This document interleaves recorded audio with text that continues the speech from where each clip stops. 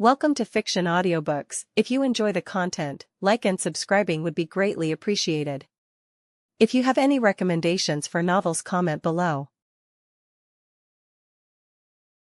Please join my Patreon at https://www.patreon.com/fictionaudiobook. Chapter 176, Chapter 176, The Private Desires of the Senju Elders. 9 years had passed. In this chaotic era filled with countless ninja clans, Konoha village had already become a standout existence. Everyone else was a clan, but you were a village. It felt like everyone was still living in tribes, and suddenly, a city-state appeared. After 9 years of refinement, Konoha's unique mission system had gained widespread praise. It firmly rooted itself in the needs of civilians, daimyo, and nobles alike, becoming a trusted choice for all sides. In terms of strength, it had advanced by leaps and bounds. Arisu had organized Konoha to take in a large number of children from civilian families and carefully train them. These children were still in their infancy. In a few more years, they would surely become the backbone of Konoha. Arisu had also innovatively established the Ninja Academy system and formed a formal ninja army. This broke the old barriers where ninja clans operated as separate family units. Uchiha, Hyuga, and even ninja from civilian backgrounds were all incorporated under the same army, truly achieving integration within the village. Inside the Konoha Elder Building, Arisu wore a dark elder's robe, lightly flipping through documents on the desk, his expression calm. Uchiha Madara and Uchiha Asuna stood to his left and right, their eyes filled with urgency. Great-grandfather, when are we going to unify the entire land of fire? Madara tilted his head up, his eyes full of longing as he stared straight at Arisu. Yeah, we've been doing missions every day. When can we go save the other suffering ninja clans in the land of fire? Asuna chimed in, his tone equally eager. The education the two of them had received was shaped by Arisu. Konoha's teaching was that outside of Konoha, everyone else was living in hardship. Of course, that was indeed the reality. At this time, Madara was 14, and Asuna was only 13, right at the age full of ambition. Arisu looked up at them, raising an eyebrow slightly. You're still young. Why are you always asking about this? Asuna and Madara exchanged a glance, then spoke in unison, of course it's because we want to contribute to the village. Great-grandfather has made the village so strong. Why don't we go conquer them ourselves? Madara looked at Arisu with admiration all over his face. Exactly. The village is already this powerful. Why hasn't grandfather unified the land of fire yet? Asuna nodded along, his eyes full of trust. Konoha had been established when Madara was 5. He and Asuna had personally witnessed everything Arisu had done to govern the village. The two of them admired Arisu to the extreme. They admired their father Taijima's strength, but they admired Arisu's ability to manage the village and strategize behind the scenes even more. You're still young. Even though Konoha's strength now far surpasses the surrounding clans, if we rely only on force to conquer them, those clans will resist again and again in the future. Arisu slowed his tone and patiently taught them. Force is only a supplement. We need to let them truly see the benefits of joining Konoha. Only then can real unification be achieved. The two nodded, half understanding. But Madara suddenly changed the topic. Great-grandfather is absolutely right. Then can you assign us an S-rank mission? Catching cats and finding dogs every day is just too boring. Uchiha Madara asked with a face full of expectation. Yeah. Every day, either helping old ladies catch cats or helping villagers find dogs, it's no fun at all. We want to leave the village and do real missions. Asuna nodded vigorously, his eyes full of excitement. Hearing this, Arisu's expression turned slightly serious as his gaze fell on the two children. S-rank missions are out of the question. You're too young. You haven't reached that level yet. A B-rank mission can be considered. However, B-rank missions involve bloodshed. Because the original storyline had already diverged too much. Konoha had been established early, and Arisu had always adhered to a philosophy of peaceful development. He had never initiated war, so Madara and Asuna, even at 7 or 8 years old, had never seen real blood and fire. They had been protected too well. In the original story, at this age, Uchiha Madara probably already had several lives on his hands. But now, Uchiha Madara could only help slaughter pigs in the village during festivals. We're not afraid. Hearing the words bloodshed, Madara's eyes instead lit up as he raised his head and replied. I can finally test my sword. Asuna immediately followed, his eyes full of excitement. Arisu tapped his finger lightly on the desk, pondering for a moment as if weighing the decision. At that moment, Uchiha Taijima pushed the door open and walked in. Grandfather, agree to it. If they stay in the village all the time and never experience hardship, they'll eventually be raised into uselessness. Without facing storms, how can they grow into towering trees? Uchiha Taijima entered as he spoke. Since Konoha was established, Taijima had set aside his identity as Uchiha clan head and actively thrown himself into frontline missions. By all rights, he didn't need to do this. But since he wasn't skilled in governance, he chose to contribute to the village through missions instead. Although Konoha had been established by both Arisu and Taijima, the one who truly controlled Konoha and set all its rules was ultimately Arisu. Arisu was the true master of Konoha. Since you're so eager to gain experience, I'll assign you a B-rank mission. Arisu looked at their expectant faces and understood. After saying that, he leaned forward and flipped through the mission scrolls on the desk. His fingers quickly passed over scrolls filled with commissions, and after a moment, he selected one. At the border of the Land of Fire, there's a small village that has recently been frequently attacked by bandits. The villagers are poorly dressed and struggling to survive. They saved up for a long time to gather enough money for a commission and specifically came to seek Konoha's help. Seeing how difficult their situation was, I took the initiative to waive most of the fee. As his voice fell, Arisu raised his hand and lightly tossed the mission scroll to Uchiha Madara. Madara reached out and caught it steadily. His youthful face immediately lit up with excitement as he straightened his posture and declared loudly, "Great-grandfather, don't worry. Izuna and I will definitely complete the mission perfectly and won't fail you." With that, he grabbed Izuna, who was just as delighted. The two brothers moved briskly and immediately turned to prepare their gear. After they left, Uchiha Taijima looked toward the doorway, and worry inevitably surfaced in his eyes. Even though he had just encouraged them to experience hardship, Madara and Izuna were still his own flesh and blood. They were still young, yet they were about to face danger outside. The concern in his heart couldn't be hidden.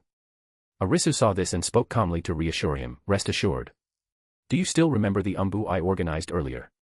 Whenever children under the age of 12 go out on missions, elite umbu will secretly follow them and protect them the entire time. They will never be allowed to fall into real danger." At this time, in this era of chaos, there were no ninja villages across the nations. The umbu established by Arisu had, at present, the core responsibility of secretly protecting Konoha teams on missions, preventing all kinds of unexpected dangers. Hearing this, Uchiha Taijima's tightly furrowed brows immediately relaxed. The tension in his expression completely eased, and he said sincerely, "Grandfather truly thinks of everything. I was worrying too much." The two looked at each other and both smiled faintly. Chapter 177, Senju Hashirama's Peach of Immortality. A few days later, Uchiha Madara and Izuna returned. Both of them were covered in wounds. At the same time, both Uchiha Madara and Uchiha Izuna had awakened their Sharingan. A trace of shock flashed through Arisu's eyes. Just catching a group of bandits and they awakened the Sharingan. What kind of fragile-hearted Uchiha is this? Great-grandfather, mission accomplished. Luckily the umbu big brothers helped us. If not, Izuna and I probably would have. Uchiha Madara handed in the mission and said as he knelt on one knee. Arisu frowned slightly. This shouldn't be the case. Even though Uchiha Madara was young, he shouldn't be unable to deal with a few bandits. Were the bandits strong? Arisu asked. Izuna, his face bruised and full of anger, spoke up, "Great-grandfather, those weren't bandits at all. They were Senju ninja." Arisu immediately understood upon hearing this. He nodded and stepped forward to comfort them. "You've both worked hard." As he spoke, healing chakra gathered in Arisu's palm, and he used the mystical palm technique to heal the two of them. The two stared at Arisu's hand in surprise. "Grandfather, this is," Uchiha Madara asked, slightly shocked. Arisu nodded faintly. "A technique I created. I'll spread it later." "You did very well. But due to the unexpected situation, this B-rank mission is upgraded to A rank," Arisu announced directly. Joy flashed through Madara and Izuna's eyes. They nodded immediately, and Arisu gestured for them to leave. Once the office was left with only Arisu alone, it seems something's gone wrong on the Senju side. They've actually reached the point of pretending to be bandits just to make a living. Arisu smiled faintly. This was within his expectations. Konoha had monopolized the missions of the Land of Fire. Even neighboring great nations and many small countries had begun to seek out Konoha. With missions monopolized by Konoha, other ninja clans couldn't get any work. How were they supposed to survive? So, the Senju clan began disguising themselves as bandits, going out to rob for food and money. The Senju and the other major clans won't be able to sit still for long. I just hope they choose to come willingly, instead of trying to destroy Konoha, Arisu said calmly. If they choose to form an alliance and attack Konoha, then I won't be to blame. As he spoke, Arisu made a sweeping motion with his hand. Senju clan. The atmosphere was heavy, with none of the dignity of a great clan. Sigh. The Senju have fallen to this state, yet father still insists on refusing to join Konoha. Senju Hashirama stood under the corridor, his fingers clenched so tightly his knuckles turned white. After all these years, everything has proven that Konoha is no conspiracy. What exactly is father being so stubborn about? Along the way, the clan members were barely scraping by. Even having enough to eat had become a luxury. Yet as the clan leader, his father still clung to his obsession, making the entire clan suffer with him. Several elders in the clan were even more stubborn, completely unwilling to listen. Father and the elders know very well that joining Konoha would lift the entire clan out of this situation. But they can't let go of the power in their hands. Once they join Konoha, their status will drop sharply. They won't be able to act on their own anymore and will have to obey Konoha's great elder, Arisu. Beside him, Senju Tobarama spoke calmly, his clear gaze seeing straight to the root of the problem. After all these years, Konoha's original intention in building the village had long been known to everyone. The Uchiha truly wanted to create a stable ninja village. It wasn't some fake trap. Yet even with such obvious benefits, the elders' greed for power couldn't be stopped. Damn it. Senju Hashirama suddenly raised his head, anger and pain surging in his eyes. For their own selfish interests, for that little bit of power, they're letting the clan go hungry.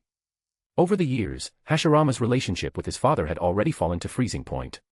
The two constantly clashed in ideals. Every argument ended badly.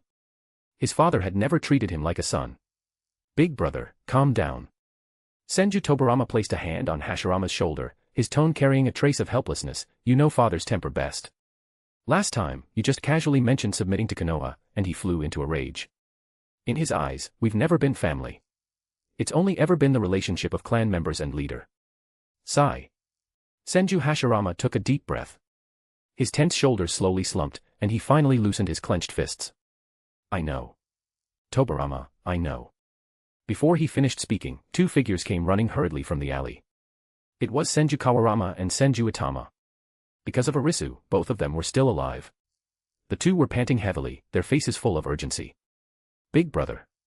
Father is looking for you, it's urgent. A trace of confusion flashed through Hashirama's eyes. He suppressed the frustration in his heart and nodded.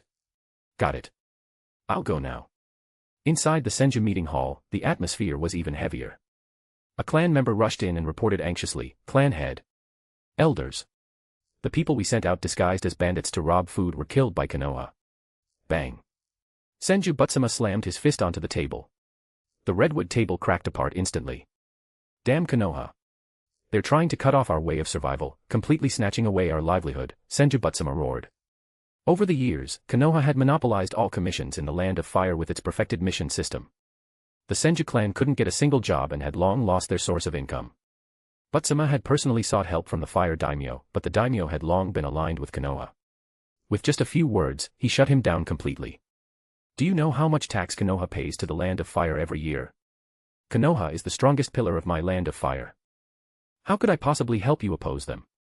The daimyo's words still echoed in his ears. Simply put, Konoha is my biggest supporter, my financier, my backbone.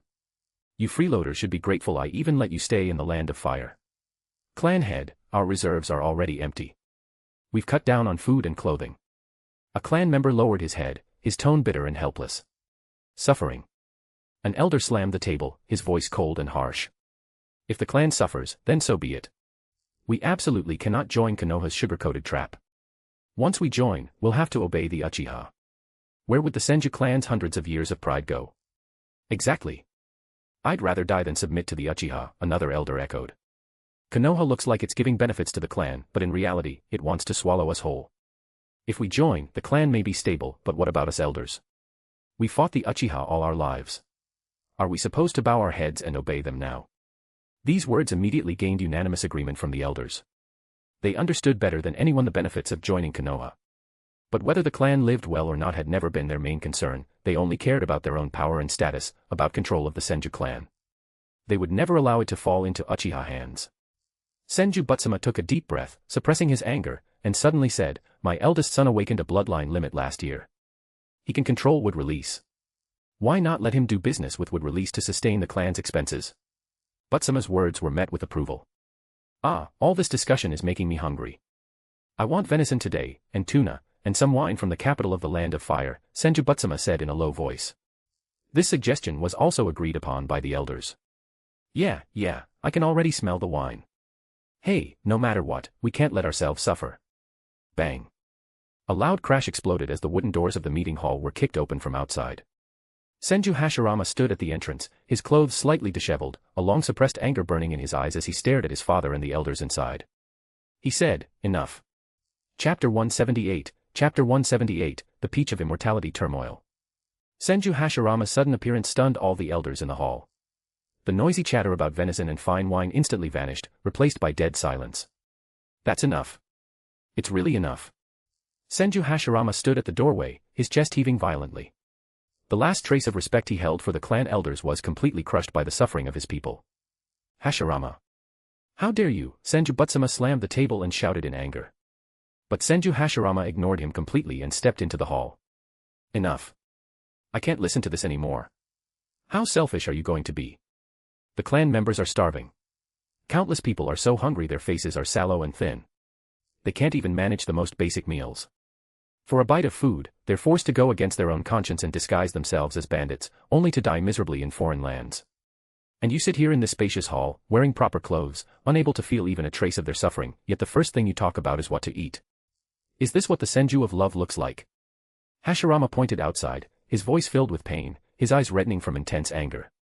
These past years, Konoha has opened its doors wide, taking in civilians and accepting all clans. With a fair mission system, it allows ninja to live stable lives. You all know very well that as long as you let go of your obsession and join Konoha, the clan can immediately escape hunger. But what about you? All you care about is your own power. All you care about is your so-called clan pride. You're only afraid that once you join Konoha, your status won't be secure and your power will slip away. Senju Hashirama shouted. Senju Butsuma's anger boiled over. You unfilial brat, what do you know? Right. I don't know. I just know this is wrong.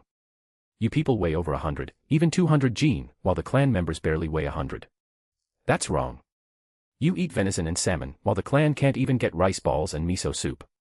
That's wrong. So what? Hashirama's words tore away all pretense. The elders' faces turned green, then pale. Someone immediately slammed the table and shouted, accusing Hashirama of rebellion, unfilial behavior, and colluding with the enemy. Rebellion. Rebellion. Rebellion. Ah. Senju Butsuma trembled with rage. Chakra surged violently around him, shaking everything on the table to the ground where it shattered. You unfilial son. You dare to spread such nonsense here, openly defy the elders, and go against your own father. Senju Butsuma's eyes were wide with fury, his voice like thunder. The Uchiha are our sworn enemies. Konoha is nothing but their nest. As the eldest son of the Senju, not only do you not care for your clan, you keep speaking for our enemies. You don't deserve to be a member of the Senju. Hashirama looked at his father and the elders, their faces twisted, completely indifferent to the lives of their clan members. The last bit of hope in his heart went out, leaving only endless disappointment. He no longer wanted to argue another word with these stubborn people. His eyes hardened as he turned and walked toward the door. Different paths cannot walk together. If you insist on destroying the Senju clan, I won't go crazy with you. Leaving those words behind, Hashirama didn't pause for even a moment and strode straight out. Men. Seize Senju Hashirama. Senju Butsuma smashed the table with a single strike, wood splintering as he roared. He has openly defied clan orders, slandered the elders, colluded with external enemies, and shaken the clan's foundation. If we let him live, he'll become a disaster. Today, I will clean house. I'll personally execute this unfilial, unrighteous son to uphold the Senju clan's rules. As his voice fell, the moment Senju Hashirama stepped outside, a chill ran through his heart. Immediately, several Senju elites locked their eyes on him. Hashirama gritted his teeth and ran. He leapt straight onto the rooftops within the clan and fled. Boom. Boom. Capture Senju Hashirama. He's colluded with the enemy and betrayed the clan. Senju Hashirama has betrayed us. Clan head Butsuma is impartial and just, he's cleaning house. For a time, the entire Senju clan grounds were thrown into chaos. Senju Tobarama and the others, who were training by the river, also heard the news. What? Big brother colluded with the enemy? He defected. Impossible, Senju Itama said in shock. Yeah, how could Big brother collude with the enemy? I only remember he had a pen pal named Wang Wenwang. They just exchanged letters and chatted, Senju Kawarama added. Senju Tobarama's face showed shock at first, then his eyes quickly turned thoughtful as he muttered, this is bad. Big brother was actually forced to defect. Father is really this ruthless. Just because their views don't align, he goes this far. In an instant, Tobarama saw through his father's harshness. Itama, Kawarama, come with me. Move now. Senju Tobarama suddenly turned to the two younger brothers behind him. Brother Tobarama, where are we going? Kawarama asked nervously. Senju Tobarama's expression was calm. If we stay here, we'll only become father's tools. We'll turn into cold-blooded executioners. We, defect too. Late at night, Senju Hashirama, looking somewhat disheveled, fled all the way into the forest. He leaned against a large tree to rest. At this moment, he was breathing heavily, his body covered in injuries. Even though he had awakened would release, he was still too young. There was no way he could match those experienced veteran ninja. If those Senju elites hadn't agreed with what he said and held back a little, he really would have been captured. Sigh. I really should have listened to Tobarama. Before having strength, I should have stayed silent. Hashirama wiped the blood from the corner of his mouth. He closed his eyes. Where should he go next? At this moment, he thought of a pen pal. Over the years, they had communicated through letters, talking about their dreams, and had become very close. Hashirama only knew that the pen pal's name was Wang, and that he lived in Konoha. Maybe, he could go to Konoha. But first, I have to save Tobarama, Itama, and Kawarama. Hashirama clenched his fists. His three younger brothers were still in the clan. How could he leave them there without worry? At that moment, a burst of noise came from nearby. Hashirama immediately became alert, thinking they had caught up. But soon, a familiar voice came from the dense forest. Brother Hashirama. Big brother. Senju Tobarama appeared, leading the two younger brothers, pushing through the brush as they caught up. Why are you here? Hashirama said in surprise.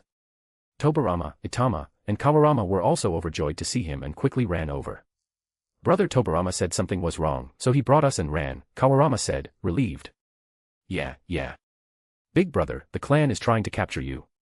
Itama said anxiously.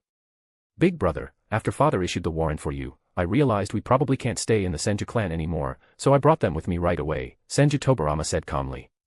Chapter 179, the four Senju brothers come to seek refuge. Ah, Tobarama, you did the right thing. A clan like that isn't worth us staying in anymore. We can only look for opportunities outside and save the Senju, Senju Hashirama said firmly. Tobarama nodded and asked, Big brother, where do we go now? We can't stay within Senju territory, it'll be too easy to get discovered. Hashirama frowned slightly, a bit uncertain. Let's go to the Uzumaki. We'd need to take a boat, but once we get there, they won't be able to catch us, Senju Itama suggested. But he was quickly rejected by Tobarama. No. Even though the relationship between the Uzumaki and the Senju isn't as good as before, who knows if father and the Uzumaki clan leader are still on the same side. If we get sent back, we're done for, Tobarama refused.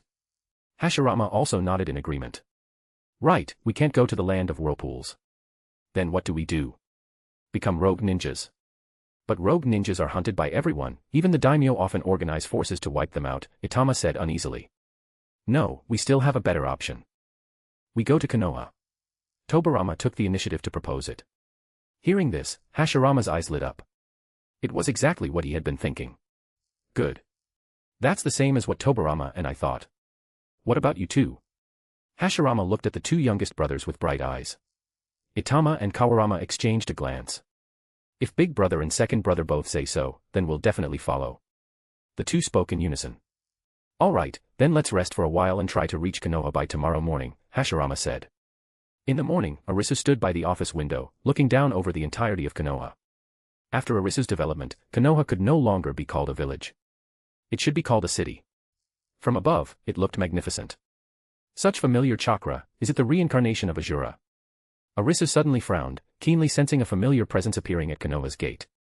He didn't move, instead waiting for his subordinates to report. Not long after, an Umbu ninja arrived. Report to the Great Elder, there are 4 children at the gate claiming to be from the Senju. They want to defect to Konoha, the Umbu ninja reported respectfully. Arisu nodded. Let them in. Bring them directly to see me. The Umbu ninja was clearly taken aback and hurriedly said, Great Elder, should we interrogate them first? If these 4 intend to assassinate, or, he trailed off. Arisu thought for a moment. It wasn't unreasonable for the Umbu ninja to speak up. After all, in everyone's eyes, Arisu was seen as a peerless strategist but physically weak old man. The Umbu's duty was also to protect him. Naturally, they needed to remind him. Arisu waved his hand indifferently. They're just 4 children. There's no need for that. Yes. The Umbu ninja nodded. At the same time, at the gate of Konoha, the 4 Senju brothers all raised their heads, staring at the gate, their eyes filled with undisguised shock and genuine amazement. The massive gate of Konoha stood there like a mountain, grand and imposing. My God, this gate is way too magnificent. Senju Itama couldn't help blurting out, his eyes locked on the enormous structure in front of him. And these tall, endless walls. I really want to see what the inside of the village looks like. Kawarama clutched his clothes, full of curiosity. Tobarama remained silent, but the slight tightening of his brows already exposed the turmoil in his heart. Compared to the crude, cramped, and chaotic Senju clan grounds, the orderly and grand Konoha before him was like night and day. The gap stirred countless thoughts within him. Hashirama looked at the towering gate and couldn't help sighing softly, his tone filled with emotion. The Senju clan has been stuck in the clan grounds for too long. It's time we opened our eyes and saw the world. Just as the 4 brothers were marveling at the gate, a black shadow suddenly appeared. An Umbu ninja in standard uniform landed silently. You 4, come with me. The Great Elder wants to see you. The Umbu ninja spoke in a flat tone, his presence carrying a distant chill. Hearing this, the 4 exchanged glances, confusion flashing in their eyes. They had deliberately concealed their identities as the clan leader's sons, coming only as ordinary Senju members to avoid unnecessary trouble. They couldn't figure out why the powerful Great Elder of Konoha would summon them specifically. Before they could think further, the massive, heavy gates of Konoha slowly opened outward. In an instant, the 4 brothers' pupils shrank, their gazes shooting forward. What came into view was a sight they had never seen in their lives. Clean, smooth stone streets stretched straight ahead. Orderly buildings stood in neat rows, roads crisscrossing clearly and connecting in all directions. Cherry blossom trees lined both sides of the streets. In the distance, the towering Konoha Elder Tower stood solemn and imposing at the center of the village. It was 4 in the morning. There weren't many pedestrians yet, giving the place a quiet feel. But street food stalls, restaurants, and dango shops had already opened. Wisps of steam rose, carrying faint aromas of food drifting through the air, full of everyday life. Everything before them was orderly, peaceful, and alive.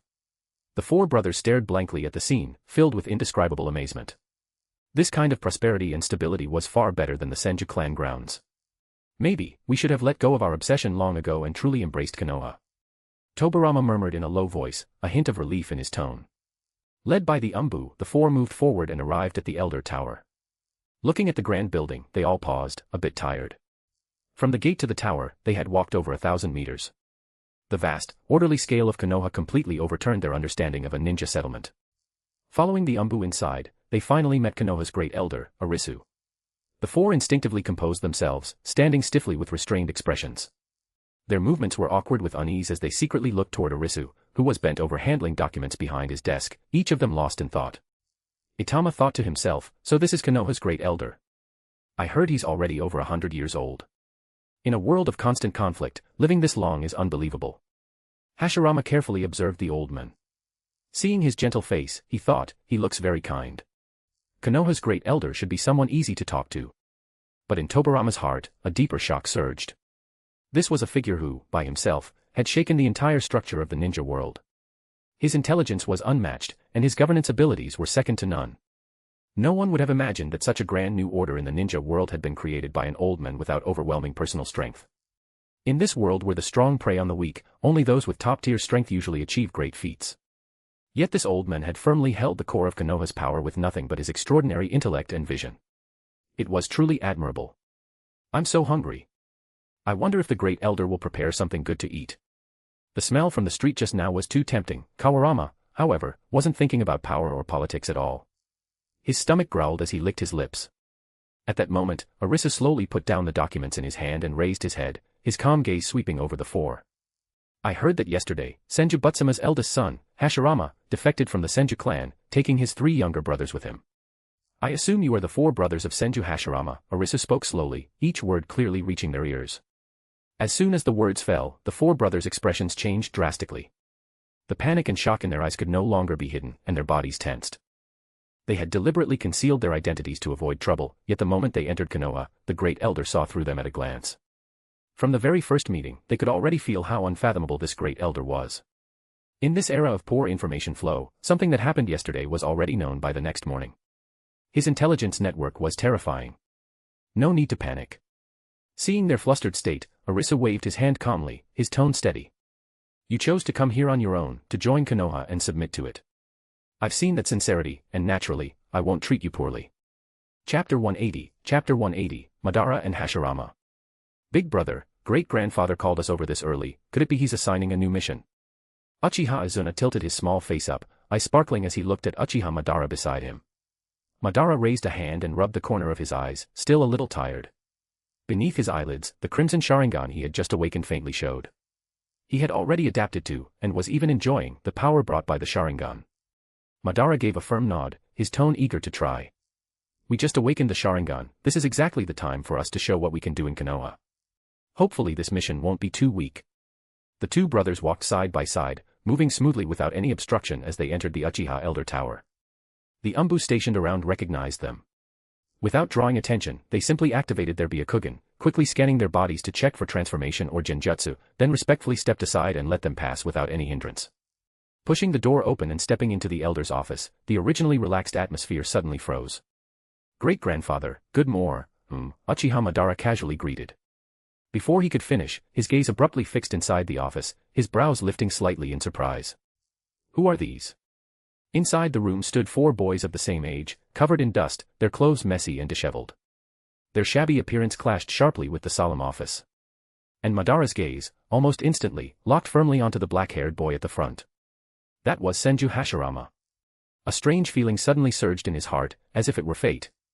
There was no intense hostility, instead it felt like some unseen thread had tightly bound the two boys together. Great-grandfather, who are they? Uchiha Izuna moved closer to Madara, looking at Uchiha Arisu seated at the main seat, confusion filling his eyes as he asked in a low voice. Arisu sat upright and slowly spoke. They are the four sons of the Senju clan leader. The sons of the Senju clan leader. Madara and Izuna's pupils shrank at the same time. Their originally relaxed expressions froze instantly, shock flashing in their eyes. It was only surprise, not hatred. Because Uchiha Madara and Izuna had never fought the Senju since they were born. And with Arisu actively promoting the fading of hatred and openness, the new generation of Uchiha did not harbor deep grudges toward the Senju clan. After the shock faded, Izuna sized up the four ragged boys, confusion in his gaze as he couldn't help asking, the sons of the Senju clan leader. How did they end up in such a sorry state? Are you sure there's no mistake? As soon as he said this, the four Senju brothers immediately looked embarrassed. They had fled the clan in a hurry, living rough without rest along the way. Their current appearance was indeed miserable. Each of them lowered their eyes, awkwardly gripping their clothes. Izuna, mind your manners. Arisu spoke lightly to remind him. The four of them have just defected from the Senju clan. Unable to endure the corruption and endless internal strife, they came here specifically to seek refuge in Konoha. After learning the reason, Uchiha Izuna curled his lips, the pride in his brows deepening, with a hint of smugness as he lifted his chin and said, so that's how it is. Looks like your Senju clan isn't much after all. Even the clan leader's own sons have to run away and take shelter in our Konoha. Life there must be terrible. Standing beside Hashirama, Senju Tobarama's brows immediately lifted slightly. His cold eyes swept over Izuna, an instinctive dislike rising in his heart. This Uchiha boy was just too arrogant to be likable. But Senju Hashirama didn't mind the teasing. Our clan is facing trouble both inside and out. The clan members have been suffering for years. I want to leave first, focus on becoming stronger, and one day I'll go back to save everyone in the clan. Hashirama's eyes were clear and sincere, his tone carrying both weight and determination. Hearing this, Madara frowned slightly, stepped forward, and spoke with firm authority. Since you've come to Konoha and decided to join us, then give up the idea of going back to the Senju clan. Hashirama lifted his gaze and looked straight at Uchiha Madara. This was the first true meeting of their eyes in their lives. There was no hostility, no malice. Hashirama clenched his fists, his voice strong and steady. I won't stay here alone. I'll lead the entire Senju clan to join Konoha together. Seeing the certainty in his eyes, a faint curve appeared at the corner of Madara's lips. He crossed his arms and said calmly, that's more like it. Clap. Clap. Two soft claps broke the stalemate. Arisu slowly raised his hand, interrupting the conversation between the boys. Everyone immediately composed themselves and looked toward the elder at the main seat. Madara, Izuna, I have a new task for you. Arisu instructed slowly. The two of you will take the four Senju brothers to familiarize themselves with Konoha and help them adapt here as soon as possible. Madara and Izuna exchanged a glance, then both straightened and bowed slightly, responding in unison, understood. After that, the six boys left the solemn elder tower together. The morning breeze swept through the streets of Konoha, and the atmosphere suddenly fell into a stiff silence. Senju Hashirama looked at Uchiha Madara beside him, whose whole presence gave off a keep your distance feeling. After hesitating again and again, he clenched the corner of his clothes, then stepped forward cautiously, breaking the silence with goodwill and restraint. Hello, my name is Senju Hashirama. What's your name? Uchiha Madara crossed his arms, his profile sharp and cold, his tone flat. Uchiha Madara. So it's Madara-kun. Hashirama replied awkwardly, racking his brain for something to say, his tone becoming more and more clumsy. Did you have breakfast? No. Then how old are you this year? 14. Oh. After a few dry exchanges, the air fell into complete awkward silence. The group walked without speaking, the atmosphere painfully stiff. Madara glanced at Hashirama beside him, who looked completely at a loss. He saw right through his awkwardness with words in a single glance. Thinking of his great-grandfather's instructions before they left, keeping things this cold wouldn't help complete the task of guiding them around Konoha. What an idiot, Madara complained inwardly. After a moment of thought, Madara took the initiative to break the silence. His tone was still cold, but a little less distant. Judging by how things look, you're their eldest brother. I'm curious, why did you defect from the Senju? Even if the Senju are struggling, they wouldn't mistreat the clan leader's sons. Seeing Madara take the initiative to speak, Hashirama's eyes lit up, a bit of happiness rising in his heart. So this Uchiha boy, who looked cold and aloof, wasn't completely unapproachable. Immediately, Hashirama opened up, talking non-stop about the Senju clan's difficulties, the selfish exploitation of the higher-ups, the unstable lives of the clan members, and his own pure wish to end the chaos and protect everyone he cared about. Madara didn't interrupt. He just listened quietly, his steps unconsciously slowing. As Hashirama spoke, the coldness in Madara's eyes gradually faded, replaced by surprise and deep agreement. He realized that the ideals and pursuits in the Senju boy's heart were actually the same as his own. Both of them wanted to end the chaos of the world and let their clans live in peace. The awkward silence completely disappeared. The two boys, both carrying the same sincere ideals, talked from their clan's struggles to their visions for the future, getting along better and better. There was a strong sense of meeting too late in their words, and the atmosphere around them grew warmer. But behind them, the other four were in complete contrast, wrapped in silence. Senju Kawarama and Itama were still young, quietly following their older brothers without saying a word. Uchiha Izuna and Senju Tobarama walked side by side at the back. Both had cold expressions, exchanging indifferent glances. Each felt a clear resistance toward the other, and there was not a single word spoken between them the entire time. p@trian.com/xenosex. Partying face. Joining p@trian keeps me motivated and eager to work diligently, so please consider joining. Smiling face with hearts. Chapter 181, At all costs, destroy Konoha. Along the way, the two chatted freely. The unfamiliarity from their first meeting had long faded, and the tacit understanding from being on the same wavelength made them grow closer and closer. In the middle of their idle talk, Senju Hashirama suddenly stopped. There was a hint of earnestness and awkwardness in Hashirama's eyes. He raised a hand to scratch the back of his head and looked at Uchiha Madara with a slightly pleading expression. Madara, could you help me find someone? Oh. Uchiha Madara paused slightly at the words. A trace of doubt flashed in his eyes, then he readily agreed, sure. Who are we looking for? He's a pen pal I've had for a long time. I've never seen what he really looks like, I only know his pseudonym. Hashirama's eyes lit up instantly, his tone full of joy and agreement. He also lives in Konoha. Most importantly, his ideals are exactly the same as ours. He's always been thinking about ending the chaotic era and protecting our clans so they can live in peace. There's actually someone like that who shares the same aspirations. Madara immediately became interested. He leaned forward slightly, his tone carrying a hint of eagerness. Why didn't you say so earlier? I'd like to meet this kindred spirit. Hurry up and tell me his pseudonym. Seeing how invested Madara was, Hashirama didn't hide anything and immediately told him truthfully, his pseudonym is Kazu. The moment those three words entered his ears, the smile on Madara's face froze abruptly, and his expression tightened. The step he had just taken stiffened instantly. He stood there as if rooted to the spot, his eyes filled with disbelief. Madara? What's wrong? Hashirama's heart suddenly tightened. The joy on his face vanished in an instant, and he looked at Madara at a loss, nervously clenching his hands. Did I say something wrong again? And no, it's nothing. Madara came back to his senses, his expression extremely strange. He looked Hashirama up and down, who still had a confused look on his face, and said in a tone mixed with teasing and helpless laughter, Hashirama, you wouldn't happen to also have a pseudonym called Vegetative Person, would you? Hashirama was stunned at first, then his eyes lit up. He clapped his hands and laughed in admiration. Madara, you're amazing. You even know that. But only a moment after the words fell, his slow-reacting brain finally caught up. The smile on his face froze, and he looked at Madara in shock. Wait, Madara, how do you know my pseudonym? That's a secret between me and my pen pal. Seeing Hashirama's belatedly realizing, simple and honest expression, Madara was momentarily stunned. Then he couldn't help but burst out laughing. Relief and surprise filled his brows and eyes as he reached out and patted Hashirama on the shoulder. So it was you.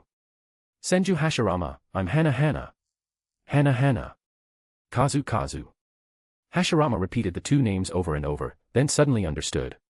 Extreme excitement burst out in his eyes as he stared at Madara, his tone full of agitation. Is it really you? I didn't expect us to be this fated. Realizing that they were the pen pals who had known each other in spirit for so long, the joy in their hearts was almost overflowing.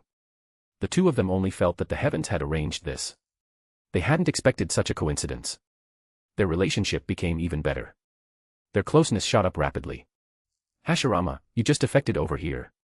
You probably didn't bring much money with you. What do you want to eat? I heard a new ramen shop opened nearby. The taste is pretty good. My treat, I'll take all of you to try it, Madara said with a smile, his tone warm. Ha ha ha. Madara, it really feels like we met too late. Hashirama laughed until his eyes curved, full of joy. Not caring about anyone else, he directly reached out and hooked an arm around Madara's shoulders.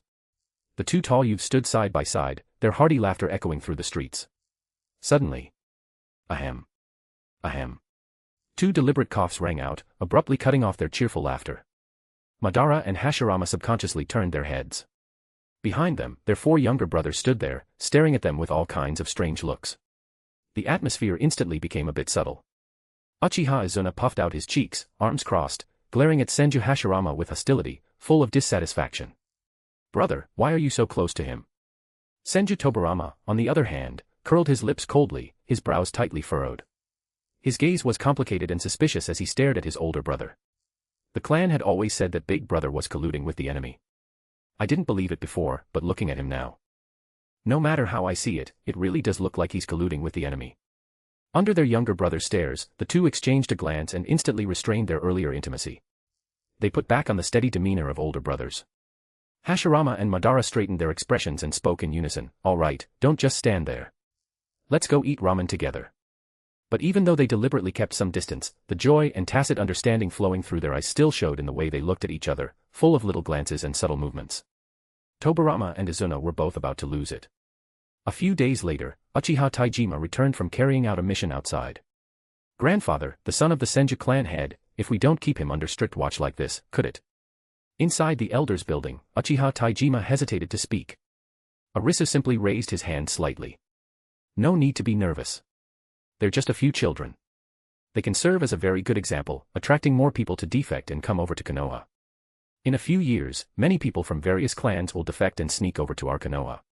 As the saying goes, when flowers are fragrant, butterflies come on their own. Arisu's words made Uchiha Taijima nod. Grandfather is wise. But grandfather, the son of the Senju clan head running over to our side, won't that cause a battle? What if that guy Senju Butsuma demands we hand him over? Uchiha Taijima asked. If they want to start a war, then that's perfect. We'll take them down in one fell swoop. If they come asking for him, we absolutely won't hand him over. We need to let the entire ninja world see that anyone who defects to our side will be protected without exception, Arisu said. At that moment, an Umbu member hurried in to report. Report to the two elders, a letter has arrived from the Senju. As he spoke, he handed it directly to Arisu. Arisu took the letter, then passed it to Uchiha Taijima. Hey, Senju Butsuma only just found out that his son ran over to our side. It took him so many days to find out, and that's without us blocking information. It just shows that the Senju clan's intelligence system has already collapsed, Arisu said calmly. Uchiha Taijima took the letter and looked at it. Return my son immediately. If you refuse to return him within 3 days, I, Senju Butsuma, will destroy Konoha village at all costs. Ha! Has Senju Butsuma been drinking too much?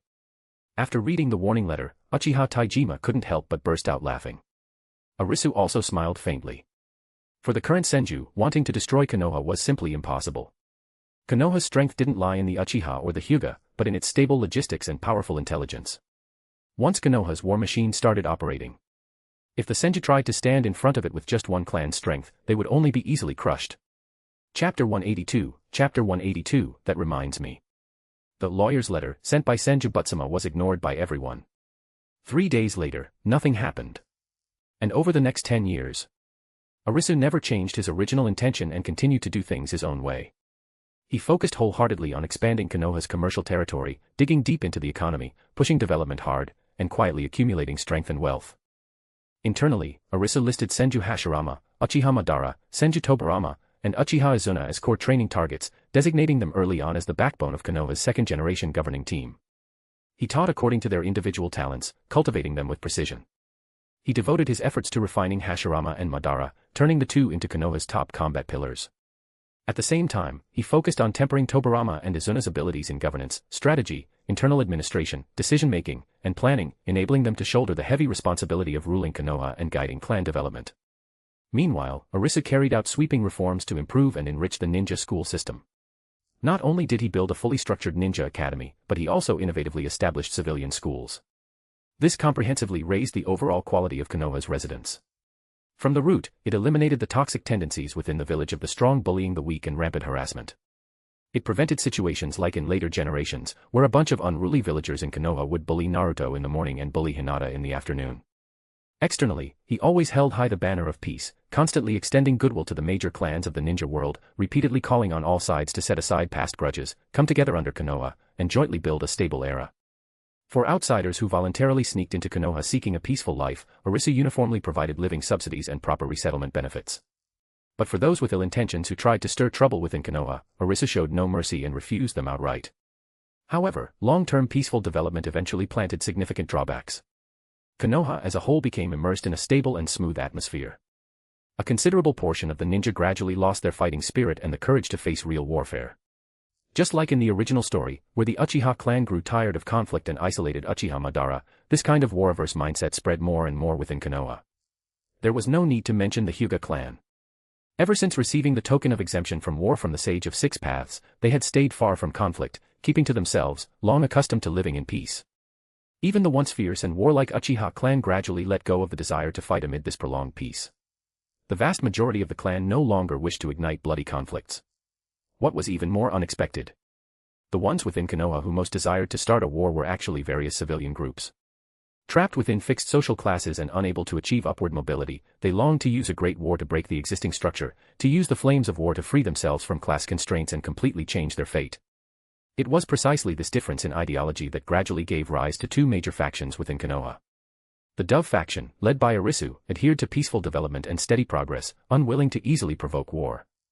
The Hawk faction, centered around Uchiha Taijima, Hashirama, Madara, Tobirama, Izuna, and others, advocated launching a unification war of the ninja world, hoping to end the chaotic era through decisive force. Over these nearly 20 years, under Arisu's careful cultivation, Hashirama, Madara, and the others had grown rapidly, long shedding their youthful immaturity and becoming the pillars supporting Konoha. In terms of strength and prestige among the younger generation of Konoha, none could match them.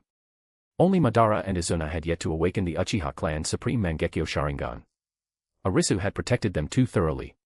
They had never experienced the life and death separations, the blood and tears of losing loved ones like in the original story, and thus naturally lacked the conditions to awaken the Mangekyo. The current Uchiha Madara had healthy parents, his younger brother by his side, and great-grandfather Arisu protecting and guiding him with all his strength. His life was stable and smooth. His state of mind was far gentler and calmer than in the original story, with less obsession and loneliness, and more grounded stability. The difference in circumstances was like night and day. The environment really can change a person. Inside the Elders building. Grandfather, I really can't understand. Our Konoha has focused on development for nearly 20 years. Our strength already surpasses the entire ninja world, yet the new generation has never experienced true tempering in war. If we keep delaying like this, our clansmen will only grow more and more afraid of war. When war actually comes, I'm afraid everyone will be at a loss, Taijima spoke anxiously in admonition. Watching Konoha day after day doing nothing but taking missions, earning resources, and blindly focusing on development. Arisu was just too patient. Too focused on development.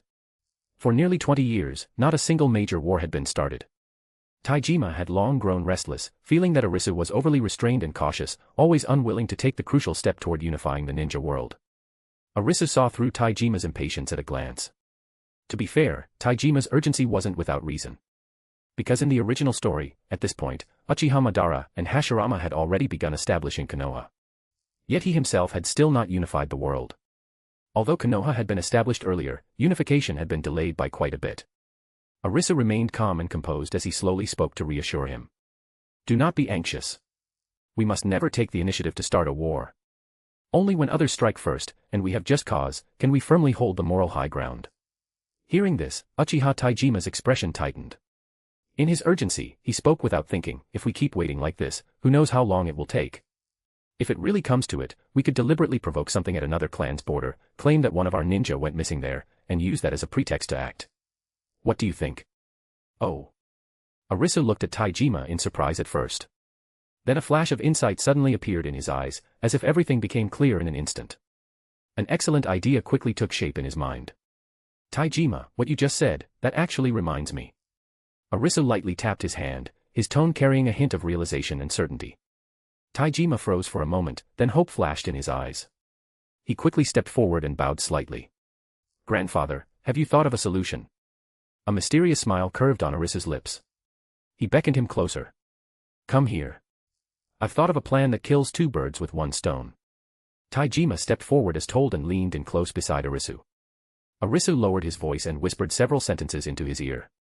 After hearing the plan, Taijima's eyes instantly lit up with excitement, and he nodded repeatedly in agreement.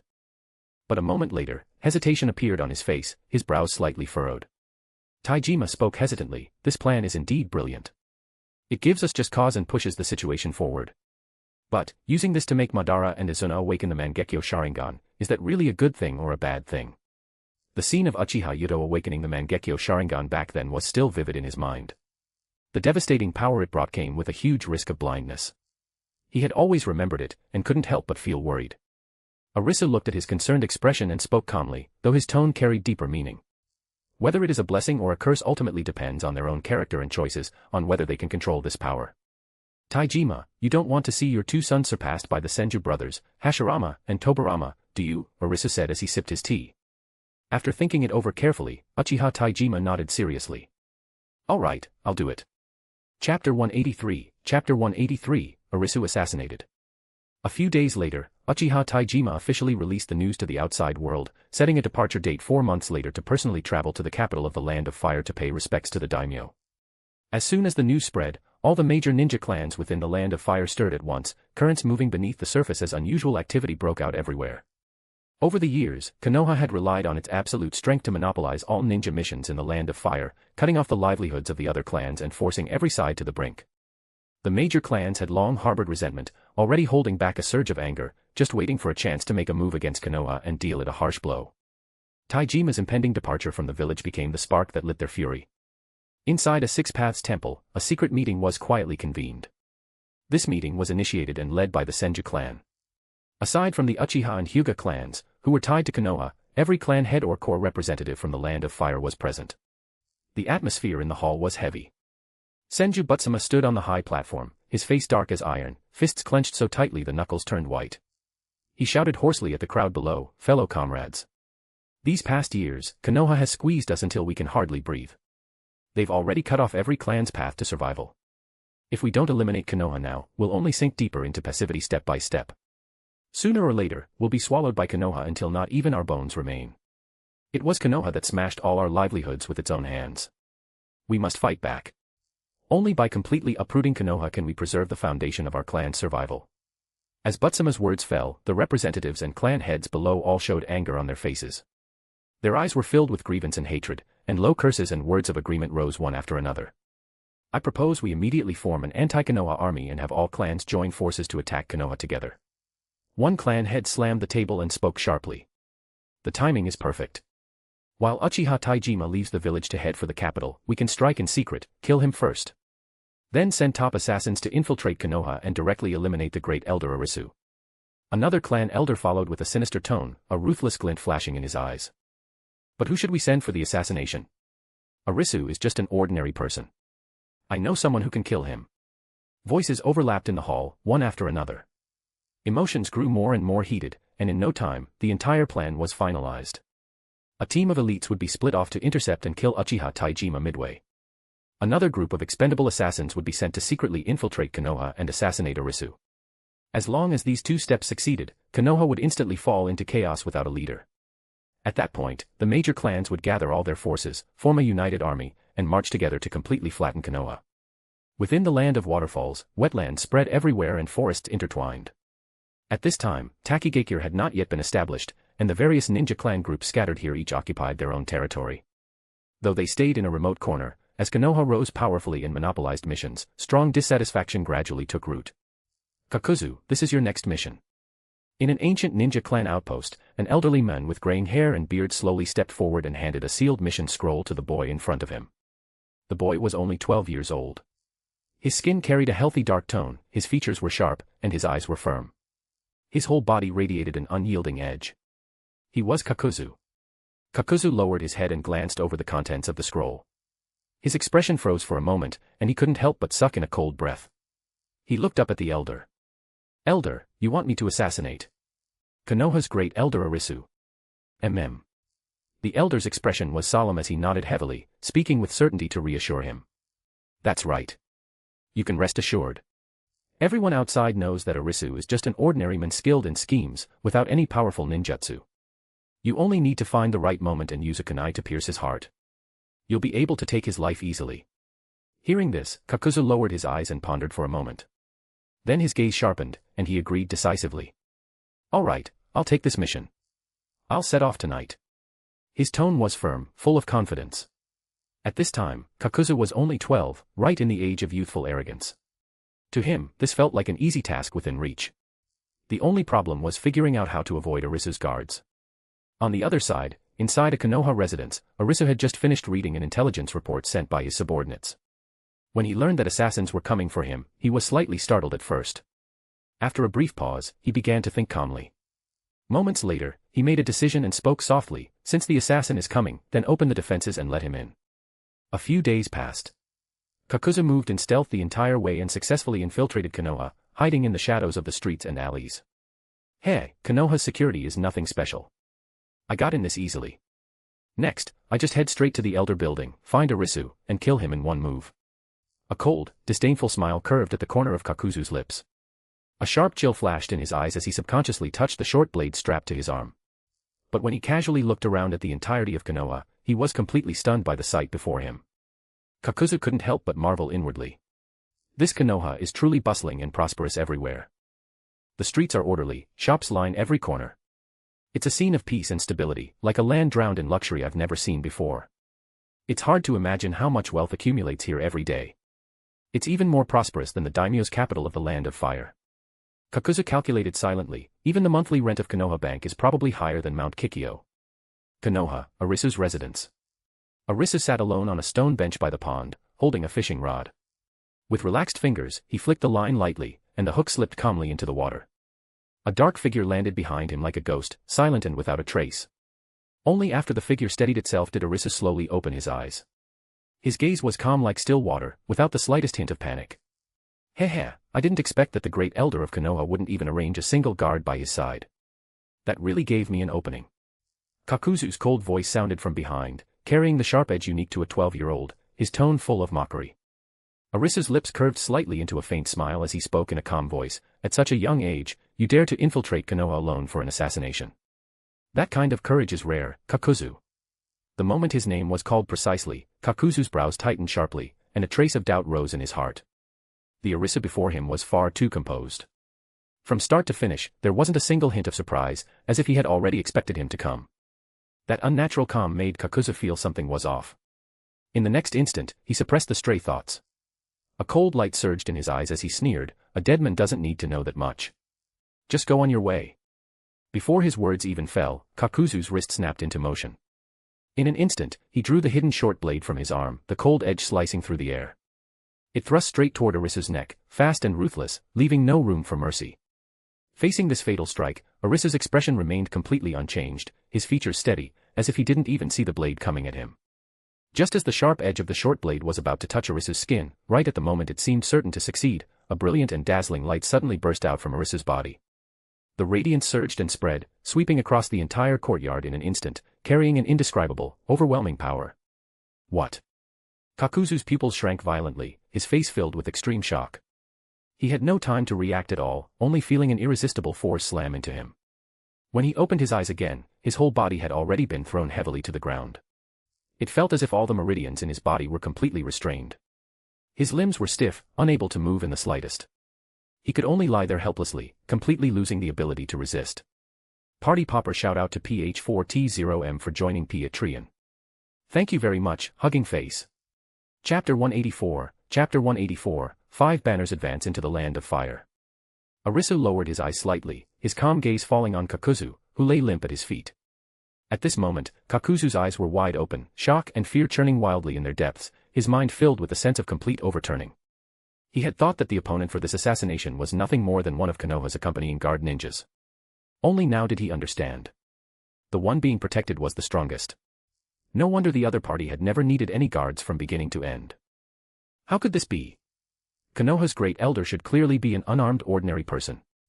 Kakuzu's throat was dry and tight as he muttered in disbelief. Arisu slowly raised his eyes to look at him. Deep within his indifferent gaze, a trace of faint surprise flickered. He hadn't expected that the one who came to assassinate him would actually be Kakuzu. In the original story, Kakuzu had also attempted to assassinate Senju Hashirama. But because of him, Konoha still had no Hokage. The only one holding true power was himself. Kakuzu, your intelligence work is truly terrible. Arisu stood with his hands behind his back and spoke slowly. The one who sent you to assassinate me made a completely rotten move. However, this situation suits my intentions just fine. As his words fell, he casually raised his hand and gave a light pat. An invisible surge of chakra burst out instantly. It passed straight through Kakuzu's body, completely sealing the chakra within him, reducing him in an instant to a helpless cripple at the mercy of others, with not the slightest ability to resist. My chakra. I can't mobilize it. Kakuzu's pupils shrank sharply.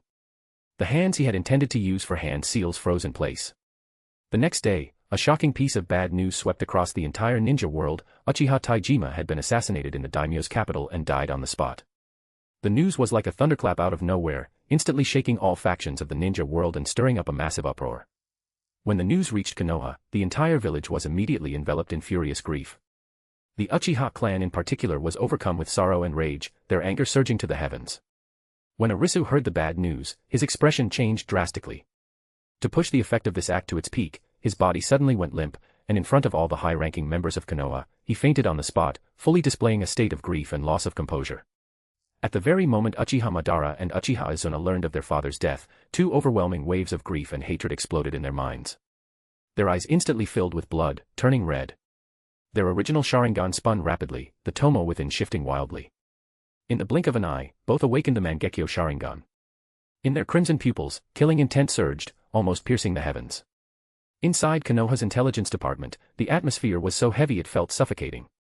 Tobarama, after investigating for so long, have you found the mastermind behind this or not? Uchiha Izuna's aura of violence surged around him. His expression was dark enough to drip water, his voice icy and sharp as he demanded an answer. Senju Tobarama's face was equally grim.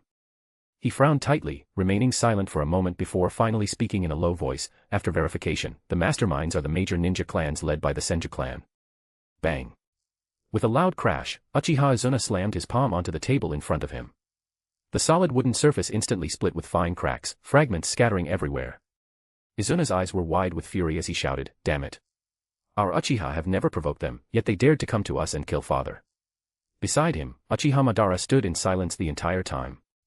Not a single shout, not much visible loss of composure, but in his scarlet Mangekyo Sharingan, killing intent surged like a raging tide, almost condensing into tangible murderous aura that swept outward. The temperature in the entire intelligence department seemed to drop sharply. No one around dared to even breathe loudly. I'm going to see great-grandfather right now and advise him. I will make sure every one of those heartless bastards is slaughtered, to comfort father's spirit in heaven. Uchiha Izuna gritted his teeth as he threw out those words. Before his voice even faded, his figure moved, turning into a blur as he rushed straight out the door. Senju Hashirama looked at Uchiha Madara, who was filled with grief and surrounded by killing intent, his expression full of concern and helplessness. Hashirama stepped forward and gently patted Madara's shoulder. Madara, Uncle Taijima's death. I'm just as heartbroken. He wanted to comfort him, but he knew that any words at this moment would feel weak. What reached his lips in the end was nothing but a quiet sigh. Meanwhile, Senju Tobarama did not sink into emotion. His brows remained tightly furrowed, his gaze moving back and forth across reports. His fingers tapped lightly on the table without thinking. This assassination felt wrong in every way. Uchiha Taijima was one of the top fighters in the ninja world, highly skilled and extremely vigilant. Ordinary assassins couldn't even get close to him. How could he have been killed so easily? And Konoha hadn't even hidden Taijima's movements. Instead, they had announced them publicly. Something's off. If we follow through with this incident, we might achieve an unexpected result. A sharp light gradually appeared in Tobarama's eyes. His thoughts became clearer and clearer as a meticulous idea quietly took shape. At that moment, his eyes flickered. His whole body trembled. I understand now, Tobarama exclaimed inwardly. Then he cast a somewhat odd glance toward the direction of the elder building. So this was all a move in that person's game. Ha ha ha, it seems Taijima is dead, and that old man Arisu fainted. Konoha is leaderless now. This is our chance to attack. Senju Butsuma waved his hand broadly. At this time, the main forces of all the ninja clans had already gathered at Mount Kikyo, preparing to launch a war to destroy Konoha. Konoha Village. Arisu stood with his back to the crowd below, his gaze deep as he looked at the map of the Land of Fire. Great Elder. Give the order. Avenge Elder Taijima. Declare war on the major ninja clans. Hyuga Tennin said heavily. Great-grandfather, give the order. Avenge my father. Avenge your grandson. Uchiha Izuna also spoke. Great Elder. Give the order. Senju Hashirama, Senju Tobarama, and the others all urged in unison. Arisu took a deep breath and turned to face them. A look of resolve flashed in his eyes. My decision is made. We will launch a unification war against the ninja clans within the Land of Fire. Senju Hashirama, hear my command. You will lead Konoha's 1st Division south and advance to Mount Kikyo. Uchiha Madara, hear my command. You will lead Konoha's 2nd Division west and advance to Canopy Bridge. Senju Tobarama, hear my command. You will lead Konoha's 3rd Division east and advance to the eastern coastline, preventing the Senju clan from fleeing east to the Land of Whirlpools. Uchiha Izuna, hear my command. You will lead the 4th Division north and advance to the border of the Land of Iron. Hyuga Tennin, hear my command. You will lead the 5th Division to control the surrounding regions and maintain stability. Finally, I will remain in Konoha to oversee and command the overall situation. Remember, no massacres. Display our strength. Eliminate only the masterminds and the upper ranks of the ninja clans. Arisu gave his final instruction with emphasis. He understood clearly that if they carried out large-scale slaughter, then even if those clans submitted later, their hatred would prevent them from truly integrating into Konoha. Chapter 185, Chapter 185, the tide has already taken shape. Led by Senju Butsuma, the major rebel clans have resorted to despicable methods. They openly assassinated Konoha elder Uchiha Taijima, attempting to provoke war and overturn Konoha, disregarding the safety of all living beings across the land, all just to satisfy their own selfish desires. Their crimes deserve execution. Konoha has always sought peace, willing to coexist and prosper with all clans, yet in return it has received such vicious backlash. Now the rebel clans have gathered heavy forces and openly invaded.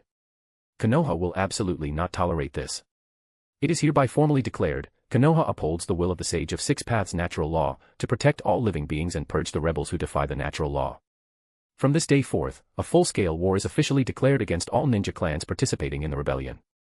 This war is to punish the rebels on behalf of the natural law, to quell the rebellion across the land, to unify the Land of Fire, to completely end the conflicts between ninja clans, and to carry out the Sage of Six Paths' original intent of safeguarding peace in the world. Anyone who stubbornly resists is one whom the natural law will not tolerate. Konoha will eliminate them with full force, showing no mercy. Konoha Grand Elder, Arisu. The moment Konoha's declaration of war was released, the entire ninja world was shaken. The declaration spread like falling snow into the hands of every ninja clan. The major clans were both shocked and excited. They hadn't expected Konoha to flip the table as well. At last, a decisive battle could begin. The major clans sharpened their blades eagerly. None of them believed they would lose to Konoha. Instead, they believed Konoha could not possibly defeat the combined forces of all the great clans. But very soon, when they clashed head-on with Konoha, they realized what kind of opponent they were facing. When Susanoo appeared on the battlefield, the major clans could only stab at it with kunai. It was like primitive men trying to fight a lightsaber. Uchiha Madara fought all the way west, defeating the Fuma, Kurama, and Shiranui clans along the way. Lord Madara, this place is Fallen Katsu Cliff. Back in the day, many old matters of various ninja clans were hidden within this cliff, and countless secrets of the past were passed down here. Uchiha Haruo stood sideways at the edge of the cliff, looking down at the mist-shrouded depths below. His tone carried a trace of emotion as he smiled and reported to Uchiha Madara beside him. Hearing this, Uchiha Madara cast a calm gaze into the depths of the cliff face. The scarlet Sharingan slowly bloomed in his eyes, the Mangekyo spinning quietly. In just an instant, Madara's brows suddenly tightened, and a sharp vigilance flashed through his eyes. There's a strange, indescribable fluctuation of chakra. Madara instinctively judged it to be a trap laid here by enemy ninja clans, concealing killing intent. I'll go take a look. Before his words even settled, chakra burst violently beneath Uchiha Madara's feet, and his figure turned into a black shadow. In an instant, he shot toward the depths of the cliff. When he reached deep within the cliff face, there were no ambushes or traps as expected. There was only a moss-covered rock wall, and within a narrow crevice of the stone, a simple ancient scroll was quietly embedded. The scroll was tightly wrapped in thick layers of dust, its surface rough and mottled. It looked no different from the surrounding rock. Without careful inspection, it would only be mistaken for an ordinary stone. Lord Madara, what is this? Uchiha Haruo rushed over right behind him, staring at the unremarkable scroll with confusion filling his eyes. But Uchiha Madara's expression grew increasingly solemn. His brows remained tightly furrowed, the tomo in his Sharingan spinning rapidly. His hands were already moving swiftly, forming a series of complex and precise seals unique to the Uchiha. This should be something left behind by a member of the Uchiha clan. To unlock this scroll, one must both master the power of the Sharingan and form the corresponding precise hand seals. Neither can be missing, but exactly which Uchiha left it behind is still unknown. Uchiha Madara muttered in a low voice, his hand movements not slowing in the slightest. As the final seal was completed, the dust on the surface of the scroll fell away in soft bursts, as if stripped layer by an invisible force. Immediately after, the scroll slowly unrolled on its own. Uchiha Madara immediately activated his Sharingan, using pure ocular power to rapidly decipher the hidden text on the scroll. The moment he fully grasped its contents. On Madara's usually cold and indifferent face, an unmistakable look of shock suddenly appeared, and a storm surged in his heart. This is actually a forbidden technique that has never been passed down within the clan. On the scroll, there was clearly recorded a forbidden technique called Izanagi. To use it, one must sacrifice a Sharingan as the price. To rewrite reality with ocular power, to turn a desperate situation into a dream, to turn illusion into reality, the sheer strangeness and dominance of this technique is truly terrifying. With just a brief understanding, Uchiha Madara grasped the core of the forbidden technique. He then raised his hand and carefully stored the scroll into his sleeve, silently making a decision. When I return to the clan, I'll hand this forbidden technique over to great-grandfather. The scene shifts to the southern side of the battlefield, where Senju Hashirama is leading Konoha's 1st Division, directly facing the Inoshikacho, the remnants of the Senju, as well as the Sarutobi and Shimura clans and other forces. Senju Hashirama's would release chakra surged like a raging tide. Giant trees burst out of the ground, wooden dragons soared and coiled through the sky, and towering wooden giants stood between heaven and earth. The overwhelming power of wood release pushed across the battlefield without resistance. Wherever it passed, the various ninja clans had no strength to resist and surrendered one after another. Especially the Sarutobi, Shimura, and Inoshikacho clans. After witnessing the sky-blocking wooden giants and the roaring, twisting wooden dragons, the last trace of their will to fight instantly collapsed. They surrendered at lightning speed, choosing without hesitation to submit to Konoha. Meanwhile, at the Senju clan's territory, inside the council hall, clan leader. Quickly gather the clan's valuables, we must evacuate immediately. Clan leader. How about retreating to an island?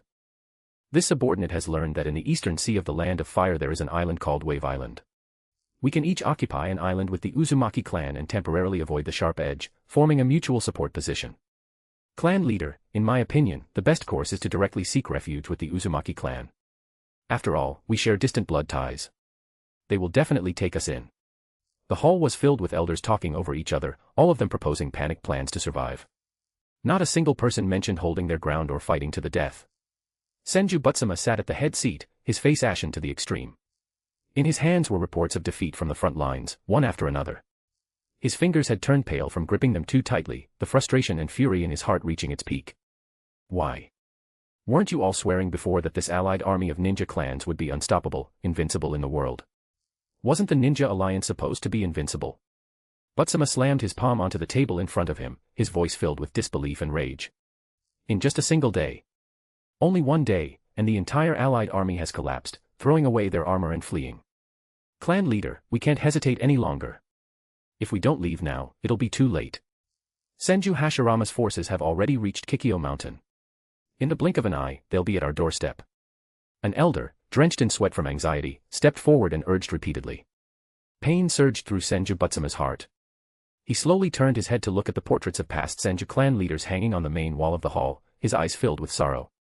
If I had even half the talent and vision of clan leader how could the Senju clan have fallen to such a state? Butsuma threw his head back and let out a long cry.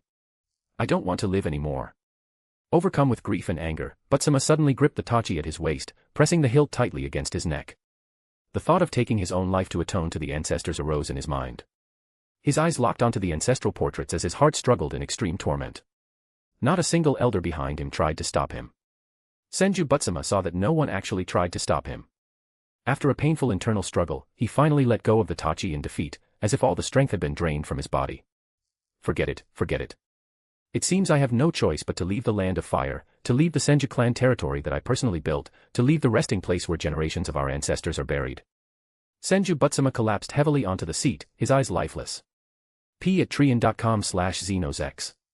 Partying face. Joining Patreon keeps me motivated and eager to work diligently, so please consider joining. Smiling face with hearts. Chapter 186, Chapter 186, Battles on all sides. Right now, immediately gather the clan's elite. Bring your family members and evacuate at once. Senju Butsuma's face was cold and stern as he issued a strict order to everyone around him. Clan leader, what about the rest of the clan members? How should they be arranged? An elder with graying hair and beard asked. A trace of hard indifference flashed through Senju Butsuma's eyes, his voice steady as ever. Bringing them along will only slow our march, and we'd have to divert elite forces to protect them, which would only tie our own hands. Better to leave them in the clan territory. That way, they can delay the pursuers' advance. Besides, Senju Hashirama, considering blood ties, will never lay a hand on them. The elder fell silent for a moment after hearing this, then finally nodded, tacitly accepting this cold-hearted decision. There was no time to delay. Senju Butsuma immediately led the elders and the clan's top elites, quietly leaving the Senju clan territory and fleeing into the distance in haste. By the time Senju Hashirama led his forces to the Senju clan territory, all he saw were the elderly, women, and children who hadn't managed to evacuate in time, along with the sick and disabled. They stood alone in the now empty clan grounds, their expressions filled with panic, their eyes full of confusion and fear. Ah. Looking at this familiar homeland that carried countless childhood memories, a complicated sigh rose in Hashirama's eyes. Scenes of the family's past warmth surfaced one by one in his mind, filling his heart with bitterness and helplessness. After a brief moment of distraction, Hashirama quickly steadied his emotions. His hands formed seals rapidly, and vast wood-release chakra surged forth. In an instant, a tall and wide wooden platform rose in the center of the clan grounds. Hashirama leapt onto the platform, his gaze sincere as he looked at the uneasy clan members below. He spoke loudly, his deep and powerful voice echoing throughout the entire clan territory. Everyone, Konoha is not some vicious den of beasts. It is a home that sincerely welcomes every member of the Senju clan. I, Senju Hashirama, swear on my life here that after you join Konoha, you will never face any reckoning or suppression. Konoha will do everything it can to treat every one of you well. Senju Butsuma has already abandoned you. As the clan leader, at the moment of danger, he took only the elites and his own family, leaving you behind in this perilous situation. My fellow clansmen, I, Senju Hashirama, have never forgotten the bond of blood. I ask you to trust me. The Senju clan members below, who had been full of anxiety and hesitation, began whispering among themselves after hearing Hashirama's heartfelt words. Their expressions gradually softened. They all knew very well what kind of person Senju Hashirama was. From a young age, he had been kind-hearted and generous to others. Back when he was falsely accused and expelled from the clan, most people in the clan had known the truth in their hearts, that he had suffered an unjust grievance. But since it was a topic that could never be touched within the clan, they had all chosen silence. At this moment, an elderly man with white hair, walking unsteadily with a cane, slowly stepped out from the crowd. Hashirama, are the words you just said all true? You won't go back on them? The old man asked in a hoarse voice. Senju Hashirama's eyes were incomparably firm, clear and sincere. Raising his voice, he responded solemnly, I, Senju Hashirama, keep my word. In this life, I will never deceive my own clan. Let the 6 paths bear witness. The old man nodded slowly, the last trace of doubt in his eyes disappearing. He immediately let go of his cane and knelt down with a trembling body, saying in a deep voice, in that case, we of the Senju clan are willing to submit to Konoha and follow Lord Hashirama. Seeing this, the rest of the clan members no longer hesitated. They all knelt down one after another, voicing their willingness to join Konoha. The weight hanging in Senju Hashirama's heart finally lifted. He quickly stepped down from the platform and personally helped the elderly man up, his tone gentle and earnest. Please, everyone, get up. There's no need for such formalities. From now on, we are still one family. He then turned and instructed the attendants beside him, immediately arrange manpower to help everyone pack their belongings and escort them to Konoha to settle down. Also, distribute Konoha headbands. From today onward, you are all part of Konoha. In the eastern sea of the Land of Fire, the sea wind howled as it swept over the waves. The cold seawater crashed against the shore again and again. After clearing out several enemy ninja clans in the east, Senju Tobarama had already led his forces to the coastline ahead of time, laying a tight net of traps. Standing on a reef, Tobarama's eyes were calm and sharp as he methodically arranged tactics, plant explosive tags across the nearshore waters. Strictly prevent Senju Butsuma from taking the opportunity to cross the sea and flee to the land of whirlpools. At the same time, set up defensive lines and stay on constant alert for a possible surprise attack from Uzushio Hidden Village. We must not give them any opportunity. After completing the deployment, Tobarama went to several key hidden points along the shore. Chakra gathered at his fingertips as he quietly left Flying Thunder God technique marks, just in case. With everything arranged, Senju Tobarama immediately led his team to hide within the dense coastal forest, holding their breath as they waited quietly for their prey to walk into the trap. Sure enough, before long, Senju Butsuma arrived at this stretch of coastline with the exhausted elites of the clan. After fleeing all the way here, their clothes were disheveled, their breathing ragged, and their morale had sunk to the lowest point. Looking at the vast ocean before them, Senju Butsuma forced himself to stay composed. He turned to face the people behind him and raised his voice to encourage them, everyone. Once we cross the sea, we'll reach the land of whirlpools. I've already sent word to Uzushio Hidden Village. They will definitely send people to receive us. As long as we land safely, we can completely shake off our pursuers and regain a chance to live. Just as everyone steadied themselves and prepared to board ships. Boom. Boom. Boom. Earth-shaking explosions suddenly erupted. The explosive tags Tobarama had planted detonated instantly. The waves were blasted sky-high, rubble scattered, and smoke filled the entire coastline in an instant. Capture Senju Butsuma. Senju Tobarama's cold shout cut through the air as he charged out from the forest first, chakra bursting around him. The Konoha ninja under his command followed closely behind, surging forward like tigers descending a mountain. Senju Butsuma's elites had already been fleeing the entire time, both physically and mentally exhausted. Facing Konoha ninja who had been waiting in full readiness, they had no strength to resist. In just moments, they were completely routed and subdued one after another. In the end, Senju Butsuma was pinned tightly onto the cold sand by several agile Konoha ninja. His hands were bound firmly with special ninja tools, leaving him unable to move. Senju Tobarama walked slowly to his father, looking down at Senju Butsuma, who struggled in fury before him. Ah. A trace of complicated emotion flashed in Senju Tobarama's eyes, but it quickly returned to calm. Tobarama. You heartless, unfilial son. You dare betray your clan and your own father. You bastard. If you're going to kill me, then do it already and make it quick. Senju Butsuma's eyes were bloodshot as he struggled desperately, roaring. Looking at this son who had submitted to Konoha and personally captured him, his heart was filled with towering rage and hatred. Senju Tobarama's expression remained indifferent, completely unaffected by his father's curses. He simply spoke calmly, his tone without the slightest ripple. Father, the winner becomes king and the loser becomes a bandit. It has always been this way. At this point, struggle is meaningless. I will not kill you privately. Your crimes will be judged publicly by Konoha's court and dealt with according to the law. Senju Tobarama's words only made Senju Butsuma even more furious. Senju Tobarama. I'll **** your mother. Chapter 187, Chapter 187, The First Hokage. At the border of the Land of Iron, heavy snow filled the sky. The cold wind howled as it swept up flurries, leaving the world blanketed in white, the biting chill carrying a dense killing intent. Uchiha Izuna was facing the Hatake clan, the Haruno clan, and the samurai groups attached to both sides. Sword energy crisscrossed the battlefield, and killing intent spread everywhere. This was a war of swordsmanship. Hatake clan, I'll give you one last chance, surrender immediately and submit to Konoha. If you keep going, don't force me to use the merciless sword. Uchiha Izuna narrowed his eyes and spoke coldly. The Hatake clan leader's expression was conflicted and uneasy. Their retreat route had already been completely blocked. Going further north would mean entering the Land of Iron's territory, leaving them nowhere to escape. Continuing to resist would only increase the casualties among his clansmen. Looking at the undisguised killing intent in Izuna's eyes, the Hatake clan leader let out a long sigh. The last trace of resistance in his heart completely dissipated. Forget it. Since it's come to this, my Hatake clan is willing to surrender. We only hope Konoha will keep its promise and treat our clan members well. As his words fell, the Hatake clan leader immediately released the tachi in his hand, dropped to one knee, and bowed his head in surrender, completely giving up resistance. In the year 852 of the ninja calendar, with the Hatake clan's formal surrender, Konoha completely cleared out all the divided ninja clans within the Land of Fire and achieved full unification of the territory. On Mount Myaboku, shrouded in mist, Fukasaku Sage and Black Zetsu sat beside an ancient stone table, recording this earth-shaking event in the ninja world into the computer in front of them. After finishing the entry, Fukasaku Sage stroked the white beard on his chin, his eyes curving with a smile as he patted Black Zetsu on the arm. Just as expected, right, Black Zetsu? You lost the bet. The Great Toad Sage really did help Konoha unify the Land of Fire. Hurry up and give me 500, Fukasaku said with a grin. Black Zetsu rubbed his forehead helplessly, his face full of confusion.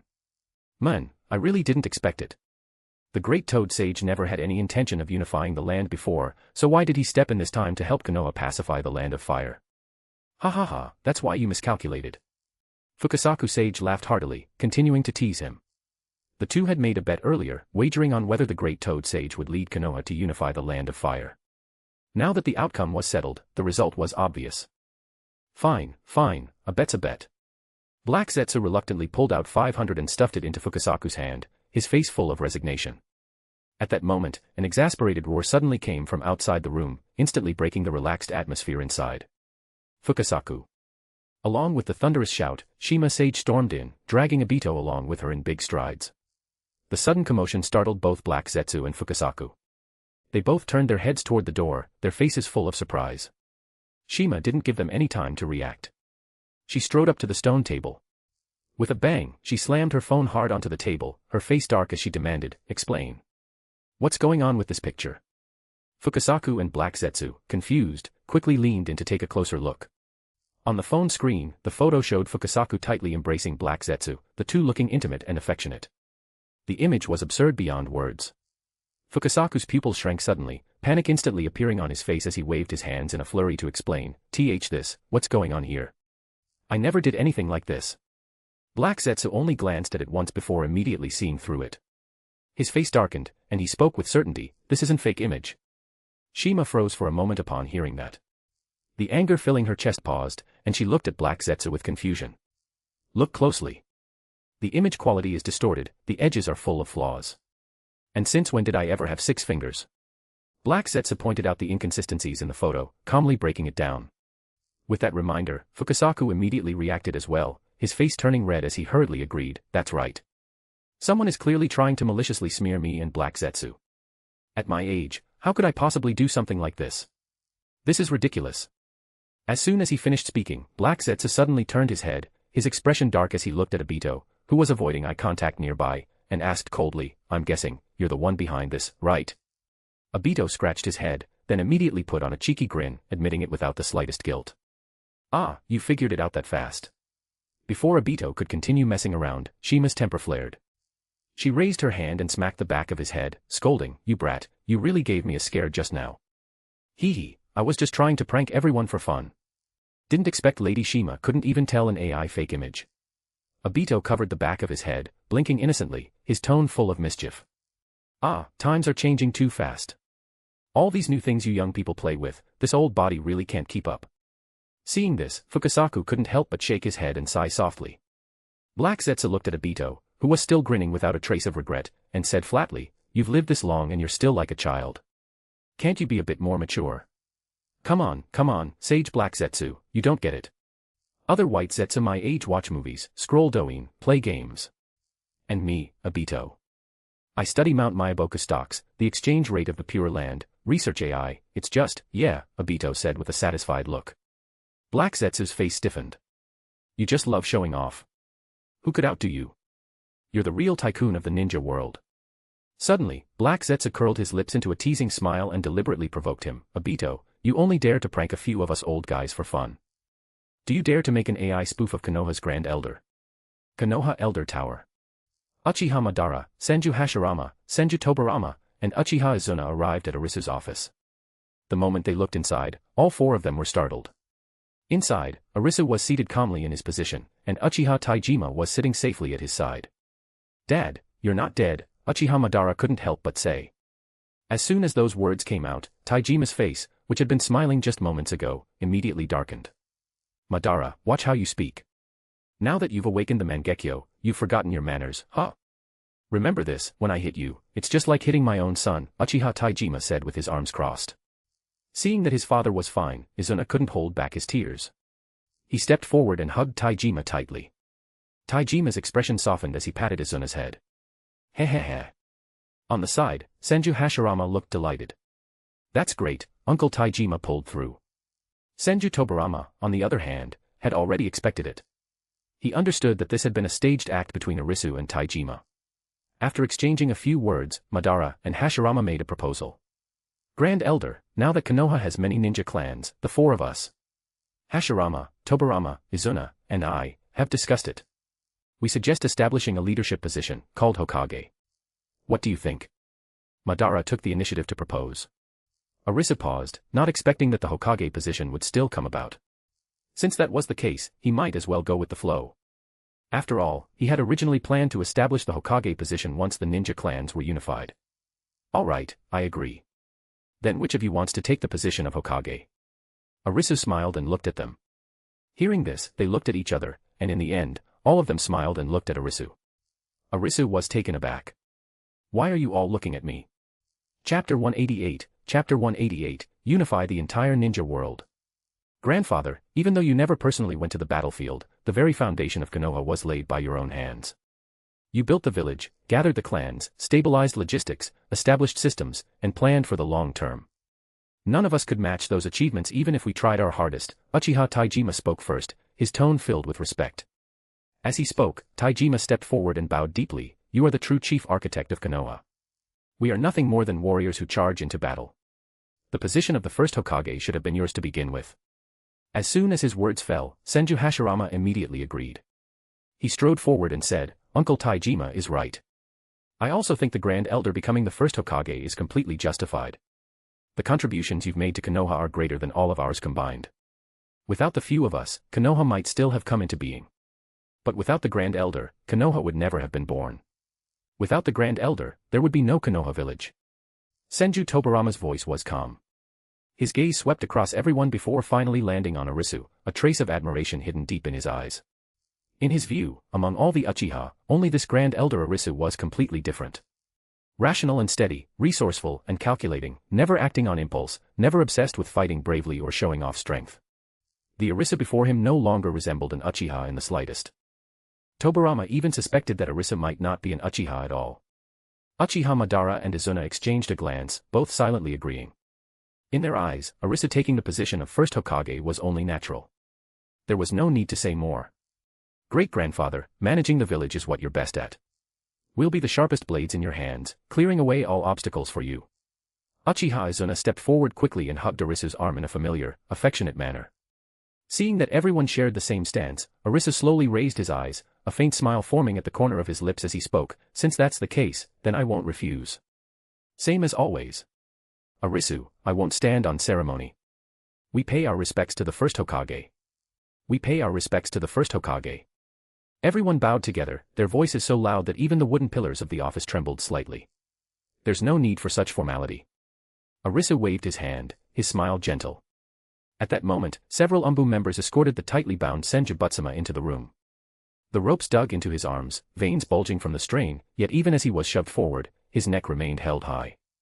Senju Butsuma suddenly raised his eyes, first glaring fiercely at Senju Hashirama and Senju Tobarama beside him, his gaze filled with venom. Then, it landed on Arisu, who sat at the head seat. You old bastard. Kill me or cut me up, do as you please. Senju Butsuma roared, his voice hoarse, carrying a defiant edge. You still have a bit of backbone. Arisu glanced at him lightly, his tone flat, giving away no emotion. Humph. Of course. Senju Butsuma sneered coldly. I'm not like those sons of mine, spineless enough to surrender to outsiders like you. Arisu continued to look down at him, his fingers lightly tapping the table in a steady rhythm, as if waiting for something. At that moment, with a thud, Senju Hashirama suddenly dropped to his knees, his forehead pressed tightly against the cold ground, his voice choked yet earnest. Grand Elder. Please spare my father's life. Hashirama suddenly raised his head, his eyes red, yet he still insisted stubbornly, I know this request is disrespectful, but I really can't bear to watch my father die like this. Punish him with hard labor, deal with him however you see fit, all right? Everyone was shaken by the scene, all of them turning to look at Arisu, each with a different expression. Uchiha Madara stood to the side, the corner of his lips lifting ever so slightly as he thought to himself, Hashirama's nature, in the end, he just can't be ruthless. Senju Tobirama's heart also trembled. It wasn't that he hadn't thought of pleading for his father, but Senju Butsuma, as the clan leader of the Senju, held a special status. Konoha had only just been established. If he wasn't executed immediately as a warning, the other major clans might harbor rebellious thoughts in the future. If it were him, he would definitely have ordered the execution. Arisu had already expected this. If Hashirama didn't plead, then he wouldn't be Hashirama. With Hashirama's nature, there was no way he could remain unmoved when facing the life of a close relative. So, what do the rest of you think? Arisu raised his eyes, his gaze sweeping across everyone as he asked calmly. Seeing this, Uchiha Madara immediately walked to Hashirama's side and knelt down as well, bowing respectfully to Arisu. Lord Hokage, since my father is still alive, there's no need to take Senju Butsuma's life. Senju Tobirama quickly followed, saying, that's right. We ask Lord Hokage to show leniency. Arisu turned his gaze to Uchiha Taijima and asked lightly, Taijima, what's your opinion? Uchiha Taijima chuckled softly, a hint of amusement in his tone. I don't have any objections. Killing that old Senju Butsuma would actually be letting him off too easily. Taijima raised his eyes to look at Senju Butsuma. I want him to watch with his own eyes how the Senju clan gradually integrates into Konoha, to see your Senju clan completely become part of Konoha. Arisu nodded inwardly. Taijima's thoughts aligned perfectly with his own. If Senju Butsuma were killed, the leaders of the other clans would surely feel uneasy, afraid of meeting the same fate. It was better to spare him and let him witness his clan fall from its pedestal, gradually being assimilated into Konoha's system. That was far more intimidating than a simple execution. Senju Butsuma. Arisu slowly raised his hand and waved his sleeve. His voice suddenly grew heavier. Since everyone is willing to spare your life, I, as Hokage, will let you live. You are sentenced to imprisonment in Konoha, where you will serve a full term of labor reform. Senju Butsuma's eyes widened suddenly, his gaze fierce, his chest heaving violently. How could he not understand? This wasn't mercy.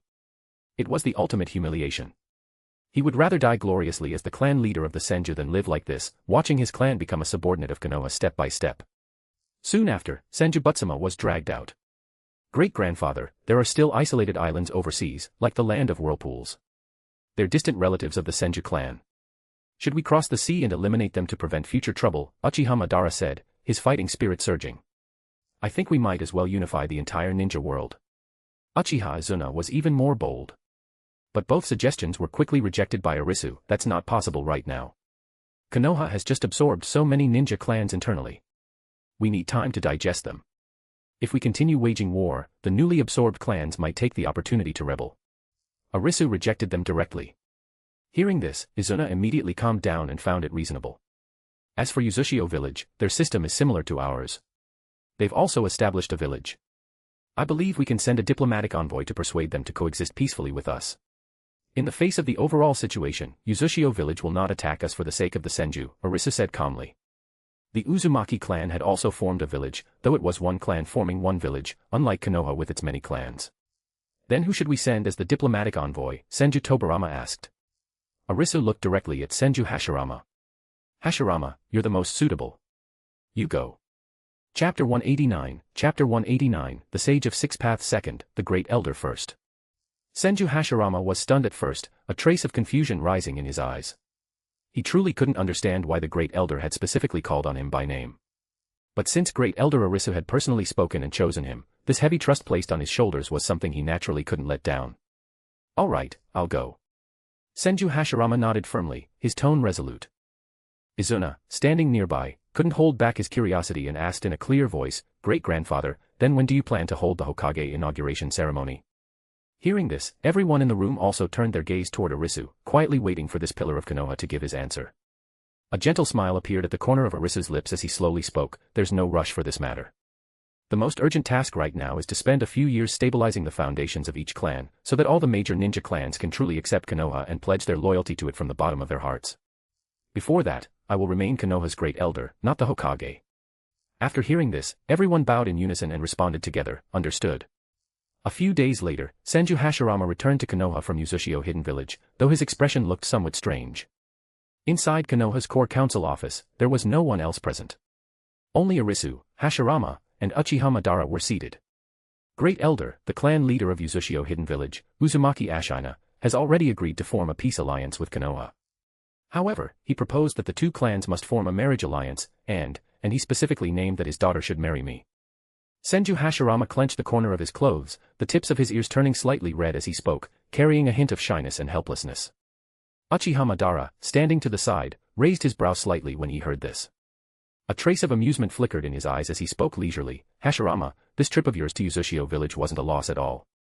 At Madara's teasing, Hashirama's face immediately flushed red. He hurriedly waved his hands in explanation. I don't even know how it turned out like this. It's probably because the Uzumaki clan and the Senju clan have always had a tradition of intermarriage. Clan leader Uzumaki Ashina approached me for discussion because he valued that connection. Arisu looked at Hashirama's embarrassed appearance, a faint smile forming on his lips as he asked in a deep voice, then what's your impression of the Uzumaki girl? For the stability of Konoha and the alliance between the two clans, are you willing to agree to this marriage? Hearing that it concerned Konoha's greater situation, Senju Hashirama immediately put away his shyness. His expression turned extremely serious as he spoke without hesitation, I'm willing. Hashirama paused, his tone softening slightly with a hint of genuine approval. That girl is called Uzumaki Mito. After interacting with her, I feel she's excellent in every aspect. Arisu nodded slowly and made the decision on the spot. In that case, I will make the call and approve this marriage. I oppose this marriage. Uchiha Madara interrupted, his tone full of vigilance. Who can guarantee this isn't Uzumaki Ashina's scheme? Hashirama's nature has always been straightforward and sincere. He's the easiest to manipulate. Madara crossed his arms, his entire demeanor cold and scrutinizing as he continued calmly, if there are hidden calculations behind this. In the end, it might turn into poor Hashirama being toyed with in the palm of Uzumaki Mito's hand. Arisu and Hashirama both looked at Madara with strange expressions upon hearing this. Madara. I don't think that'll happen, Senju Hashirama scratched his head as he said. Don't worry. With me backing this, nothing will go wrong with this matter, Arisu said. Hearing this, Uchiha Madara could only nod. In the years that followed, Konoha underwent many changes, with various new policies being implemented one after another. Senju Hashirama got married, and Konoha formed a marriage alliance with Uzushio Hidden Village. Seeing this, the ninja clans of various nations all breathed a sigh of relief, fearing that Konoha might use this momentum to unify all forces. At the same time, Arisu spent 5 years gradually stabilizing the internal forces of Konoha's various clans. The core policy he implemented was to deeply bind the vital interests of all major ninja clans with Konoha, cutting off from the root any possibility of betrayal. Arisu instructed the Akimichi clan to run barbecue and grilled meat shops, relying on their clan's strengths to establish their livelihood. The Nara clan specialized in venison, deer antlers, and other valuable medicinal materials. The Yamanaka clan took charge of floristry and flower-related industries. Members of the Sarutobi and Shimura clans were mostly appointed as ninja instructors. The Hataki clan was incorporated into the Umbu and intelligence departments, each fulfilling their roles. From that point on, the interests of all clans were intertwined, forming a close bond where harming Konoha meant harming themselves. With the addition of various symbols, totems, and ideological promotion, everyone's recognition of and sense of belonging to Konoha deepened continuously. The establishment of the Ninja Academy further ensured that the younger generation of each clan would, from childhood, genuinely identify with Konoha, greatly stimulating their sense of belonging and honor. Even the stubborn conservatives within the clans went through several changes in attitude. From initial resistance and rejection, to critically enjoying Konoha's benefits, then to complete submission, and finally taking the initiative to comply. After tasting real benefits, they constantly spoke of our Konoha, boasting about how strong and glorious it was. Over these years, Arisu's prestige among the clans grew ever higher. Clan leaders actively sought to build good relations and devotedly attached themselves to him. Throughout Konoha, from common civilians and major ninja clans to the daimyo of the Land of Fire and the nobility, all held him in deep respect and admiration. The daimyo of the Land of Fire praised, the Great Elder is truly the pillar that steadies Konoha. Clan leaders also admitted, with the Great Elder here, we can rest at ease. Konoha's civilians praised from the bottom of their hearts, the Great Elder's achievements have long surpassed the Sage of Six Paths. With a mortal body, he stands shoulder to shoulder with the gods. In the hearts of Konoha's people, the Sage of Six Paths would always rank second. Because the top position already belonged to Great Elder Arisu. After stability was achieved, the long-awaited inauguration ceremony of Konoha's first Hokage finally began in grand fashion. The entire village mobilized. All residents put down their tasks and flooded from streets and alleys toward the ceremony plaza, leaving the entire village empty. Only the ceremony grounds gathered into an endless sea of people, creating an unprecedented spectacle of deserted streets and packed crowds. It wasn't just Konoha's people who came wholeheartedly. From distant nations across the ninja world, major ninja clans all sent important envoys, traveling thousands of miles to Konoha. First, to pay solemn respect to this legend of the ninja world. Second, to sincerely learn Konoha's new ninja village system. Everyone wanted to personally witness the demeanor of this legendary figure who created Konoha and brought stability to the ninja world. At the ceremony site, banners fluttered and ceremonial music thundered. The magnificent arrangements and surging crowds complemented each other, creating an overwhelmingly grand scene, unprecedented in the ninja world. On the high platform, Arisu stood tall, extraordinary in bearing, dressed in the Hokage's robe. Even though he was already an old man, his presence still overshadowed everyone present. Countless gazes below were fixed entirely on him, filled with fervent admiration and support. At the moment the ceremony was completed, thunderous cheers and shouts swept across all of Konoha. First Hokage! First Hokage! A new era has arrived. The villagers of Konoha raised their arms and shouted in unison, their voices piercing the sky. Everyone celebrated freely, welcoming Arisu as he officially took office as Konoha's first Hokage. Chapter 190, Growing Up Healthy. After Arisu took over as the first Hokage, he didn't make any earth-shaking moves. He simply followed Konoha's established order and kept things running steadily. There was none of the aggressive behavior of a new leader launching wars to conquer and unify the ninja world. This calm and steady style of governance made all the major ninja clans outside breathe a collective sigh of relief. The ordinary residents of Konoha, on the other hand, fully accepted it and willingly cooperated with all his governance measures. In the end, Arisu's governing strategy could be summed up in one phrase: don't stir things up. After enduring the long chaos and displacement of the war-torn era, what Konoha's residents longed for was never some grand ambition to dominate the ninja world. What they wanted was a leader who could guide them away from war, let them live in peace, and quietly build up strength. Of course, the main reason was that Arisu didn't want to. The current structure of the 5 great nations had originally been established by him over hundreds of years through enfeoffment, so why would he tear down the order he himself had built? All he needed to do was maintain it.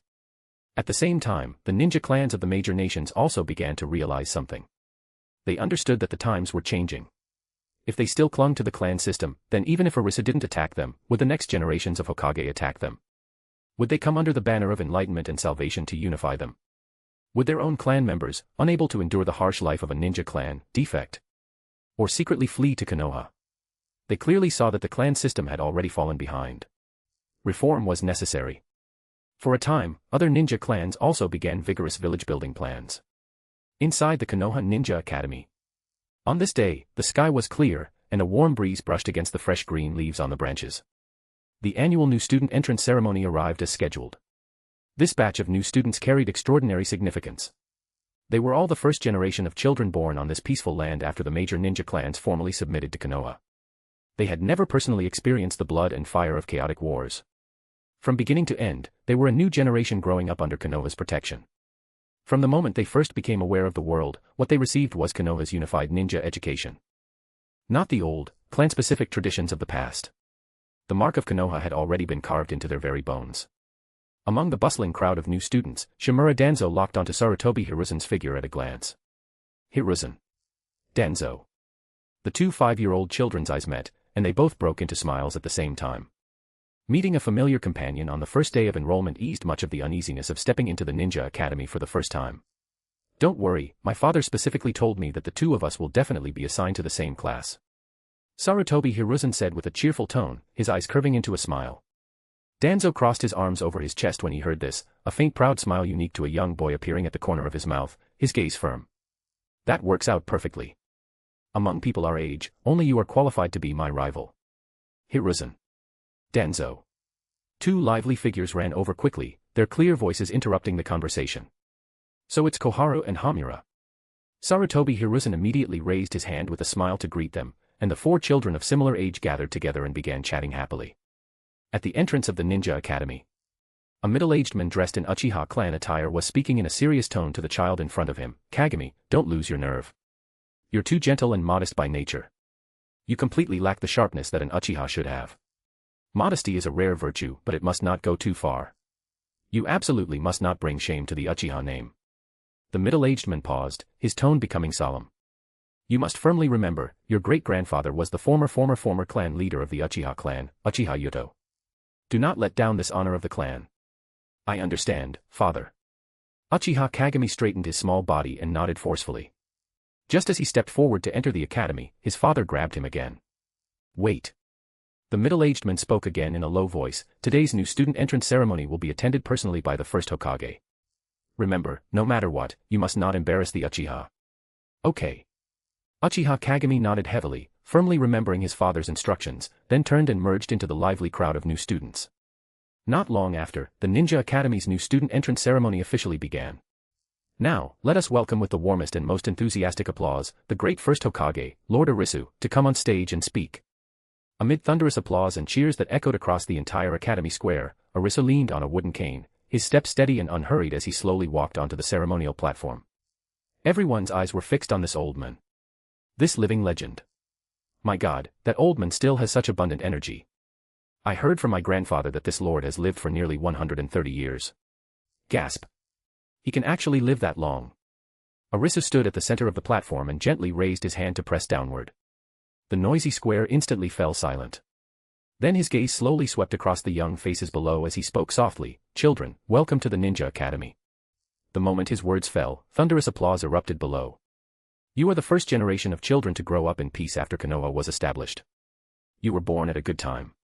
The future holds limitless opportunities. Every generation has its own mission. The mission of my generation was to end the wars and establish Konoha. Your generation will also certainly have your own mission. The third Hokage, or even the fourth Hokage, will very likely be born from your generation. Arisu pointed downward as he spoke. Hearing such inspiring words, the children below instantly lit up with excitement. The previously naive expressions in their eyes were now filled with bright anticipation and excitement. Every small face was full of energy, as if an endless strength had surged into their tiny bodies. Danzo and Hiruzen stood out the most. The two of them straightened their small bodies at the same time, a firm light shining in their eyes as a strong sense of mission surged within them. In the future, you will learn ninjutsu and train your bodies, but you must always remember, the mission of Konoha's ninja is to protect, not to kill. Learning ninjutsu is not for showing bravery or fighting recklessly. It is to protect your companions, protect your home, and protect this hard-won peace. Arisu paused, suddenly thinking of giving an impromptu speech about the will of fire, but after considering it carefully, he decided against it. No need for empty grand talk. Better to focus on something practical. I am already old. Konoha's future will depend on you. I don't ask that each of you shake the ninja world, only that you hold fast to your hearts and preserve peace. I hope you all succeed in your studies, grow up healthy, happy, and fulfilled, and become qualified ninja capable of protecting Konoha. After Arisu finished speaking, warm applause rang out once again from below. Just as Arisu was about to step down, Shimura Danzo, sitting in the front row, gathered his courage and asked, "Grandpa Hokage, do you have any successful experiences you can tell us?" As soon as he said this, everyone couldn't help but feel that Danzo was bold. A trace of surprise flashed in Arisu's eyes, but he spoke with a gentle smile, "I have 4 experiences. Be optimistic, don't be afraid, endure, and finally, eat well." p@trian.com/xenosex. Partying face joining p@trian keeps me motivated and eager to work diligently, so please consider joining. Smiling face with hearts. Chapter 191, Applying for Retirement. Inside the Hokage building. Arisu raised a hand and rubbed his brow, his eyes drifting outside. Time really flies, it's about time I left, time to completely step down. He should have left long ago. Originally, Arisu had planned to leave not long after Uchiha Madara was born, to pass away naturally. Who would have thought Taijima would pull him back out? So Arisu went all out in one go, founded Konoha, and experienced what it felt like to build a village. Now, it was time to go. In the blink of an eye, 2 years passed in a hurry. On this day, under the name of Hokage, Arisu summoned all of Konoha's top leadership to discuss an important matter. From officials in charge of governance, advisors involved in core decisions, and respected elders of each clan, to representatives from the Ninja Academy, medical division, police force, and other sectors, all rushed to the Hokage building. On the high platform, Arisu sat upright in the Hokage's exclusive seat. He first slowly went over the village's recent developments, then praised Hashirama, Madara, and the others. After laying the groundwork, Arisu slowly raised his hand and cleared his somewhat hoarse, dry throat. The slightly noisy hall instantly fell silent. I have gathered you all here today not to discuss trivial administration, nor to respond to external threats, but to announce a matter of utmost importance. As Arisu spoke, everyone below instantly held their breath, their eyes locked tightly on the aged figure on the platform. Even their breathing grew lighter without them noticing, hearts uneasy as they waited for what came next. I have decided to resign from the position of Hokage and formally submit my request for retirement to the village leadership and all the people of Konoha. From this day forward, I will lay down all responsibilities of the Hokage, withdraw from the core decision-making body of the village, and no longer involve myself in any internal affairs. Arisu spoke heavily. That single sentence was like thunder exploding out of a clear sky, crashing through the silent hall. The entire place instantly fell into dead silence. Thousands of gazes froze at once. Every face was filled with disbelief. It was as if their minds went blank in an instant, completely shaken by this sudden news. This was an unprecedented case in the ninja world. In the old era of constant war, the heads of major clans all held their positions for life, until they died in battle or of old age. No one in power had ever voluntarily stepped down early. And Arisu, as the founder of Konoha, the pillar recognized by the entire village and even the ninja world, was actually taking the initiative to step down and retire, breaking a rule that had been followed for hundreds of years. It was no different from a daimyo announcing an early abdication. The sheer impact of this completely overturned everyone's expectations. After a brief silence, cries of shock and urgent attempts to persuade him filled the entire hall. Lord Hokage. You absolutely must not. An elder from the Hyuga main family suddenly stood up. You are Konoha's root, the pillar holding up the entire village. If you step down, the hearts of the people will surely be shaken. The consequences would be unimaginable. My lord, though you are advanced in age, your mind is still clear and decisive. The village, big and small matters alike, cannot do without your guidance. Please, you must not say such things again. Several high-ranking advisors also stood up, their expressions filled with panic, their words full of reluctance and earnest attempts to keep him. Representatives from all sectors showed worry as well. In their hearts, Arisu was Konoha's backbone. As long as he was there, the village would always remain stable and secure. The moment he left, everyone would feel like they had lost their support. At the front of the crowd, Senju Hashirama, Uchiha Madara, as well as Senju Tobirama and Uchiha Izuna, all wore shocked expressions. Clearly, none of them had expected Arisu to suddenly announce his resignation. But after the initial shock, a trace of understanding rose in their hearts. It was only natural. This old man was already over 100 years old. He had worked tirelessly for Konoha his entire life, pouring in all his effort. He should have set down this burden long ago and spent his remaining years in peace. It was just too sudden. And Arisu had been in charge for so long that people had almost forgotten he was already nearing the end of his life. That was why this sudden announcement struck so heavily. The village is already stable. My life's mission can be considered completely fulfilled. Arisu spoke slowly. As he did, he unconsciously tightened his grip on the solid wooden cane in his hand, his body swaying slightly. Cough, cough, cough.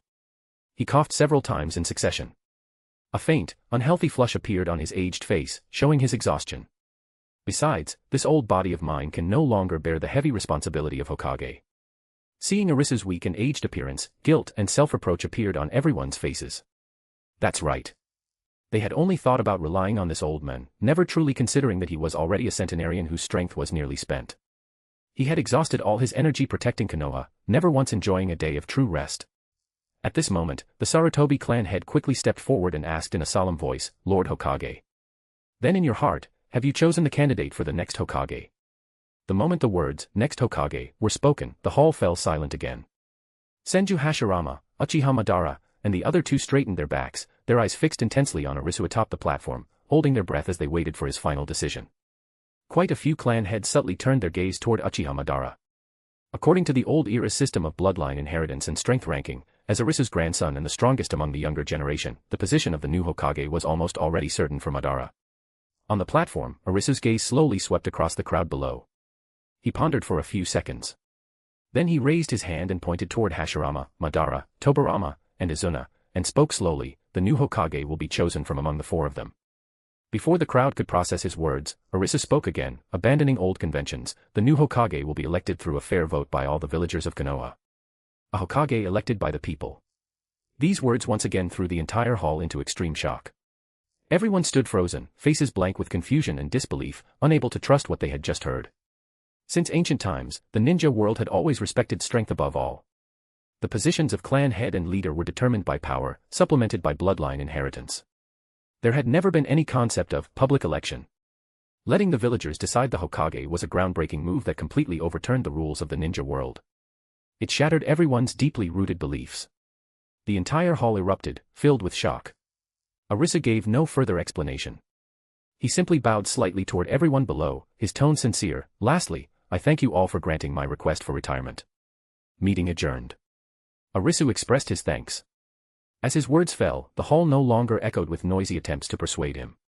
What remained was only deep emotion and silence. Everyone looked at the aged yet still imposing figure on the platform. The reluctance and unease in their hearts gradually turned into deep respect. This old man who had created Konoha was not abandoning the village. He had simply completed his mission. Everyone looked at Arisu with reluctance. This old man likely did not have much time left. The next time they met, he might already be covered with the village flag.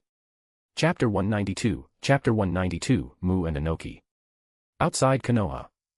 Mu, tall and wrapped all over in white bandages, walked forward at an unhurried pace side by side with the small child Inoki. Teacher, we came all this way specifically to visit Konoha. Do you think they'll agree to our request? Inoki tilted his head up, then couldn't help adding, let's not end up being the only ones eager while they brush us off coldly. Hearing the worries filling his disciple's heart, Mu did not stop walking. He lowered his gaze and thought for a few seconds, then his gentle voice slowly came through the gaps in his bandages. Probably not. Everyone says Konoha's first Hokage has a kind nature and has always upheld the path of peace. He's genuinely part of the peace faction.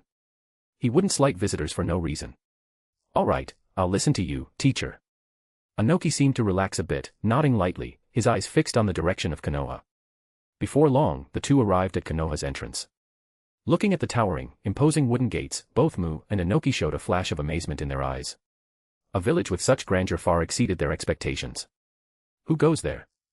The Konoha guards at the gate immediately stepped forward, stopping the two with wary expressions as they shouted their question. Mu stepped forward half a pace, his tone calm and polite. Brother, the two of us come from Iwagakure. We've come here specifically hoping to meet the first Hokage. The two guards exchanged a glance. They had never heard of Iwagakure.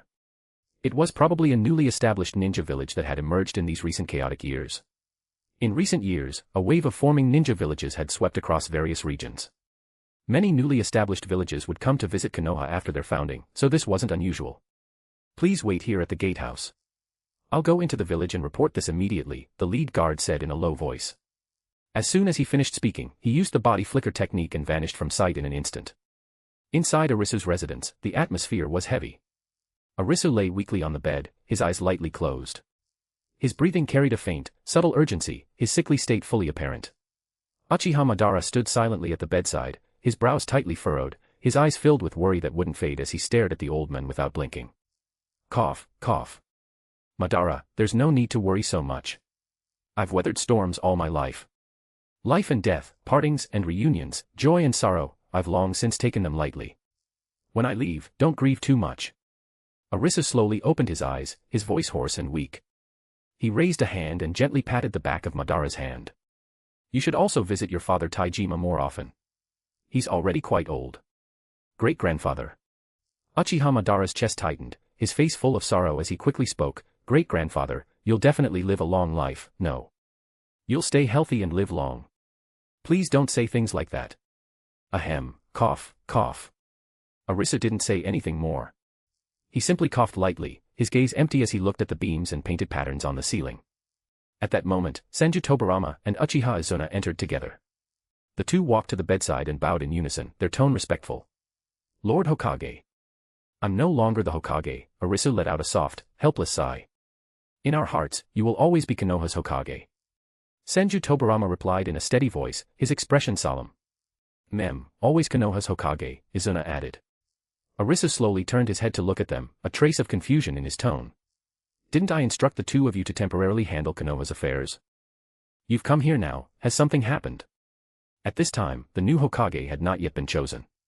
So Arisu had specifically entrusted Senju Tobarama and Uchiha Izuna to jointly manage the village's affairs, big and small, to prevent governance from falling into neglect. Lord Hokage, two people have arrived at the village gate claiming to be envoys from Iwagakure. They insist on meeting you. Uchiha Izuna stepped forward and bowed as he reported. Ridiculous. Before Arisu could speak, Uchiha Madara's expression darkened, and he snapped sharply, IWA what? Hidden what? Never heard of it. It's probably just another unknown backwater village.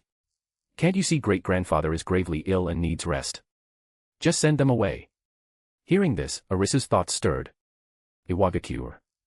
Arisu gently waved his hand, stopping Madara's anger, and spoke slowly, Madara, when friends come from afar, we must not lose our courtesy. That is basic etiquette in receiving guests.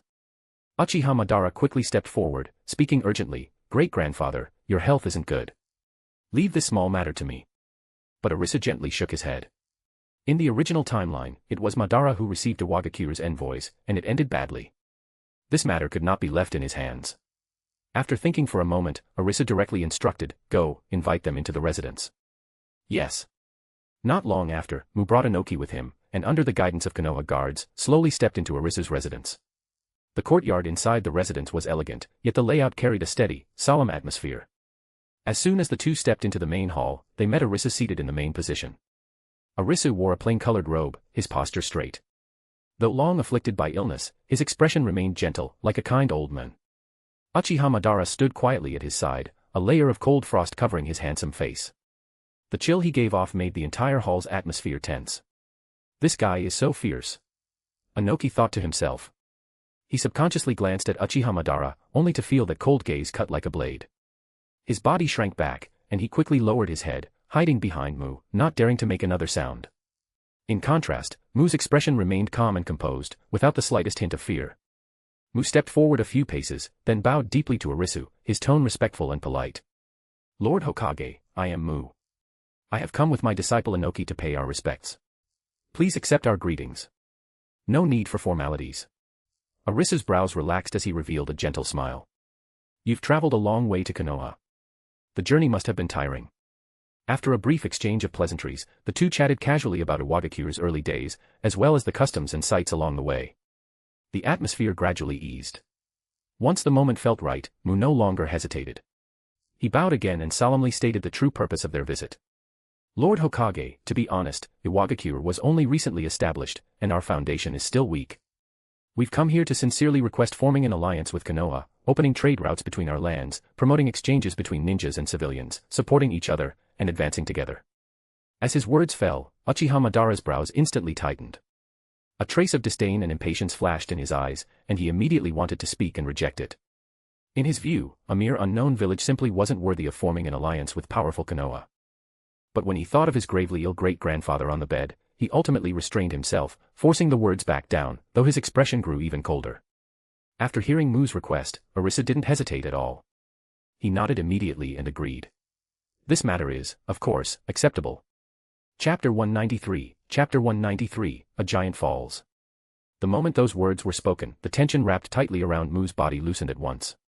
Even with his face hidden beneath bandages, the joy was impossible to conceal. He truly hadn't expected Konoha to agree to the alliance so readily. Behind him, Inoki suddenly lifted his head, his eyes filled with surprise and delight. He had never imagined it would go this smoothly. "Many thanks for your generosity, Lord Hokage." Mu could not hide his excitement.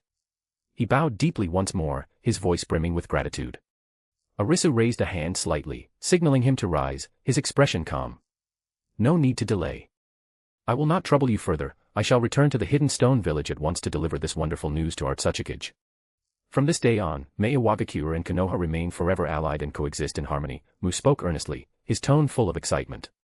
Arisu smiled faintly. "Stay a few more days. Tonight, I'll have my subordinates host you for a state banquet." Mu smiled at that. The first Hokage was indeed as gentle and approachable as the rumors said. "Then I shall gratefully accept." With that, he led the still visibly excited Inoki away. After bowing once more, the two of them slowly withdrew from the residence. Only after their figures had completely disappeared. Uchiha Madara could no longer hold back. He strode forward, his face full of confusion as he looked at Arisu. "Great-grandfather, that Iwagakure is nothing but an obscure and weak village. Konoha far surpasses them in strength. Why lower ourselves to form an alliance with such a weak party?" Arisu looked at Madara, who was still unwilling to accept it, and slowly shook his head. His tone was unhurried, carrying deeper meaning. "Madara, those who aim to achieve great things must understand how to form alliances and balance relationships. If you wish to shoulder the responsibilities of Hokage in the future and lead Konoha, making enemies everywhere won't do. It's the same with people, you need to build connections. If you want to become Hokage, ability alone isn't enough. Your circle must be wide as well." "I understand." Uchiha Madara pressed his lips together. A trace of hesitation flickered in his eyes, but he nodded. At that very moment, Arisu, whose breathing had been steady, suddenly turned deathly pale, and his vision went black.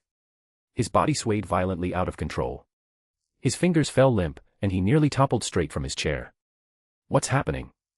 Madara, standing at his side, saw this and his expression changed drastically. Panic surged through him. Almost instinctively, he rushed forward, catching Arisu's faltering body with both arms. "Great-grandfather. What's wrong?" Madara's voice was urgent. He then whipped his head toward the door and shouted at the top of his lungs, "Quick! Send for medical ninja immediately. Hurry!" Inside Arisu's residence, the atmosphere was so oppressive it was suffocating. The heads of all Konoha's major clans had gathered. Every one of them wore a grave expression, standing in silence, hardly daring to breathe. The vast hall was deathly quiet, filled only with the heavy, uneven sound of their breathing. Uchiha Madara, Senju Hashirama, Senju Tobirama, and Uchiha Azuna knelt at the very front of the sickbed, their 4 pairs of eyes fixed anxiously on Arisu, who lay weak upon it. On the bed, Arisu's eyes were tightly shut. His breathing was so faint it was nearly imperceptible. The kindly expression he once carried was now drained of all color. Uchiha Azuna clenched his fists tightly and leaned forward, his voice trembling. "How is great-grandfather? Speak."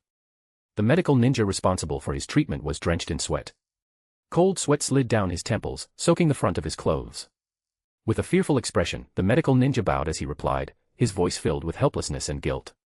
"Please forgive us. Lord Hokage, there is no saving him. Isn't there any forbidden technique that can extend Lord Hokage's life?" The Hyuga clan head asked with a heavy expression. "My lord, the Hokage's lifespan has already reached the limit of a ninja's life. His vital energy and blood have completely run dry. We truly have no way to reverse this." The medical ninja spoke helplessly. The moment those words fell, it was like a thunderclap. Every clan head present instantly turned pale, their faces ashen, their eyes filled with disbelief and grief. The atmosphere in the hall dropped to freezing. Suppressed sobs quietly spread through the room. Just as everyone sank into endless despair, Arisu, lying on the bed, slowly opened his eyes. His gaze was dim and weak as it swept across everyone present. "There is no need to be sorrowful. I have long sensed that my time was near. This day was bound to come." His voice was as faint as a flickering candle in the wind. Arisu drew a shallow breath, gathering the last of his strength. His tone turned solemn and resolute as he entrusted his final words, "One by one, from here on, the future of Konoha. I leave entirely in your hands. I hope all of you will stand united and protect the village we built together."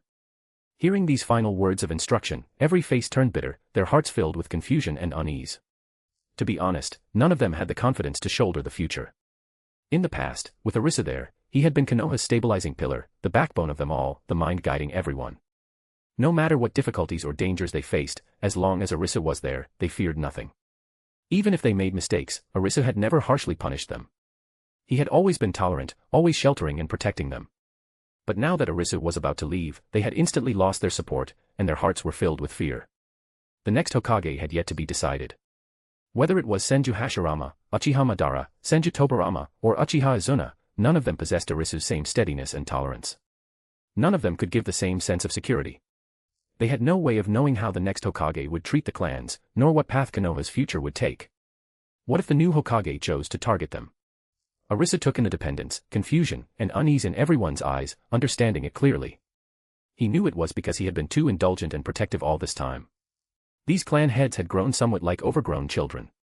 They had only ever needed to follow his lead, never having to think or decide on their own. Now, being forced to bear responsibility and make decisions themselves, it was only natural that it felt overwhelmingly difficult. Arisu forced himself to hold onto the last thread of strength. A gentle smile slowly formed at the corner of his lips as his gaze passed over each of them, and he spoke softly in encouragement, "Do not belittle yourselves. You are all the pillars of Konoha, each with your own responsibilities and strength. I firmly believe no difficulty can defeat you." Hearing this final, heartfelt encouragement, their hearts surged with overwhelming emotion and reluctance. Their eyes reddened instantly, tears welling up before finally spilling down in streams. After so many years of standing together, supporting one another, their relationship with Arisu had long since gone beyond that of leader and subordinate. He had been the elder who sheltered all their clans, the spiritual pillar of all Konoha. And now, as this elder was about to leave them forever, the piercing grief and reluctance tightened around every heart. Arisu's gaze gradually grew distant as it slowly turned toward the window. Then, Arisu gently closed his eyes. A faint breath faded into silence. Great-grandfather. Lord Hokage. Chapter 194, Arisu's funeral. Dong. Dong. Dong. 3 heavy bell tolls rang out from the Hokage building. Hearing the sound, the villagers of Konoha all froze for a moment, then turned in confusion toward the Hokage building, unsure why the bells were being rung. Immediately after, a solemn voice spread across the entire village through the Konoha broadcast system. Obituary. Our beloved first Hokage and great elder of Konoha, Lord Arisu, has passed away today due to old age and declining strength, despite emergency efforts to save him. As news of Arisu's passing spread, the entire village of Konoha was thrown into shock and uproar. At the same time, within the Uchiha residence, upon hearing of his grandfather's death, Uchiha Taijima's body stiffened violently. A sharp pain twisted through his chest, and overwhelming grief swallowed his mind. Already in his 60s, his body weakened with age and his spirit worn down, he simply could not withstand such a devastating blow. His vision went black, and he collapsed unconscious on the spot.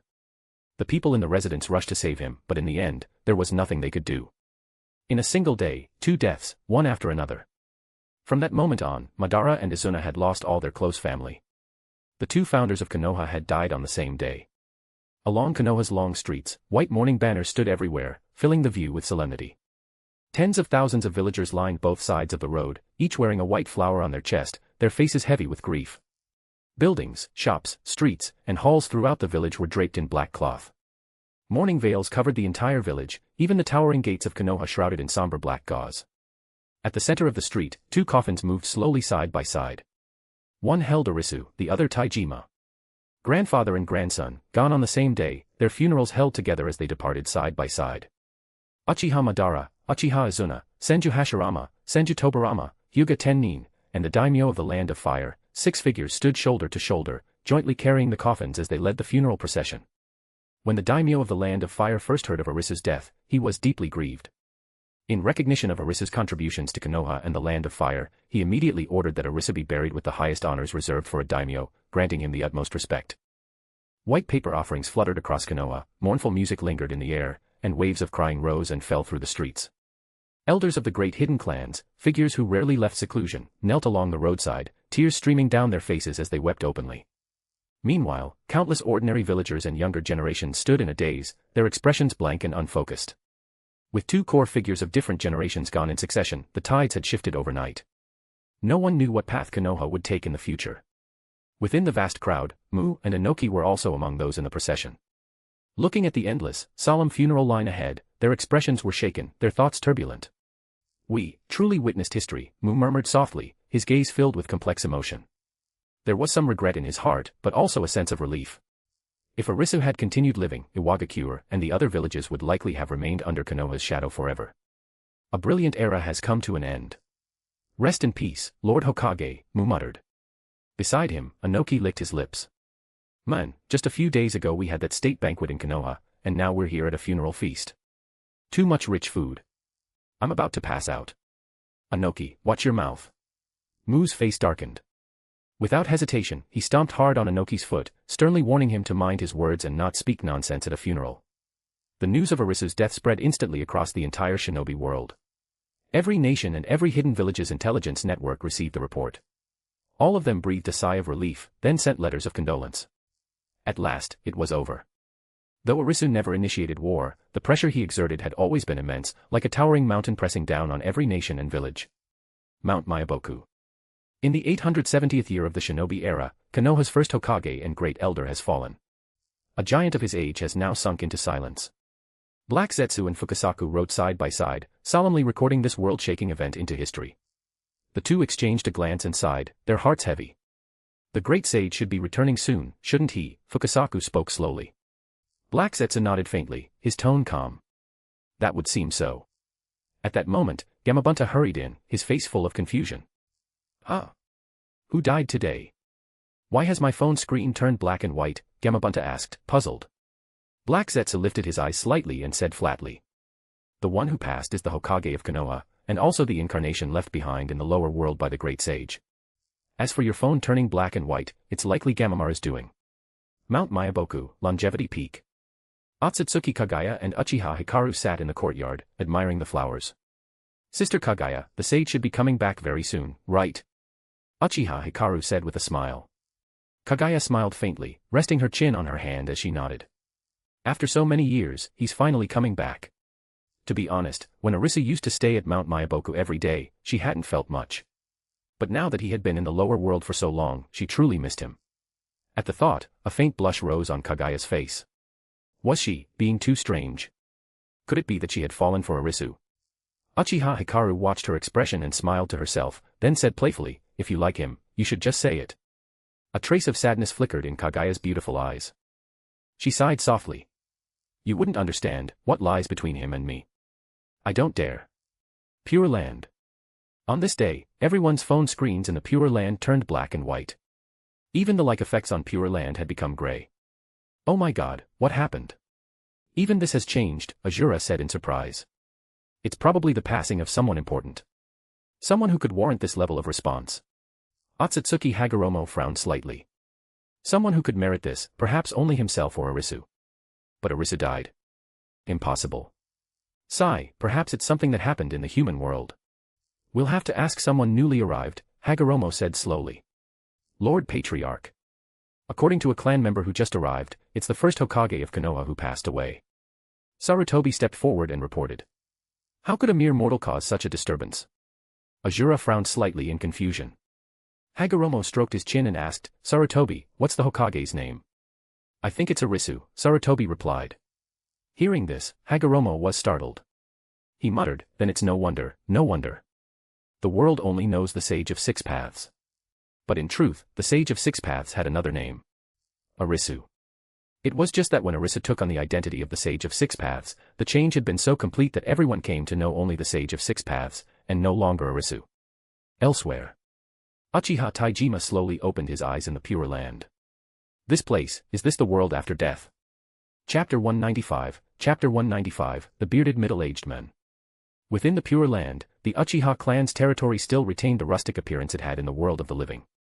Bluestone-paved paths stretched deep into the clan grounds. Uchiha Taijima, guided by a member of his clan, arrived here. Long time no see, Taijima. A voice tinged with a smile sounded from beside him as Uchiha Yuta walked over at an unhurried pace. Uchiha Taijima froze on the spot. He looked up, carefully sizing up the men before him, his tone filled with surprise and disbelief. Clan head Yuto. It's me. Uchiha Yuto nodded with a smile and stepped forward, naturally taking hold of his arm. I've been waiting here for you for quite a while. Never thought you'd live this long. Come on, I'll take you inside to meet the past clan heads. With that, he led Taijima toward the inner courtyard. The moment they stepped through the gate, they ran into Uchiha Yui, who was hurrying along. Uchiha Yui's gaze fell on Taijima. Her brow lifted slightly as she spoke casually, new arrival. Taijima, let me introduce you. This is clan head Yui. Uchiha Yuto said with a smile, turning slightly as he made the introduction. Taijima quickly followed the etiquette of the living world, bowing slightly. Greetings, clan head Yui. Oh, forget it. Uchiha Yui waved her hand, clearly unconcerned. This is the Pure Land. We're all dead here, what hierarchy is there to speak of? No need for all that formal nonsense. Clan head Yui, heading out, Uchiha Yuto asked casually. Uchiha Yui glanced down at the phone in her hand, tapping it lightly with her fingers. Her tone carried a hint of cheerfulness. Found a restaurant in the Pure Land with amazing reviews. I'm heading there to check it out. Catch you later. With that, she turned and left without another word, her figure quickly disappearing at the end of the road. Uchiha Taijima stared in confusion at the strange glowing object in her hand, completely baffled, unable to make sense of what it was. Seeing his bewildered expression, Uchiha Yuto chuckled and patted his shoulder. Taijima, you've just arrived in the Pure Land. You'll need a few days to adjust. The world of the dead is far more interesting than the living. Taijima nodded blankly. Then the questions that had been lingering in his mind surged up, and he couldn't hold them back any longer. Clan head Yuto, has my grandfather arrived? I remember he passed before me. Logically, he should have reached the Pure Land earlier. Taijima clearly remembered that his grandfather had died before him. By all reasoning, he should have settled here long ago. The smile on Uchiha Yuto's face suddenly stiffened. He snapped back to his senses, instantly recalling the elder Taijima was referring to. That's not right. The clan elder, he's never come to the Pure Land, Yuto blurted out in shock, his expression changing abruptly. Then, a chilling thought flashed through his mind, sending a cold shiver down his spine. Even his voice carried a note of disbelief. Wait. Are you saying the clan elder is still alive even now? 2 full months had passed since Arisu's death, the incident that had shaken all of Konoha. During these 2 months, Konoha's higher-ups had devoted themselves entirely to preparations for the Hokage election. On the surface, the village appeared calm as ever, but beneath it, undercurrents surged, and a subtle tension hung in the air on the eve of leadership change. Right in the most central, golden stretch of Konoha's main avenue, where foot traffic was at its densest, a brand new eatery quietly opened. Its simple wooden storefront carried a faint warmth of everyday life, standing out amid the bustling streets. The shop was run by a middle-aged man with an easygoing demeanor and neatly trimmed facial hair. And a mysterious man who always wore a mask, revealing only a pair of emerald green eyes. Inside the kitchen, steam billowed as rich aromas spread through the air, carrying the fragrance of noodles. Kakuzu wore a plain apron completely at odds with his usual aura. His fingers deftly measured out seasonings as he muttered under his breath about the proportions of the secret broth. First, a pinch of fine salt to bring out the flavor. Then a few drops of fragrant vinegar to cut the grease. Finally, top it off with springy, chewy Narutomaki. He was fully focused on preparing his signature ramen. Kakuzu, your skills are getting better and better. Not bad. The middle-aged man beside him smiled, his tone casual and teasing. In a few days, this old man, no, I, will give you a raise. Kakuzu's face instantly filled with helplessness he couldn't hide. He let out a quiet sigh. Old master, many thanks for your generosity. Ha ha ha, no need to be so polite. From now on, just call me old master, Arisu laughed heartily. Kakuzu nodded silently, feeling utterly resigned. If he hadn't personally witnessed the unfathomable, heaven-defying power of the men before him, he would have already risked everything to find a way to escape. Just a few days ago, he had still been locked inside Konoha's prison. When he heard news of Arisu's death, he had secretly begun plotting his escape. But the very next moment, Arisu appeared alive right before him. What truly terrified him was how the man's appearance slowly changed before his eyes, the marks of age fading away as his years reversed, returning him directly to a middle-aged form. That incomprehensible ability completely extinguished any thoughts Kakuzu had of rebelling or fleeing. Kakuzu, the shop just opened. We need a catchy name for it. What do you think we should call it? Arisu pulled his thoughts back and turned with a smile to ask. Kakuzu narrowed his eyes slightly and pondered for a moment before speaking. How about Konoha Old Tavern? Arisu's face darkened instantly. Forget it, forget it. Let's just call it Ichiraku Ramen. Even if ramen is our main dish, we can't just serve that. I'll give you several fast food recipes later. Memorize them carefully and learn how to make them properly. Arisu added in a more serious tone. He still remembered many fast food recipes from his previous life. Understood, Kakuzu nodded solemnly. Just as the two were talking, Ichiraku Ramen welcomed its first customers since opening. Sarutobi Hiruzen and Shimura Danzo walked in side by side, stepping into the shop at an unhurried pace. A new shop, huh? Not bad. Looks quite clean. Hiruzen's gentle gaze swept over the tidy interior as he led Danzo to a seat and sat down slowly. Danzo followed behind, his eyes quickly scanning the shop.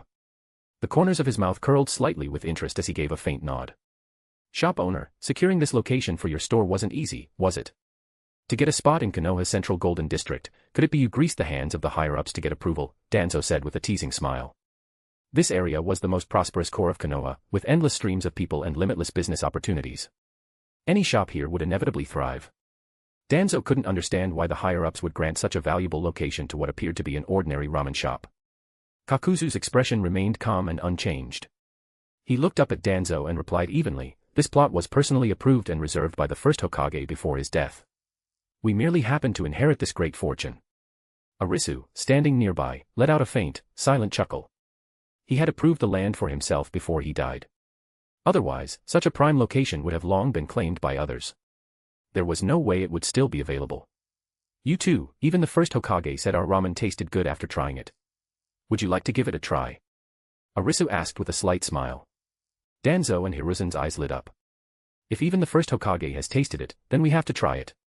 p@trian.com/xenosex. Partying face joining p@trian keeps me motivated and eager to work diligently, so please consider joining.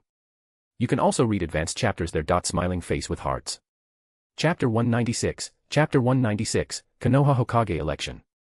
Then give us 2 bowls of honey-glazed char siu ramen. Sarutobi Hiruzen looked up toward the counter and spoke crisply. Kakuzu's eyes curved into a smile as he responded loudly, got it, please wait. As soon as he finished speaking, he turned and headed straight into the kitchen to start preparing the ramen. Amid the bustle in the back, the atmosphere in the shop remained relaxed. Hiruzen and Danzo naturally began talking about the most talked-about matter in Konoha at the moment. Hiruzen, for this Hokage election, has the Sarutobi clan decided on who to support? Danzo turned his head slightly, his calm gaze settling on Hiruzen as he asked directly, a trace of thoughtfulness beyond his years in his eyes. Hiruzen scratched the back of his head. My father already gave instructions. The entire Sarutobi clan will cast their vote for Lord Hashirama. After saying that, he asked in return, what about you, Danzo? What's the Shimura clan planning? Danzo shook his head lightly, a hint of helplessness in his tone. Personally, I lean more toward Lord Madara. His way of doing things suits me better. But the clan has already issued orders. Everyone must uniformly support Lord Hashirama. I can only follow them. This situation had come about because events had deviated from their original course. Shimura Danzo's attitude toward the Uchiha had also undergone a complete reversal due to Arisu's existence. After all, the first Hokage himself was from the Uchiha clan. If the Uchiha were all inherently evil, then wouldn't the two ancestors who founded Konoha together become the very source of that evil? That kind of logic simply didn't hold up. I see. Hiruzen grinned and patted Danzo's arm, speaking sincerely to comfort him. Don't worry about it. Once we grow up and gain the right to vote, we'll be able to choose for ourselves. At that time, the two of them were still young and did not yet have the qualification to participate in the Hokage election, so they could only passively follow their clan's arrangements.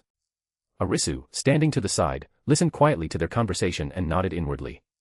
In the end, the ordinary people of Konoha still hadn't truly grasped that precious vote in their hands. Most simply went along with the flow, never seriously considering their own will. Suddenly, Danzo turned to look at Arisu, who was standing by the counter, and asked, "Shopkeeper, who are you common folk planning to vote for?" He genuinely wanted to know what the civilians of Konoha thought. After all, they made up the overwhelming majority, and their opinions should have mattered. Arisu waved his hand with a smile, his tone even. "We run a small restaurant. We don't understand politics. We'll just follow whatever everyone else chooses. Whether it's Lord Hashirama or Lord Madara, as long as they let us run our business in peace and give everyone a good life with enough to eat and wear, they're qualified to be Hokage." Hiruzen's eyes lit up with agreement the moment he heard this. He casually picked up a bottle of Coca-Cola from the table and raised it with a smile. "Well said, shopkeeper. That deserves a toast." "Heh." Danzo let out a helpless chuckle. Civilians were always straightforward in their thinking. All they wanted was a stable life, unlike clan-born individuals like them, who had to weigh the pros and cons of their clan's stance in everything. On one side was the powerful Senju clan, on the other, the deeply rooted Uchiha clan. Every step required careful consideration. "Ramen's here. Eat while it's hot, you too. Once it cools, the flavor won't be the same." At that moment, Kakuzu came out of the kitchen carrying 2 steaming bowls of ramen and placed them steadily in front of them. The rich aroma instantly filled the air, blending the sweetness of the honey-glazed char siu with the deep fragrance of the bone broth, rushing straight into their noses. Hiruzen and Danzo's eyes lit up at the same time, and they both exclaimed in unison, "It smells amazing. And there's so much char siu." No wonder the first Hokage liked it. They couldn't wait any longer and picked up their chopsticks, each taking a small bite. The next second, they both jerked their heads up and looked at each other, their eyes filled with uncontrollable delight. "Wow. Damn, this is insanely good. Truly delicious." Before they even finished speaking, they lowered their heads and began devouring the food, eating with great relish. Watching the two of them wolfing it down, Arisu couldn't help but glance at Kakuzu and tease, "You didn't put drugs in this ramen, did you?" However, Kakuzu didn't seem to understand the joke. He answered honestly, "Old master, we're honest businessmen. A gentleman loves wealth but takes it the proper way. We wouldn't do anything shady." Looking at Kakuzu's earnest expression, Arisu couldn't help but laugh. "Shopkeeper, this sweet drink is too good. Can I buy a few more cups and take them home to drink slowly?" Hiruzen took a sip of cola and praised it sincerely. Arisu nodded repeatedly. "Of course. But this drink is limited. Each person can only buy up to 2 cups. Kakuzu, standing nearby, raised his brows slightly when he heard that. Hiruzen's face instantly showed disappointment, but in the next moment, he thought of Danzo beside him, and his eyes lit up. "Danzo, help me buy a few, please." Hiruzen turned toward him and pleaded softly. Seeing Hiruzen lower himself like this for once, Danzo couldn't help but let a faint smile creep onto his lips. Hiruzen taking the initiative to ask him for help, such a scene was truly rare. "Honestly, I don't know what to do with you, Hiruzen." Danzo waved his hand as if helpless, then calmly took out money and handed it over. "Go buy them." After Hiruzen and Danzo had walked away, Kakuzu casually opened a bottle of cola and drank it, his face full of confusion. "We clearly have a huge stock in storage. Why deliberately limit sales? Heh, scarcity drives value. Just a bit of business sense." Arisu stood with his hands behind his back, speaking leisurely. Kakuzu grew even more puzzled. "You governed Konoha for years and held the position of Hokage. The village's finances were all under your control. Logically, you should have amassed great wealth. Why bother with such careful calculations running a small business?" Arisu chuckled lightly, his expression calm. "You don't understand, Kakuzu. Have you forgotten the famous saying I once spoke?" Standing with his hands behind his back, Arisu spoke in a steady, composed tone. If you can, then don't. Kakuzu paused slightly, then nodded in realization. Now that you mention it. I think I really have seen that line in old newspapers. Atop the Hokage rock. Madara and Hashirama stood side by side on the statue of the first Hokage, overlooking the entire village. Neither of them spoke, and the atmosphere was subtle. Madara, about the Hokage. Hashirama had just begun to speak, intending to discuss the matter, but Uchiha Madara quickly cut him off. Hashirama, there's no need to say more. Becoming Hokage is my dream, and yours as well. Let's settle it fairly and see whether the villagers choose me or you. Madara spoke with his arms crossed. Seeing this, Senju Hashirama immediately said, Madara, if I'm chosen, I'll step down after a few years and hand it over to you. We can take turns being Hokage. Madara's face darkened. He knew Hashirama meant well, but those words were still hard to hear. What did he mean, if you're chosen? So certain I'd lose to you. And, hand it over to me. I, Uchiha Madara, have always been proud, since when do I need something handed to me? And taking turns being Hokage. What is this, a street stall selling rice and fried dough sticks? Chapter 197, Chapter 197, Victory through Conquest or Economic Victory. Several days later, the Hokage election in Konoha officially began.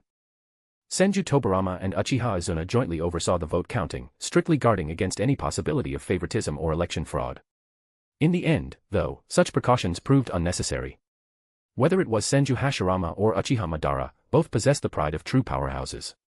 They held cheating in utter contempt. Clan head Sarutobi, who does your clan intend to vote for? Hyuga Tennin asked with a smile. Sarutobi Kirisu chuckled lightly and answered without hiding anything, naturally, we're voting for Lord Hashirama. As for the Hyuga clan, I assume you'll be supporting Lord Madara. Hyuga Tennin nodded. No matter who we vote for, we're still serving Konoha. There's no real difference. While chatting casually, the two of them cast their ballots into the box one after another. Soon after, the Shimura, Karama, Shiranui, Haruno, Namikaze, Hataki, as well as the Inoshikacho clans and the other various ninja clans also arrived to cast their votes. The voting process moved quickly and was completed within a single day. Because of Arisu's influence, the Fire Daimyo had no authority to interfere in Konoha's internal affairs, so there was no need to wait for the Daimyo's approval. In truth, the Daimyo didn't dare interfere with Madara or Hashirama anyway. Because he couldn't be sure whether the two of them had tempers as good as Arisu's. Everyone knew how terrifyingly strong Madara and Hashirama were. The Fire Daimyo had no idea whether the two would still show him respect. After all, Arisu was gone now. There was no one left capable of restraining them. If he accidentally said the wrong thing and Hashirama or Madara got heated and came directly to him, he'd be finished. Madara, I see you're tired of sitting behind that daimyo desk, huh? The election has concluded. The new Hokage has been decided. The second Hokage is, Hyuga Tennin's voice slowly rang out. Below the stage, Senju Hashirama and Uchiha Madara both raised their heads simultaneously. Their hearts tightened in unison as their eyes locked firmly onto the figure standing above. Senju Hashirama. The moment those four words fell, the entire Konoha Plaza erupted. Cheers surged like crashing waves. Hashirama slowly rose to his feet, standing tall and straight. His expression was solemn, though deep in his eyes lingered a faint trace of complicated emotion. Beside him, Uchiha Madara remained silent for a long time. In that instant, it felt as though his entire world had gone mute. A moment later, he looked toward Hashirama. His voice carried both relief and unmistakable disappointment. Hashirama, congratulations. Madara. Hashirama met Madara's gaze. Catching the loneliness hidden in his eyes, it felt as though something lightly squeezed his heart, filling him with indescribable emotions. Truthfully, even before the voting began, he had already vaguely guessed the outcome. When it came to popularity, he far surpassed Madara, whose personality was withdrawn and unsociable. Back then, Arisu had repeatedly advised Madara not to keep everyone at arm's length all the time, telling him to interact more and build relationships. But Madara had always acted alone and never cared about such things. Madara was the type who silently got things done, rarely mingling with crowds. Hashirama, on the other hand, had a gentle personality.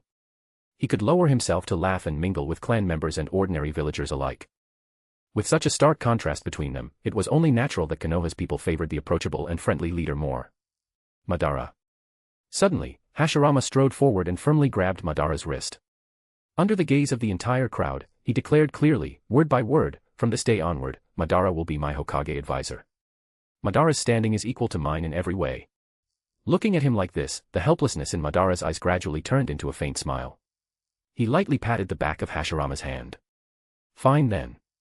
I'll let you have the Hokage position today. But someday, I'll compete with you again and win that seat back.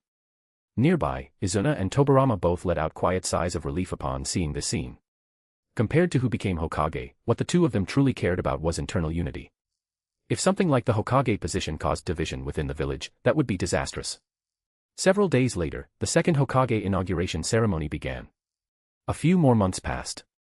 Second Hokage Senju Hashirama convened his first high-level meeting. The topic of discussion was Konoha's grand strategy going forward.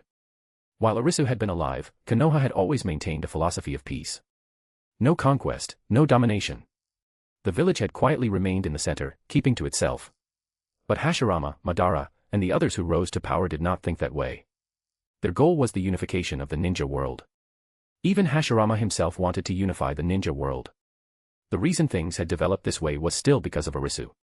First of all, the tailed beasts no longer existed. That naturally meant Hashirama's idea of balancing the nations through tailed beast distribution no longer applied. Secondly, Hashirama had been educated entirely under Arisu's guidance. His ideology had been deeply influenced by Arisu. Even so, disagreements still emerged internally. The issue was one of speed. Personally, I think we should gradually unify the ninja world through economics and culture. Once every ninja village uses products from Konoha, wears clothes from Konoha, then we'll naturally achieve unification. At the same time, we can control the various nations by raising tariffs. To put it simply, Konoha possesses overwhelming military strength, but we choose economic and cultural victory instead, Hashirama spoke calmly. Having inherited Arisu's thinking, Hashirama excelled at controlling other villages through economics and culture. Using force was too crude. Economic sanctions were the better route. But very quickly, Uchiha Madara voiced his opposition. Hashirama, you're too naive. That approach is far too slow. We can't give those people time to develop. I believe we should immediately issue ultimatums to every nation and ninja village. Either they join Konoha, or we conquer them, Madara declared. Madara, war only creates suffering. There are better methods. Hashirama frowned as he tried to persuade him gently. At that moment, Senju Tobirama also spoke up. I support Advisor Madara's proposal. I, Senju Tobirama, also believe we should fight. The ninja world will inevitably become unified eventually. Just like the Land of Fire itself, which once suffered constant warfare before becoming united. Over time, disorder always moves toward order. If we don't fight now, future generations will. Since we're strongest now, we should strike. Tobirama looked calmly at Hashirama as he spoke. Hearing Tobirama agree with him, Madara gave him an approving glance. At this point, because Tobirama and Madara shared similar ideals, and because Izuna was still alive, the relationship between the two was actually fairly harmonious. Hashirama, even your brother thinks we should fight. Stop being stubborn. Madara said, I disagree with going to war. Suddenly, Izuna voiced his opposition. Madara froze in surprise and stared at Izuna in astonishment. The others were equally shocked. None of them expected Izuna, whose presence among the four had always been the weakest, to suddenly step forward. Everyone, let me make this clear. Present-day Konoha does not desire war. I'm responsible for Konoha's Ninja Academy and grassroots affairs. A month ago, I conducted a survey. The question was, if Konoha launched a unification war, would you be willing to fight for Konoha on the battlefield? The result was that most people said yes. But then I changed the wording of the question. I asked, would you be willing for yourself, your family, your children, or your friends to go onto the battlefield? And the result was that most people said no. Holding the survey documents in hand, Uchiha Izuna spoke calmly and seriously. Chapter 198, Chapter 198, What if the one sacrificed was Izuna? The facts have already proven that when war is still just an abstract concept, most people will beat their chests and claim they're willing to fight. But once that cruelty becomes real, once it means sending your son, your father, the family you treasure more than your own life onto the battlefield, suddenly no one is willing anymore. Not to mention, Konoha has absolutely no experience with large-scale warfare. This is no longer the era of individual ninja clans fighting separate battles. Logistics, strategic deployment, control over the overall battlefield, we've never fought a war on the scale of the entire ninja world, nor are we familiar with lands beyond the Land of Fire. Izuna's expression was dark as he spoke each word. Izuna. Don't tell me these peaceful days have gone to your head and made you lose the bloodlust you once had standing before enemy blades. Uchiha Madara frowned deeply as he spoke, with Hashirama's strength in mind, we might not even need to mobilize the entire ninja world. Besides, war inevitably requires sacrifices. That's unavoidable. Brother. Izuna lifted his eyes and looked directly at Madara, asking in return, then what if that necessary sacrifice was me? This. Madara instantly fell silent, opening his mouth only to stop himself from speaking. Yes. Once sacrifice stopped being some vague, generalized concept, and instead became his only precious younger brother, all those grand-sounding justifications collapsed in an instant. Madara said, war requires necessary sacrifice. But what if the one sacrificed in that war was Izuna? Madara thought, absolutely not. Izuna's right. Hashirama nodded gently, his expression warm and mild as he looked at Izuna in full agreement. Madara's face darkened slightly. He sat back down in silence, visibly displeased, an oppressive mood surrounding him. Watching his older brother's gloomy expression, Izuna lowered his voice and tried persuading him again. Brother, the Mangekyo Sharingan possessed by the two of us simply can't sustain a war spanning the entire ninja world. This was another core reason why Izuna firmly opposed war. The strain and side effects of the Mangekyo Sharingan had already become a fatal hidden danger that could no longer be ignored. Izuna didn't want to see his brother go blind. The moment those words were spoken, Madara's body stiffened sharply, his hand at his side clenching tightly. Izuna had reminded him of something.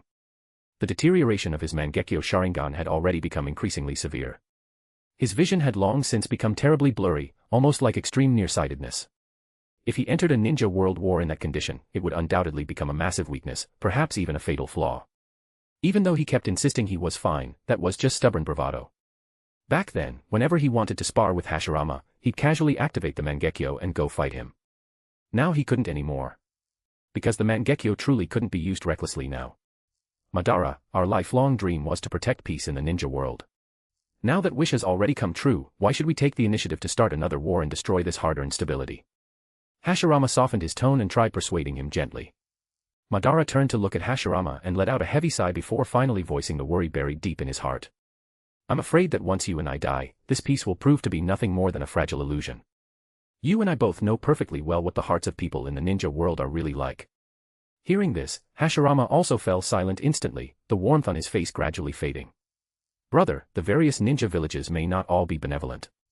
There are plenty of forces harboring malicious intentions and coveting Konoha, Tobirama spoke calmly. One may not intend to harm others, but one must still guard against being harmed. We may have no desire to scheme against anyone else, but what if they set their sights on Konoha? Hearing this, Hashirama's expression suddenly turned solemn and sharp, his entire aura sinking heavily as he spoke in a deep voice, if they dare raise arms against Konoha, I, Senju Hashirama, will show absolutely no mercy. Nighttime. Hashirama, Madara, Izuna, and Tobirama got off work together, walking shoulder to shoulder. I'm telling you, Madara, stop thinking about war all the time. Think about something else for once. If I remember correctly, you still don't have a wife, right? You're not exactly young anymore. Hashirama said with a grin while patting Madara on the shoulder. Exactly, brother. You still refuse to get married. I'm honestly getting worried for you, Izuna puffed out his cheeks from the side as he spoke. Madara crossed his arms, his face reddening slightly. It's just that I don't think any woman in the world is worthy of me, Uchiha Madara. Come on, brother. Madara probably just isn't suited for marriage. Even with my vivid imagination, I can't picture him married, Tobirama said slowly from the side. Izuna immediately became dissatisfied. And I can't imagine what you'd look like after getting married either, Tobirama. After getting off work, the atmosphere between them was obviously much more relaxed, and their conversation became far more casual. There's actually a restaurant newly opened on Central Avenue ahead. Perfect timing, I'm starving. How about we go try it?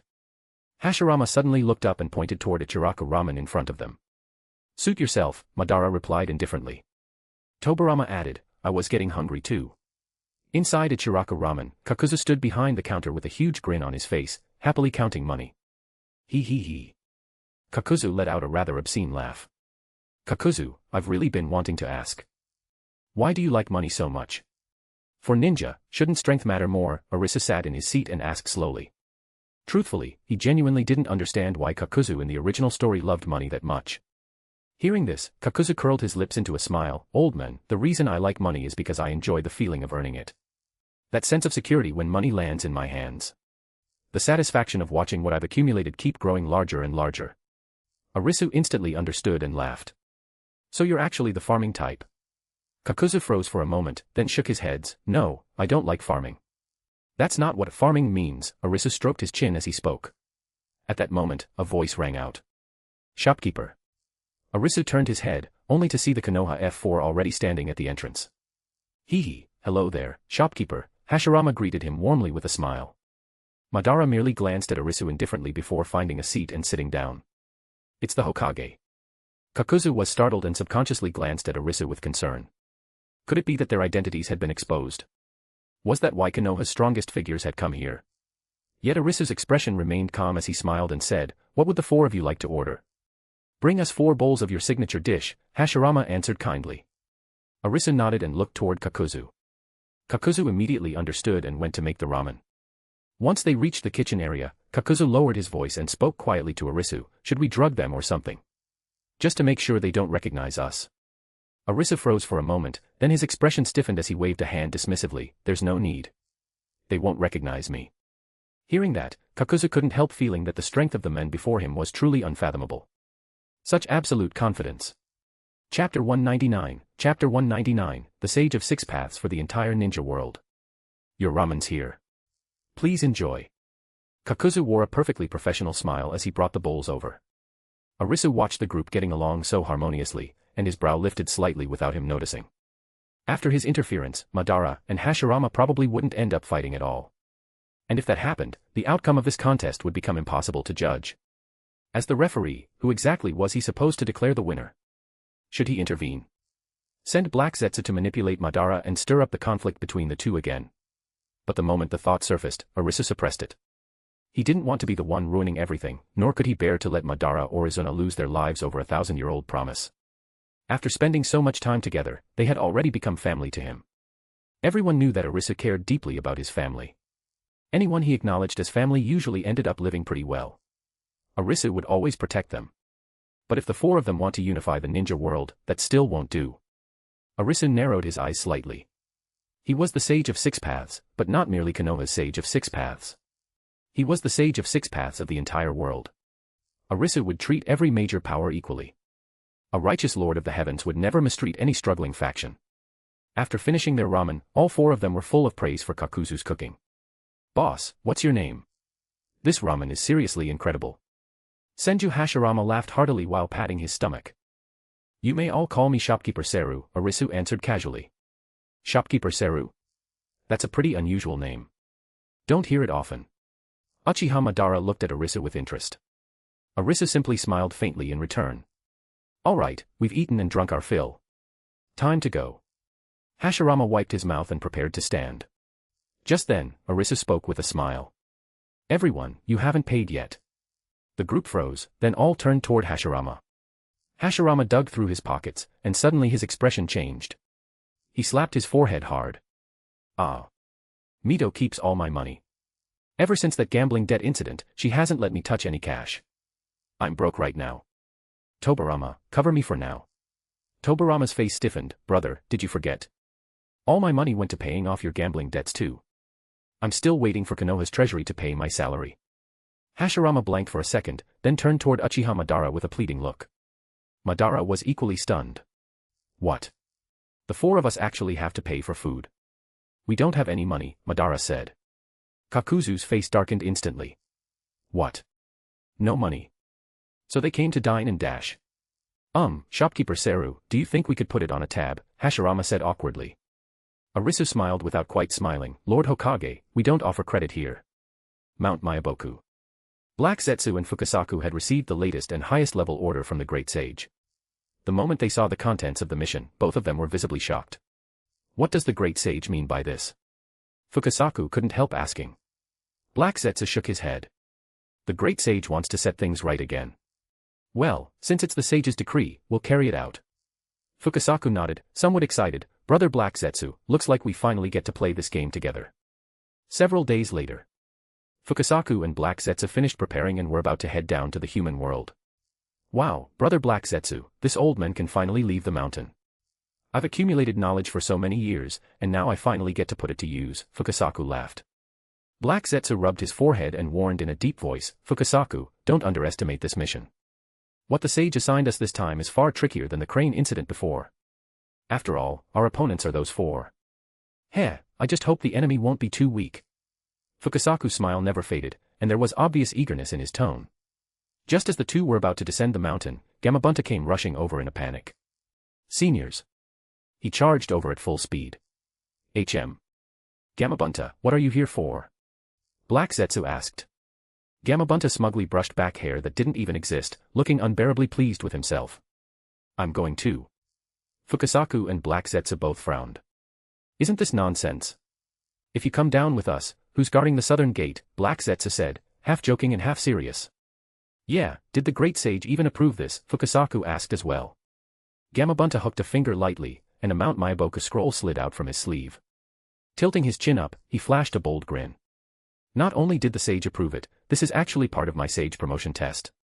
If I do well, I'll be Sage Gamabunta from now on. Black Zetsu and Fukasaku exchanged glances, surprise flashing through their eyes.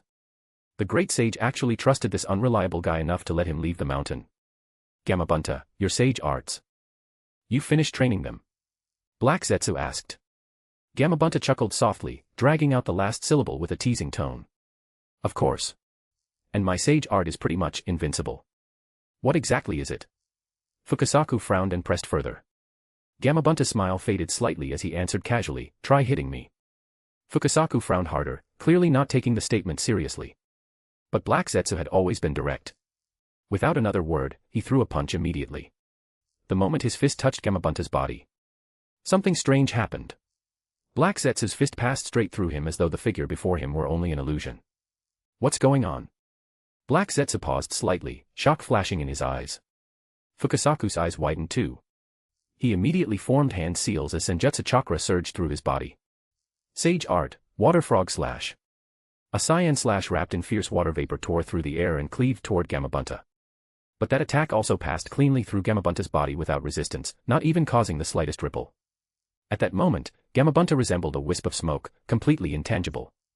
Your body, what exactly happened to it? Black Zetsu couldn't help asking. Seeing their reactions only made Gamabunta look smugger. Raising his brows, he declared, this is my unique sage art, merge with nature. To put it simply, I've transformed my body into the airflow of heaven and earth itself. Right now, I'm literally in a state of, cannot be targeted. You could also call it intangibility. How terrifying. Doesn't that mean all ninjutsu and taijutsu are completely ineffective against you? Fukasaku exclaimed in shock. Gamabunta nodded proudly, wearing an expression that said, you're only noticing now. And the region you're responsible for is? Black Zetsu asked gravely. Gamabunta slowly raised his eyes and answered solemnly, the land of rain. Good. Perfect, then. Konoha F4 against our Mount Myaboku F3. Let's see who comes out on top. Fukasaku clapped his hands as he spoke. After discussing things, the three immediately began drinking their farewell wine before departing the mountain. Well then, this is where we part. Once they finished drinking, they immediately split up and set off. Gamabunta headed for the land of rain, Black Zetsu for the land of earth, and Fukasaku for the land of water. Chapter 200, The Ninja World's Police, Konoha. At the border between the land of earth and the land of grass. The outskirts of Kanabi City were nothing but barren wasteland as far as the eye could see. Mu floated in midair, chakra flowing steadily around his body while his feet never touched the ground. Black Zetsu remained completely concealed beneath the bandages wrapped around him, revealing only a faint trace of cold, sinister presence. Lord Black Zetsu, could a desolate place like this really hold some kind of opportunity? Mu looked down at the lifeless earth below, frowning slightly as he asked. It does. Keep searching slowly. Black Zetsu closed his eyes in concentration. Tiny wisps of Senjutsu chakra curled around his fingertips as he quietly sensed the flow of energy throughout the world. Since the great sage was certain there was something here, then there could be no mistake. A short while later, Mu's gaze suddenly locked onto a massive crater ahead of them. Surprise flashed through his eyes, and even his body paused briefly in midair. This place is an ancient battlefield where the Sage of Six Paths once fought. According to legend, a ferocious monster once appeared here. To prevent it from bringing disaster upon the world and slaughtering innocent people, the Sage of Six Paths personally destroyed it. Only this enormous crater remains as proof of that earth-shattering battle, Mu spoke slowly. Black Zetsu opened his eyes, his deep voice emerging from beneath the bandages. This is the place. Mu, use earth release. Dig 3 feet underground. There should be a stone tablet buried below. Mu froze for a moment upon hearing that, then immediately began forming hand seals without wasting a second. Powerful earth release chakra burst forth instantly. The yellow soil beneath them churned violently as dirt and rock exploded everywhere. In moments, a deep tunnel dozens of meters underground had been created. And in the very next instant, the outline of an ancient, heavy stone tablet appeared deep beneath the earth. This is a stone tablet erected by the Sage of Six Paths himself. Mu cried out in shock and hurried closer, his eyes fixed tightly on the inscriptions carved into the surface. The weathered yet powerful writing on the tablet was perfectly clear. Once, a monster named Yatagarasa dwelled here. Violent and savage by nature, it brought calamity upon the land. Thus, I slew it personally. Only the inheritance of the Yata sage art was left behind here, awaiting a destined successor of future generations. There really is one. Mu's eyes burst with excitement as he muttered in joy, my God. A treasure like this. Heaven truly blesses our Iwagakure. Hidden beneath the bandages, the corners of Black Zetsu's mouth curled into a subtle smile as he softly urged, Mu, begin training this sage art immediately. Land of Water, Kirigakure. Lord Fukasaku, I have successfully mastered sage arts. What should I do next? Hozuki Jinjetsu stood respectfully before Fukasaku sage, bowing slightly as he asked with complete reverence. Proceed steadily. Do not be impatient. There's no need to rush what comes next. Wait until you've successfully become Mizukage before deciding anything further. Fukasaku sage sat atop a bluish stone, his white beard hanging low as he spoke leisurely. Jinjetsu nodded solemnly at his words. Whether it was the sage's unparalleled knowledge or his unfathomable strength, Jinjetsu admired him from the bottom of his heart and trusted every single one of his teachings completely. Land of Rain, inside a hidden cave. Cold, damp air filled the cavern. In the dim light, a figure dressed in black slowly walked forward. He wore a black robe decorated with red clouds. An orange spiral mask covered his face, and a cold, oppressive aura radiated from his body. This place is secluded and free from disturbance. It will serve as the organization's permanent base. As for the organization's name, it shall be Akatsuki, the man in the orange spiral mask spoke in a low voice. The moment he finished speaking, the ground beside him suddenly shifted. A Venus flytrap-shaped white Zetsu slowly emerged from the soil. Obito, there's nobody else here. You don't need to act all dark and mysterious.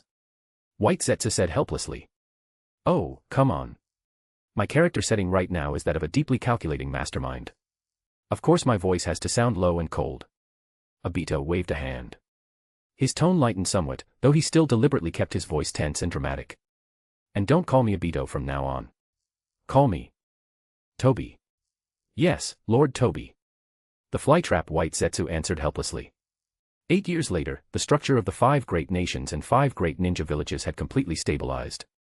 For these 8 years, the ninja world remained peaceful.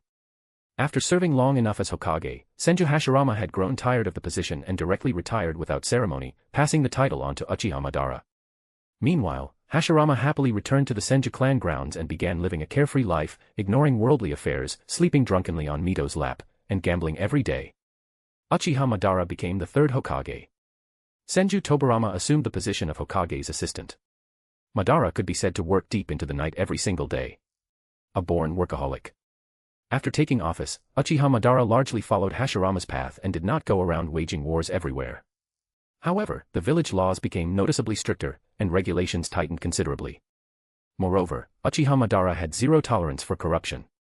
The moment he learned someone in the village had embezzled funds, he immediately threw them into prison without even bothering to gather evidence. Uchiha Izuna became the principal of the Ninja Academy. He accepted Sarutobi Hiruzen, Shimura Danzo, Udatane Koharu, Mitokado Hamura, Uchiha Kagami, and others as his students. Outside Konoha, the first Tsuchikage and first Mizukage stepped down from office. Mu became the new Tsuchikage. Hozuki Jinjetsu became the new Mizukage. Everything else remained unchanged. Tobarama, the nations of the ninja world have been making more and more small moves lately. They're growing increasingly bold. I've decided to convene a 5 Kage summit. Uchiha Madara looked toward Tobarama with sharp eyes and an imposing aura. Tobarama frowned slightly upon hearing that and tried to reason with him calmly. Madara, it's just some minor squabbling from a few villages. There's no need to make such a huge issue out of it by calling a 5 Kage summit, is there? But Uchiha Madara merely shook his head lightly, utterly unconcerned. Tobarama, we are the super ninja village of this world. In a sense, we are the ones who uphold order throughout the ninja world. We are the ninja world's police. It is our duty to warn those villages that harbor ill intentions and refuse to follow the rules. A super ninja village should display Konoha's authority when the time is appropriate. Madara's tone was calm, yet carried an unquestionable dominance. Fine. We'll do it your way, Lord Hokage. Senju Tobarama shrugged. Several days later, Uchiha Madara initiated the 5 Kage summit. He demanded that all major ninja villages come to Konoha to discuss important matters. Note, it was a demand. Not an invitation. Though Uchiha Madara claimed verbally that Konoha would not seek domination, in practice, everything he did was blatant hegemonism. Iwagakure. Mu let out a cold snort and slammed the letter from Konoha onto the table. Humph. Konoha, that hegemonic village. Black Zetsu merely looked at the letter calmly. Mu, endure it. Before we possess sufficient strength, we absolutely must remain patient. Mu nodded, then asked, Lord Black Zetsu, do you think we should go or not? Go. If we don't, that fellow Uchiha Madara will come looking for trouble with us, Black Zetsu replied. Mu thought for a moment before snorting coldly again. Humph. Konoha. One day, our Iwagakure will replace them. p@trian.com/xenosex. Partying face joining p@trian keeps me motivated and eager to work diligently, so please consider joining. You can also read advanced chapters there. Smiling face with hearts. Chapter 201, The 5 Kage Summit. Inside the Hidden Mist Village. Humph, Uchiha Madara sure is arrogant. Genjutsu Hozuki swept his eyes over the overwhelming arrogance dripping from the letter's wording and curled his lip in disdain. He casually handed the letter to Fukasaku beside him. Great Toad Sage Fukasaku, have a look. Allow me a moment to consider it. Fukasaku took the letter, fingers brushing through his thick eyebrows as he closed his eyes and pondered briefly. Watching those heavy brows, Genjutsu couldn't help feeling a little envious inside. Let's go. We'll meet him ourselves and see what exactly Uchiha Madara is plotting. Fukasaku spoke in a deep voice, having made up his mind. Genjutsu nodded. All right. A few days later. Konoha had become lively because of the upcoming 5 Kage Summit. Even Senju Hashirama got excited upon hearing about it and wanted to attend together with Madara. But Madara feared Hashirama would embarrass himself by acting too humble, so he assigned him simple reception duties instead and refused to let him join the meeting. Outside the village, Genjutsu stood with Fukasaku perched on his shoulder, while Black Zetsu hid within Mu's bandaged arm. The two groups finally met up. Heh, mustache guy, long time no see. Weren't you always obsessed with fiddling around with seashells? YVE, you got an old toad squatting on your shoulder now. Mu chuckled softly, his tone teasing. Genjutsu snorted. Bandage freak, mind your own business. Want to taste Lord Genjutsu's water gun technique? Mu folded his arms over his chest and replied calmly, let's go. We're entering Konoha. Genjutsu gave a slight nod. The two of them were both enemies and friends, old rivals who had known each other for years. Hidden between the gaps in Mu's bandages, Black Zetsu glanced at Fukasaku with a grin. Fukasaku quietly blinked back at him without changing expression. Inside Ichiraku Ramen. Old man, the 5 Kage Summit's about to begin. Kakuzu held a newspaper in his hand, eyes fixed on the front page headline as he spoke. Arisu stroked chin nodded faintly. The 5 Kage Summit, huh? Quite the spectacle. Old man, when you were Hokage, why didn't you ever hold a 5 Kage Summit? Kakuzu asked. Arisu smiled, Kakuzu, you seem to have forgotten. Back when I was Hokage, quite a few ninja villages hadn't even been established yet. As the two chatted casually, two tall figures pushed open the ramen shop door and walked in.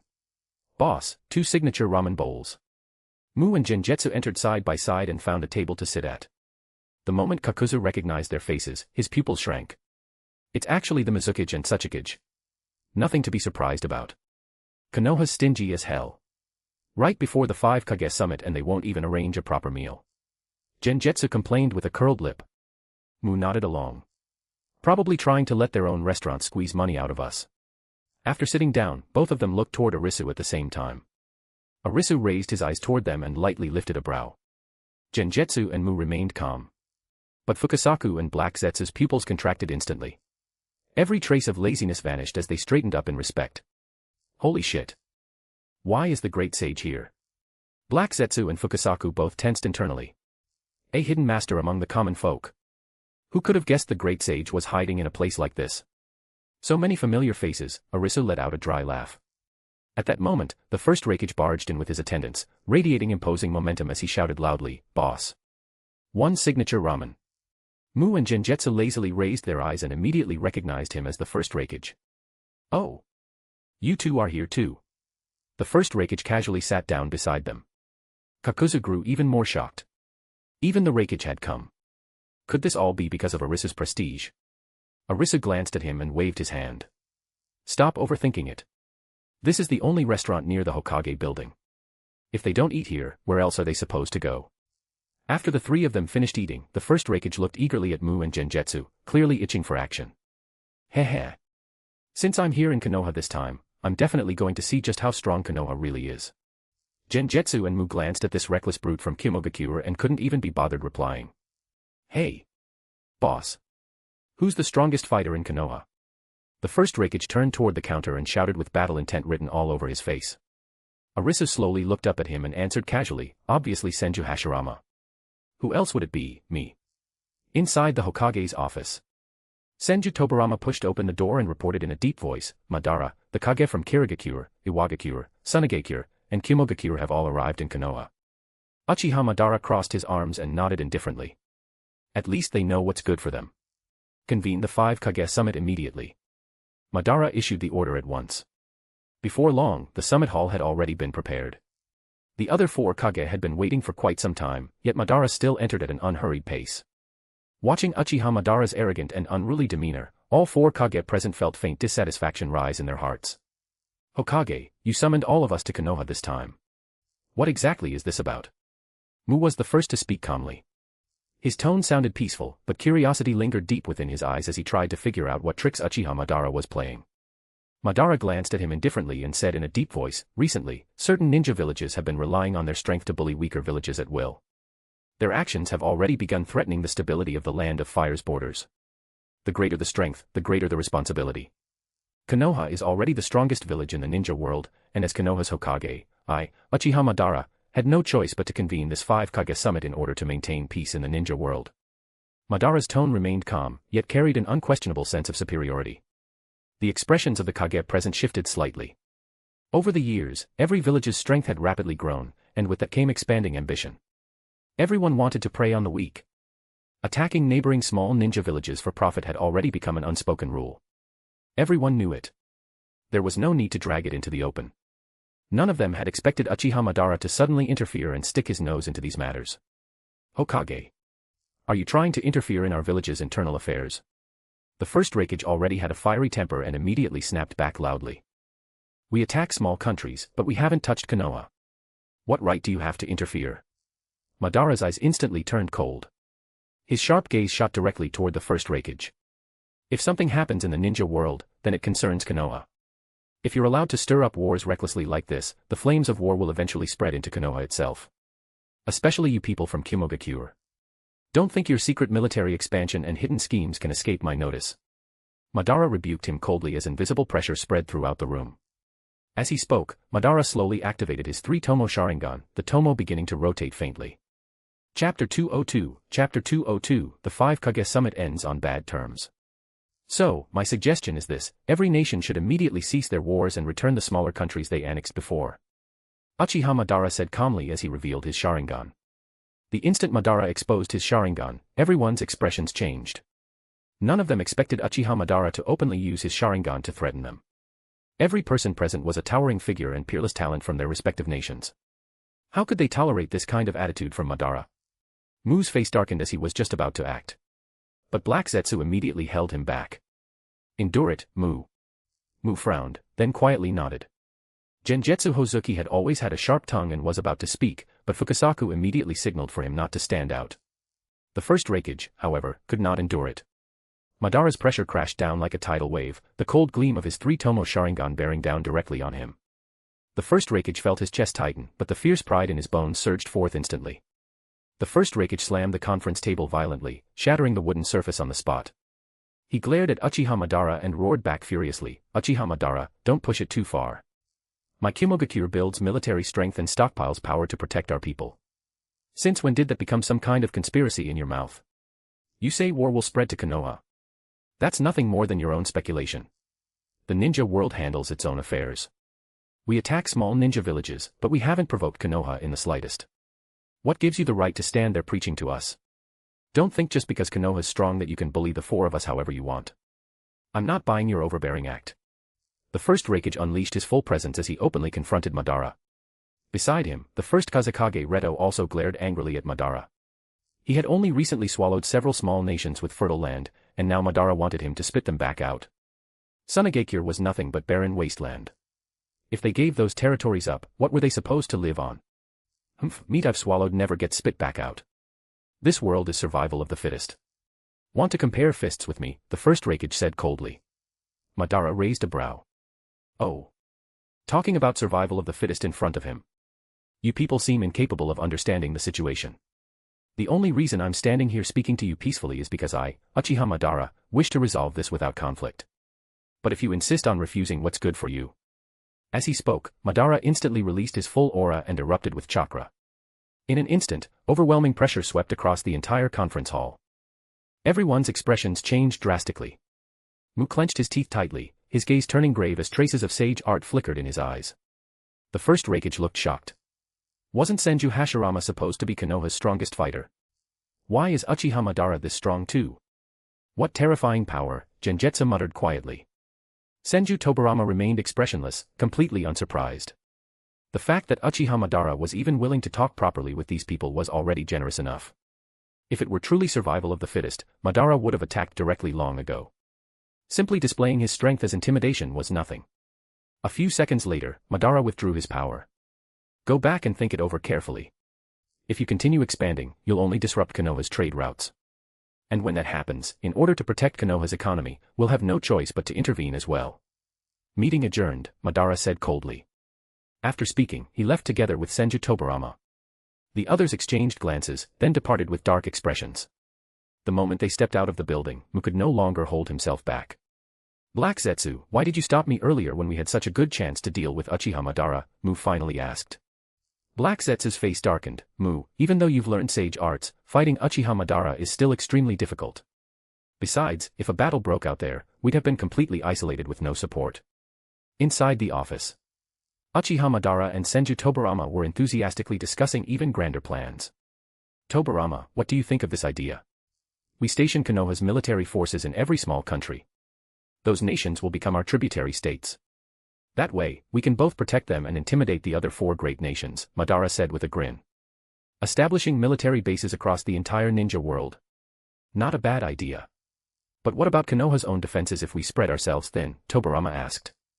Madara waved his hand dismissively. Konoha itself has Hashirama and me. There's no need to worry. Just as the two were passionately discussing the feasibility of military deployments, Senju Hashirama hurriedly burst into the room. Madara. I heard you threatened the four Kage with war during the meeting. How can you do that? Hashirama immediately spoke anxiously. Madara shook his head. Hashirama, I was only scaring them. I had no intention of actually using force against them. If I truly planned to attack, I would have subdued them right there during the meeting. That still isn't acceptable. The four Kage are your equals after all. They traveled all the way here, so how can we threaten them like that? Hashirama said again. Enough, Hashirama. I'm the Hokage.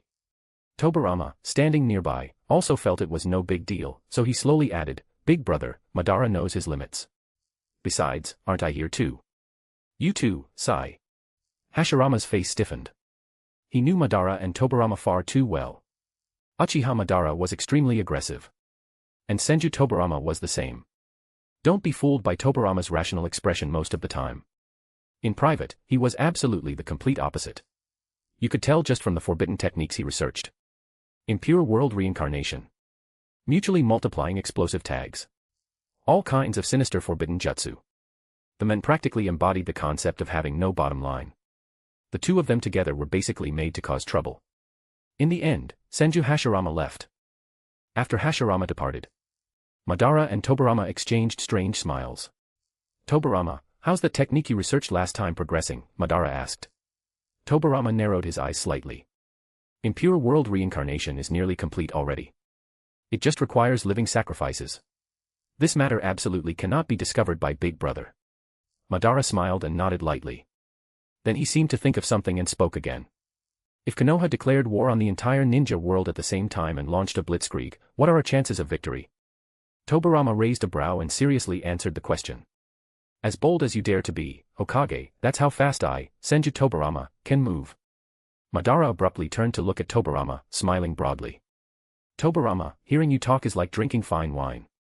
Go on, tell me your thinking. Madara pointed toward the ninja world map hanging on the wall. My strategy is simple.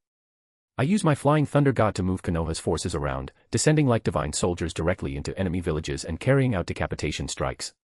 Or perhaps I bring you along with me. Tobirama slowly laid out his strategy. As Madara listened, his eyes began shining. This strategy really could work. But the first Hokage doesn't want us going to war. Tobirama said while rubbing his forehead. Madara merely smiled faintly after hearing that. Heh. My great-grandfather once said something. Tobirama, have you heard it before? Tobirama asked, what saying? Madara leaned against the windowsill and looked toward the portrait of Arisu hanging inside the Hokage office as he spoke calmly. My great-grandfather once said, no matter how powerful someone is, once they're dead, they're dead. Only the living can decide the road forward. Chapter 203, Chapter 203, on the eve of the First Great Ninja War. Inside a remote Six Paths temple hidden deep in some barren wilderness. It was already late at night. How many groups had arrived? 4 groups. These 4 were the Kage of the 4 great ninja villages aside from Konoha. First Kazekage, Reto. First Reikage, A. Every generation of Reikage was called A. Second Mizukage, Genjutsu Hozuki. Second Tsuchikage, Mu. Everyone saw it today. Uchiha Madara was arrogant beyond measure, and Konoha has finally stopped pretending. Konoha is nothing more than a hegemonic nation, Mu spoke first, directly defining Konoha's nature.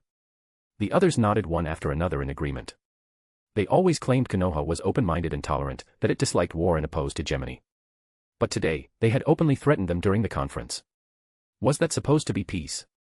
Wasn't that outright domination? Sigh, the era of the first Hokage, Arisu, is already gone. The Konoha of today is no longer the Konoha it used to be, Reto spoke sorrowfully. He still remembered the days when the first Hokage had been Arisu. Back then, Konoha truly had been the beacon of the ninja world. They had even helped the other villages establish themselves without taking advantage of their weakness. Today, if you people hadn't stopped me during the meeting, I would have fought Uchiha Madara to the death right there, the first Reikage said while drinking beer. Genjutsu Hozuki crossed his arms and pointed at the first Reikage. This guy's completely drunk. Besides, none of us stopped you. You were obviously the one who got scared stiff. Enough. Let's discuss what to do next. This was probably just a test from Konoha, probing our bottom line. If we continue acting weak, then I'm afraid. Mu deliberately left the sentence hanging. The first Reikage clenched his fist beside him. Humph. I don't give a damn about them anyway. If they've got the guts, then come fight head-on. Our Kumogakure has plenty of people. Even if we have to drag it out, we'll wear Uchiha Madara down to death. Mu smiled faintly at the sight. Everyone, allow me to ask something. Have you all prepared for war? Mu stood up as he spoke. Everyone's expressions shifted slightly. They had definitely prepared. But if the question was whether they were ready to launch a war against Konoha, then deep down, none of them had any confidence. Evil cannot triumph over justice. I firmly believe that if Konoha attacks us, we will absolutely fight back, and Konoha will inevitably lose. After saying that, Reto put on his Kazekage hat. Everyone, we should establish a communication channel. If any intelligence comes up, we can share it. Right now, we have a common enemy, and that enemy is Konoha, Mu proposed. The others nodded in unison. Konoha. Madara and Tobirama discussed matters throughout the entire night. This night would decide the course of history. Afterward, Izuna was summoned inside. Izuna looked confused, unable to understand why he had been called over in the middle of the night. Izuna, there's something Tobirama and I have already decided to do, Uchiha Madara spoke. Izuna's brows furrowed. A bad feeling suddenly rose in his heart. What are the two of you planning? He asked with a frown. Unify. The ninja world, Uchiha Madara slowly spoke those 4 words. Uchiha Izuna was shocked. Big brother, no. Didn't I already say this? The people of Konoha don't like war. That's because they haven't tasted the benefits that war brings. If you want to guarantee peace forever, then there is only one path, unification. Only under my rule can the ninja world achieve peace. Madara's eyes were serious. He clearly understood one thing. If he died in the future, the ninja world would never remain peaceful. Relax. It'll happen quickly. I estimate that within a year, we can sweep across the entire ninja world, Madara spoke. Izuna looked helpless. He had been happily developing agriculture this whole time, yet his older brother insisted on going to war. As far as he was concerned, they only needed to manage the current generation properly. There was no need to worry so much about the distant future. Big brother, but your eyes. Izuna couldn't help shouting. Madara, however, didn't care at all. I won't even need to overuse them to win this war. Concern filled Izuna's face. My mind is made up. There's no need to persuade me further. Tobarama and I have already discussed everything, Madara spoke calmly. Does the second Hokage know? Izuna let out a slight sigh as he asked. There's no need to tell my elder brother. Once the war begins, he'll naturally find out, Tobarama spoke from the side. Seeing that both of them had already made up their minds, Izuna, as one of the higher-ups, knew he shouldn't continue arguing. The leadership had already reached a decision. As part of that leadership, he needed to stay aligned with them. Then what's the plan? Izuna asked. Tobarama and I intend to use blitzkrieg tactics to deal with Iwagakure first. Once Iwagakure falls, the other 3 great ninja villages will become afraid of Konoha. Some may surrender, while others will fall into defeatism. After that, we'll head south against Sunagakure, then immediately move on Kimogakure. And finally, together with the Land of Whirlpools, eliminate Kirigakure, isolated overseas. 1 month later, Konoha began carrying out secret mobilizations. North. Izuna stared thoughtfully at the map. According to the arrangements made by his elder brother and Tobarama, he needed to remain stationed in the north to guard against a possible surprise attack from Kimogakure. Because Konoha's first target would be Iwagakure. Madara had originally wanted to wage war on multiple fronts, but Senju Tobarama had rejected the idea, believing the pressure would be too great. Who should guard the Valley of the End? Izuna muttered while thinking. This place was extremely important. It was both the gateway leading into Konoha and the spearhead for northern conquest. Suddenly, Izuna thought of one of his disciples. Shimura Danzo. Sarutobi Hiruzen and Shimura Danzo were the 2 disciples he favored the most. Bring Danzo here, Izuna ordered. Very quickly, a young man in his teens walked in. At this point, Danzo had already matured considerably. But he was still only 18 or 19 years old. Teacher, you were looking for me? Danzo asked. Izuna smiled and beckoned him closer. Danzo, do you know about the Valley of the End? Danzo immediately nodded, yes. The name was personally given by the first Hokage back then. Its geographical position is extremely important, connecting Konoha to the north. Izuna smiled and nodded, that's right. I plan to dispatch a force to station at the Valley of the End to prevent sneak attacks from Kimogakure. What? Kimogakure dares attack our Konoha?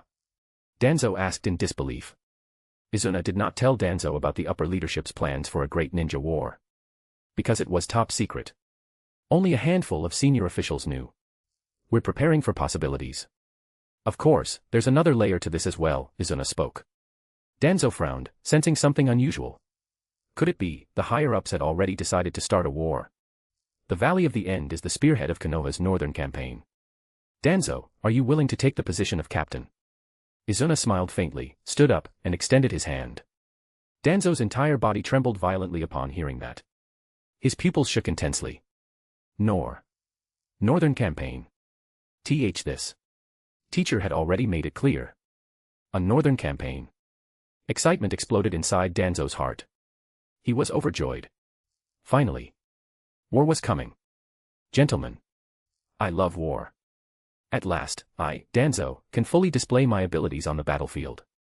Teacher. Even if Kimogakure sends 100,000 troops, I shall crush them with wind release, Danzo spoke excitedly as he dropped to one knee. Chapter 204, Chapter 204, Brothers of District 4. The Konoha army moved like thunder. Before dawn, under the pretext of protecting an ally, Konoha stationed its forces inside the Land of Grass. Mu immediately sent a message demanding an explanation. You claim to stand for peace, yet your armies are massing at the border. What exactly are you expecting us to do? Uchiha Madara responded, my troops are merely passing through. Iwagakure. Mu stared at the intelligence report sent from the border, his brows tightly furrowed. This. Konoha can't really be planning to start a great ninja war, can they? Mu muttered uneasily. Black Zetsu was also staring at the report. Suddenly, he seemed to realize something. His expression changed immediately. Mu. Quick. Mobilize the troops. Uchiha Madara intends to make a move. Mu quickly nodded, I also feel something's wrong. I'll personally head to the front line. Just as Mu was about to stand up, Black Zetsu immediately stopped him. No. You cannot go to the front lines. Someone has to remain in Iwagakure. What you don't know is that Senju Tobarama possesses a space-time ninjutsu that can instantly transport people. If they strike directly at our village, we're finished, Black Zetsu hurriedly explained. Mu's heart shook, there's such a thing. I had no idea. Black Zetsu narrowed his eyes slightly. After all, he knew Konoha's methods inside and out. Then Sage Black Zetsu, what do you suggest? Mu asked humbly. My suggestion is this, stay in Iwagakure and do not move. Send trusted subordinates to guard the border. At the same time, immediately notify the other 3 great villages and inform them that Konoha intends to act. Iwagakure must enter a state of emergency right now. Quickly. Because we have no idea when Konoha will strike. Black Zetsu analyzed the situation calmly and rapidly. What if I send Inoki to guard the border, Mu said after thinking for several seconds. Black Zetsu pondered for a moment before nodding. That child, he'll do. Tell him not to engage in battle. Holding the line is enough. Understood. Mu immediately rose to issue orders. Meanwhile, on Konoha's side, preparations for the coming war were in full swing. Inside Ichiraku Ramen, the shop was somewhat deserted today. Kakuzu frowned while reading the newspaper, then looked up at Arisu nearby. Old man, flour prices have gone up again lately. And I've got a feeling the international atmosphere's getting pretty tense too. Kakuzu said while holding the paper. War is coming. Arisu narrowed his eyes slightly. He had also received intelligence from the White Zetsu, informing him that Uchiha Madara and Senju Tobarama intended to launch a war. Old man, for ordinary business folk like us, what are we supposed to do? Kakuzu asked with a worried look on his face. The corner of Arisu's mouth twitched. With me around, what are you afraid of? Then Arisu looked out the window. Mu, can you really withstand Madara and Tobarama's blitzkrieg? Inside the Senju clan compound. A festive atmosphere filled every corner. Laughter and cheerful voices echoed endlessly through the courtyards, with crowds gathered everywhere. The reason for all this celebration was that Senju Hashirama had just welcomed his biological granddaughter. Several years earlier, Hashirama's son had married the daimyo's daughter, and the occasion had already been considered a grand event within the clan. Now, the newlyweds had given birth to a child. A little princess carrying both the glory of the Senju clan and the noble bloodline of the daimyo's household. Her birth had plunged the entire Senju compound into celebration. The Senju clan was naturally delighted. Senju Hashirama was a former Hokage, and afterward the clan had also formed ties with the daimyo. The current Senju clan was unquestionably Konoha's #1 noble family. Even the Uchiha clan could no longer compare to the Senju. Congratulations, clan leader. Truly joyous news. Your granddaughter is unbelievably adorable. Just looking at her makes people happy. Senju Toka stepped forward with a smile in her eyes as she softly offered her congratulations. Senju Hashirama carefully held the swaddled Tsunade in his arms, grinning from ear to ear. Ha ha ha. Tsunade's all chubby like this. She's practically the spitting image of her grandmother. Uzumaki Mito stood nearby, gazing at the infant in his arms and the joy written across Hashirama's face. I never imagined that you and I would already become grandparents. Time truly passes in the blink of an eye. Yeah. Hearing those words, Hashirama revealed a nostalgic expression and gently nodded at Mito. But in the very next moment, Hashirama subconsciously looked around, his gaze sweeping through the crowd as though searching for familiar figures. Confusion soon appeared on his face. Ah. Why didn't Tobarama and Madara come? Hashirama scratched the back of his head, utterly puzzled. In previous years, whenever there were birthday feasts, holiday celebrations, or major family occasions like his son's first birthday, Tobarama, Madara, and Asuna would always arrive immediately to congratulate them. Not once had they ever been absent. But now, despite something as important as the birth of his granddaughter, Madara, Tobarama, and Asuna were nowhere to be seen. It was far too strange. I know Asuna went north earlier on a mission, but what exactly are Madara and Tobarama busy with? How could they miss something this important? Hashirama muttered to himself, his face full of confusion. Watching his hopelessly oblivious expression, Mito helplessly rolled her eyes at him. Madara and Tobarama are both overwhelmed with work these days. They're busy enough to barely touch the ground.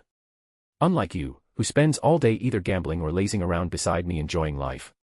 Ha ha. Hashirama showed no embarrassment whatsoever. Instead, he laughed heartily and casually wrapped an arm around Uzumaki Mito. I, Senju Hashirama, fought wars my whole life. Can't I enjoy myself a little now? Looking at Mito, whose appearance remained youthful because of the strength of 100 seal, Hashirama couldn't help saying, this strength of 100 seal is amazing. I've got to learn this thing. Kirigakure. Genjutsu Hozuki abruptly stood up after reading the intelligence Mu had sent over, shock filling his heart. Great Sage Fukasaku, take a look quickly. Do you think this is real or fake? Genjutsu hurriedly handed over the report. After reading it, Fukasaku's expression changed slightly. Then he calmly stroked his white beard. Don't panic. This is definitely real. Hearing that, Genjutsu nodded, then immediately said in irritation, I already knew those brothers from District 4 were all bad news. Especially that Senju Hashirama. Looking righteous while being deeply cunning, pretending sincerity while hiding deceit. He's the #1 hypocrite in the ninja world, Genjutsu grumbled. Haha, sometimes people have their own difficulties, Fukasaku smiled faintly. As someone who recorded history, he naturally understood whether Senju Hashirama was genuine or not. Then Sage, what do you think we should do, Genjutsu asked. Fukasaku thought briefly before speaking, I don't think a Wagakure can be allowed to fall. If necessary, we should assist them. We can interfere with Konoha along the coastal regions. And besides, the bloodline limits of Kirigakure are no weaker than Konoha's. Chapter 205, The Blitzkrieg of Konoha. Late at night, the Hokage's office was brightly lit. Madara Uchiha and Hashirama Senju sat facing each other. It's starting. I've signed the order. Next. Madara Uchiha glanced calmly at Tobirama Senju. Tobirama nodded. Hokage, give the order. Tonight is the night the world changes. Inside the land of grass. Kirisu Sarutobi sat kneeling on a tatami mat with his eyes tightly shut, clad in armor, gripping a katana in his hands. He had not slept all night. He was waiting for a command. A command powerful enough to shake the fate of the ninja world. An order to attack. Suddenly, hurried footsteps rushed over. Captain. Orders from the higher-ups. A clansman stepped forward with a grave expression and handed over a letter. Kirisu Sarutobi abruptly opened his eyes and stood up, taking the letter. The moment he saw the attack order. A fierce light burst from his eyes as he suddenly drew his katana. Pass down my orders. Every squad follows the battle plan. Attack Iwagakure. Yes, sir. In an instant, the Konoha army moved like thunder, vast and overwhelming, invading the land of earth like a bolt of lightning. MMPH. Anoki was still snoring in bed. Suddenly, frantic knocking erupted at the door. Captain Anoki. Disaster. Disaster. An intelligence ninja burst through the door and urgently reported, Captain, Konoha's army just crossed the border and launched an attack. Anoki, who had still been half asleep moments ago, instantly sat up with his eyes wide open. What? They attacked. How far have they reached? Who's leading them? Anoki asked anxiously. We don't know. They should be almost here already. Kirisu Sarutobi is leading them. The intelligence ninja spoke in panic. The moment he finished speaking, chaotic noise suddenly erupted outside. Then came explosions and roaring blasts without end. Holy shit. How are they this fast? It's over, it's over. Panic surged through Anoki's heart. Normally, his real combat experience only involved fighting wandering ninja clans in the land of Earth. At most, bullying poor nobodies without ninjutsu or Kekkei Genkai. But now, the enemy before him was the strongest army in the ninja world, Konoha. And the one leading them was Kirisu Sarutobi, a battle-hardened veteran from a prestigious clan. At that moment, Anoki's mind went completely blank. Tap. Tap. Tap. 3 a.m. Mu was dragged awake from his sleep. Then reports from the front lines came flying in like snowflakes. Defeat. Defeat. Why is it still defeat? Mu was horrified. The hand holding the reports trembled slightly. The war started less than 2 hours ago, and Konoha's army has already driven 100 kilometers deep into the land of Earth. Mu instantly felt his head swelling. Black Zetsu was equally shocked. He never expected Konoha's blitzkrieg to move this fast. Nor had he expected Anoki's forces to collapse so completely and spiral into a total rout. Report to Lord Tsuchikage, a letter from the daimyo. A messenger ninja stepped forward with an ugly expression. Read it, Mu ordered. The daimyo of the land of Earth says, Tsuchikage, what the hell are you doing? Why is the front line losing this badly? Are you planning to make me relocate the capital? At this rate, Konoha's army will probably reach the capital of the land of Earth in another day. The messenger ninja's fingertips trembled as he forced himself to finish reading the letter full of furious condemnation. Cold sweat streamed down his face. He lowered his head in terror and barely dared to breathe. That's enough. Mu could no longer sit still and immediately stood up. Tell the daimyo that I'll personally go guard the front lines. But Black Zetsu instantly stopped him. Mu. No. You can't go. If you do, you'll fall right into Madara Uchiha and Tobirama Senju's trap, Black Zetsu spoke immediately. Mu's expression turned anxious, his brows tightly furrowed. Black Zetsu calmly continued, if you go, Madara Uchiha and Tobirama Senju will definitely use the Flying Thunder God technique to descend directly onto Iwagakure. At that point, headquarters will be finished. So you have to stay in Iwagakure. You cannot leave under any circumstances. But what about the front lines? Mu could not help asking. His voice was full of helplessness and anxiety. As the Tsuchikage, yet unable to personally head to the battlefield, the feeling of being restrained like this filled him with irritation. Black Zetsu's face darkened as he looked toward the map and quickly said, "Then we can only rely on Inoki now. Tell him this, heads may fall, blood may flow, but Kanobi Bridge must not be lost.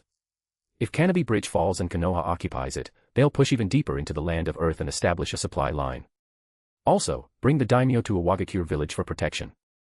Hearing this, Mu quickly wrote a letter and sent something to Inoki along with it. A stone representing the will of stone. Konoha. At this moment, the people of Konoha still had no idea the war had already begun. They remained deep in their dreams. Completely unaware that in the land of Earth, Konoha's army had already pushed forward 100 kilometers. Even Hashirama Senju had absolutely no idea the fighting outside had already become so intense. Madara Uchiha's face was filled with excitement. Tobarama Senju's face was flushed red. The two looked at the victory report sent from the front lines, their hearts surging with emotion. They won. Total domination all the way through. Less than 3 hours after the war began, Konoha's army had swept across 100 kilometers of the land of Earth. Such a terrifying record, even in the entire history of the ninja world, ranked first in speed. Even back when Kosuhoi Uchiha crossed the river and seized the northern and southern Hegawa regions overnight, it had not been this fast. So fast. Excellent. This is even better than when Kosuhoi Uchiha crushed the Senju clan back then, Tobarama Senju said excitedly. He. Ha ha ha ha, Madara Uchiha, whose face was usually gloomy, was now grinning from ear to ear, utterly basking in triumph. This is good news, Tobarama. We should have a drink to celebrate. Madara Uchiha and Tobarama Senju clinked cups and drank a small cup of sake. Very quickly, the two adjusted their states again. Too bad that fellow Mu didn't take the bait. Otherwise. Madara Uchiha shook his head. Madara, the urgent priority now is not celebrating. It's securing Kanobi Bridge. This route is critically important. It's Iwagakure's supply line. If we can't take it, then we destroy it. Tobarama Senju pointed at the marked location on the map and spoke seriously, true. If we seize it, we can establish our own supply line and continuously provide resources to the frontline ninja. Madara Uchiha nodded. Also, the daimyo is another key factor. If we capture the daimyo of the land of Earth, we can use him to threaten Iwagakure, Tobarama Senju said. He. Tobarama, you should know the daimyo were personally appointed by the Sage of Six Paths, and you still dare touch them. Aren't you afraid the invisible hand of fate will punish you for it? Madara Uchiha asked with a laugh. But Tobarama Senju only smiled faintly. The Sage of Six Paths. Do you believe in him? I don't. If I did, I would never have started this war. Then let our tangible Konoha army crush that invisible hand, Madara Uchiha answered with a smile. After that, Tobarama and Madara looked at each other, the corners of their mouths curling slightly upward. Both of them felt a sense of regret that they hadn't met sooner. I'm starting to understand more and more why my elder brother likes you. Tobarama Senju looked at Madara and smiled faintly. p@trian.com/xenosex. Partying face joining p@trian keeps me motivated and eager to work diligently, so please consider joining. You can also read advanced chapters there. Smiling face with hearts.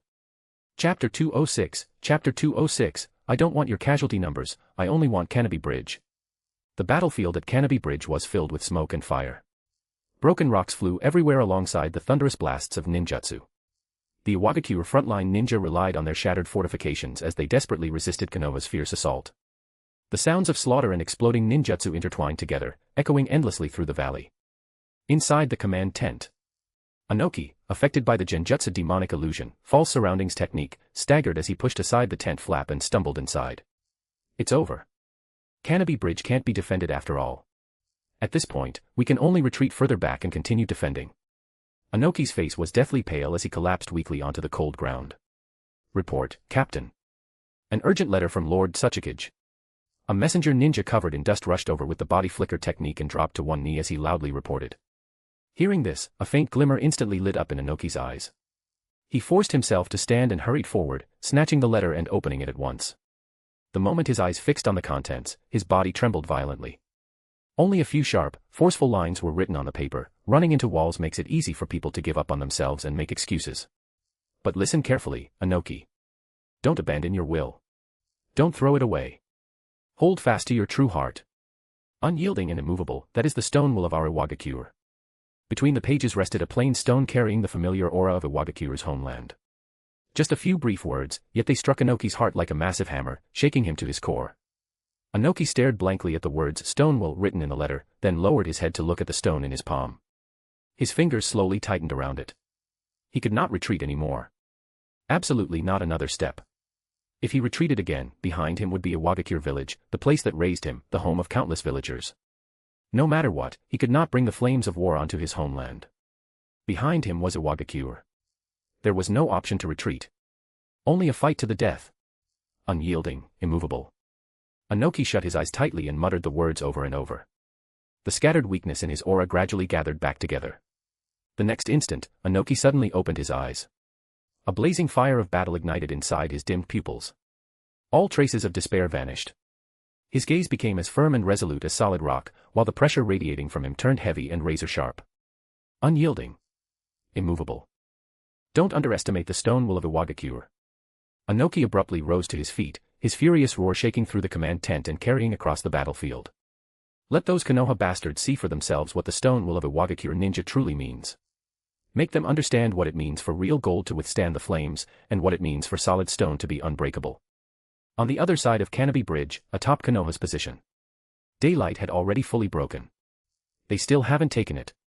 Kurisu Sarutobi frowned deeply, his expression filled with frustration. Everything before this had gone too smoothly. Originally, Kurisu Sarutobi had planned to speedrun Iwagakure in 1 hour and 22 minutes, capture the Tsuchikage alive, slaughter his way through the battlefield, sweep everything aside, and become a legend in a single battle. Instead, he got stuck at Canopy Bridge. It was already daylight, yet there had still been no progress. What made Kurisu Sarutobi feel even worse was that the one defending the position was Anoki. Wasn't this kid around the same age as his son, Hiruzen Sarutobi? And yet this little brat had actually stopped him in his tracks. It was unbelievably embarrassing. The anger in Kurisu Sarutobi's chest had already been boiling over for a long time. Report, Captain. We still haven't broken through their defenses. A wounded Konoha ninja dropped to one knee, panting heavily as he reported with difficulty. What's going on? Why has their resistance suddenly become so fierce? Kurisu Sarutobi demanded. Report, Captain, we don't know either. The other side started shouting things about the stone will and being unyielding, then charged at us like madmen. And Anoki's dust-release ninjutsu is incredibly destructive. It's suppressing our offensive over a massive area. The brothers can't even get close, the ninja reported with difficulty. Damn it. Kurisu Sarutobi barked coldly. Chakra instantly surged around him as he decided to personally enter the battlefield and break the stalemate. Above the center of Canopy Bridge, Anoki floated in midair, suspended high above through the power of dust release, continuously bombarding Konoha's assault formations. Relying on his large-scale destructive ninjutsu, he firmly controlled the skies and steadily wore down Konoha's forces. Arrogant fool, stop your rampage. Take my fire dragon technique. Kurisu Sarutobi's eyes narrowed sharply as his hands formed seals so quickly they became afterimages. The moment the seals completed, a roaring dragon of blazing flames burst forth. Carrying scorching wind and waves of heat, it surged violently toward Anoki in the sky. But Anoki's movements in the air were nimble and fluid. With only a casual sidestep, he easily dodged the fire dragon's attack. The dragon swept past his side and slammed violently into the mountain wall behind him, instantly blasting shattered rocks everywhere as flames shot skyward. In the blink of an eye, Anoki counterattacked by condensing the power of dust release, sending a beam of light straight at Kurisu Sarutobi. Damn it. Kurisu Sarutobi's expression changed slightly as he immediately used the body flicker technique to retreat at high speed, narrowly avoiding the strike. The dust release landed where he had been standing moments earlier, directly erasing the ground into a deep crater without leaving behind even the slightest trace of debris. After landing, Kurisu Sarutobi stared fixedly at Anoki in the sky, feeling utterly stifled. He could only hate the fact that he lacked any effective anti-air methods and had no way to restrain an opponent attacking from above. Madara Uchiha lightly pinched the letter sent by Kurisu Sarutobi between his fingers. His cold gaze swept across its contents, and a layer of frost instantly covered his face. Anoki, that little brat who stayed by Mu's side. He's grown capable. Kurisu Sarutobi actually got held back by a brat like that. As soon as he finished speaking, Madara turned and looked directly at Tobarama Senju beside him. Tobarama, do we still have any manpower that can be dispatched to reinforce Canopy Bridge? Madara Uchiha asked in a deep voice. Tobarama Senju leaned over the battlefield deployment map on the desk, his sharp eyes sweeping across the station troop markers one by one as he calmly sorted through the entire military situation. Hearing Madara's question, Tobarama's brows faintly furrowed. He then slowly shook his head and explained the situation in a steady tone. All other forces have already been deployed across the various fronts to guard every direction. There's no time for them to return and reinforce. And that was indeed the truth. At this moment, aside from the frontline force at Canopy Bridge led by Arisu Sarutobi, Konoha still had 4 elite divisions stationed elsewhere, each carrying a critical mission. Tenma Hyuga led troops guarding the eastern front and had already completed preparations for a seaborne surprise attack against Kirigakure. Izuna Uchiha sat at the northern defense line, his forces fully deployed and waiting only for the order to attack Kumogakure. The head of the Hatake clan led troops stationed in the southwest, prepared at any moment to launch an offensive against Sunagakure. In addition, Itama Senju and Kawarama Senju remained behind with their forces in the capital of the Land of Fire, taking full responsibility for protecting the daimyo. Every one of these forces represented Konoha's highest combat strength, and each had a clearly assigned objective. As long as Madara Uchiha gave the order, they could immediately unleash lightning-fast blitzkrieg attacks against their respective hidden villages and seize control of the battlefield in the shortest time possible. And precisely because all elite forces had already been spread out and tied down elsewhere, Konoha no longer had any spare troops that could be temporarily redirected to reinforce Canopy Bridge. Chapter 207, Chapter 207, The Tailed Beasts Enter the Fray. Right then. Bang. Hashirama Senju burst into the room. Madara. Tobarama. You hid this from me. You started a war behind my back. Hashirama demanded furiously, his face filled with anger. He had been kept completely in the dark. It wasn't until this morning, when he read the newspaper, that he found out Konoha had declared war on Iwagakure.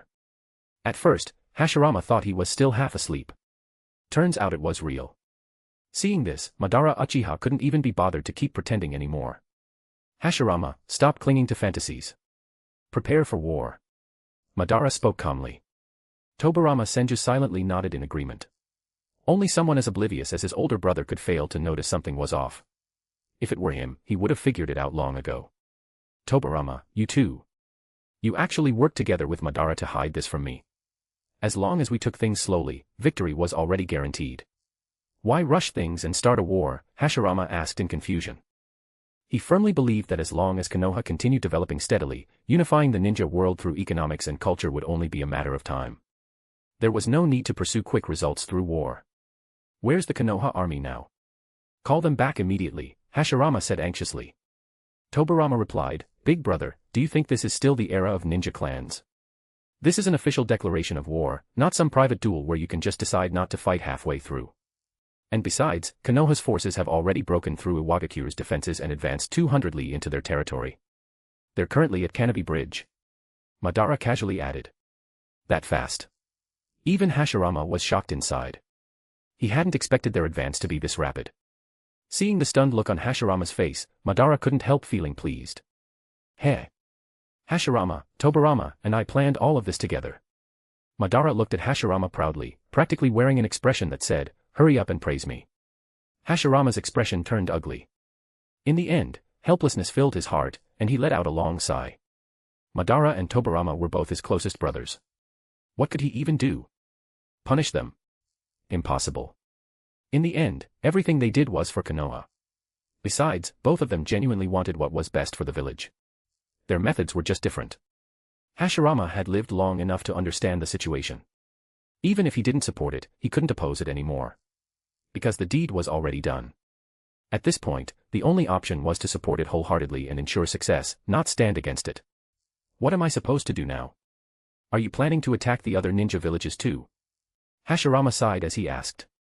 Madara and Tobarama exchanged a glance and smiled. Big brother, I knew you'd eventually get in step with us, Tobarama said with a smile. Madara crossed his arms and nodded. In that case, we can proceed to the next phase. Hashirama frowned. What are you planning now? Madara and I are going to personally head to the battlefield. Big brother, you'll handle logistics and protect the village, Tobarama said. Madara nodded as well. Tobarama and I plan to use the Flying Thunder God technique and drop directly into Iwagakure. Once that happens, both their front lines and rear will collapse simultaneously. Their defeat will be inevitable. Old man. Old man. Kakuzu hurried over with a newspaper in hand and handed it to Arisu. After reading the headline, Arisu frowned slightly. Just as expected, Iwagakure had suffered a crushing defeat. At this rate, Iwagakure probably won't last more than a few days, Kakuzu spoke. Arisu narrowed his eyes slightly and stroked his beard in thought. No. Iwagakure won't fall. Arisu said it with absolute certainty. I trust Mu. That man can withstand Madara and Tobarama's assault. Kakuzu looked at him in confusion. Judging from their forces on paper, Iwagakure is nowhere near Konoha's level. Why are you so confident in Mu? Arisu said nothing. He slowly clasped his hands behind his back and walked into the bathroom. Inside the bathroom, Arisu pulled out his phone and quickly typed out a message. Big Happy Family, Group Chat. Six Paths Patriarch, at All-Tailed Beast's new mission. Due to the current situation, each of you is to choose a ninja village to support. Any village except Konoha. Kurama, wow, teacher, it's rare for you to actually give us missions. Shikaku, teacher, I'm practically rusting away here. Perfect timing, I was just itching to stretch myself a little. Matatabi, I actually kind of miss the human world. Gamamaru, I recently developed a batch of scientific ninja tools. I can deploy them into the ninja world if necessary. Six Paths Patriarch, at Gamamaru no need. Your scientific ninja tools don't fit the current era of the human world. Stay in the Myobokuzan test server for now. Gamamaru, 666. Scientific ninja tools still haven't made it out of the Myobokuzan test server. Just how far behind is the human world's tech tree?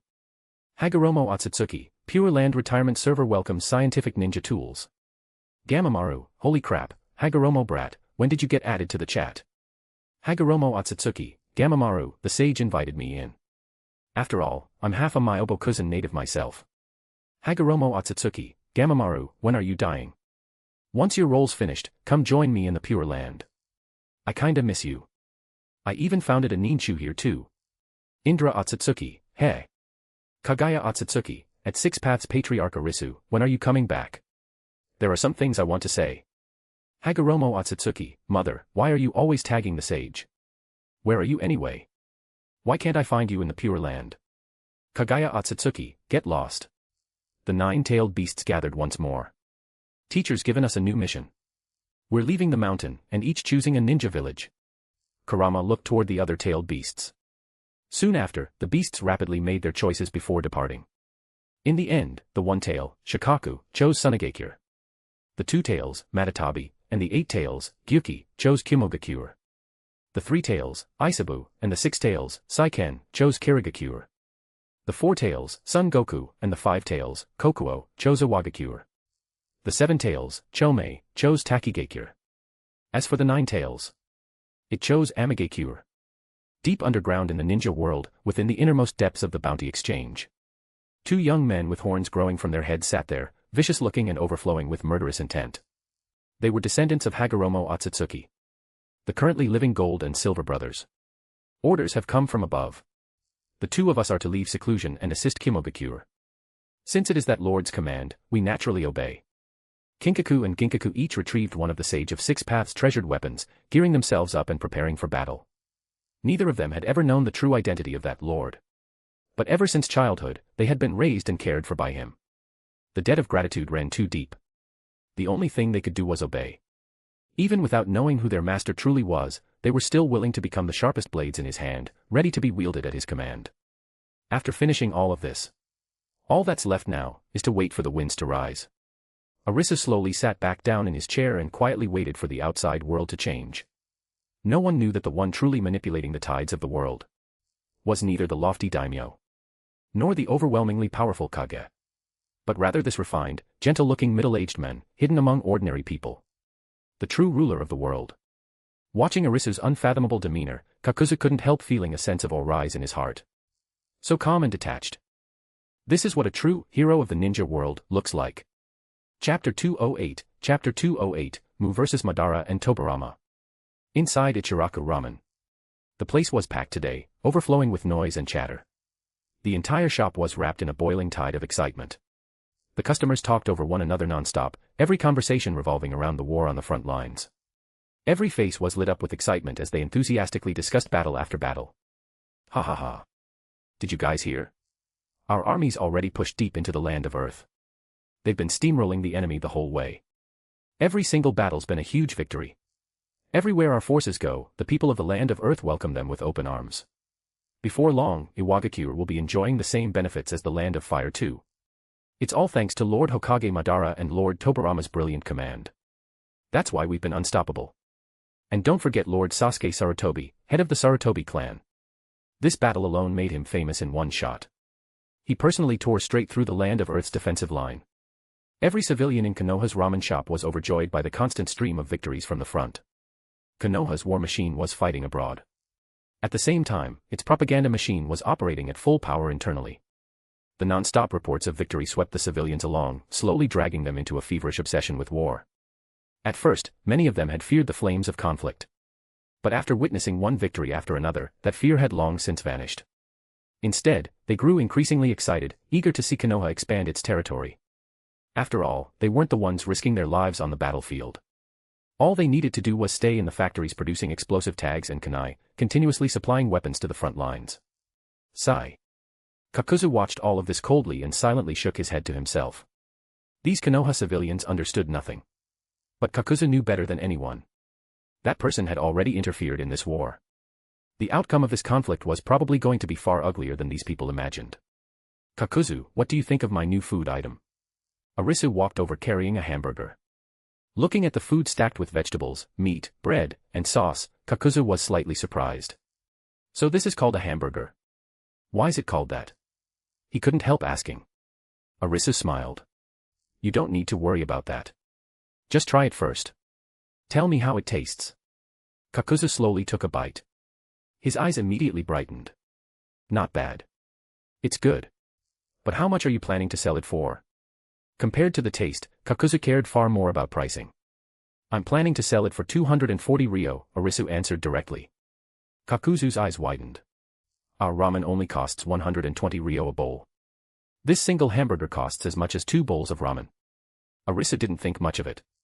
His hamburgers were freshly made on the spot, so naturally the price would be higher. Besides, even a D-rank mission paid Konoha ninjas anywhere from 5,000 to 50,000 ryo. Mission rewards. Well, fair enough. We're merchants after all. Merchants chase profit. Kakuzu shrugged. Inside the Hokage's office. Madara, every nation is condemning us. Tobirama Senju said while holding letters of protest sent from various countries. Madara Uchiha looked utterly disdainful. Heh. Condemnation. Empty words. Once I conquer Iwagakure, all those condemnations will disappear.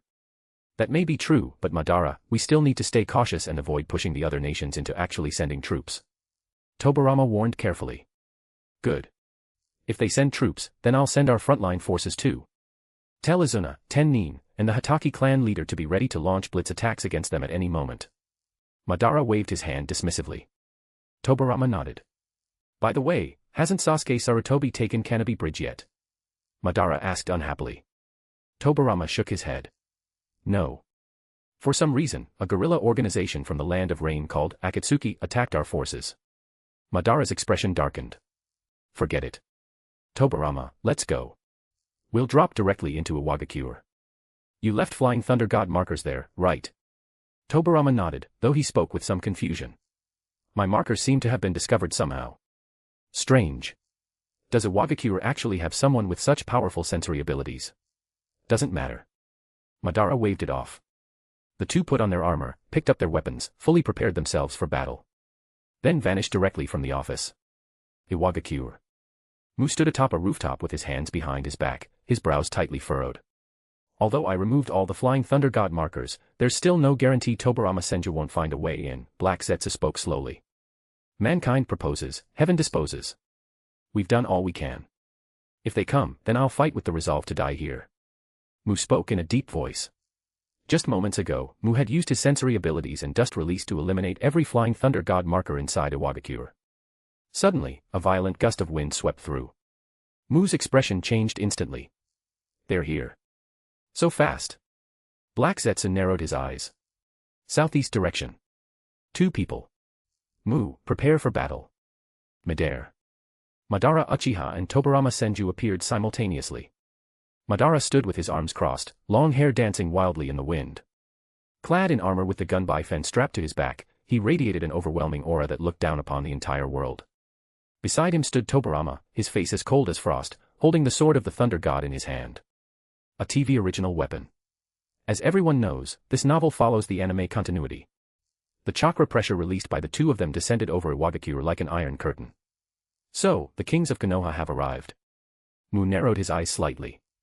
A trace of gravity flashed through them as he slowly lifted his gaze toward the sky, his entire body instinctively tensing. The civilians nearby have already been evacuated. Looks like they already knew we were coming and prepared thoroughly in advance. Floating in midair, Tobarama's icy gaze swept across the deserted buildings below, where not a single person remained. I, Madara Uchiha, have never been one to slaughter innocents. Since the civilians are gone, all the better. Today, I can fight to my heart's content and dance freely here. Madara casually grabbed the handle of the gunbai behind him. His crimson Sharingan slowly spun within his eyes, his entire body radiating arrogant dominance over all beneath heaven. Madara was ruthless too. He went straight for the Western style of fighting. No nonsense. The moment they met, he attacked. Whoosh. Before his words had even fully faded, Madara's figure suddenly vanished. Only a fleeting afterimage remained where he had stood. His speed had reached an absurd extreme. And when he reappeared, he was already directly behind Mu without the slightest warning. Madara's body carried fierce winds with it as an overwhelming pressure instantly enveloped Mu. The crimson glow in his eyes flared violently. With a savage twist of his wrist, he swung the gunbai viciously toward Mu. Ha! Violent chakra erupted from the fan's surface. Uchiha reflection. So fast. Mu's pupils shrank violently as shock exploded inside him. Too fast. There wasn't even enough time to form a complete defense. Mu immediately activated the extraordinary sensory abilities within his body. At the critical moment, he forcefully twisted his body sideways, relying on ultimate reflexes to narrowly avoid the fatal blow by the slimmest margin possible. Whoosh! The gunbai swept past Mu's body, carrying a violent torrent of air with it. At that exact moment, a flying thunder god formula hidden on the fan suddenly lit up with a faint blue glow, and subtle spatial ripples quietly spread outward. Mu's heart shook violently. An overwhelming sense of fatal danger instantly flooded his entire body. Mu stared in horror. There's a second stage too. Chapter 209, Dust Release Finishing Move. The next second, the space around them rippled faintly. Senju Tobarama instantly teleported over using the Flying Thunder God technique. Got you. The sword of the Thunder God clenched in Tobarama's hand burst with blinding lightning. The blade was wrapped in fierce lightning release chakra as it hummed through the air. Flying Thunder God slash, Tobarama roared. Pouring all his strength into the strike, he swung the lightning-covered longsword viciously toward Mu's neck. Pshhk. The sharp blade sliced through without the slightest resistance. Mu's head was severed cleanly in a single strike. The kill was executed at unbelievable speed, practically light-speed suppression. Ha ha ha. Tobarama, that coordination was flawless.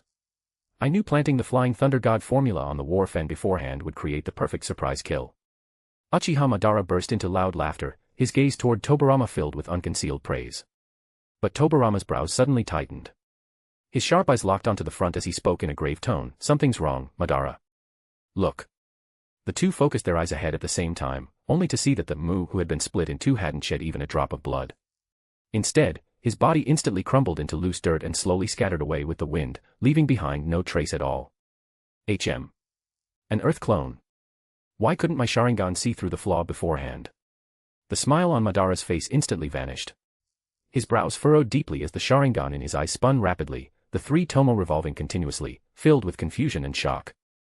At the same time, in a hidden corner of the battlefield, Mu clutched his chest and breathed heavily, cold sweat covering his forehead. The scene from moments ago still left lingering fear in his heart. As expected of the strongest figures at the peak of the ninja world, their attacks leave no openings at all. Thankfully, I prepared a backup plan in advance and used Sage Art, Earth Clone. Otherwise, I would have been instantly killed the moment we met. At that moment, Black Zetsu's voice rang out, Mu. You absolutely cannot underestimate them any longer. Use every trump card you have immediately and fight with everything you've got. If you hesitate again, you may not even get the chance to unleash your final move. Black Zetsu's tone was full of urgency. Mu's heart trembled. He understood perfectly well how dangerous the situation had become. He immediately steadied his mind and spoke in a deep voice, Sage Black Zetsu, I'm counting on you. Please lend me your power. Black Zetsu silently nodded. Fine. Found you. At the same moment, before the words had even finished, Tobarama's powerful sensory ability had already locked onto Mu's position in an instant. Madara's figure exploded forward as he launched his attack without hesitation. Fire release, majestic destroyer flame. Madara shouted furiously. A vast sea of flames erupted like an ocean, instantly swallowing Mu's location whole. Boom boom boom. The roar of burning fire shook the battlefield endlessly. Suddenly, a pitch-black figure burst out from within the inferno. It was Mu. What is that? This chakra feels several times colder and darker than even Uchiha chakra. Shock appeared in Madara's eyes as he stared fixedly at Mu. This guy, is he even still human? Tobarama's expression was equally horrified as he looked toward the figure suspended in midair. Black aura coiled around Mu's body. His pupils had turned completely pitch black, even the bandages wrapped around him carried a faint ink-like hue. Several eerie crows circled around him, and the atmosphere around his body had become unbelievably sinister. Weird wasn't enough to describe it anymore. It was as though some evil god had corrupted him. This is Sage Chakra, just like my brother's. Tobarama sharply sensed that the power on Mu's body resembled Senju Hashirama's Sage mode. Oh! Power like Hashirama's. A sharp gleam flashed through Madara's eyes. Floating in the air, Mu looked coldly down at the two below. At this moment, Mu himself possessed the Yata Sage art left behind after 10,000 repetitions, while Black Zetsu also possessed the Sage art of Mount Myaboku. On top of that, Black Zetsu had attached himself to Mu's body and linked with him. In other words, at this moment, Mu simultaneously possessed both Yata Sage art and Mount Myaboku Sage art. Then let me test it. Madara snorted coldly. Chakra violently surged around him as his body shot forward like an arrow released from a bow, directly attacking Mu head-on. Whoosh! Whoosh! Whoosh! Sharp sounds of air tearing exploded continuously. Madara's offensive was incomparably fierce, every strike carrying overwhelming destructive force. The wind pressure from his war fan targeted Mu's vital points relentlessly, every move aimed to kill. At the same time, Tobarama instantly joined the battle without hesitation, forming a pincer attack together with Madara from front and back. The two peak experts of the ninja world joined forces. Their perfected taijutsu flowed seamlessly together, instantly suppressing Mu completely and forcing him steadily backward. Mu could only retreat at high speed while barely raising his hands to defend against their relentless assault. Mu, switch forms immediately. Use Yata Sage art for long-range suppression, and Mount Myaboku Sage art for close combat. Black Zetsu watched the battle closely and immediately shouted the reminder. Mu didn't dare delay even slightly. He instantly switched Sage art forms, and his pitch-black pupils abruptly transformed. Golden frog-like patterns filled his eyes as massive Mount Myaboku Sage chakra exploded outward. Pa! Sage art, frog kumite. A burst of chakra exploded outward. Mu instantly unleashed Mount Myaboku's frog kumite. A heavy punch wrapped in dense sage chakra blasted out and directly forced Tobarama several steps backward. Immediately afterward, Mu twisted his waist sharply. A sweeping kick tore through the air like an iron whip as it lashed toward Madara's lower body. Madara's eyes turned cold. He suddenly leapt upward, and while airborne, his war fan descended with crushing force straight toward Mu's head. At that exact split second, using the flying thunder god mark left on the war fan earlier, Tobarama instantly teleported directly in front of Mu, moving so fast only an afterimage remained. Whoosh! The sword of the thunder god flashed with icy light. The razor-sharp tip pierced forward with lethal killing intent straight toward Mu's face. Sage art, crow clone. At the critical moment, Mu instantly switched sage art forms again. As his low shout rang out, his body exploded apart into countless black crows, narrowly avoiding the deadly surprise attack. Immediately afterward, Mu condensed power in midair. His palms slammed together. Dust release was complete. Sage art, pillar dust release, primitive world-severing technique. Mu clapped his hands together. A pitch-black beam of dust release instantly blasted downward toward Uchiha Madara and Senju Tobarama. Everywhere the black beam passed, everything touched by the black light was reduced down to molecules. Combined with the fusion of sage art and dust release, this dust release had effectively become a guaranteed hit attack. And furthermore, sage art eliminated dust release's startup delay completely, allowing him to cast dust release instantly with zero wind-up. Chapter 210, The Ninetales Attacks the Village. Inside Ichiraku Ramen. Arisu frowned slightly and slowly turned to look out the window. What is this brat doing in Konoha? Arisu furrowed his brows faintly, then vanished instantly. Inside Konoha village. A mysterious man wearing a tiger-striped mask slowly appeared in the center of Konoha. The mysterious masked man, Toby. Infiltration successful. Uchiha Madara really was careless, never even considering the possibility of Konoha itself being attacked. Toby smiled faintly. He had just received the Ninetales arriving at Mount Myaboku. So he suddenly had an idea. To pull off something huge right in Konoha itself. He was going to let the great sage see what he was capable of. At the moment, only Senju Hashirama remained in Konoha. Uchiha Madara, Senju Tobarama, Izuna, and the others had all gone out. In other words, the village's internal defenses were empty. Toby's strategy was simple. He would hold Senju Hashirama back himself, while Kurama created chaos. He wanted Konoha's residents to truly experience the terror of war. Then the villagers themselves would turn around and pressure Uchiha Madara. Look at this, even the homeland is under attack. Why did you insist on starting a war? The enemy has already reached Konoha itself. Where did you, Uchiha Madara, run off to? After going through something like this, Konoha's people would understand fear firsthand. Hey, Toby, don't tell me you're planning to have me parachute into Konoha and recreate the Ninetales disaster. Inside the summoning space, the Ninetales instantly saw through Toby's intentions. Kurama spoke with a helpless expression. Senju Hashirama is hard to deal with. After all, he's the reincarnation of that brat Asura. And besides, I don't want to slaughter innocent people. Kurama shook his head. He had been guided and taught by Arisu, so he disliked indiscriminate killing.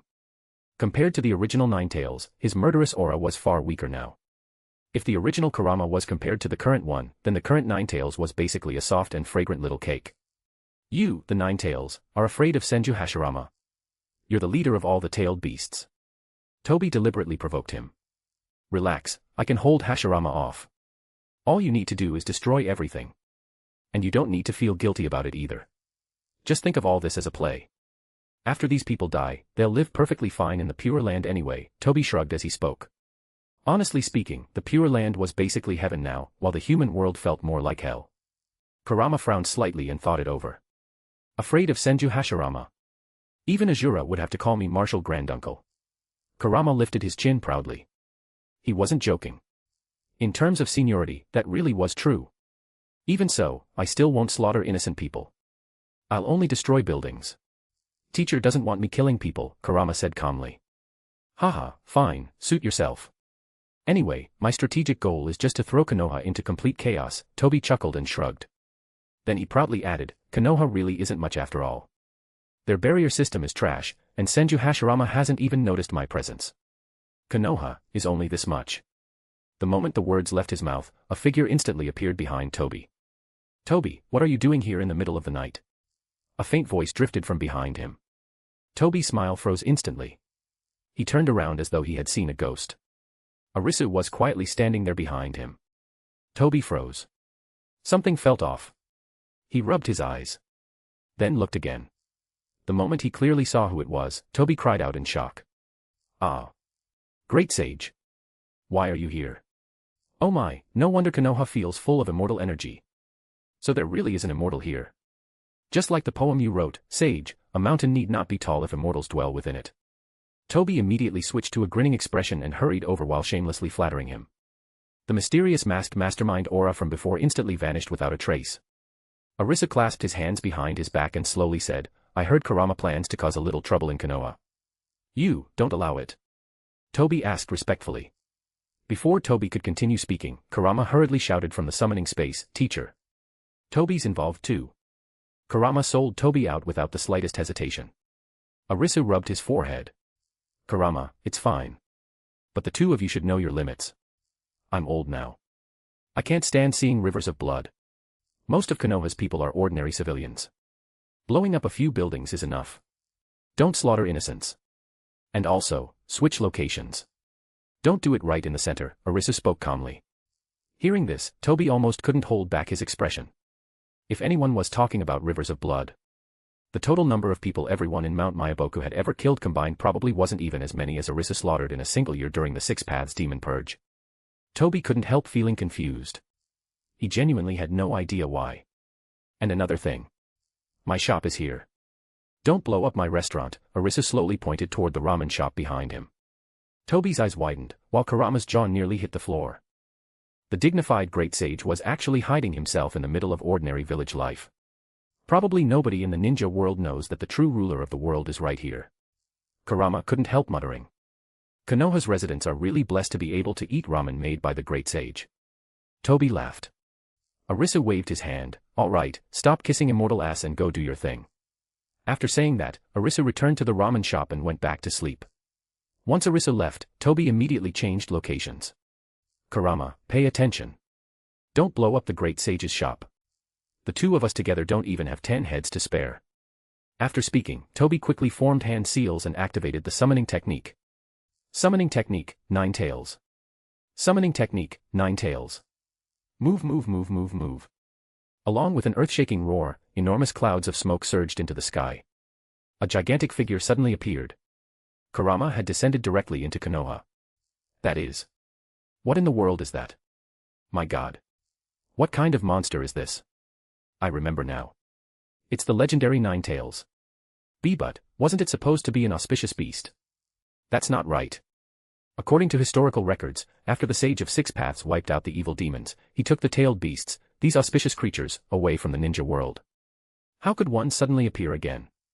The Konoha villagers awakened by the deafening noise stared in terror at the gigantic being that had suddenly appeared inside the village. Everyone was overwhelmed with shock. The impact was like an actual dragon suddenly descending into a bustling modern city. After all, the tailed beasts had disappeared for a full 800 years. Ever since the Sage of Six Paths completed the demon purge, the tailed beasts had vanished completely from the ninja world. Over such a long span of time, countless people had long since begun treating them as nothing more than myths and legends. Now that one had suddenly appeared again, many people couldn't even confirm whether the creature before them truly was one of the legendary tailed beasts. At the same time, Tobi infiltrated the Senju residence and successfully snatched away Tsunade, who was still only a baby. Tsunade. Uzumaki Mito stared furiously at Tobi. Who exactly are you? Senju Hashirama glared darkly at the mysterious masked man ahead of him. Holding baby Tsunade in one arm and a kunai in the other, Tobi coldly threatened, Senju Hashirama, don't move. Otherwise, your granddaughter dies. Threatening Senju Hashirama. p@trian.com/xenosx. Partying face. Joining p@trian keeps me motivated and eager to work diligently, so please consider joining. You can also read advanced chapters there. Smiling face with hearts. Chapter 211. Chapter 211. Bro thought he was the Sage of Six Paths. Calm down first.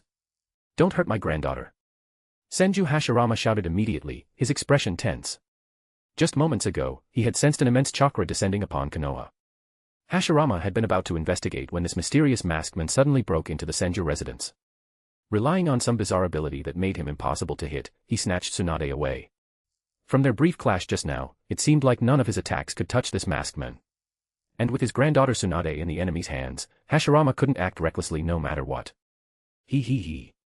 Tobi let out a low chuckle, his tone dripping with mockery and ridicule.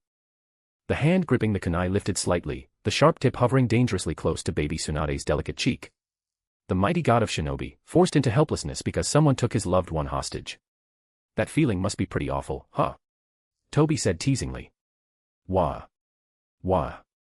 Still just an infant wrapped in swaddling cloth, Tsunade was startled by the icy atmosphere and the gleaming kunai. She burst into loud sobs, her childish cries wrenching at Hashirama's heart. Stop. Don't touch her. If you've got something to settle, come at me, Senju Hashirama. My granddaughter doesn't even understand anything yet. She's innocent. Hashirama's eyes turned bloodshot as he roared, fists clenched so tightly they trembled. Innocent. Tobi's smile vanished instantly, his voice turning cold. You say your granddaughter is innocent, but what about the babies from other countries who died under Konoha's war machine? The ones slaughtered by blades or left homeless by the fighting. Did they deserve it? The words slammed down like a heavy hammer. Hashirama's expression froze, the aura around him faltering instantly. Beside him, Uzumaki Mito also went still. Looking at the crying Tsunade, guilt and heaviness appeared uncontrollably on her face. It was true. Konoha had started a war. The flames of battle had spread all the way to the borders of the land of Earth, shattering countless civilian families. Husbands and wives separated, homes destroyed, people killed. Even though Konoha had repeatedly enforced strict military discipline and restrained the behavior of its shinobi. On the battlefield, blades had no eyes. Accidental killings could never be completely avoided, and countless innocent children had become sacrifices of war.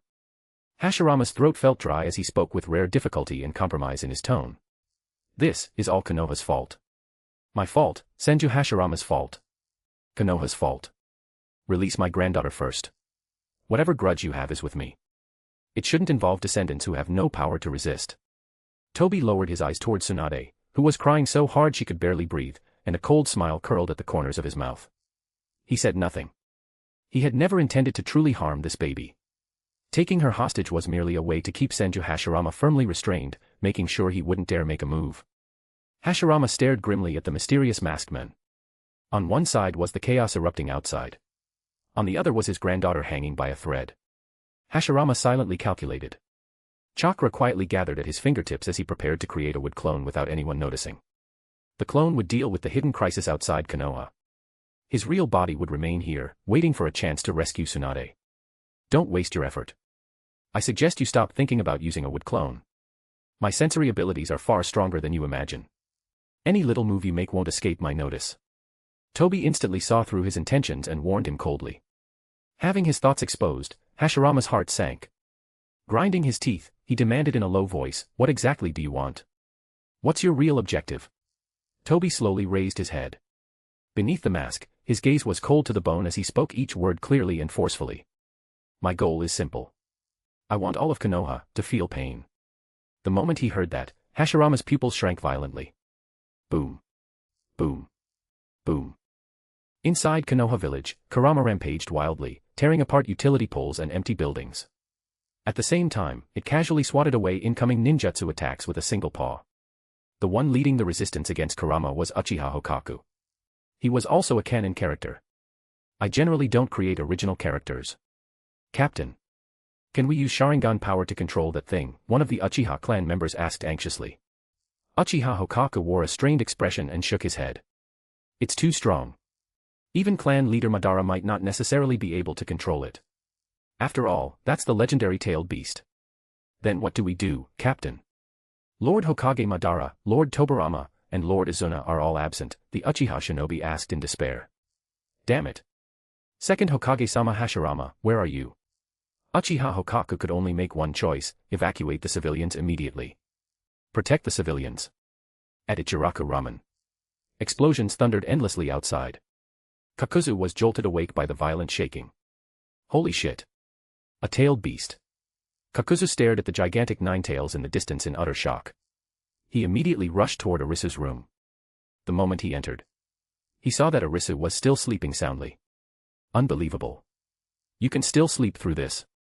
That's insane, Kakuzu laughed helplessly in disbelief. This was ridiculous. A tailed beast was attacking outside, and the old man in his house was still snoring away without a care in the world. Arisu really was something else. Kakuzu only knew that Arisu was the first Hokage and that his background was mysterious. He had no idea that Arisu's true identity was the Sage of Six Paths, Old Man. Old Man. Something terrible's happened. A tailed beast appeared in Konoha and it's wrecking everything. We need to leave now. Kakuzu urgently tried to wake him. Arisu slowly opened his eyes with a frown, then rolled over. What are you panicking for? I'm staying right here. Let's see if it dares blast this place.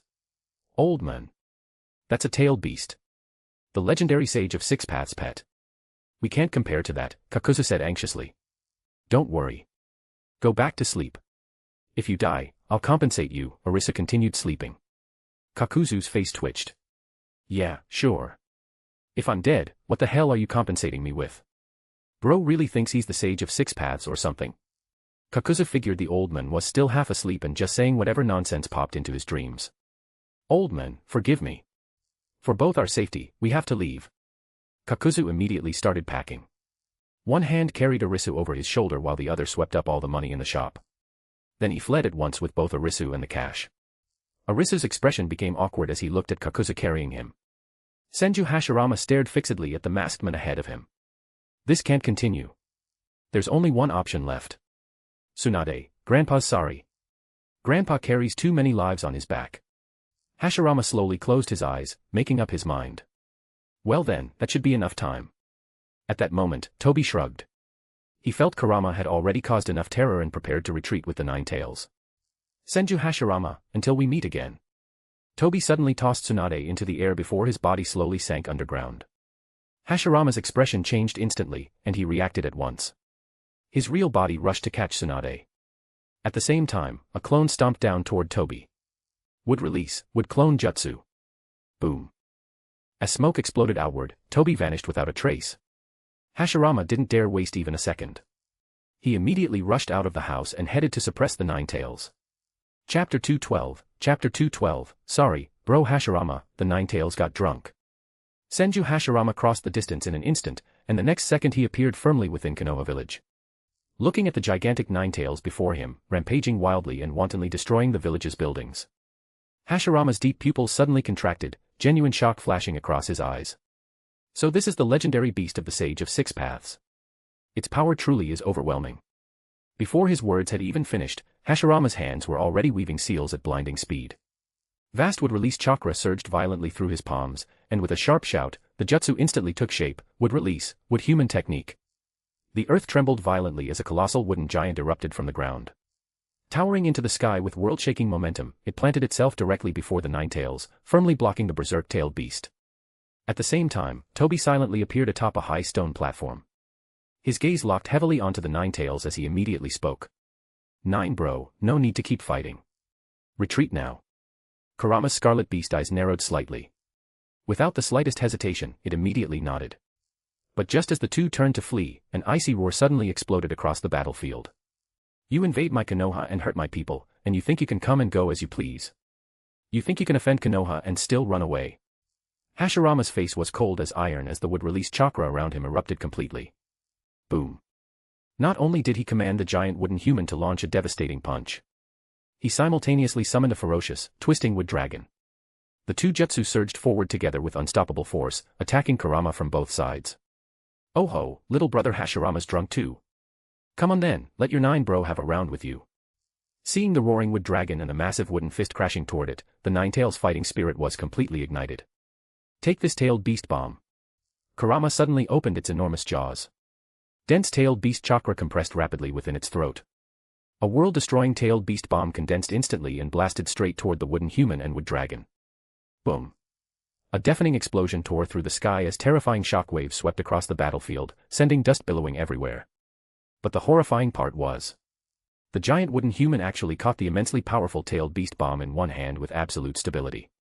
Then it charged forward in 3 massive strides. Its arm suddenly exerted force, smashing the tailed beast bomb directly into the Ninetales' head like a brutal slam dunk. Boom. Bang. Before the Ninetales could struggle or counterattack, the wood dragon had already coiled tightly around its massive body. Its claws locked down with crushing force, constricting the beast in a deadly bind. Ha! Hashirama's eyes turned sharp and cold, giving his opponent no chance to breathe. His hands formed seals once more as chakra poured into the earth like a tsunami. Wood release, deep forest emergence. Rumble. Rumble. Rumble. The ground beneath them completely erupted. Countless massive towering trees burst out wildly from below, branches spreading everywhere and roots intertwining chaotically.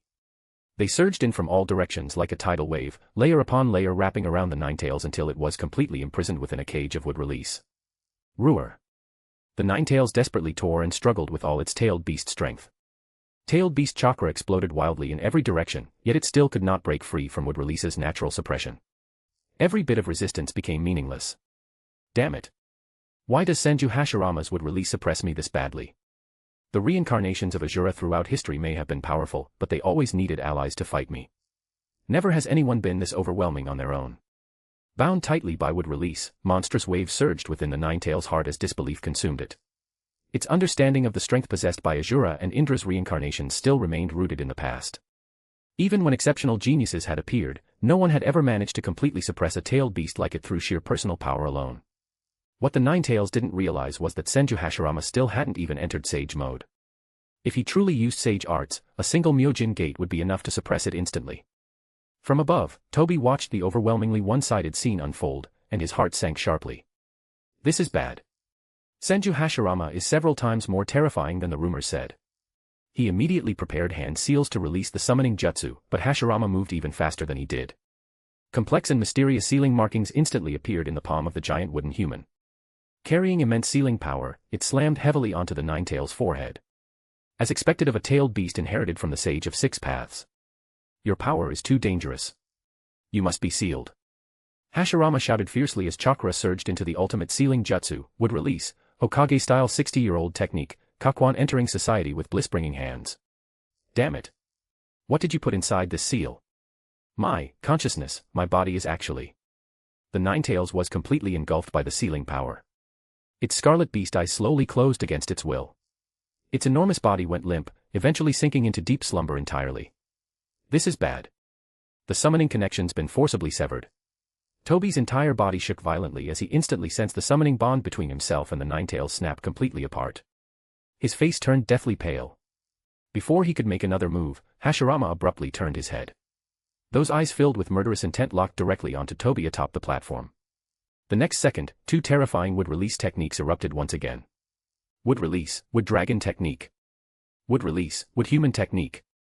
The towering wood dragon roared as it spiraled forward, while the giant wooden human unleashed crushing punches. The two techniques charged toward Toby with thunderous force. Toby didn't dare linger for even a moment. He immediately used earth release to dive underground, fleeing in panic through the terrain without even looking back as he escaped Konoha. The Ninetales' attack on the village had finally come to an end. Inside the Hokage building, Senju Hashirama listened to the casualty report.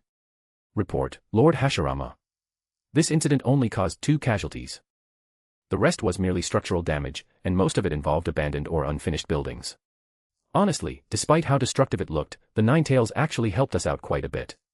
Saved us the trouble of demolishing those buildings ourselves, Senju Toka shrugged as she spoke. After hearing the report, Hashirama let out a heartfelt sigh of relief. How fortunate. If even hundreds had died, let alone thousands, I, Senju Hashirama, would have had to answer with my life. After all, Konoha had never once suffered an attack on its homeland before. If this invasion had caused devastating losses. As the one responsible for protecting the village, Hashirama would never have been able to escape blame. However, Lord Hashirama, what we should really be worried about now is public opinion. The Ninetales has always been regarded by the people as a tailed beast. After this attack on Konoha, most civilians believe Konoha has been punished by the heavens for starting a war. The people think the reason the Ninetales descended upon Konoha is because the Sage of Six Paths wanted to punish the village, Senju Toka said gravely. Sigh, Hashirama frowned. Truthfully, even he himself felt that Konoha had done wrong, and that this disaster was heavenly punishment. Chapter 213, Konoha's #1 philanthropist. Old man, seriously impressive. Last night's destruction was so massive, yet our shop somehow came through untouched. Kakuzu looked at the ramen shop, completely intact, shock written all over his face. Arisu, on the other hand, wasn't surprised at all. With his hands behind his back, he spoke calmly. I told you already, what were you panicking for? My shop carries great terror within it. Even the Ninetales doesn't dare touch it. Heh, right. Kakuzu grinned and nodded. We're open. Arisu walked inside with his hands clasped behind him. Oh right, Kakuzu. Go make a donation to the Konoha office later, Arisu suddenly spoke up. After all, the destruction had been caused by the Ninetales. Some civilians had lost their homes before they'd even finished paying off their loans. As the Ninetales teacher, Arisu felt he should help clean up after his student a little. Arisu was a good sage, not some troublemaker. His level of cultivation was very high. If something was happening right in front of him and he could help, then he would help. Hearing this, Kakuzu showed a bitter expression. Old man, how about we skip the donation? Making money isn't easy for us.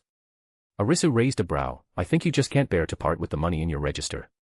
Kakuzu nodded immediately, looking utterly heartbroken. Of course. That's our money. It hurts me just thinking about it. Arisu chuckled. Who said I was taking the money from the register? I'll give you something to sell. You can make at least tens of millions off it. Kakuzu's eyes widened at once. Tens of millions. Then he watched as Arisu slowly pulled out a scroll painting from his sleeve. Here, sell this calligraphy piece and we'll have money, Arisu smiled as he spoke.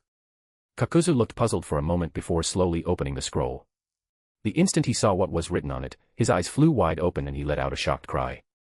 This is way too authentic. This is actually Senju Tsuru's handwriting. Where did you even get an antique like this? Kakuzu held the scroll with an astonished expression. Antiques like this, especially relics from before the Sage of Six Paths suppressed demons era, could sell for absurd prices. And this was calligraphy from a famous figure like Senju Tsuru. How did you get this? It's been so many years, and there were so many wars in between, Kakuzu couldn't help asking. You don't need to know that, Arisu smiled faintly. Rare? There seemed to be piles of things from that era over at Mount Myaboku. This was only something he casually picked out from storage. If he really wanted to, he could even bring out artifacts from the Ninja Sect era. Not long after the donation was made, Hashirama Senju personally came to visit. Shopkeeper Arisu. How am I supposed to thank you? Thank you so much. Konoha truly thanks you. Your donation directly covered the losses from this disaster. Hashirama tightly held Arisu's hand, speaking with visible excitement. Arisu smiled slightly. Mr. Hashirama, it was only a small effort. I never imagined you'd donate tens of millions outright. Hashirama spoke in disbelief. Arisu smiled and changed the subject. Were there any casualties this time? A heavy, guilt-ridden expression appeared on Hashirama's face. Sigh, my mistake. Because I acted too late, there were still 2 casualties. 2 babies around Tsunade's age lost their parents, Hashirama spoke with deep guilt. Oh. I see. That is not your fault, Arisu replied softly. I still clearly remember those 2 babies' names. One is called Jiraiya, the other Orochimaru. Their parents had only just given them those names. They're around little Tsunade's age, yet they already lost their parents. Hashirama's face was full of pain. When Arisu heard those 2 names, he froze slightly. Jiraiya and Orochimaru. Thinking about the timeline, the 2 really had already been born. Just a slight difference in timing. Orochimaru was born in October, Jiraiya in November. Still, things had shifted somewhat. Orochimaru's parents were originally supposed to die while carrying out a mission. Unexpectedly, they died during this Ninetales disaster instead. Still, in the original story, both of them had ties to Mount Myaboku and Ryuchi Cave. And now, he was the sole authority over all 3 Great Sage regions. Mr. Hashirama, where are those 2 babies now? I would like to adopt them. Arisu raised his eyes toward Hashirama and spoke evenly, you want to adopt them. The moment Hashirama heard that, his previously calm eyes instantly lit up with genuine joy, and his expression turned emotional. Shopkeeper Arisu, are you serious? This is wonderful. On behalf of these 2 helpless orphans, I sincerely thank you. Not only have you repeatedly donated to Konoha and helped those in need, now you're even personally taking in orphans. With such kindness and generosity, you truly deserve the title of Konoha's #1 philanthropist. Hashirama hurriedly stood up and gave Arisu a deep, solemn bow. Then he lightly clapped his hands. Several members of the Senju clan instantly appeared and stood by in silence. Immediately afterward, Hashirama personally held up an honorary plaque and solemnly handed it to Arisu. Arisu lowered his eyes to look. Across the plaque were 2 large gilded words. Konoha Philanthropist. Konoha Philanthropist. That works nicely enough. I'll hang it in my shop later. Looking at the plaque in his hands, Arisu's expression relaxed slightly as he nodded. Shopkeeper Arisu, just sign this document. Everyone in Konoha will forever remember your kindness. From this day onward, your Ichiraku ramen shop will be entirely exempt from taxes.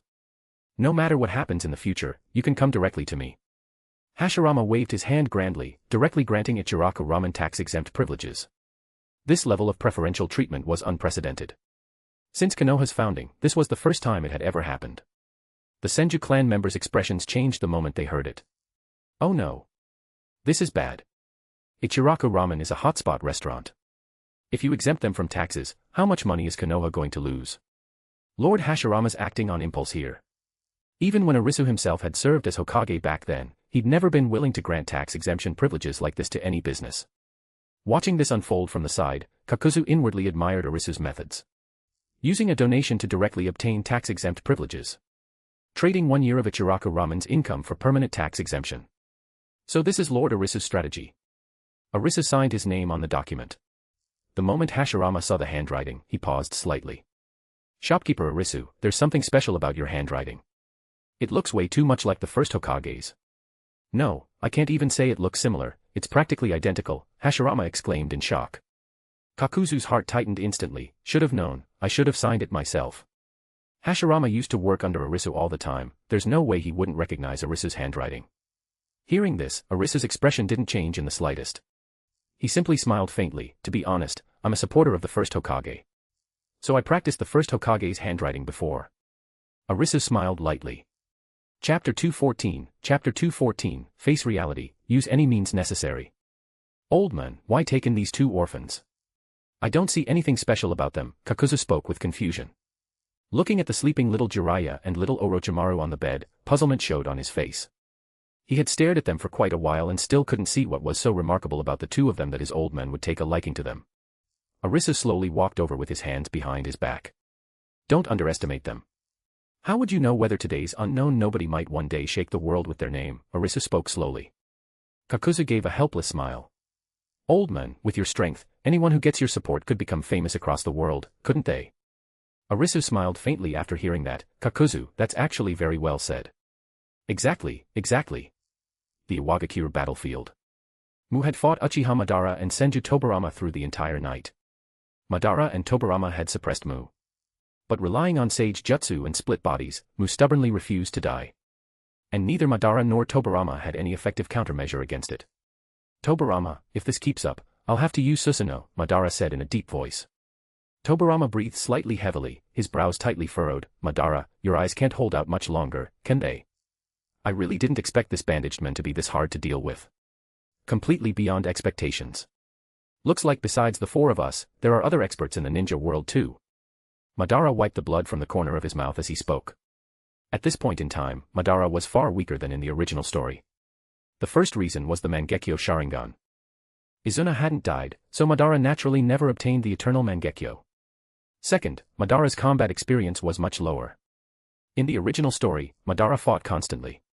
But because of Arisu's policy of keeping a low profile and biding time, Madara had seen very little real combat now. His life experience was also far less harsh. One version of him fought every day, lost both parents, and had his younger brother killed. The other had a happy family, protection from his grandfather, both brothers and friends by his side, and even became Hokage. Mu panted heavily, his hands clenched tightly. I can fight you all day long, Mu said in a deep voice between breaths. His condition wasn't good either. Even with Black Zetsu constantly helping him condense chakra, facing both Madara and Tobarama at once was still overwhelming. Tobarama, how much chakra do you have left? Madara asked in a low voice. I need to reserve part of it in case the IWA Jonin surround us. To be honest, this attack has already failed. We can't stay outside too long. If we remain out of contact for too long, chaos will break out internally, Tobarama said with a frown. At that moment, he was more worried about the outside situation. Had the other three great nations already mobilized against Konoha by now? If this operation couldn't end in a quick victory, then it was already a failure. Even if they won later, it would still count as failure because it had taken too long. For Mu alone to pin down two of Konoha's commanders was already more than worth it. Damn it, this eye is putting too much strain on me, Madara gritted his teeth and covered his Sharingan as he spoke darkly. Let's go, Madara finally said. Tobarama immediately placed a hand on Madara, and the two vanished instantly. The enemy has retreated. Black Zetsu warned through his sensory perception. Mu immediately felt a huge weight lift from him as he collapsed weakly to the ground. If the fight had continued, I probably would have died, but luckily, they withdrew. Supporting himself with both hands against the ground, Mu lay there weakly as he spoke. Just as Mu thought everything was over. Suddenly, two gigantic figures descended from the sky behind him.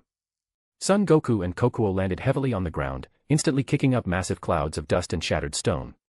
Hello there, Tsuchikage. Son Goku and Kokuo grinned. Kumogakure declares war on Konoha. Sunagakure declares war on Konoha. Kirigakure declares war on Konoha. Amigakure declares war on Konoha. Takigakure declares war on Konoha. The Land of Iron condemns Konoha's violent actions. Various nations have jointly cut off trade with the Land of Fire. Uzushio Gakure announces the severing of diplomatic ties with Konoha. The assault on Kanabi remained stalled. Sarutobi Sasuke was grazed by dust release and had no choice but to retreat back to Konoha, replaced by Uchiha Hokaku. The moment Madara and Tobarama returned to the village, both immediately felt their vision darken. Declarations of war flew in like snowflakes. The Nine Tails attacking the village. More than half the ninja world declaring war on Konoha. Trade embargoes. Uzushio village took one look and saw over half the ninja world declaring war on Konoha. How could they still dare stay tied to Konoha? Terrified, they immediately severed relations. Madara's expression turned ugly. He had expected most of this already. But he hadn't expected every nation to unite with such shared hatred. Tobarama's brows were tightly knitted as well. They had failed. Kanabi Bridge hadn't been captured, and the assassination operation carried out by him and Madara had also failed. A tailed beast that hadn't appeared in centuries had suddenly emerged at this exact moment. Could it be Konoha? Tobarama had never trusted fate, but at this moment, the entire ninja world seemed as though it was being manipulated by some giant invisible hand. As if someone were balancing the ninja world from behind the scenes. Tobarama, the rise and fall of a ninja village is decided by people, not heaven. As long as our strength is sufficient, everything will turn out fine. Madara's eyes glowed scarlet. Hokage, what do you plan to do? Hashirama asked heavily. Madara's face darkened, a trace of extremity flashing through his eyes. Face reality. Use any means necessary. War has never been some so-called gentleman's duel. It has never cared about fairness, never followed hypocritical rules. From ancient times until now, the essence of war has only ever been one thing: one side survives, the other perishes. We must commit every force available to us, tear apart every disguise, shatter every so-called taboo, until every structure, every spirit, every shred of hope in the enemy villages completely collapses, until the entire ninja village destroys itself amid pain and despair. Madara spoke with an extreme look in his eyes. After hearing that, a dark glint flashed through Tobarama's eyes as well. They absolutely could not lose this war. If they lost, the sky would fall over Konoha itself. Madara and Tobarama stepping down would be the least of it. If they lost, Konoha itself might split apart. Face reality, use any means necessary. Tobarama and Madara pondered for a long time before ultimately deciding to abandon all restraint. Launch unrestricted warfare. Just as Konoha entered multi-front warfare. Suddenly, armies of the dead began appearing across the battlefields. Every single one of them possessed Edo Tensei bodies. Their eyes were dull and lifeless, all of them deceased. Attached to their bodies were the tandem explosive tags created by Senju Tobarama. They charged recklessly toward enemy forces and detonated themselves without hesitation. Huge stretches of land were blasted into barren wastelands by the Edo Tensei Corps. And the one controlling everything from the shadows was Senju Tobarama. Tobarama also began frantically using Flying Thunder God to deploy Edo Tensei armies across every battlefield. The major ninja villages were caught completely off guard. None of them had expected Konoha to become so utterly insane, manipulating the dead and carrying out suicide bomb attacks like this. Chapter 215, A Long War. In the year 873 of the ninja calendar, Konoha launched a war against Iwagakure, and a war that swept across the entire ninja world erupted. Let's call it the First Great Ninja War. Inside the history archive, the Toads began discussing among themselves and recording history. On the Sunagakure battlefield, the Konoha army led by the Hatake clan leader clashed with Sunagakure in the desert. On the Kirigakure battlefield, Hyuga Tennin fought Kirigakure at sea. On the Kumogakure battlefield, Uchiha Izuna commanded the defense against Kumogakure's invasion. The fighting was intense, unlike anything before. Even during the era of chaos, there had never been a war on this scale, one that swept across the ninja world. For the first time, everyone felt the terror of war. Large numbers of young adults from the Senju clan and the Uchiha clan were sent to war. The Kurama clan suffered especially heavy losses in this war. This war lasted for 2 full years. Facing attacks from multiple sides, Konoha was ultimately struggling to hold on. Kinkaku and Ginkaku of Kumogakure. Mu and Inoki of Iwagakure. Shaman and the first Kazekage of Sunagakure. Genjutsu Hozuki and the first 7 ninja swordsmen of the mist from Kirigakure. This time, all of them were Kage-level fighters. And with the tailed beasts joining the war, the outcome became even harder to predict. On top of that, the unrestricted warfare launched by Uchiha Madara and Senju Tobarama made ordinary Konoha civilians and ninja uncomfortable. Even members of their own clans felt it had gone too far. Inside Konoha, people had also begun to resent the war and wonder if what they were doing was wrong. After all, the pain of war had already spread to them. They could clearly feel food prices rising. Their relatives, parents, sons, and others were dying or getting injured on the battlefield. Even families that had not suffered injuries worried that the continued war would lead to their loved ones getting hurt or killed. For a time, an anti-war movement rose within Konoha. There were even several protest marches in Konoha. Some clan leaders watched their clansmen continuously decrease in number, so they requested the second Hokage to step down and hand power back. Some even cried in front of the first Hokage's grave. Inside Ichiraku Ramen. Sigh. When is this war ever going to end? Why start a war? If there wasn't a war, my brother and father wouldn't have died. Uchiha Madara. I want to see how he'll face the first Hokage after turning Konoha into this. Everyone was complaining about the war and wondering when it would end. Why did they even start a war? Arisu felt it more clearly than anyone. Before, people happily discussed victories, then talked about how the frontline battles were going. Now, only complaints remained. At last, this war is finally about to end. Arisu's brows relaxed as he let out a long breath. He had already received news from White Zetsu that Senju Hashirama had finally made up his mind to correct Konoha. Konoha Hokage Office. Uchiha Madara and Senju Tobarama stared at the battle map with bloodshot eyes. Tobarama. Deploy the Edo Tensei Corps here. At this position, use Flying Thunder God to release poison gas. Kill those bastards. Uchiha Madara ordered in a deep voice. Senju Tobarama immediately nodded and said in a low voice, I'm speeding up the production of tandem explosive tags. I'll cover the entire front line and turn one whole battlefield into an explosion zone. Right then, the door burst open. Senju Hashirama, who had retired many years ago, rushed straight in. Behind him were the leaders of Konoha's major clans. Their eyes were firm as they followed closely behind Senju Hashirama. Hashirama, what are you doing? Uchiha Madara asked with a dark expression. Senju Tobarama's pupils trembled, as if he already understood what his elder brother intended to do. Enough. Senju Hashirama painfully closed his eyes. Seeing this scene, he could not help but remember. Back then, he had also pushed open a door like this and scolded the Senju elders. Madara. Tobirama. Stop this, Senju Hashirama shouted anxiously. Uchiha Madara showed no intention of turning around and coldly said, Hashirama, stay out of this. Protect the village properly. I was just planning to send you to the front line. And Mito has now become the Nine-Tails Jinchuriki. Her power can also be used. Senju Hashirama looked at Uchiha Madara in disbelief, as if meeting him for the first time. Madara. You've changed, Senju Hashirama said heavily. I haven't changed. I've always been like this. As long as we hold on a little longer, we can win this war. At that time, we'll unify the ninja world. Permanent peace. My achievements will far surpass my great-grandfather's. Uchiha Madara spoke in an almost obsessive, crazed tone. Big brother. Senju Tobirama also clenched his fists. Actually, with his rational mind, he had long sensed that Konoha might not be able to win. But once the arrow was released, there was no turning back. They could only win. Senju Tobirama could not accept the fact that everything had gone wrong. He could not understand why every one of his flawless plans had completely failed. And those ninja villages seemed almost blessed by heaven, like they were cheating. The enemy lacked top-level fighters. Fine, then the Mizukage and Tsuchikage somehow obtained Sage Jutsu.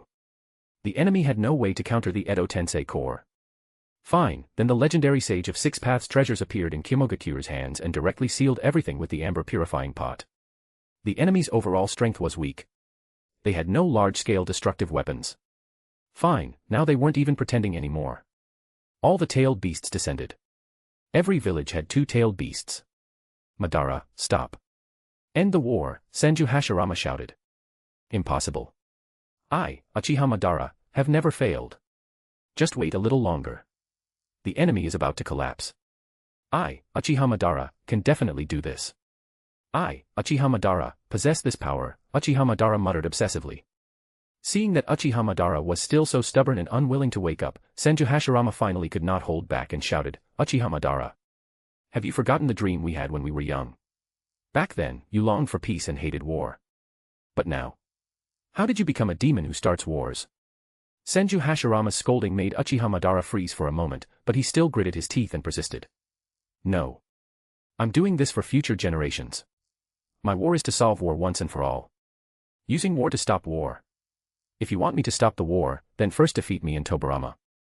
Uchiha Madara suddenly activated his Mangekyo Sharingan. But the moment he opened his eyes, intense pain struck him. The side effects of the Mangekyo made Uchiha Madara unable to stand steady, blood flowing from his eyes. Drops of blood pattered onto Madara's hands. The intense pain cleared Uchiha Madara's mind somewhat. His eyes regained clarity. Trembling, he looked at his hands and recalled everything he had done. At that moment, Uchiha Madara suddenly remembered that he was a pacifist, a man of absolute justice. Uchiha Madara suddenly muttered to himself, Uchiha Madara, what have you done? p@trian.com/xenosex.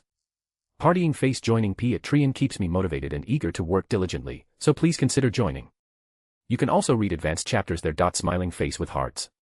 Chapter 216, Daily Life in the Pure Land. Pure Land. Uchiha territory in the Pure Land.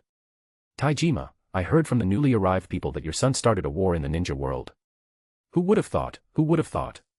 Truly, a great father raises a great son. Your whole family is really something, Uchiha Yudo said with a smile while drinking tea.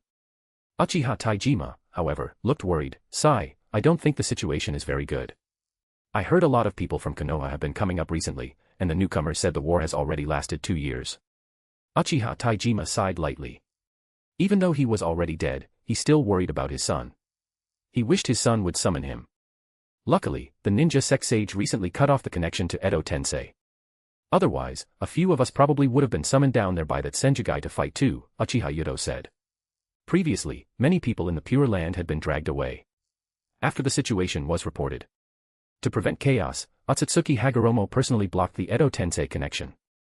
Taijima, enough. We're already dead, so let's stop worrying about the affairs of the living world. Leave it to our descendants. Uchiha Yudo stuffed a sushi roll into his mouth, then washed it down with beer in one gulp. Taijima nodded gloomily. Still, I'm curious why my grandfather isn't in the Pure Land. Hearing this, Uchiha Yudo also showed a thoughtful look. Yeah, that really is strange. Uchiha Yudo suddenly leaned close to Taijima's ear and mysteriously whispered, Taijima, I don't know why, but honestly, I think our clan elder looks a bit like the Sage of Six Paths. Huh? My grandfather looks like the Sage of Six Paths. Uchiha Taijima laughed helplessly. His grandfather was indeed very strong in literature and knowledge, but in terms of strength, he was at most a chunin. How could he possibly be the Sage of Six Paths? But speaking of it, my grandfather really did live a long time. Uchiha Taijima said thoughtfully. Just as the two were thinking, Uchiha Izuna suddenly appeared. You two sure are free. Izuna and I organized a tug-of-war competition, past Senju clan leaders versus past Uchiha clan leaders. You two are joining too. Uchiha Izuna immediately waved at them and said. Uchiha Taijima looked speechless. First clan leader, can't you find someone stronger from when they were alive?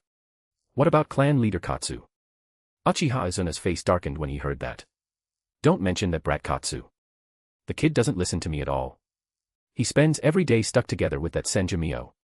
They're probably traveling all over the Pure Land right now. I sent him messages and he doesn't even reply. Wasn't clan leader Katsu on bad terms with that Senju Mio? Why now? Uchiha Yudo looked confused. Young couples just love this kind of love-hate relationship. Uchiha Izuna snorted. Sigh, sounds nice. If I had known earlier, I would have gone traveling too. Too bad my wife only wants to stay in the clan territory. Uchiha Taijima unwillingly stood up and said. Well, just treat it as fun. Staying in the Pure Land scrolling Douyin every day is getting boring. Activities like this once in a while aren't bad. Uchiha Yudo stretched lazily and said. Pure Land border. Urashiki, congratulations. You did well. The sage gave the order. Write a self-criticism report, and after that you can go work in the Ninja Sect, the Shimura clan leader said with a smile to Urashiki. After spending so many years together, the two had become much more familiar. Urashiki, who was playing games, froze for a moment, then shook his head. Brother, honestly, I still think freely exploring the borderlands is better.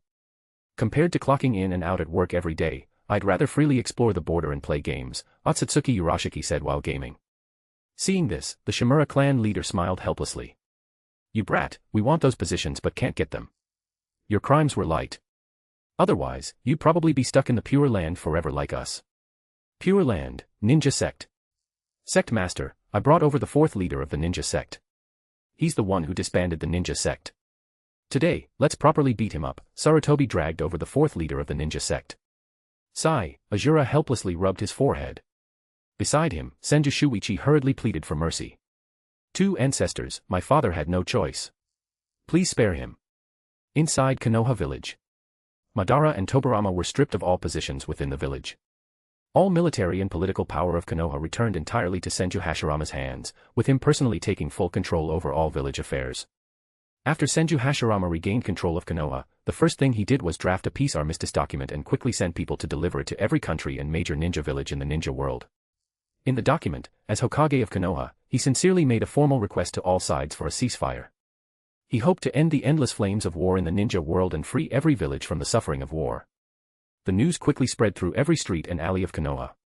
The residents of Konoha, who had long been trapped in fear because of the war, instantly erupted into thunderous cheers after hearing the ceasefire news. People spread the news everywhere, crying tears of joy, excitedly praising the second Hokage's wisdom. The shadow of war that had hung over Konoha for so long seemed to completely disappear at that moment.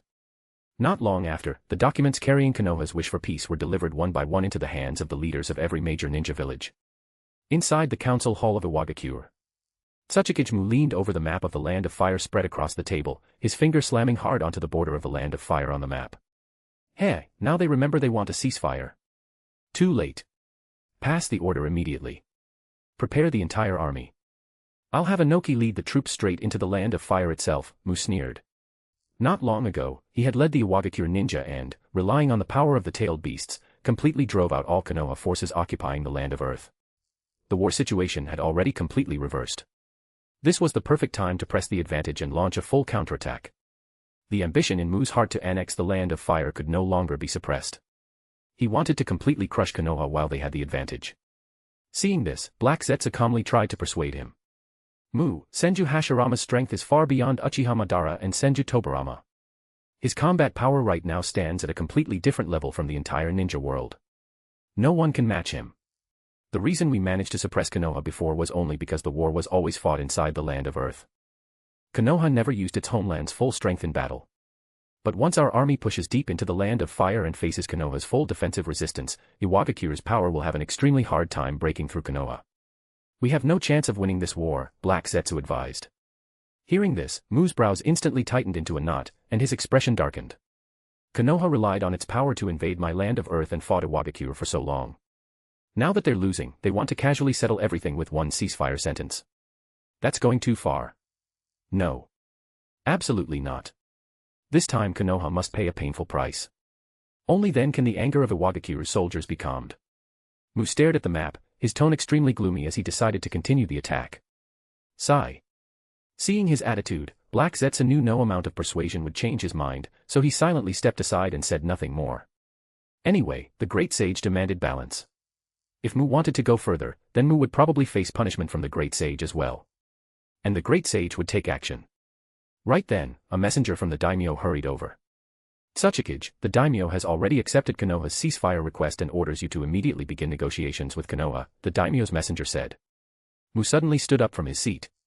Why did the daimyo agree? The messenger answered, Tsuchikage, the daimyo simply agreed. Black Zetsu fell into thought after hearing that. It was probably another sage's doing. After the messenger left. A foolish ruler, a foolish ruler. Mu sat in the office, unable to keep his expression under control. The same scene also happened in the other ninja villages. The Kage of every village did not want a ceasefire, but after pressure from the daimyo, they could only agree. Chapter 217, Madara, the war is over. Konoha, the courtyard in the center of the village. Arisu and Kakuzu had bought a courtyard located in the center of Konoha. The two stood together quietly watching Jiraiya and Orochimaru, who were innocently playing together in the courtyard. The two were already 2 years old. But people in the ninja world matured early in general, and the two already looked like they had started understanding things. Jiraiya was lively and careless. Orochimaru was calm and quiet. Their personalities were already becoming clear. Old master, are you planning to send the two of them to the ninja academy? Kakuzu asked. Arisu nodded slightly. Being a ninja is a good path in this world. You understand. Kakuzu nodded after hearing that. Being an ordinary civilian is fine too, but the upper limit for ninjas is higher. Suddenly, Kakuzu gave a strange smile. Old master, you're not thinking about raising them to become Hokage, are you? Kakuzu asked with a smile. Arisu smiled faintly with his hands behind his back. That depends on them. The afternoon sunlight spilled into the courtyard, warm and comfortable. Jiraiya held a small branch and ran wildly all over the yard, chasing butterflies one moment and squatting on the ground digging through dirt the next. When he got tired from running, he immediately threw himself beside Arisu and Kakuzu's legs, raising his round little face asking for food. Grandpa Kakuzu, I want something to eat, 2-year-old Jiraiya looked up and said. Orochimaru quietly sat on the stone steps, playing with a fallen leaf in his small hands. His eyes were calm, and from beginning to end he barely spoke, only occasionally glancing at the wildly running Jiraiya. Kakuzu took out 2 pieces of cake from inside the house and handed them to the 2 children. Yay! Jiraiya immediately jumped up and grabbed one, stuffing it into his mouth while wolfing it down, crumbs sticking all around the corners of his mouth. Orochimaru gently took his piece instead and slowly ate it in small bites, acting steady and composed. Arisu smiled and raised his hand, wiping the crumbs off Jiraiya's face before patting Orochimaru on the head. Eat slowly. Jiraiya shouted unclearly through the rice cake in his mouth, Grandpa, Orochimaru and I are going to play. After speaking, he grabbed Orochimaru's hand again, wanting to drag him into the yard to play together. Orochimaru did not refuse and simply let himself be pulled along, slowly following behind. Kakuzu looked at the 2 children's backs and quietly said to Arisu, their personalities are completely different, but they can still play together. Arisu looked at the 2 little kids playing in the courtyard, his expression gentle. Slowly. There's still a long road ahead. Since the 2 had grown up together from childhood, their relationship should become much better than in the original story. The outside world has stopped fighting. This unprecedented war has finally ended. Kakuzu raised his head and looked at the sky. The sky was completely clear. Arisu also nodded and looked at the sky. Tomorrow will be better. Deep inside the Uchiha clan district of Konoha, a secret room was tightly sealed by thick stone walls. It was so dark that no sunlight could enter through the barriers. Uchiha Madara quietly sat on an old wooden chair, his eyes empty and lifeless, his whole body wrapped in lingering despair. Suddenly, the wooden door was gently pushed open. Senju Hashirama stepped inside, his heavy gaze landing on Madara and staying there for a long time. Hashirama, why did you come? How is the war now? Uchiha Madara slowly asked in a hoarse and dry voice filled with exhaustion. Looking at him like this, Senju Hashirama could not help sighing softly before slowly speaking, Madara, the war is over. Hearing this, Uchiha Madara's pupils shook violently. His fingers unconsciously tightened hard enough that it almost crushed the armrest in his grip. He did not need to think much to understand that this ceasefire was definitely peace brought about by Hashirama. The villagers all see you as the chief culprit who started the war. They all pressured me to lock you in prison. Senju Hashirama's expression was complicated, his tone filled with helplessness and conflict as he continued, at first, the people were furious and even demanded your execution. After all, you led the children of every clan onto the battlefield and caused countless families to lose their loved ones. But considering that you are Uchiha Taijima's son and the grandson of the first Hokage, the clan elders finally discussed it and decided to imprison you for now. Uchiha Madara remained silent for a long time. The atmosphere around him became even heavier before he finally said in a low voice, if I had been the victor today, the ending would definitely not have been like this. Madara, you are not a hero, Senju Hashirama sighed.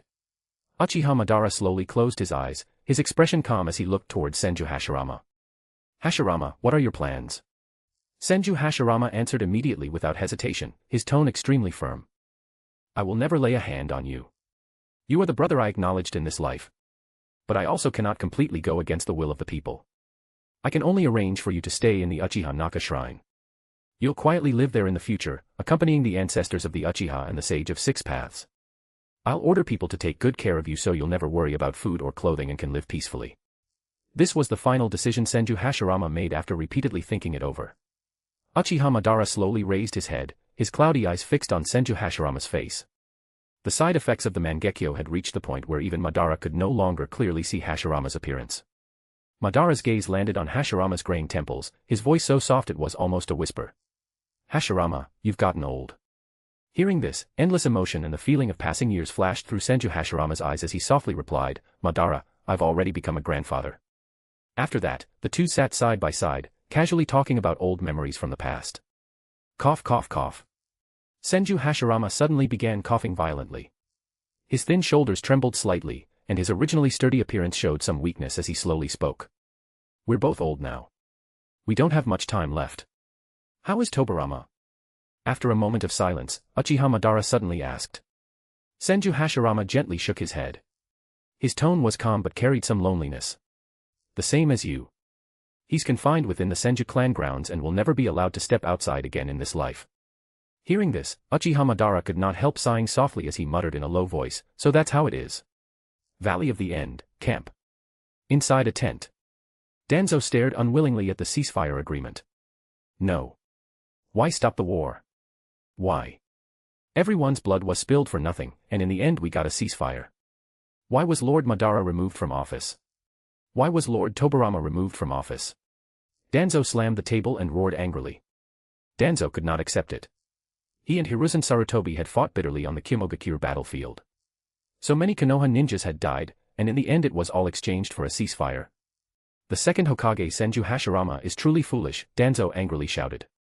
Beside him, Hiruzen Sarutobi quickly covered Danzo's mouth. Danzo, do you have a death wish? Danzo's face was full of anger. He was a firm supporter of Uchiha Madara and Tobirama. When Uchiha Madara decided to launch unrestricted warfare, Danzo fully supported it and believed it should have been done that way. It should have been done without caring about methods. But Senju Hashirama launched a coup, stripped away the Hokage position, and imprisoned Lord Madara. Danzo was furious inside. So many people had died, so much blood had been spilled, and this was the final result. Chapter 218, The Next Hokage. The first great ninja war had ended. As Uchiha Madara and Senju Tobirama were stripped of all positions and placed under house arrest, Senju Hashirama regained control. Six Paths Patriarch at everyone, Black Zetsu and Fukasaku can come back now. Tobi will continue staying in the land of rain and act freely. The nine-tailed beasts will remain unchanged. Black Zetsu, received. Fukasaku, received. Tobi, received. Outside Iwagakure, on a rocky mountain. Mu stood there personally seeing Black Zetsu off, wearing a plain-colored robe. Sage Black Zetsu, how should we say goodbye? Mu asked softly, reluctance showing between his brows. Black Zetsu turned to look at him and slowly said, peace has finally come to the ninja world. My mission also ends here. Mu, govern Iwagakure well from now on and protect your village. I understand. The reluctance in Mu's heart instantly surged up. Whether because of benefits or the feelings built through long companionship, he truly did not want Black Zetsu to leave. This sage could help him plan everything and sort out all complicated matters, while also helping him break through bottlenecks and greatly improve his strength. A cheat this powerful could never be found a second time in the entire ninja world. Sage, why must you leave? Konoha has only just stopped fighting. The situation in the ninja world is still unclear. It's far from truly stable. Mu frowned slightly, his tone full of sincerity. Black Zetsu smiled lightly and calmly said, "Don't worry, Mu. The ninja world won't fall into chaos." Ah. Seeing this, Mu could only sigh helplessly in the end. Then he steadied his emotions and deeply bowed respectfully toward Black Zetsu. "Thank you, Sage. Thank you for helping me all this way. I am deeply grateful," Mu said. A faint smile appeared at the corner of Black Zetsu's mouth. "We'll meet again. Until next time." As soon as he finished speaking, faint chakra fluctuations spread around Black Zetsu's body, and his figure instantly sank into the ground beneath his feet, completely disappearing. Until next time. Mu quietly stood there on the rocky mountain, staring blankly toward the direction Black Zetsu had left. He remained there for a long time without moving a single step. Kirigakure. Waves lightly hit the shore on the beach by the sea, and the salty sea breeze slowly drifted by. Hozuki Genjutsu wore a loose bathrobe with sunglasses on his face as he bid farewell to Sage Fukasaku. "Sage Fukasaku, the fires of war in the ninja world have finally calmed, yet you choose to leave at this time," Hozuki Genjutsu said. Sage Fukasaku gently stroked the beard beneath his chin and smiled, "Genjutsu, govern Kirigakure carefully from now on. Don't easily start wars again. Everything in the world follows a fixed order. Konoha ended up like that before because it acted against the heavens and violated the natural order. Where there is yin, there is yang. The balance of yin and yang is the proper way of heaven and earth. Once that balance is recklessly broken, heaven itself will step in to correct it. Konoha's ending is the best proof of that. As the saying goes, there are gods 3 feet above your head. Never act arrogantly. Always keep reverence in your heart and never go against the heavens." Fukasaku's words carried hidden meaning. It sounded like ordinary advice, but he was secretly giving guidance. Hozuki Genjutsu had always been sharp-minded. After thinking slightly, he instantly understood the true meaning behind the words. Hozuki Genjutsu's expression immediately became serious. "So that's how it is. This junior completely understands now. From now on, I will always keep reverence in my heart and stay within my proper place," Hozuki Genjutsu quickly bowed and said. Fukasaku nodded, then jumped into the sea and disappeared. Hozuki Genjutsu stood alone on the reef with his hands behind his back, letting the sea breeze blow over him. Black Zetsu and Fukasaku had returned to Mount Mayaboku. After Fukasaku and Black Zetsu left, another 4 years passed in the ninja world. These 4 years were fairly difficult years for Konoha. Because of the wounds and after-effects of the war, Konoha was slowly recovering. During these 4 years, Senju Hashirama handled Konoha's government work day and night without stopping. He even used large numbers of wood clones to help villagers throughout the Land of Fire. For example, building houses and creating lumber. He personally handled everything carefully and seriously. At the same time, Senju Hashirama also helped the nearby small countries with construction. All for the sake of restoring Konoha's reputation in the ninja world. And Senju Hashirama pushed forward an important policy. That was integrating the Senju into the civilian population. Because this war caused massive civilian casualties in Konoha, Senju Hashirama took in civilians throughout the Land of Fire while also arranging for the Senju to integrate into Konoha. Senju Hashirama was practically working himself to death, and on top of that, his body was getting older and older. Outside Konoha village, Uchiha Izuna returned with a group of disciples. "Teacher, the second Hokage calling you back this time is probably because he wants you to take over the position of Hokage," Danzo said from the side. Hiruzen Sarutobi also nodded thoughtfully. Izuna, who was already close to becoming an old man, sighed slightly. "Ah, I only hope the second Hokage takes care of his health." Danzo did not speak after hearing that. Uchiha Kagami, Akimichi Torafu, Mitokado Hamura, and Yuditane Koharu all looked very happy. They were Izuna's disciples. Now that Izuna might become the 4th Hokage, how could they not be happy? After arriving in Konoha, Uchiha Izuna immediately went to see Senju Hashirama without stopping. When he saw Senju Hashirama, Uchiha Izuna was still stunned for a moment. He had not expected Senju Hashirama's hair to already be completely white. "Hokage," Uchiha Izuna spoke. "Izuna, you're here. Come over quickly. No need to call me Hokage, just call me Hashirama, like before. I have something to discuss with you." Senju Hashirama stood up with a warm smile and said. Uchiha Izuna nodded after hearing that. "Hashirama, you've become so old. Time really passes quickly, Z Uchiha Izuna sighed. Senju Hashirama smiled slightly. Haven't you heard? Time passes like a galloping horse under the whip, and the sun and moon flow away like falling flowers. My granddaughter Tsunade is almost old enough to attend the ninja academy. Hee hee. Izuna gave a bitter smile and could not help recalling the days when they fought for dominance under great-grandfather's command. Back then, they were full of spirit, sweeping through the land of fire, undefeated in battle and unstoppable in attack. Now, they had all grown old. The two chatted for a while before Senju Hashirama brought the topic to the Hokage position. I'm almost done for. The ninja village needs a Hokage. In the entire village, only you are suitable. Senju Hashirama looked at Uchiha Izuna seriously and said. Uchiha Izuna closed his eyes after hearing that, then sighed and said, I also don't have much time left. Over these years, my eyes have nearly gone blind. I'm afraid. I worry. Senju Hashirama also gave a bitter smile after hearing that. Then there was really no one left. Could they directly choose a young person? What a joke. He himself did not even have a disciple. If they directly picked a young person, would those clan heads accept it? Could they choose Tobirama? That would not work either. The people of Konoha and the major clans deeply hated Madara and Tobirama, those two war fanatics. Who do you think can become Hokage after you? Senju Hashirama asked helplessly. Chapter 219, Good night, Senju Hashirama. After hearing this, Uchiha Izuna instantly saw the figures of several disciples clearly appear in his mind. Sarutobi Hiruzen, Shimura Danzo, Mitokado Hamura, Udatane Koharu, Uchiha Kagami, and Akimichi Torifu. One young face after another flashed through his mind, each still immature yet sharp in their own way. He could not help falling into thought. After a moment, Uchiha Izuna put away his thoughts and slowly spoke after careful consideration. Among the disciples, I think Sarutobi Hiruzen and Shimura Danzo can still shoulder important responsibilities. Hearing this, Senju Hashirama subconsciously muttered in a low voice, children from the Shimura and Sarutobi clans, those two juniors do have decent character and talent. There was some approval for the younger generation in his tone. Hashirama had heard about the two of them during the First Shinobi War. But as soon as he finished speaking, Uchiha Izuna lightly shook his head, and a trace of hidden worry gathered between his brows. In my heart, I actually think more highly of Danzo, but I always feel that this child's personality and methods may one day cause him to repeat the mistakes my older brother and Tobirama made. Uchiha Izuna raised a hand and lightly pressed his swollen forehead, his tone filled with worry and helplessness toward the future.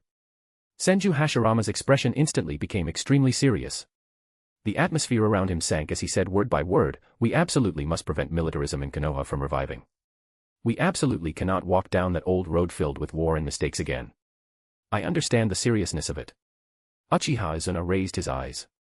His gaze suddenly became extremely firm as he nodded solemnly to Senju Hashirama without the slightest hint of carelessness. Looking at him, Hashirama immediately asked, if you succeed as Hokage, what do you plan to do next? Calmly develop Konoha's foundation, keep a low profile and build strength quietly, avoid taking the initiative to start conflicts, and stabilize peace within the village. Uchiha Izuna's tone was firm and without hesitation. Hearing this steady answer, the worry hanging in Senju Hashirama's heart finally eased somewhat. He had always trusted Izuna deeply. Back when the village was first founded, Izuna had strongly opposed endless war and wholeheartedly hoped for peace in Konoha. That original intention had never changed. Izuna, from now on, Konoha is completely in your hands.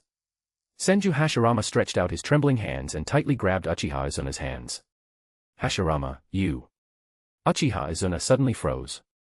He stared blankly at the emotional Senju Hashirama before him, and his heart was deeply stirred by this strong feeling of trust. As if completely infected by those sincere emotions. Uchiha Izuna tightly gripped Senju Hashirama's hands back, his voice choking slightly, I definitely will. Definitely. Definitely. Take care, Izuna. Deep inside the secret room, Uchiha Madara lay on the bed with his eyes closed, covered with a thin blanket. To avoid blindness from the Sharingan over the years, he had long stopped using his eye power. Even if he was unwilling, there was nothing he could do about it. At that moment, a figure silently entered the secret room. Uchiha Madara's perception was extremely sharp. Even with his eyes closed and without using them, he instantly sensed the disturbance around him. It's Tobirama, right? Uchiha Madara spoke calmly. The figure in the darkness slowly appeared. It was Senju Tobirama wearing a black robe. You came. Made your decision. Uchiha Madara asked indifferently. Senju Tobirama nodded slightly. Yeah. Let's go. Hearing this, Uchiha Madara lifted the blanket. He was already fully dressed and casually picked up the gunbai fan.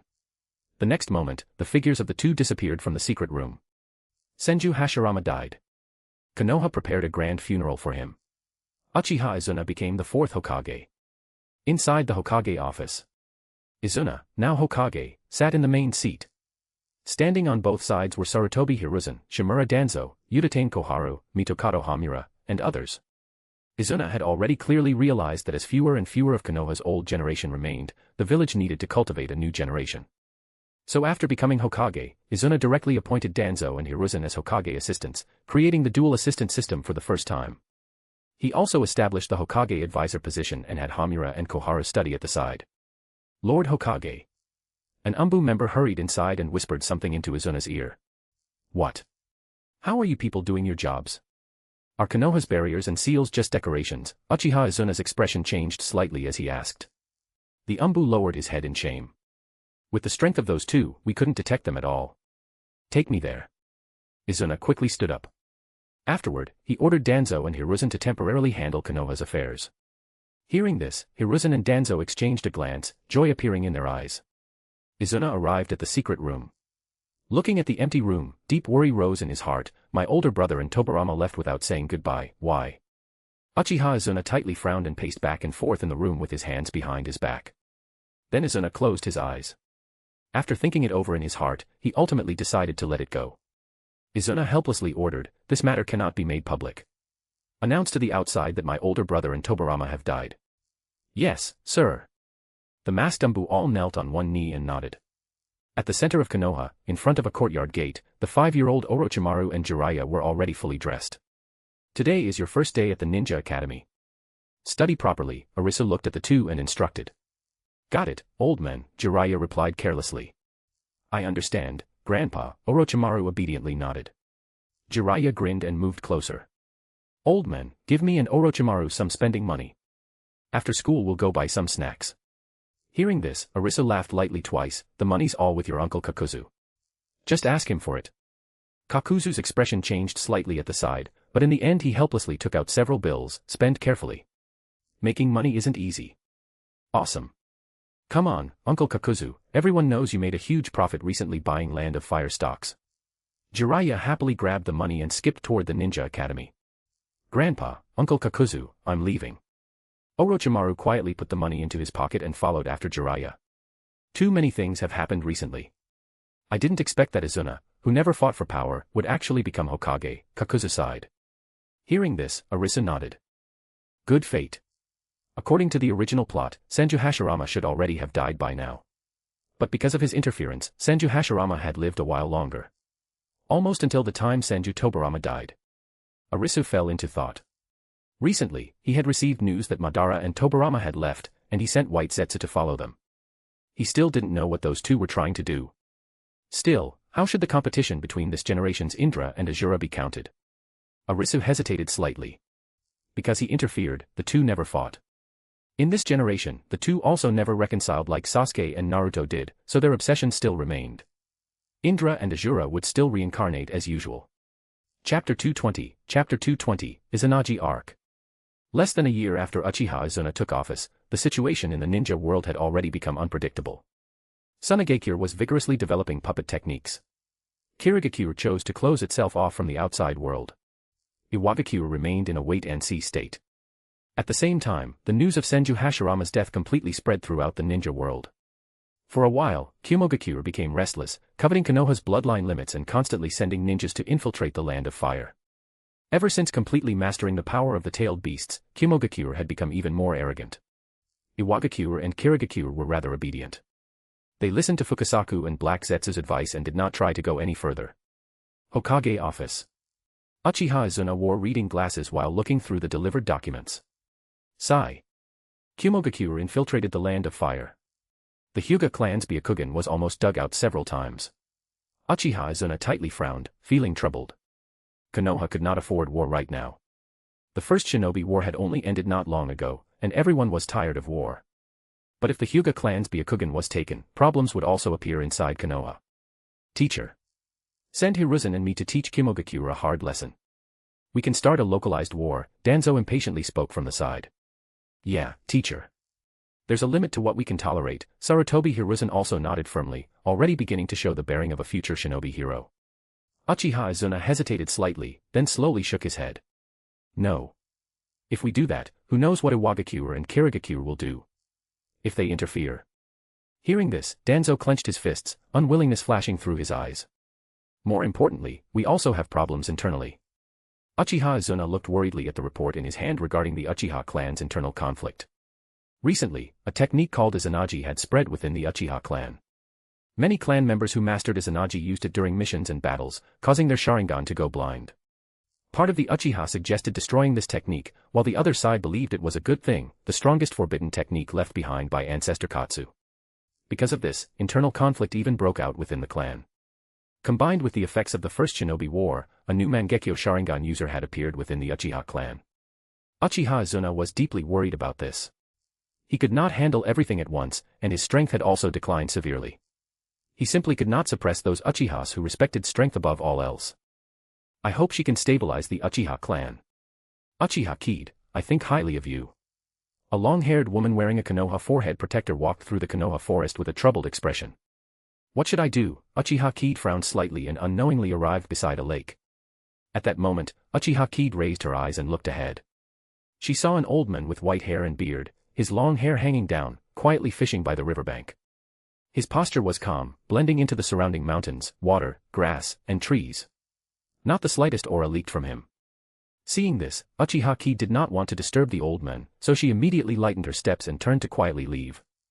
Have the troubles of the Uchiha clan been weighing on your heart lately? A calm and clear voice slowly sounded from the fishing old man and directly entered Uchiha Kid's ears. Uchiha Kid was first startled, then stopped and nodded, yes. May I ask what guidance you have? It's because of Izanagi, right? The fishing old man spoke again, directly pointing out the core issue. Hearing this, huge waves instantly rose in Uchiha Kid's eyes. Her Mangekyo Sharingan automatically appeared, and her pupils suddenly shrank. This matter had already been heavily suppressed by clan leader Izuna using the entire clan's power. It should have been extremely secret, yet this unfamiliar old man easily exposed it. How exactly do you know about this? Uchiha Kid instantly calmed herself, her tone full of caution as chakra around her body quietly tensed. How I know is not important. I came here this time to help you resolve this disaster. As for Izanagi, I just happen to have a method to counter it, the fishing old man spoke calmly. Uchiha Kid's heart shook violently. She could no longer maintain her composure and quickly asked, that is a forbidden technique personally created by Uchiha Katsu. Do you truly have a method to counter it? Hearing this, the old man laughed inwardly, in all of Mount Mayaboku, who didn't know I was Uchiha Katsu's strictest father. The next moment, an ancient-looking scroll suddenly appeared out of thin air and lightly fell into Uchiha Kid's palm. Uchiha Kid lowered her head and looked carefully, blurting out the words written on the scroll, Izanami. Take it. This technique happens to perfectly counter Izanagi, the fishing old man said. But why help the Uchiha clan? Uchiha Kid tightly gripped the scroll, filled with confusion and doubt.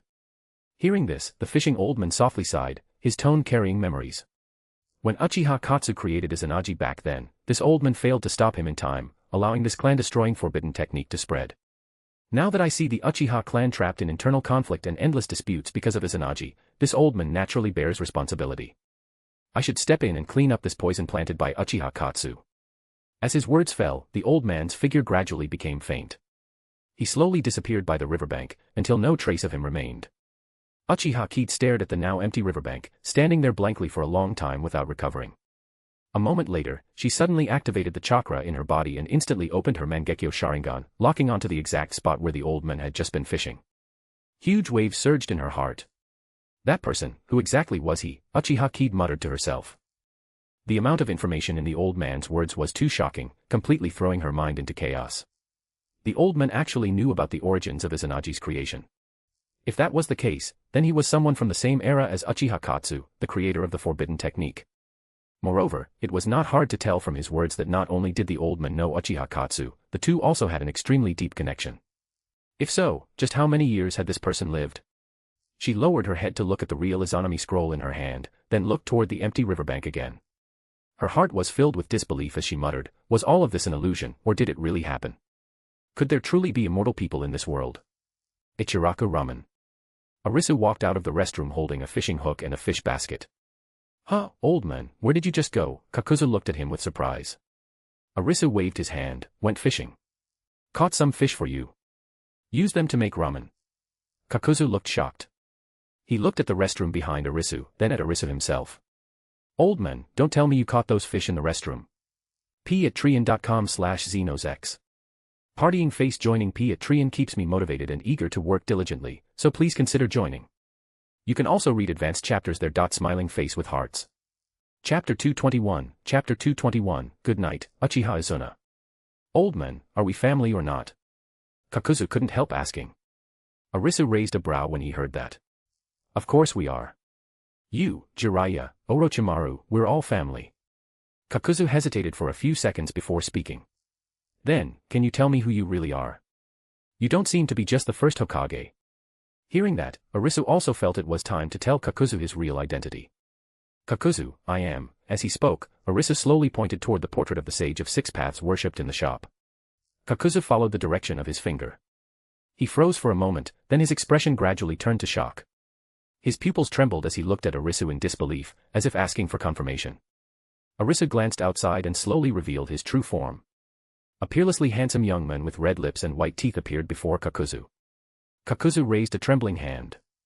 Seeing the Sage of Six Paths standing before him, his lips shook, then he dropped to his knees with a shiver. Mortal Kakuzu greets the Sage of Six Paths. Kakuzu knelt on the ground, his heart in complete chaos. His excitement couldn't be hidden. Good heavens, the Sage of Six Paths was actually standing right in front of him. The faith of the entire ninja world. The only creator god of the ninja world. A true god. And he had been by his side this whole time. Thinking back to how his old mission had been assassinating the Sage of Six Paths, Kakuzu didn't know whether to laugh or cry. Seeing this, Arisu bent down and helped Kakuzu up. You don't need to be so formal with me, Kakuzu, Arisu said with a warm smile. It could only be said that the 1,000-year faith in the Sage of Six Paths was too deeply rooted. Thank you, Sage. Kakuzu looked at Arisu excitedly. God of wealth, this was the real god of wealth. You should still call me old man. Remember, keep my identity secret. With a turn, Arisu changed back into the bearded middle-aged man from before. Kakuzu nodded hard. Just thinking that he was actually family with the Sage of Six Paths made him feel that maybe one day the Sage would make him the god of wealth of the ninja world. The internal conflict of the Uchiha clan finally came to an end. Relying on Izanami, Uchiha Kid perfectly countered her opponent's Izanagi and ended the brutal clan conflict. At nearly the same time, friction between Konoha and Kimogakure along the border became more frequent, and war was on the verge of breaking out. To prevent the situation from worsening further, protect the hard-earned peace between the two nations, and stop another ninja world war from erupting, Uchiha Izuna firmly decided to personally travel to Kimogakure and mediate peace talks. That day, Uchiha Izuna entered the territory of the Land of Lightning with several direct disciples. Inside Kimogakure, Kinkaku and Ginkaku were secretly plotting. That lord hasn't given any orders. Everything is up to us, Kinkaku said in a low voice. Ginkaku nodded slightly, his expression serious. Too bad we have no way to contact that lord ourselves. So what do we do next? Kinkaku looked at Ginkaku. A cold and crafty smile curved on Ginkaku's lips. Since nobody's controlling us, this is perfect for fulfilling our wish. I've wanted to take control of all of Kimogakure for a long time. Kinkaku immediately understood and revealed a strange vicious grin. Exactly what I wanted too. I just happen to control all of Kimogakure's elite forces. In that case, we'll use the day of the peace talks to launch a coup inside the village. The two quietly schemed as danger stirred beneath the surface. But on that day, Konoha's fourth Hokage will also be there. That person. Ginkaku suddenly hesitated. Kinkaku thought for a moment, then his eyes turned fierce. Dragging Konoha into this will definitely be troublesome. But if that Hokage insists on getting in our way, we'll kill him too. On the day of the talks, the atmosphere inside the core meeting hall of the Reikage building in Kimogakure was solemn. Documents covered the long wooden table, listing difficult issues such as border disputes between the two nations, the division of interests among smaller countries, and the handling of border conflicts. Uchiha Izuna and the second Reikage sat facing each other. After several hours of verbal clashes and weighing gains and losses, the discussion always revolved around the peace of both villages and the stability of the ninja world. Uchiha Izuna clearly analyzed the hidden dangers of war. Using long-term peace as the foundation, he gradually resolved the second Reikage's concerns one by one. Every sentence struck at the key point of coexistence and mutual benefit between the two villages, and in the end he completely convinced the ruler of Kimogakure. When the dust finally settled, Konoha and Kimogakure officially reached reconciliation. They decided to calm all border disputes and work together to maintain regional stability. Thank you, Lord Reikage, for seeing the bigger picture. May both villages end all conflict forever. Long live peace. The sharpness in Uchiha Izuna's eyes faded after the negotiations ended. A genuine smile appeared on his face as he took the initiative to shake the second Raikage's hand. As expected of the grandson of the first Hokage. I truly admire you. Long live peace. The second Raikage's expression relaxed as he returned a serious yet warm smile. Just as the two thought everything was over and the matter had reached a perfect ending. A furious roar suddenly exploded through the hall. Banana fan, 5 elements upheaval. At some unknown moment, Kinkaku had already barged into the meeting hall. Holding the banana fan tightly in his hand, he swung it violently, and the 5 chakra natures of fire, water, wind, lightning, and earth erupted together in chaos. They fused into a devastating combined attack, and blasted directly toward the two who were shaking hands in peace. What? What are you people from Kimogakure trying to do? Uchiha Azuna's pupil suddenly shrank as his extreme sense of danger instantly sounded the alarm. The second Raikage was also completely dumbfounded. He had no idea why Kinkaku and Ginkaku suddenly attacked. He had never planned to kill Uchiha Azuna at all. Uchiha Azuna's instincts as one of the Uchiha clan's top experts moved faster than thought itself. His scarlet Sharingan spun rapidly as a translucent silver Susanoo instantly formed. A heavy skeletal frame spread open violently, firmly shielding both himself and the second Raikage behind it. Boom. An earth-shaking explosion instantly swept through the entire Raikage building. The hard stone walls exploded apart as rubble and dust flew everywhere. The terrifying shockwave destroyed all the furnishings inside the hall, and the roar echoed across the skies of Kimogakure. Danzo and Hiruzen Sarutobi, waiting in a nearby room on standby, felt their hearts shake violently. Their expressions changed drastically. This is bad. Teacher. The two cried out in alarm. They didn't dare delay for even a second as they immediately activated chakra and rushed desperately toward the meeting hall. When the spreading dust gradually cleared. Inside the ruined hall. Cough cough cough. Uchiha Azuna was kneeling heavily on one knee. One hand tightly covered his bleeding eye, while the spiritual body of the Susanoo around him was covered in cracks like a spider web. It was obvious he had forcefully endured a fatal blow and was using the last of his strength to keep himself standing. As for the second Raikage, who had just shaken hands and made peace with him moments earlier, he had already been blasted into a charred corpse by the power of the 5 elements. He collapsed lifelessly onto the ground, burned into charcoal and sent off to the Pure Land to enjoy himself. Kinkaku and Ginkaku slowly walked forward with cruel bloodthirsty smiles on their faces. Looks like you're pretty tough, Uchiha Azuna. Chapter 222, Stop. Boom. Boom. Boom. Explosions kept ringing through the forest. Inside the dense woods, branches crossed over each other, blocking out the sky and moon. Uchiha Azuna led his 6 disciples as they fled quickly through the forest. Their robes whipped loudly in the fierce wind. After the battle with the powerful enemy earlier, Azuna already understood clearly that their side was far weaker than the opponent. Combined with the many strange things in the battle, he instantly realized there were traitors and internal chaos within Kimogakure.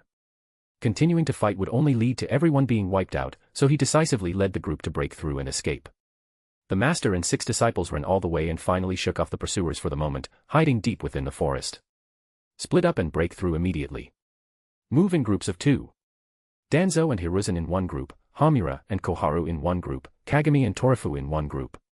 Everyone must regroup at the Valley of the End camp. Uchiha Azuna stopped and gave orders at rapid speed. Unlike the situation in the original story where Tobirama entrusted the future to his students, the current Uchiha Azuna only wanted to reduce his disciples' casualties as much as possible, decisively choosing the strategy of escaping separately. On top of that, Kinkaku and Ginkaku had not eaten the Nine-Tails flesh, so they were much weaker than in the original story. Teacher, what about you? Danzo and Hiruzen Sarutobi spoke almost at the same time. Their brows were tightly furrowed, and their eyes were full of worry and unease as they stared at Azuna. Azuna slowly closed his eyes. His voice was low and resolute. I'll hold back the main force led by Kinkaku and Ginkaku. Use the chance to escape. No. Absolutely not. It's always the guards risking their lives to protect the Hokage. Since when does the Hokage protect the guards instead? You're Konoha's Hokage. You carry the future and hope of the whole village on your shoulders. Hiruzen immediately stepped forward, his voice rising sharply. That's right, teacher. Danzo nodded heavily beside him. Danzo's gaze suddenly became extremely firm. He violently tore open the clothes on his chest and said in a deep voice, Teacher, I've already prepared the 4 symbols seal. I'm ready to sacrifice myself for you and for Konoha at any time. We'll protect the Hokage to the death. Hamura, Koharu, Torifu, and Kagami all stepped forward together. Their eyes were firm. Not a single one of them showed even the slightest hesitation. All of them looked at Uchiha Azuna without fear. Looking at these sincere and loyal disciples before him, Izuna slowly opened his tightly shut eyes. Deep in his gaze surged relief, emotion, and undisguised pride. Actually, in the beginning, he had never intended to accept these disciples. It was all because his great-grandfather insisted that he take them as direct disciples. Now, after facing life and death together, he finally truly understood how accurate his great-grandfather's judgment of people had been. These 6 children before him all had strong hearts, loyalty, and courage. Every one of them was one of Konoha's finest younger generation. You don't need to say any more. You are my personal guards, and also the disciples I taught with my own hands. Uchiha Izuna's expression gradually became calm and firm as his gaze swept across each disciple one by one. In your lives, there will eventually come a time when you sacrifice yourselves to protect Konoha, but it is not now. Before that day comes, you must preserve your lives and keep living well. Wherever the leaves of Konoha dance, fire also continues endlessly. The flames will light every inch of the village and will also nurture new buds, allowing Konoha to continue forever. I'm old, and you are Konoha's new strength. As elders, it's only right that we leave the hope of survival to the village's future. Izuna's words slowly fell. There was no passionate speech, yet every sentence carried immense weight. Everyone listening had red eyes and sore noses. Even though they were unwilling and reluctant deep inside, they knew their teacher had already made his decision. There was no changing his mind. Yes. The 6 disciples all knelt on one knee together, back straight, and gave Uchiha Izuna an extremely solemn Konoha salute. Hurry and go. Izuna closed his eyes again and slowly turned around, leaving only a lonely back facing his disciples. Yes. Hamura and Koharu forcefully held back the tears in their eyes and answered loudly before immediately turning and rushing toward their assigned direction. Teacher, please take care of yourself. Torafu and Kagami raised their hands to wipe away the wetness at the corners of their eyes. Choking back emotion, they left behind one sentence of concern before immediately heading toward another direction. Danzo and Hiruzen Sarutobi deeply bent their waists toward Izuna's back, giving an extremely respectful bow. Their voices carried uncontrollable emotion. Teacher, please take care. Once the words fell, the 2 no longer hesitated. They turned and stepped into the dense forest, running toward the distance. Uchiha Izuna's eyes looked distant, his expression bitter. Big brother. Tobarama, am I really not going to see you again before I die? Uchiha Izuna tightly gripped the steel blade in his hand. Reflected on the blade was his somewhat aged face. I just hope these old tricks of mine still work, Uchiha Izuna muttered to himself. At that moment, 2 rays of light flashed past. Kumogakuru's 2 lights. Kinkaku and Ginkaku. The 2 held the Sage of 6 Paths treasured tools in their hands, grinning lewdly. Uchiha Izuna, after running into us, the Silver Gold brothers, you won't escape today even if you grow wings, Kinkaku and Ginkaku spoke in unison. Uchiha Izuna let out a few cold laughs, hehehe. Ginkaku snorted coldly, you can't use your eyes anymore, can you? If you surrender now, it's still not too late. The 2 did not want to kill Izuna. They wanted to use him to threaten Konoha. Enough nonsense. Let me show you the pride of the Uchiha. The pride of the Uchiha. Uchiha Izuna held his steel blade and pointed it at Kinkaku and Ginkaku. But just as Kinkaku and Ginkaku were about to make a move, a black crow suddenly landed on Kinkaku's shoulder. The moment the 2 saw the black crow, their expressions changed. Damn it, should have said so earlier, Ginkaku couldn't help saying. Since it's an order from that lord, Kinkaku nodded. Seeing this, Uchiha Izuna couldn't help slightly frowning. Why aren't these 2 attacking? Uchiha Izuna, you're lucky. Kinkaku and Ginkaku glanced at Izuna, then immediately flashed away and left. Uchiha Izuna frowned tightly and kept his battle stance the entire time, afraid this was some trick from the 2 of them. But as time passed second by second, his perception confirmed that Kinkaku and Ginkaku had indeed gone far away. What's going on? Only then did Uchiha Izuna finally relax. He collapsed onto the ground and then lost consciousness. At that moment, 2 people in black robes appeared beside Izuna. Why did those 2 run away? Did they notice us? One of the black-robed figures asked. The other shook his head. Doesn't seem like it. Looks like those 2 answer to an even higher existence. And that crow just now seemed to be used for delivering messages. Forget it. Let's take Izuna away first. The 2 black-robed figures immediately moved, taking Uchiha Izuna away from the forest, and from then on his whereabouts became unknown. Not long after the group left, a white Zetsu slowly emerged from the ground. Chapter 223, Chapter 223, Graveyard of the Mountains. A few days later, Sarutobi Hiruzen and the others returned to Konoha.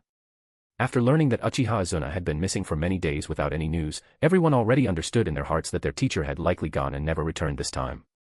The group immediately reported the intelligence they had gathered to the only two remaining elders of Konoha, Mito Uzumaki and Watanabe Hinata. At first, Konoha's higher-ups planned to temporarily suppress the news of Izuna's death in order to stabilize morale. But over in Kumogakure, the news that the second Raikage and the fourth Hokage had both been assassinated had already spread. Konoha could no longer keep it hidden on its own. After a brief discussion, Mito Uzumaki and Watanabe Hinata quickly decided to publicly announce the bad news of the fourth Hokage's assassination while also beginning talks about the next Hokage candidate. Inside a secret room, the two sat facing each other as they discussed matters. Watanabe Hinata spoke first. Before his death, the fourth believed Danzo could shoulder great responsibility. How about letting Danzo succeed him as Hokage? As the widow of Hashirama Senju and the holder of the Nine Tails, Konoha's strongest military power, Mito Uzumaki held an extremely important position within the village. The moment she heard that, she shook her head and rejected it. No. Danzo absolutely cannot bear such responsibility. I possess the ability to sense the good and evil in people's hearts. I can clearly tell that his nature is twisted. He is not worthy of sitting in the Hokage's seat. Watanabe Hinata slowly nodded after hearing that. He represented the stance of Konoha's major noble clans, while Danzo had always excluded the aristocratic class and looked down on the interests of the great clans. If Danzo became Hokage, he would definitely make moves against those old noble families in the future. That was something they absolutely could not allow. Then what about Sarutobi Hiruzen? Watanabe Hinata changed the suggestion. He himself had once considered competing for the Hokage position too, but he was even older than Izuna and had long since lost the desire to fight for it. He could only choose someone else. Mito Uzumaki pondered for a moment before reluctantly nodding. Hiruzen, that child is still acceptable. There really were no better options now. Neither the Senju clan nor the Uchiha clan had produced a younger generation capable of carrying such responsibility. Whether it was Uchiha Hikaku, Uchiha Setsuna, or Uchiha Yuri, none of them possessed the temperament, vision, or capacity needed to lead Konoha and succeed as Hokage. The descendants on the Senju side were even worse, all mediocre people who amounted to neither this nor that. Notify the daimyo, the heads of every major clan, and Sarutobi Hiruzen to come here. Though Hiruzen is still young, with the two of us fully assisting him from the side, nothing too chaotic should happen.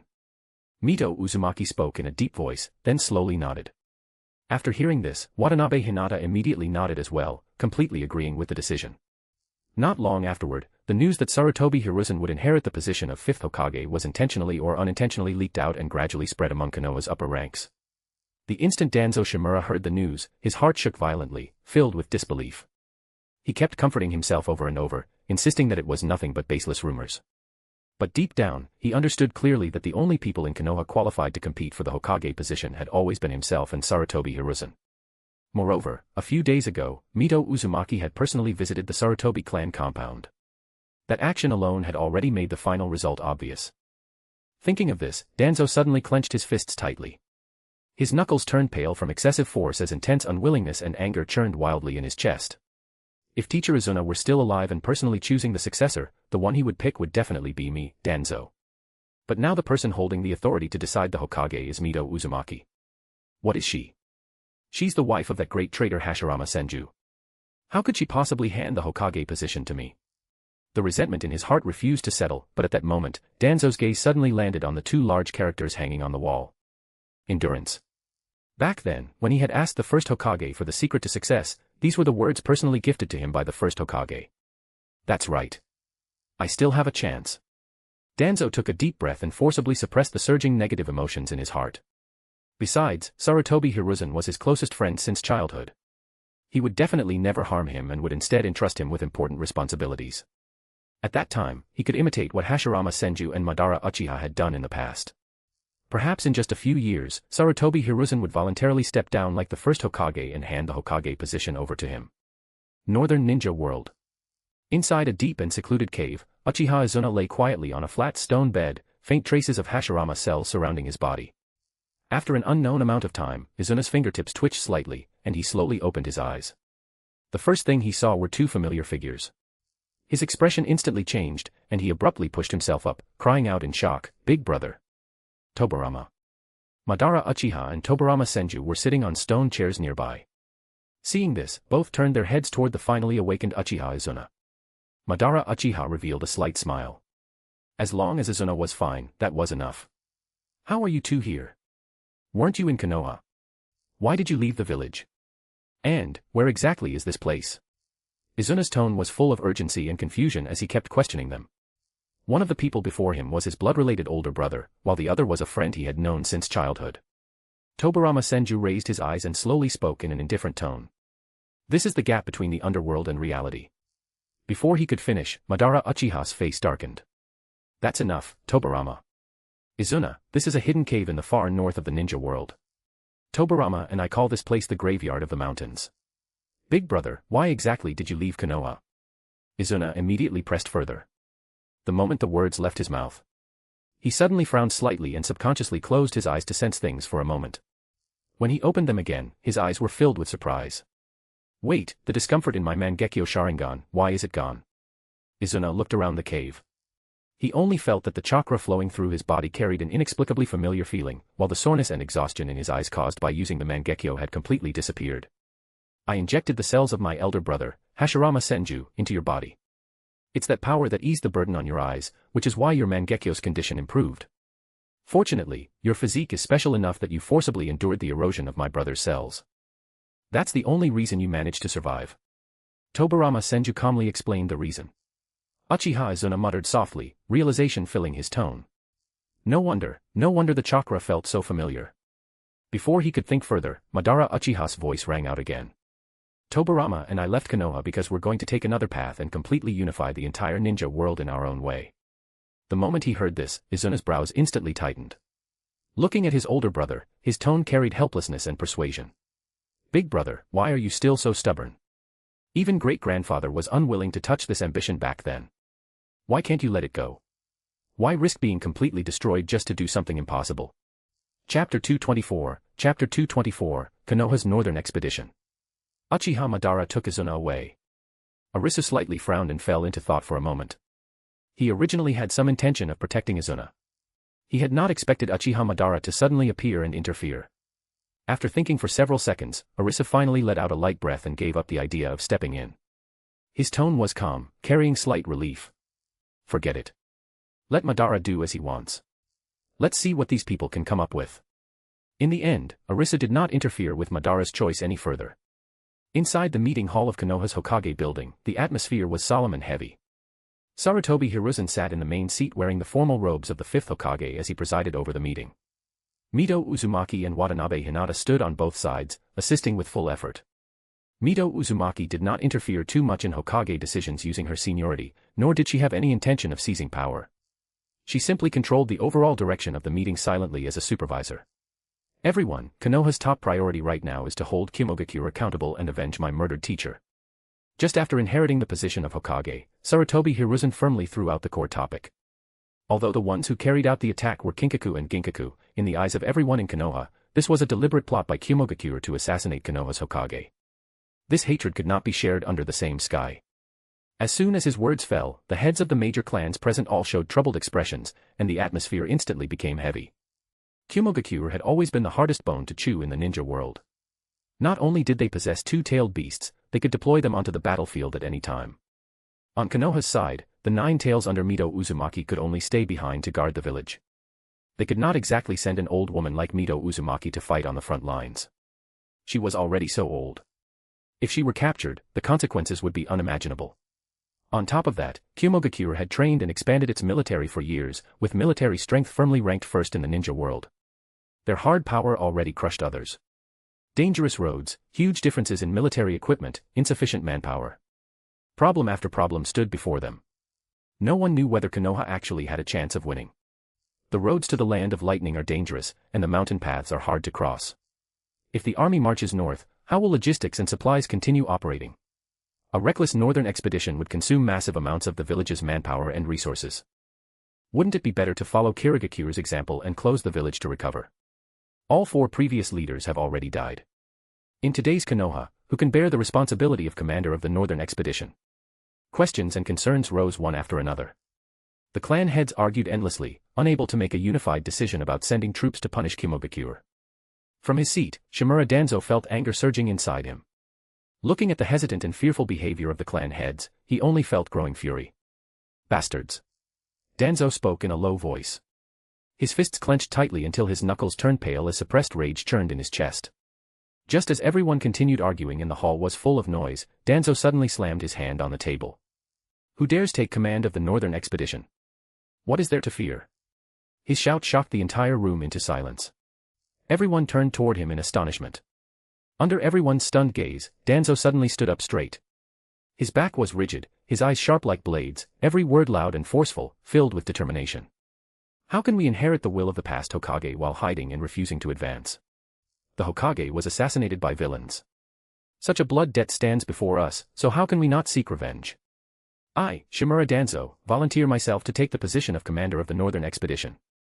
Danzo's tone was firm without the slightest hesitation. His hot blood and fighting spirit were fully exposed.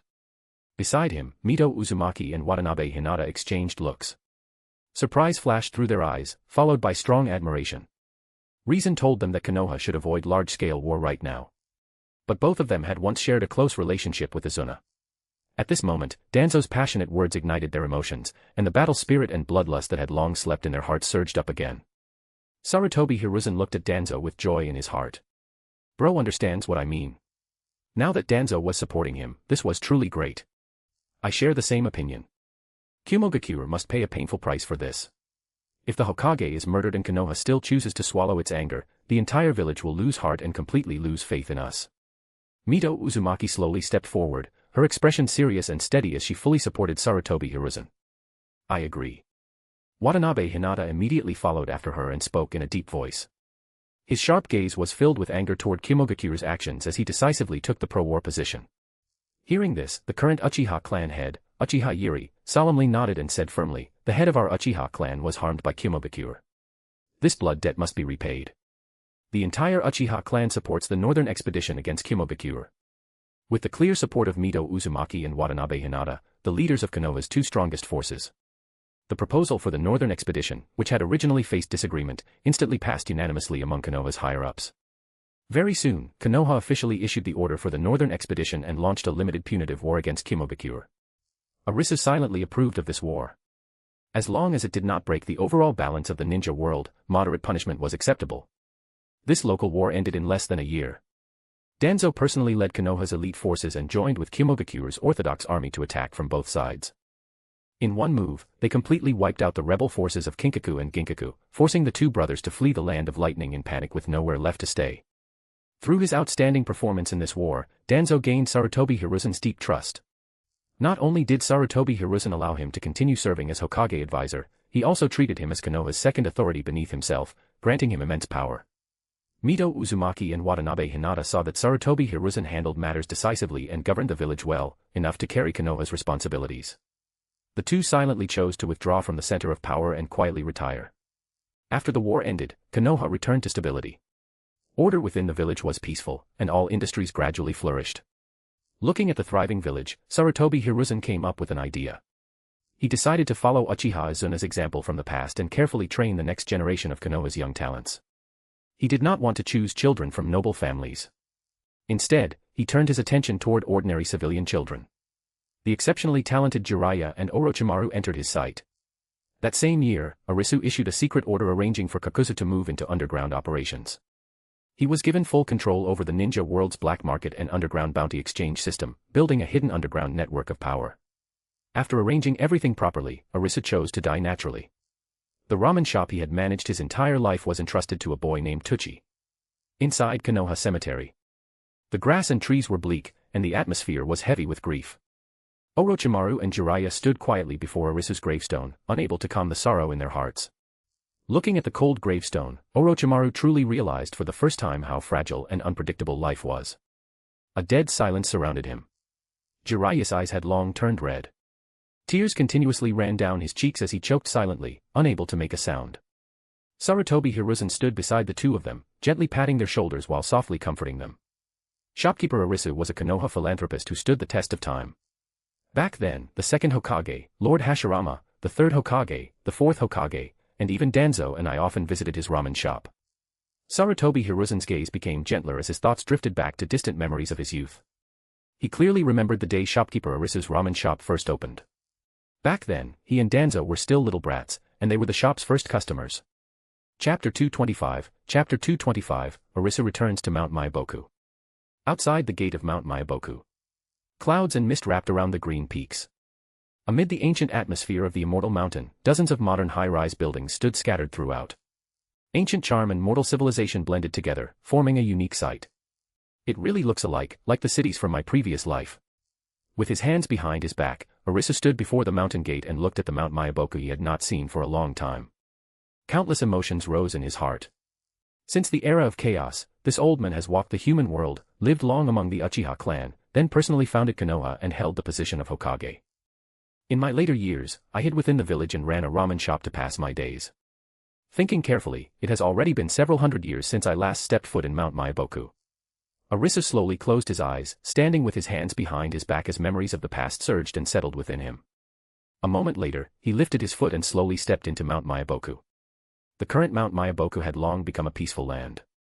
The White Zetsu race and the Toad clan lived together in harmony and got along extremely well. The Hyuga clan and the Otsutsuki clan that had moved here from the moon had also settled in this place. Every race had cast aside barriers and treated each other equally.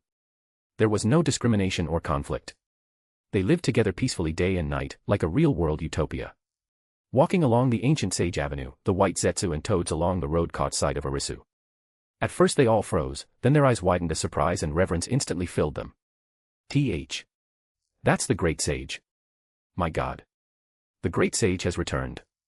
Quickly inform Sage Gamamaru, the Great Sage has returned to the mountain.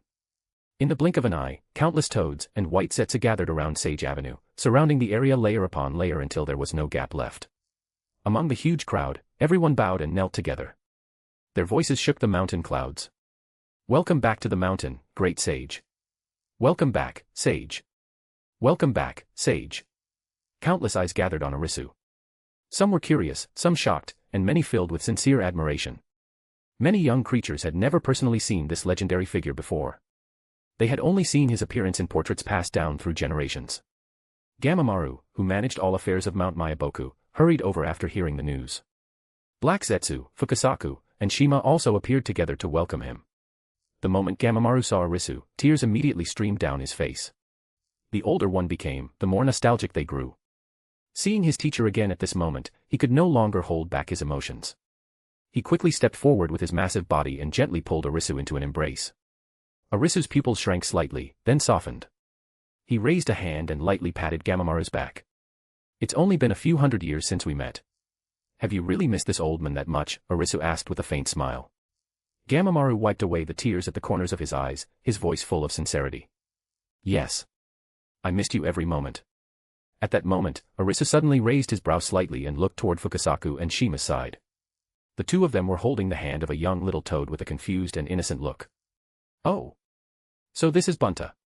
Arisu looked at the little toad with a smile and immediately said his name. Amazing, Great Sage. Fukasaku and Shima were both shocked inside. As expected of the Great Sage, he recognized their young son with just one glance. Bunta, quickly greet the Great Sage, Fukasaku quickly reminded him softly. Little Bunta obediently stepped forward and bowed respectfully. His young voice sounded polite and steady. Greetings, Great Sage. This junior is Bunta. May the Great Sage enjoy endless fortune and longevity equal to the heavens. Good, good. Arisu gently rubbed Bunta's small head. Deep within Mount Myaboku, Longevity Peak. Kaguya sat before a mirror, holding lipstick between her fingers. Her movements carried a rare sense of panic as she hurriedly traced her lips. Her heart was full of excitement for the coming reunion, yet hidden nervousness could not be concealed. That guy Arisu, he came back without even telling me beforehand, she muttered softly. Uchiha Hikari watched all of this from the side and could not help smiling helplessly. She gently said, Sister Kaguya, you're already peerlessly beautiful. There's no need for makeup at all. Even without any makeup, the Great Sage would definitely think you look the best. Hearing this, Kaguya's hand paused slightly. Looking at her reflection in the mirror, she lightly curled her lips upward, though traces of uneasiness appeared in her eyes. Of course I know that. But after so many years, meeting Arisu again still stirred indescribable nervousness in her heart, even after living for 1,000 years. Her usual calmness was gone. For a moment, she did not even know what she should say when they met later. She could only use makeup to quietly hide this helplessness. Right then, a gentle knock at the door slowly broke the scattered thoughts inside the hall. Uchiha Hikari quickly stood up to open the door. The moment the wooden door opened, a tall figure entered her sight. Arisu wore a black and red robe and stood within drifting immortal mist. Time seemed to have left no trace on him at all. He still looked like the same handsome and dazzling young man from back then. The same familiar immortal mist body flicker. The same black and red robe. The same familiar peerless face. Uchiha Hikari froze slightly at first. After staring blankly for a moment, she suddenly came back to her senses and immediately smiled as she bowed. Long time no see, sage. Hikari, it's been many years in the blink of an eye. Arisu spoke gently with a trace of emotion. The little girl Uchiha Hikari from before had now become a mature and tall woman. After a brief exchange of greetings, Arisu shifted his gaze slightly and directly asked, "Where's Kaguya?" Uchiha Hikari covered her mouth and laughed softly. She pointed inside the room with teasing in her tone. "Sister Kaguya heard you came back, so she's been sitting in front of the mirror putting on makeup since early morning. She's still busy even now." "Oh. After knowing each other for so many years, she's still dressing up on purpose." Arisu slightly raised his brow and looked inside the room. As soon as he finished speaking, Kaguya walked out from inside with unfinished makeup on her face. A faint blush colored her cheeks, and her steps looked somewhat stiff. She lowered her eyes slightly, her fingers unconsciously gripping the edge of her clothes as she softly spoke, "You, long time no see." Arisu looked at her awkward appearance and froze slightly before speaking, "Kaguya, why are you talking so strangely?" Kaguya's face reddened slightly. It was because they had not seen each other for too long. Arisu did not pursue the matter further. He had only come here to exchange greetings anyway. Later, he still planned to visit the Pure Land. "What have you all been doing these years?" Arisu asked. "Binging dramas, reading the novels you wrote, enjoying delicious food," Kaguya answered. Uchiha Hikari also smiled and nodded. "Great sage, Mount Miyaboku's technology has influenced too much." Arisu slightly nodded and smiled faintly as he spoke, "Perfect timing. Let's eat together. I'll cook personally." Kaguya and Uchiha Hikari's eyes immediately lit up, their faces full of anticipation. "Really, Arisu? You're cooking personally? I rarely get to see that." Excitement flickered in Kaguya's eyes. "Hee, in the human world, I'm a famous top chef in Konoha village." Arisu smiled slightly and walked toward the kitchen. He skillfully tied on an apron and began busying himself in the kitchen. Kaguya and Uchiha Hikari curiously followed behind him, occasionally helping by passing seasonings or washing vegetables. p@trian.com/xenosex. Partying face. Joining p@trian keeps me motivated and eager to work diligently, so please consider joining. You can also read advanced chapters there. Smiling face with hearts. Chapter 226. Chapter 226, History has undergone a huge change. Pure Land. Hashirama Senju gloomily played dice with Senju Sayura. "Even though Madara and I are the reincarnations of Indra and Asura of this generation, we never fought each other, right? Instead, we were good brothers," Hashirama Senju asked Senju Sayura. Senju Sayura smiled, "That's not strange. One time before this, the reincarnations of Indra and Asura were even lovers. If you and Uchiha Madara are good friends, that's nothing unusual." Hashirama Senju let out a helpless sigh. He had come to this Pure Land world after death. In the Pure Land, he had seen many familiar figures. His father, former clan members. Speaking of which, why hasn't Madara come yet? Hashirama Senju asked in confusion. Uchiha Madara is the reincarnation of Indra. They should be in the Uchiha Pure Land clan territory. You can go there and ask, Senju Sayura said. Hashirama Senju thoughtfully nodded, counting the time. Madara should have come down by now. After all, it's already been so many years. Right at that moment. Hashirama Senju. Outside there are two people looking for you, one named Itama and the other Kawarama. They probably just died and ascended, Senju Shuichi shouted from the doorway. Hashirama Senju's face instantly filled with joy. Great, my younger brothers had finally died too. So Itama and Kawarama finally died. Tobarama, when are you going to die? Hashirama Senju thought to himself. Meanwhile, Arisu made a table full of rich dishes. The three of them chatted while eating together. By the way, are you still going back to the mortal world? What's so good about the mortal world? Kaguya said while eating. To Kaguya, the entire mortal world used to belong under her rule, so she found the human world very boring. Uchiha Hikari also nodded. Since all the malice Hikari experienced had come from the mortal world, she had an even worse impression of it. Let me think. If nothing unexpected happens, I'll most likely still make a trip there. After all, there are still 3 restless people in the human world. Arisu thought slightly and remembered Uchiha Madara, Senju Tobarama, and Uchiha Izuna. These 3 people had enormous influence. In the original story, just a barely surviving Uchiha Madara had already thrown the ninja world into chaos. Now with Tobarama and Izuna added, how could that be ignored? Graveyard of the Mountains. Inside a cave. Uchiha Madara suddenly spoke in a deep voice while looking at his younger brother. I noticed something strange happening to my eyes, but I still can't figure out the reason. Ever since transplanting Hashirama's cells, it's been like this. Izuna, do you feel the same thing? Uchiha Izuna slightly frowned and gently shook his head. Brother, I only feel my eye power recovering. I haven't felt anything strange. Uchiha Madara froze slightly after hearing that and muttered quietly, could it be that my own power and Hashirama's cells created some unknown reaction? At that moment, Senju Tobirama slowly walked over, his face full of gloom and worry. I originally wanted to summon Big Brother back. Just now I tried using Edo Tensei again, but for some reason, I still couldn't summon the dead back. Senju Tobirama frowned tightly as he spoke in a serious tone. This matter was truly strange. He clearly remembered that using this technique on the battlefield before had gone very smoothly. Even though the summoned dead could not speak, they could still normally appear in the world. But now, it felt as if some invisible force had cut off the connection from the underworld. Edo Tensei had completely failed and could not bring down the souls of the dead at all. There's no need to summon Hashirama anymore. Even if you bring him back to this world, he may not stand on our side. Uchiha Madara lightly waved his hand and slowly spoke in an indifferent tone. He knew clearly in his heart that with Hashirama's personality, if he learned about his plan, he would definitely oppose it. Rather than that, it was better not to disturb an old friend who had already passed away. After hearing this, Senju Tobirama slightly nodded and silently agreed. At that exact moment, intense pain suddenly burst from Uchiha Madara's eyes. This is. The Mangekyo Sharingan patterns that originally flowed with scarlet pinwheels suddenly changed. As the eye power surged, they transformed in an instant into layered ripple pattern Rinnegan. Teacher. Teacher. History is about to undergo a shocking change. I dreamed it. I dreamed everything. Gamamaru rushed up Longevity Peak in panic, hurrying over to report the dream to Arisu. Arisu had just finished eating and was leisurely leaning against a stone railing, chatting with Kaguya and Hikari. Gamamaru, calm down. Explain it slowly. Arisu lightly raised his brow and calmly comforted him. Gamamaru bent over and panted heavily. He did not dare waste a second and quickly told Arisu every single thing he saw in the dream in full detail. I dreamed of gathering the tailed beasts, the demonic statue of the outer path appearing, and that so-called Eye of the Moon plan, reviving Otsutsuki Kaguya. Tailed beasts, demonic statue of the outer path, Eye of the Moon, reviving Kaguya.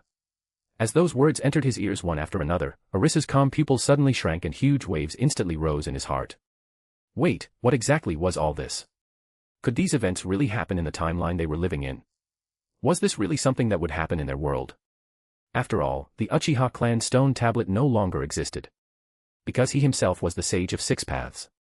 He had never left behind any stone tablet either. Even if there had been one, he would have erased it while cleaning up the Ninshu. Even Black Zetsu, who should have been the mastermind behind everything, had already become one of his own people. As thoughts surged in his mind, Arisu turned his head strangely toward Kaguya beside him. Could this strange matter have secretly been caused by her? Kaguya froze when she saw Arisu suddenly looking at her like that and immediately shook her head repeatedly. Arisu, this matter has nothing to do with me. Uchiha Hikari beside them also looked completely confused and could not help asking, Sister Kaguya is already living perfectly fine beside us, so why would there even be a need to revive her? Arisu stood with his hands behind his back and slowly shook his head. In truth, he believed Kaguya. This woman now gave him a very different feeling. After living on Mount Myaboku for so many years, Kaguya had long since been tamed. Could it be Madara and the others? Thinking of this, Arisu relaxed slightly inside. After all, they were all family. No matter what trouble they caused, he was not afraid. What else did you dream about, Gamamaru? Arisu continued asking. Gamamaru scratched his head after hearing that. I think I dreamed that a white-haired boy accidentally entered Mount Myaboku. Arisu nodded and thought slightly. Logically speaking, Mount Myaboku had stopped accepting disciples 1,000 years ago. Arisu had personally given the order. Whether it was Mount Myaboku, Ryuchi Cave, Shikatsu Forest, or the Monkey Demon Clan, none of them were allowed to casually accept outsiders. The only two exceptions had been Hashirama Senju and Hiruzen Sarutobi. Back then, Arisu agreed to let Shikatsu Forest pass on its teachings to Hashirama Senju. The other was the Monkey Demon Clan. Arisu treated the Monkey Demon Clan very well, so he agreed there too. But Mount Myaboku and Ryuchi Cave had accepted no disciples. Still, Jiraiya is family after all. I should still give him what belongs to him. Arisu slightly nodded and made up his mind.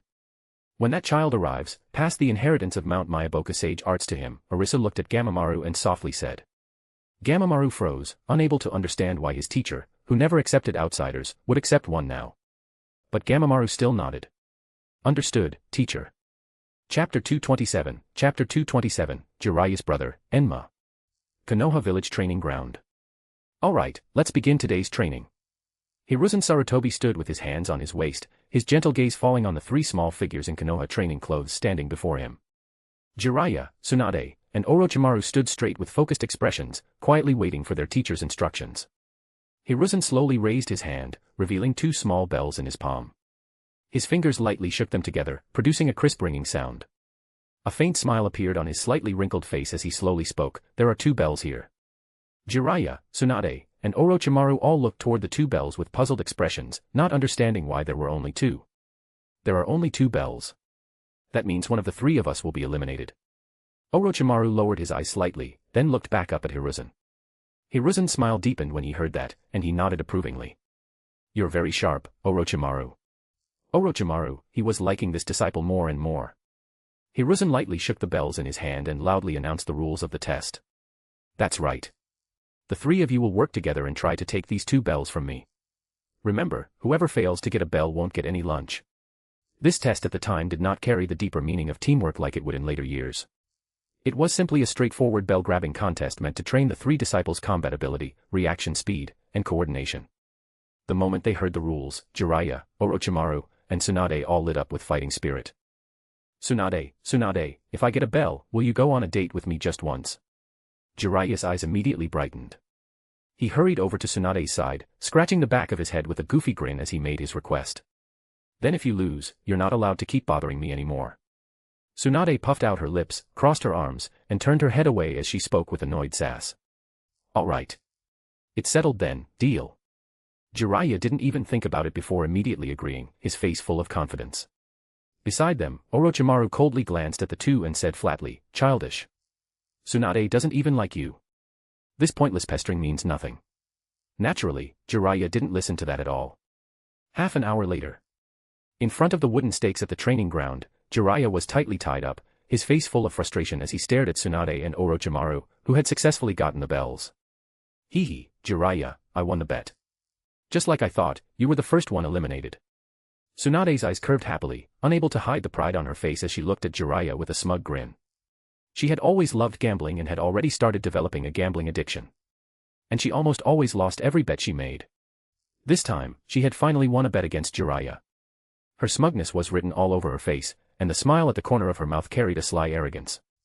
Tsunade basically always won when betting against Jiraiya. Jiraiya's face immediately darkened, and he snapped back without thinking, "Shut up, you washboard Tsunade." That single word, washboard, instantly hit Tsunade's sore spot. Her expression changed on the spot, and she exploded in anger. "What did you say?" Tsunade instantly switched into battle mode, stepped forward, grabbed Jiraiya by the collar, and glared at him with wide eyes. "Jiraiya. You damn pervert. Don't think I don't know you sneak off to the Konoha hot springs every day with dirty thoughts filling your head." Seeing the two facing off like they were about to start fighting. Sigh. Hiruzen Sarutobi helplessly sighed and quickly stepped in to calm them down. All right, stop arguing. Tsunade, Orochimaru, you two head back first," Hiruzen spoke slowly, trying to settle the dispute. Hearing that, the anger on Tsunade's face instantly disappeared and was replaced with a teasing smile. She let go of Jiraiya's collar and lazily replied, "Okay then Jiraiya, just stay tied up here obediently." After saying that, she turned toward the silent Orochimaru beside her. The two of them then turned around and left together. After Tsunade and Orochimaru completely disappeared from sight, Hiruzen finally looked toward the tied-up Jiraiya, his expression gradually becoming serious. During the earlier strength test, Jiraiya's performance had clearly fallen behind Tsunade and Orochimaru. After thinking for a moment, Hiruzen decided to give Jiraiya some special training and properly explore the other talents hidden within him. Hiruzen slightly raised his hand, bit his fingertip without hesitation, rapidly formed hand seals, and solemnly used a ninjutsu. Ninja art, summoning jutsu. The next second, a thick cloud of white smoke dispersed. A tall and powerfully built Monkey King Enma appeared on the spot, standing firmly in place as a powerful pressure spread from his body. Jiraiya's eyes instantly widened in shock as he stared at the giant beast before him. "What is that?" The corner of Hiruzen's mouth lifted slightly as he slowly introduced him. "This is the Monkey King Enma, recognized as the strongest summoning beast in the ninja world." "Ah. Him? The strongest summoning beast?" Jiraiya looked Enma up and down suspiciously. Although Enma's aura was clearly powerful and the pressure coming from him was intense, making it obvious he was no ordinary summoning beast, Jiraiya still didn't believe it. He clearly remembered that Baku, under Shimura Danzo, was several times larger than this Monkey King Enma. No matter how he looked at it, Enma didn't seem worthy of the title, strongest summoning beast. Kid, don't look down on me, the Monkey King Enma. The ancestors of our Enma clan were the summoning beasts of the Sage of Six Paths. We even signed contracts with the Sage of Six Paths himself. Do you understand what that means? Enma crossed his arms and spoke calmly. As long as the three great sage regions did not appear, the Enma clan would always be the strongest summoning beasts in the ninja world. Of course, that was assuming the tailed beasts weren't counted. Jiraiya curled his lips slightly. Humph, what a load of crap. Enma's face darkened. Forget it, he couldn't be bothered arguing with this brat. If the great sage hadn't forbidden them from revealing too much, Enma would have already argued back against Jiraiya.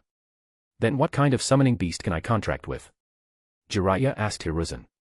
Hiruzen shook his head. You'll have to find one yourself. If you're lucky enough, you may find a suitable and powerful summoning beast. As he spoke, Hiruzen untied the ropes around Jiraiya. Jiraiya's eyes shifted slightly. He had already memorized the hand seals Hiruzen used for the summoning jutsu earlier. Chapter 228, damn, going to heaven without calling me. So, Jiraiya, what you need to. Before Hiruzen Sarutobi could finish speaking, a sharp shout suddenly exploded from behind him. Summoning jutsu. Jiraiya's fingers moved at incredible speed as chakra surged wildly through his meridians. Without the slightest pause, he completed the entire set of hand seals. Holy shit, Jiraiya. Hiruzen Sarutobi's pupils instantly shrank. He immediately shouted sternly, stop, wait. You haven't signed any summoning contract yet, forcing the technique like this will trigger chaotic spatial fluctuations. The consequences are completely unpredictable.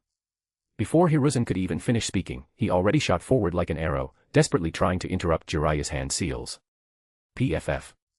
But he was still one step too late. Jiraiya had already completed the final seal, and chakra burst out from his body. Puff. A thick cloud of white chakra smoke instantly exploded outward. Only faint chakra remained on the spot. Jiraiya's figure vanished in the blink of an eye, disappearing completely. No. Jiraiya. Hiruzen suddenly stopped in place. His face instantly turned dark and ugly as endless regret flooded his heart. Jiraiya had forcibly used summoning without a contract.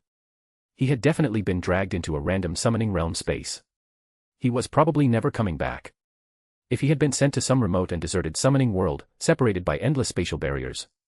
Even if Hiruzen searched the entire ninja world, where could he possibly find Jiraiya? And he didn't even know any space-time ninjutsu. He didn't dare think further. There was a very high chance Jiraiya would either starve to death in some foreign wilderness or be mercilessly devoured by violent summoning beasts. It's over.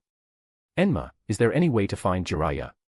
Hiruzen urgently turned toward the Monkey King Enma beside him and asked pleadingly.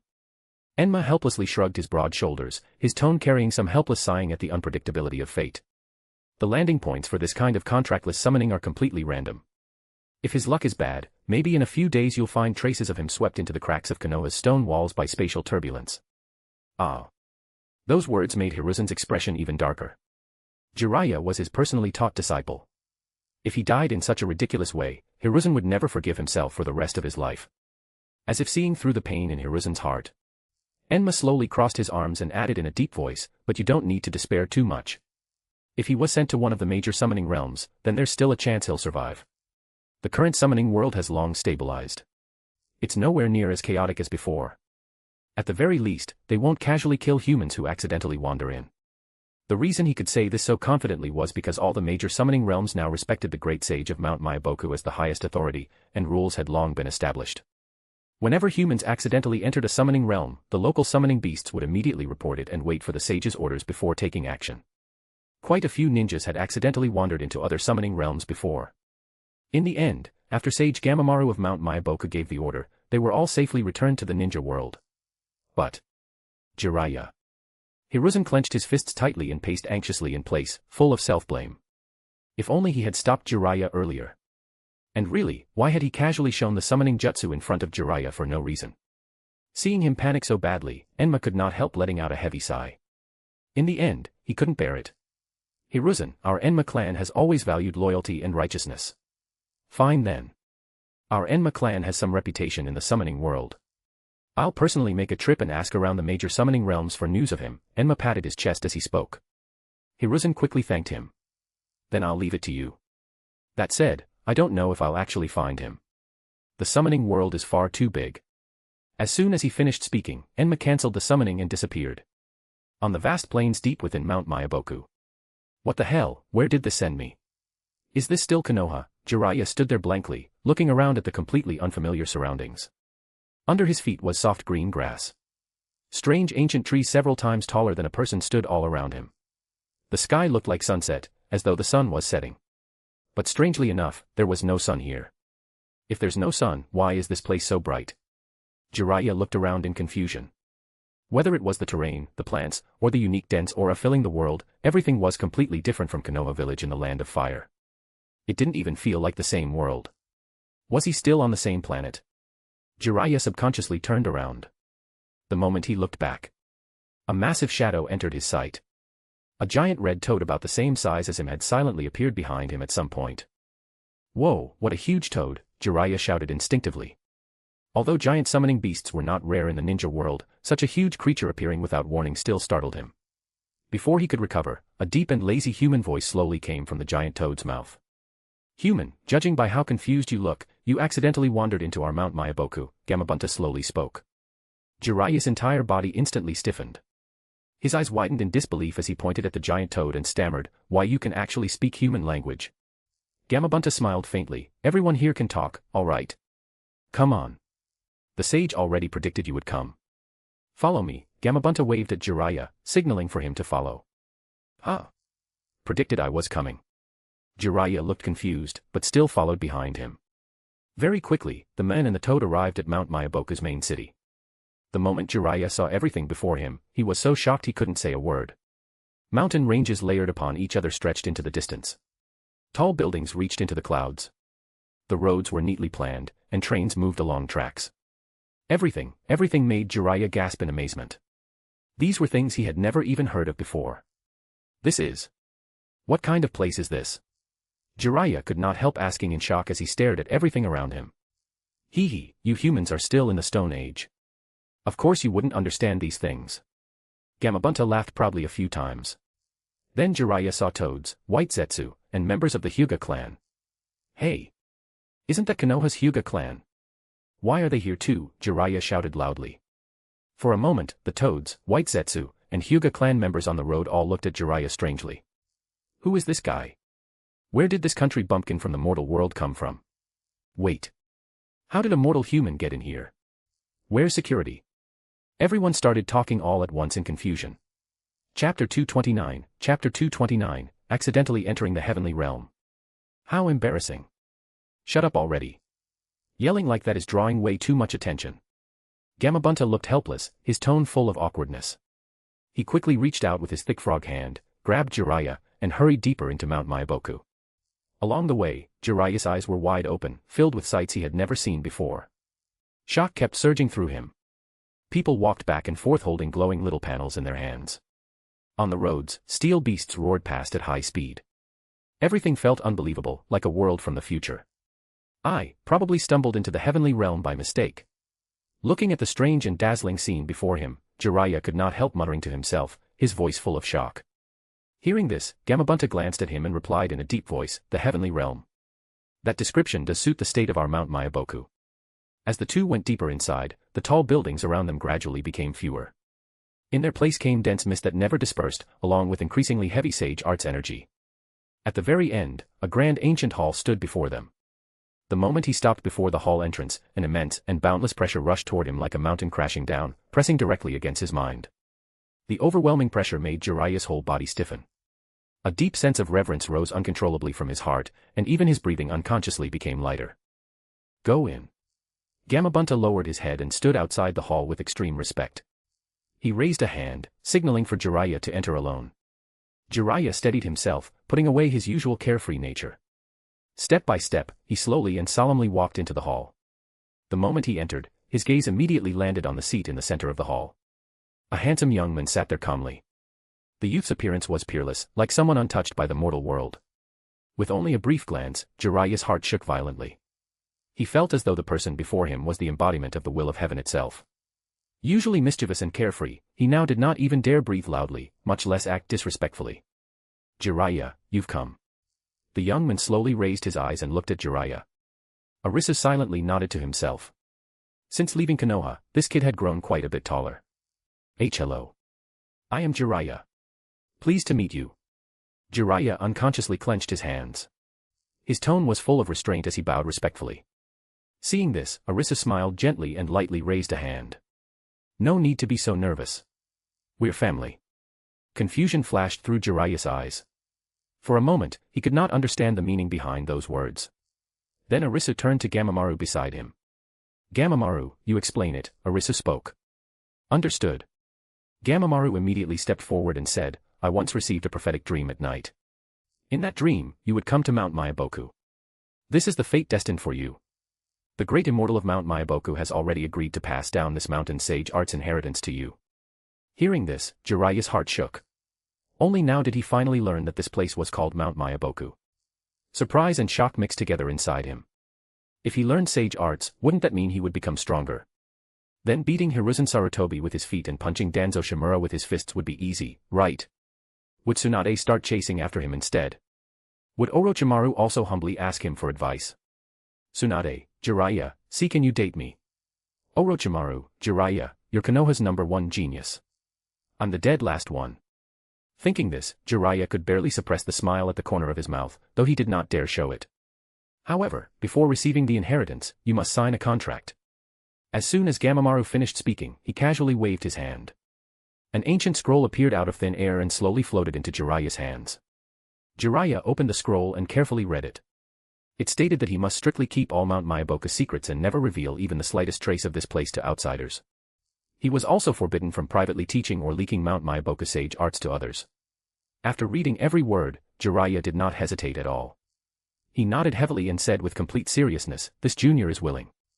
I will definitely abide by the contract. In the summoning realm. Have any of you seen this human child? The Monkey King held a slightly curled photograph and asked the Monkey Clan members in a deep voice. One monkey after another leaned in to look carefully. They looked at each other for a moment before all shaking their heads together. Don't know him. Is he your brother? No. A friend's disciple. After that, he headed to the Mirage Clan, the summoning beast clan of the second Mizukage, Genjutsu Hozuki. Have you seen this child? The Monkey King asked. The enormous clam slowly opened and closed its heavy shell, letting out a deep bell-like hum. Never seen him. Next, the Monkey King's figure appeared all across the summoning realm. From the Dog Clan, to the Lucky Cat Clan, then the Panda Clan, the Dream Taper Clan, the Ninja Hawk Clan. After visiting several summoning clans in a row, he traveled through more than half of the summoning realm and asked every familiar clan, yet still received no news about Jiraiya. Sigh. Could something have already happened to that kid? The Monkey King let out a heavy sigh. His thick brows twisted tightly together as he clenched the photo in his hand. In the end, he headed toward the 3 Great Sage Lands. Looks like I can only try my luck at the 3 Great Sage Lands. I've already done everything I could. I can only ask the Great Immortals if they can help bring Jiraiya back. Actually, the Monkey King did not hold much hope inside. The 3 sacred lands had powerful barriers set up by the Great Immortals since ancient times, isolating them from the mortal world. For thousands of years, nobody had been able to force their way inside, much less a human brat who had only just learned summoning techniques. Unless, his luck was really so good that it defied heaven. The Monkey King mainly wanted to ask the Great Immortals for help finding Jiraiya. Very soon, the Monkey King arrived at Mount Myaboku. As the strongest of the Monkey Clan, and with deep ties to Mount Myaboku, he naturally could directly meet the Great Immortal and head straight to the Heavenly Court. Mount Myaboku, Great Hall. The Monkey King stood respectfully inside the hall. The Monkey King came to see me. Didn't you just visit a few days ago? Why are you here again? Arisu asked with a smile. The Monkey King quickly smiled back. Great Immortal, I'm here looking for someone. My human friend's disciple went missing because he accidentally used summoning techniques incorrectly. I wanted to ask if he came to Mount Myaboku. Hearing this, Arisu immediately understood. So he came looking for Jiraiya. Is it that child named Jiraiya? Arisu slowly said. The Monkey King's eyes lit up with joy. Great Immortal truly knows everything beforehand. Chapter 230, The Stone Tablet. Jiraiya is someone chosen by Mount Myaboku. There is no need to worry. He will naturally be sent back in the future, Arisu spoke to the Monkey King. The Monkey King immediately relaxed and quickly cupped his hands in salute. Sorry for disturbing you, great immortal. Since that's the case, I'll take my leave. Safe travels, Arisu nodded with a warm smile. As soon as the Monkey King left, a white Zetsu hurried over to report, Great Immortal, Uchiha Madara is trying to summon the demonic statue of the outer path. Arisu's expression did not change. He nodded slightly, interesting. Madara not only awakened the Rinnegan, he also learned how to summon the demonic statue of the outer path. Arisu thought for a moment, the real demonic statue absolutely cannot fall into his hands. I'll just make a fake one. Before he even finished speaking, Arisu vanished in an instant. In the blink of an eye, he arrived at the place where Mount Myaboku's dragon vein and the demonic statue were stored. Arisu immediately activated the Rinnegan, drew out the dragon vein's power, and personally created a fake demonic statue of the outer path. After that, he quickly deployed a group of white Zetsu to closely monitor the movements of Uchiha Madara and his group.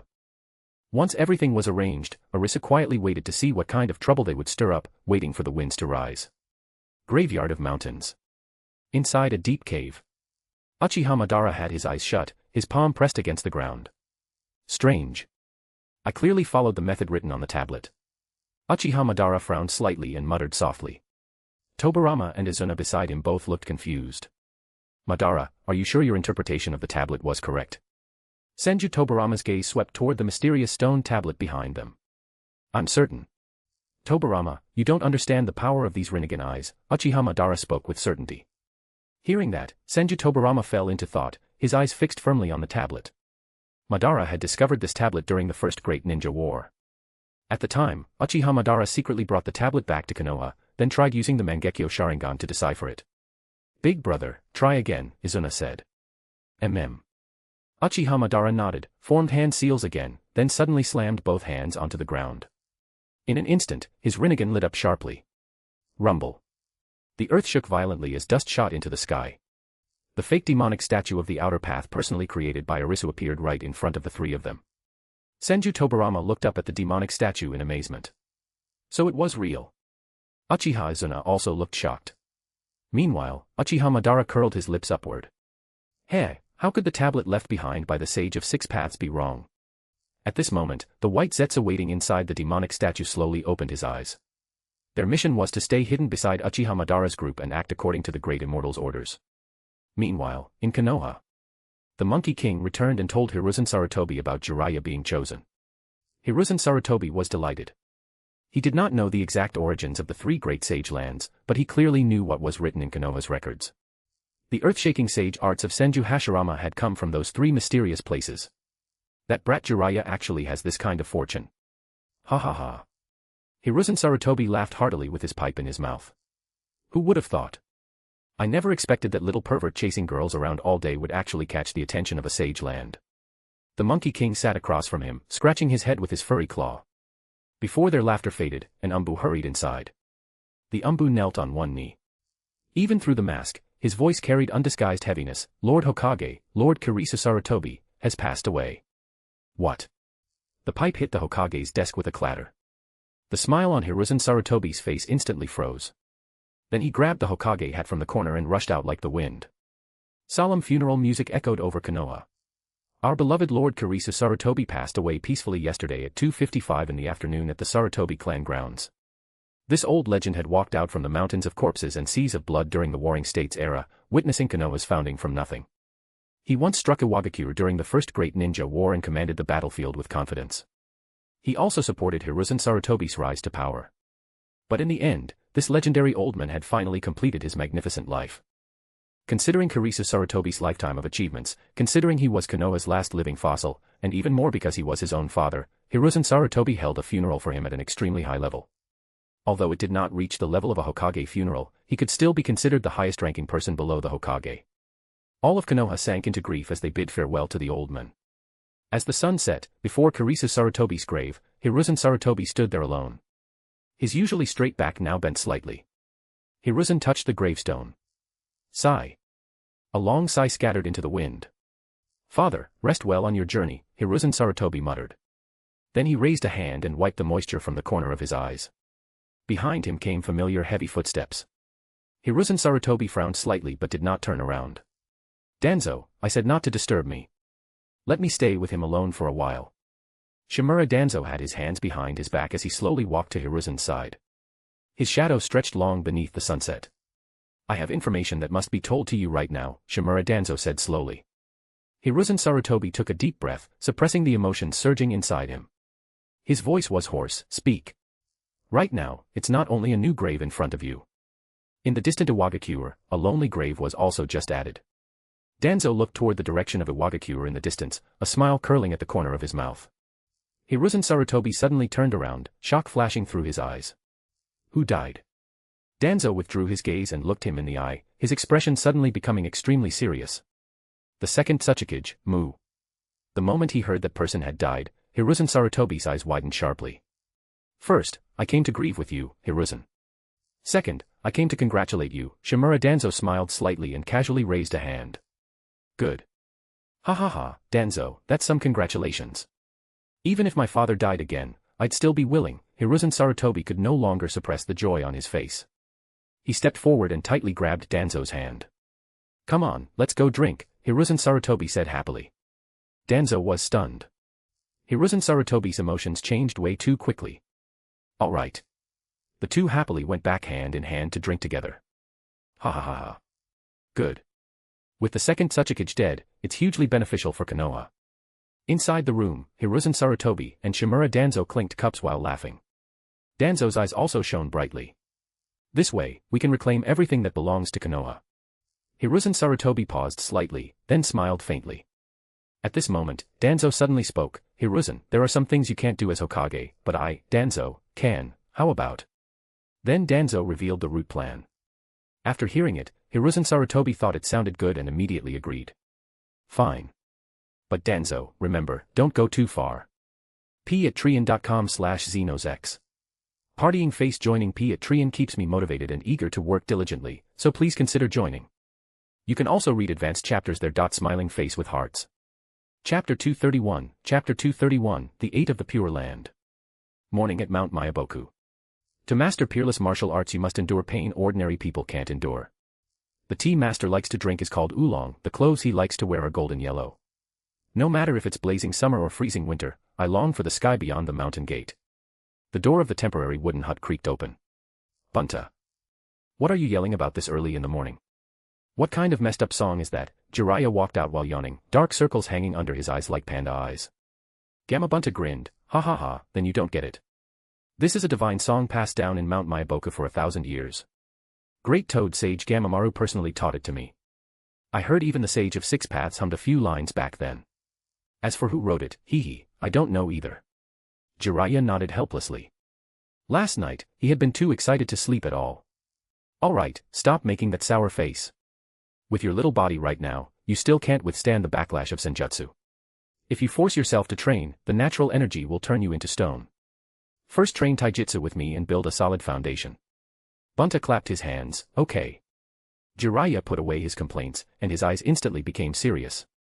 From then on, Jiraiya began a hard life of running back and forth between two places. Fukasaku gave him special permission to regularly return to Konoha. On one side, he teamed up with Tsunade and Orochimaru to carry out missions and gain real combat experience. On the other side, he returned to Mount Mayaboku to temper his body and comprehend natural energy.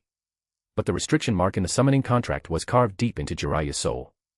He could not reveal a single word about Mount Mayaboku to outsiders. After all, it was the great sage's method. No one in the ninja world could undo it. While Jiraiya focused on quietly building himself up, the undercurrents of the ninja world had already become turbulent. A storm that would sweep across the world was quietly brewing. Hidden Rain Village. Deep within the endless curtain of rain, a man wearing an orange spiral mask leaned against the wall, his cold gaze sweeping over the young men in the middle of the training ground swinging a sickle. It was Obito. Back when Hanzo of the Salamander was still a child, he had transplanted the deadly salamander poison sac into his body and personally taught him a ruthless sickle style meant to kill in a single strike. Under his secret support and manipulation, Hanzo used iron-fisted methods to wipe out every opposing force in the land of rain. He forcibly twisted the small buffer nation caught between the three great countries into a single united force, completely breaking free from Konoha's control. It became an independent power in the southwest corner of the ninja world that could not be underestimated. Seeing this, the Hidden Sand and Hidden Cloud also began preparing for action, constantly creating friction along the borders while testing each other's limits. As for the Hidden Stone, Inoki had only just taken power, so he was not in a hurry to make moves outward. Only the Hidden Mist Village still kept its gates tightly shut, maintaining its isolated and mysterious posture within the endless thick fog. No one knew what was happening behind that mist. It was said that after the death of the second Mizukage, the Hidden Mist launched the massive Bloody Mist policy internally. It was also said that the entire Hidden Mist village was removing bloodline limits. Lord Toby, Hanzo of the Salamander respectfully knelt beneath Obito's feet. Obito's low laughter sounded out, "He he he, ever since you repelled the Hidden Sand forces last time, the ninja world has started calling you a demigod. It is because my lord taught me well. Without Lord Toby, I, Hanzo of the Salamander, would have died in the chaos of war long ago." Hanzo spoke respectfully. Obito smiled and casually waved his hand. With his back facing Hanzo, "What exists between you and me is a secret. You stand in the light, I remain in the dark." After speaking, Obito slowly clasped his hands behind his back and merged into the darkness. Hanzo of the Salamander slightly nodded, but a faint light flashed through his eyes. Pure Land. Arisu stepped into the Pure Land once again. The Pure Land was still the same as before. After several hundred years, not much had changed. The only change was that it had become larger and larger. And the team opening up the Pure Land had also become bigger and bigger. The reason was because Arisu had previously issued an order. Those who committed evil in life would be directly sent to expand the Pure Land. Those guilty of lesser evils would expand the Pure Land for 5 years temporarily. Those guilty of great evil would expand it forever. At the edge of the Pure Land, Arisu gathered several commanders overseeing the expansion of the Pure Land. In other words, the 8 strongest figures of the Pure Land from back then. Uchiha Shuhaku, Senju Hiruka, the Uzumaki clan leader, the 3 clan leaders of Inoshikacho, the Sarutobi clan leader, and the Shimura clan leader. Sage. The 8 people respectfully bowed. They were somewhat surprised by Arisu's arrival. After all, Arisu had not come to see them for hundreds of years. "You all still look the same. I actually missed you guys." Arisu looked at them with a warm smile. The group froze slightly, somewhat overwhelmed by the favor, then shy smiles appeared on their faces. The sage actually missed them. Arisu condensed 9 chairs and motioned for them to sit. "We dare not sit as equals with the sage of 6 paths." Everyone quickly declined. Arisu lightly sighed and waved his hand. "No need for that. Sit." Only then did the 8 clan leaders slowly sit down. Afterward, Arisu chatted with them about old times, and everyone revealed nostalgic expressions. "For all these years, I've always felt that sentencing you to expand the Pure Land forever was a bit excessive. How about this, after a while, go back. Return to your clans. Go properly see your families," Arisu slowly said. When the 8 clan leaders heard this, shock appeared on all their faces. The Sarutobi clan leader was the first to recover. His eyes reddened as he stood and cupped his fists. "Immortal, we made mistakes, but we have reflected for many years here in the Pure Land. To receive your forgiveness is already great fortune." But we, the Sarutobi clan leader hesitated. Then the Shimura clan leader frankly explained the reason. "We've stayed here too long already. We're used to the life of expanding the Pure Land. Besides, our relatives and children are all here. If we return to the clans, we'll probably just sit around doing nothing. It's better to help the great immortal with some work," the Shimura clan leader said. The other clan leaders nodded one after another, expressing the same thoughts. If they returned to their clans, they would spend every day doing nothing, maybe chatting with political enemies or old clan elders from the past. But things were different at the edge of the Pure Land. After so many years of development, the team expanding the Pure Land had reached a full 20 million people. The 8 of them managed 20 million people. This was simply the peak of life. Looking through all of world history, who had ever controlled 20 million people? Even at their clan's peak, they only had around 10,000 members. Even if it was only expanding the Pure Land, it still gave the 8 of them the feeling of commanding thousands upon thousands of troops. After all, 20 million people, that feeling could not be described with words. If they went back, they would instantly lose all of this. They would become invisible nobodies with nothing to do. Arisu smiled slightly and instantly understood their thoughts. After all, these people managed 20 million people. How could they casually throw that away? Fine. Then let's be flexible. You can continue working, and at the same time enjoy the rights of normal people. You can be more free. Remember, everyone in the Pure Land is equal. Don't go too far, Arisu slowly said. Chapter 232, Kaguya's Confession. Everyone bowed together, their voices filled with sincere gratitude. Arisu waved his hand and said calmly, "No need to thank me. If you want to thank someone, thank yourselves for diligently and conscientiously guarding this Pure Land for hundreds of years." Arisu turned his back to them, and a very soft sigh faded into the air. Sigh. You may leave. The group respectfully bowed once more before silently withdrawing. In the hall, only he remained. Sigh. Arisu raised a hand and rubbed between his brows. At some point, his state of mind had already become calmer and softer through the long passage of time. The hostility around him had long disappeared. He no longer even had the urge to get angry. Thinking about it carefully, it's already been hundreds of years since I truly got angry, Arisu muttered softly. The last time he got angry was during the battle against demons as the Sage of Six Paths several hundred years ago. After that, no ripples ever rose in his heart again. It remained clear and calm. Sigh, the closer one gets to godhood, the farther one becomes from humanity, Arisu sighed lightly, standing with his hands behind his back. His figure flashed once and disappeared into the clouds and mist of the Pure Land. Returning to Mount Mayaboku, Arisu stepped into the Great Hall. But when he looked up, he saw a slender figure standing quietly in the hall with her back facing him. A pink-white immortal dress dragged across the ground, and silver-white hair flowed down to her waist like a waterfall. It was Kaguya. What are you here for? Arisu asked calmly. Hearing his voice, Kaguya slowly turned around. Those eyes that always carried a layer of coldness were now filled with a depth of affection he had never seen before, fixed directly on Arisu. Arisu's brows slightly furrowed. A trace of confusion passed through his heart. Then he secretly gathered power, preparing to throw out a killing move at any moment. You're acting strange. If you have something to say it quickly. I already told you before, if something comes up, sending a message is enough. There's no need for you to personally come to the place where I handle affairs. As Arisu spoke, he walked into the hall and stopped in front of her. Kaguya still raised her eyes to look at him.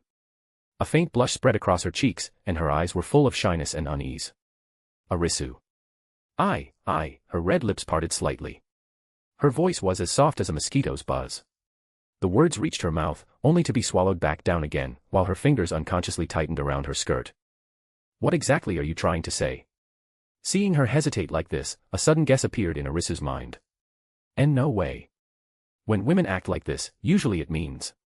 Arisu had seen this kind of situation before. Of course, it was in his previous life. Kaguya took a deep breath, as if she had made an enormous decision. I don't want to only rely on messages to see you anymore. Kaguya gathered her courage and said it. Arisu slightly frowned but said nothing. From the first time I saw you, I felt that you were different. It was a very strange feeling. I always felt that you were different from everyone on this planet. Kaguya spoke with deep emotion in her eyes while moving closer to Arisu. Arisu, oh. What kind of feeling? My moral character. Kaguya placed her hand on Arisu's chest and seriously said, no. Fundamentally different. Other people may not be able to tell, but an Otsutsuki can. You don't seem to be someone from this planet. Arisu's expression did not change as he continued listening to Kaguya. Back then, after I killed you for the chakra fruit, I deeply regretted it. I dreamed about you countless times. I dreamed about you ruling the world together with me and governing all people together. When I learned you weren't dead, I felt both joy and hatred toward you. I hated you for not coming to see me. I hated you for plotting against me together with Hagoromo. Before she finished speaking, Arisu interrupted her. Kaguya, you were the one who sneak attacked me for power first, yet now you hate me instead, Arisu said calmly. Kaguya's eyes immediately reddened. But at the time I was just a weak woman too. My clansmen wanted to kill me, the emperor of the ancestor country used me. To protect myself, I could only do this. Then why are you telling me all this now? Arisu closed his eyes. Kaguya then made a bold move. What I want to say is. Kaguya crashed into Arisu's arms, tightly wrapping both arms around his waist. She buried her burning face deeply into his chest and said word by word, I love you. Kaguya's words were like a truth-seeking ball exploding. Arisu's entire body shook, stunned speechless. Why you, what did you say? Arisu stiffly lowered his head to look at Kaguya tightly hugging him. Blushing, Kaguya buried her head in Arisu's chest and repeated softly and obsessively, I love you. I want to stay with you forever. Arisu completely broke. Several words flashed through his mind, classic, anxious, filial, happy, broken, numb, winning. Which one should he use to answer? At that moment, Black Setsu, bored out of his mind, had just been about to enter the Great Hall to report work, when he saw Kaguya hugging Arisu in the center of the hall. Black Setsu froze. Then his eyes suddenly widened. Afterward, he gasped heavily and leaned against the wall, staring at the sky in shock. I must have recorded too much history, Black Setsu muttered in shock. Then, as if possessed, he quietly left the place. On the way back, he happened to run into Fukasaku. Brother Black Setsu, weren't we going to report work together at the Great Hall? Why are you Before Fukasaku could finish speaking, Black Zetsu hurriedly dragged him away. Run! There's great terror inside the Great Hall. Fukasaku looked completely confused. Huh? What great terror? What thing dares cause trouble in the sacred land of immortals? Great Hall. Arisu regained his senses and seriously looked at Kaguya. Kaguya, are you serious? Kaguya sincerely met Arisu's eyes and nodded. Arisu wanted to push Kaguya away, but Kaguya hugged him even tighter. You. Arisu looked at Kaguya helplessly. For a moment, he did not know what to say. He had lived for so long and basically experienced quite a lot of things. Only love, he had never experienced. He was still a virgin even now. Mainly because Arisu was already used to being alone. And Arisu had always viewed the people around him as family. Whether it was the tailed beasts, Fukasaku and Black Zetsu, or Hagoromo and Hamura. Even more so, the entire planet's people. Arisu viewed them all as family. He was the sage of six paths. What he loved was the entire world. Kaguya. Let me think about it a little more. Arisu's voice paused. Kaguya lifted her head in confusion. The eyes that had just been shining instantly became covered in mist as she blankly looked at him. You don't like me? No. Arisu avoided her gaze. There are still some things I must handle. When I return, I'll definitely give you a clear answer, all right? Kaguya silently nodded. In the next second, she threw herself into his arms again, tightening her arms around him as if afraid that if she loosened her grip, the person before her would turn into smoke and vanish. All right. Arisu's gaze softened as he gently patted her back. Chapter 233, Chapter 233, A Gentleman Changes Like a Leopard. After many years of recovery, the ninja world had finally recovered from the heavy damage of the First Ninja World War. The second Tsuchikage and second Mizukage had also already died. Anoki had completely consolidated his position as Tsuchikage, and his ambitions gradually grew as he sought to expand territory. The third Kazekage had only recently risen to power, and he urgently needed a war to establish his authority. In addition, the uneven economic development among the nations caused the militant factions within the ninja villages to rise in influence, all clamoring to expand territory through force. Within Amigakure, Hanzo of the Salamander had already completely taken control of the nation's war machine, and soon launched a brutal purge of dissenters within the country. Inside a dim secret chamber, Hanzo of the Salamander sat cross-legged with his eyes closed, quietly waiting for someone's arrival. Not long after, a figure wearing a black robe and an orange spiral mask silently appeared. The moment Obito appeared, he shouted angrily, "Hanzo of the Salamander. What are you trying to do? Are you planning to betray your master?" He never expected that Hanzo of the Salamander would boldly mobilize a ninja army to wipe out the Akatsuki organization he personally built from the roots. Countless Akatsuki members had been slaughtered, and the intelligence network he spent years building had all turned to ashes. He. Hanzo of the Salamander slowly opened his eyes. The respectful attitude he once had was completely gone, replaced by undisguised arrogance. Hey, Mr. Toby, I originally thought you were some mysterious and unfathomable figure. Looking at it now, you're nothing special. Hanzo of the Salamander glanced at Obito indifferently, no trace of fear left in his eyes. In his view, once the layer of fake mystery was stripped away, this man calling himself Toby was just an ordinary person pretending to be mysterious by relying on his untouchable ability. As for real methods and scheming, he was nowhere near himself. Hanzo of the Salamander even felt that this man called Toby might just be a child, very immature. It was just that this child liked acting and liked pretending to be some profound figure. What do you mean by that? I was the one who raised you. Obito's voice was low, filled with confusion and anger. He had only just entered the scene and simply could not understand why Hanzo of the Salamander would suddenly betray him. He always believed that as long as he copied the way the great Toad Sage of Mount Myaboku handled things, he would be able to control everything from behind the scenes. During those years at Mount Myaboku, he had grown used to seeing the great sage directing the winds of the world from the shadows, and always felt that as long as he used both kindness and intimidation, others would wholeheartedly serve him. But reality gave him a hard slap across the face. Obito fell silent for a moment, then pretended everything was under control. He, Hanzo of the Salamander, very good. In that case, I'll deal with you first. Raising you takes years, but killing you only takes a few seconds. Obito laughed and clapped his hands. Hanzo of the Salamander frowned, subconsciously getting bluffed by him again. But right after that, Hanzo of the Salamander swung his sickle and attacked Obito directly.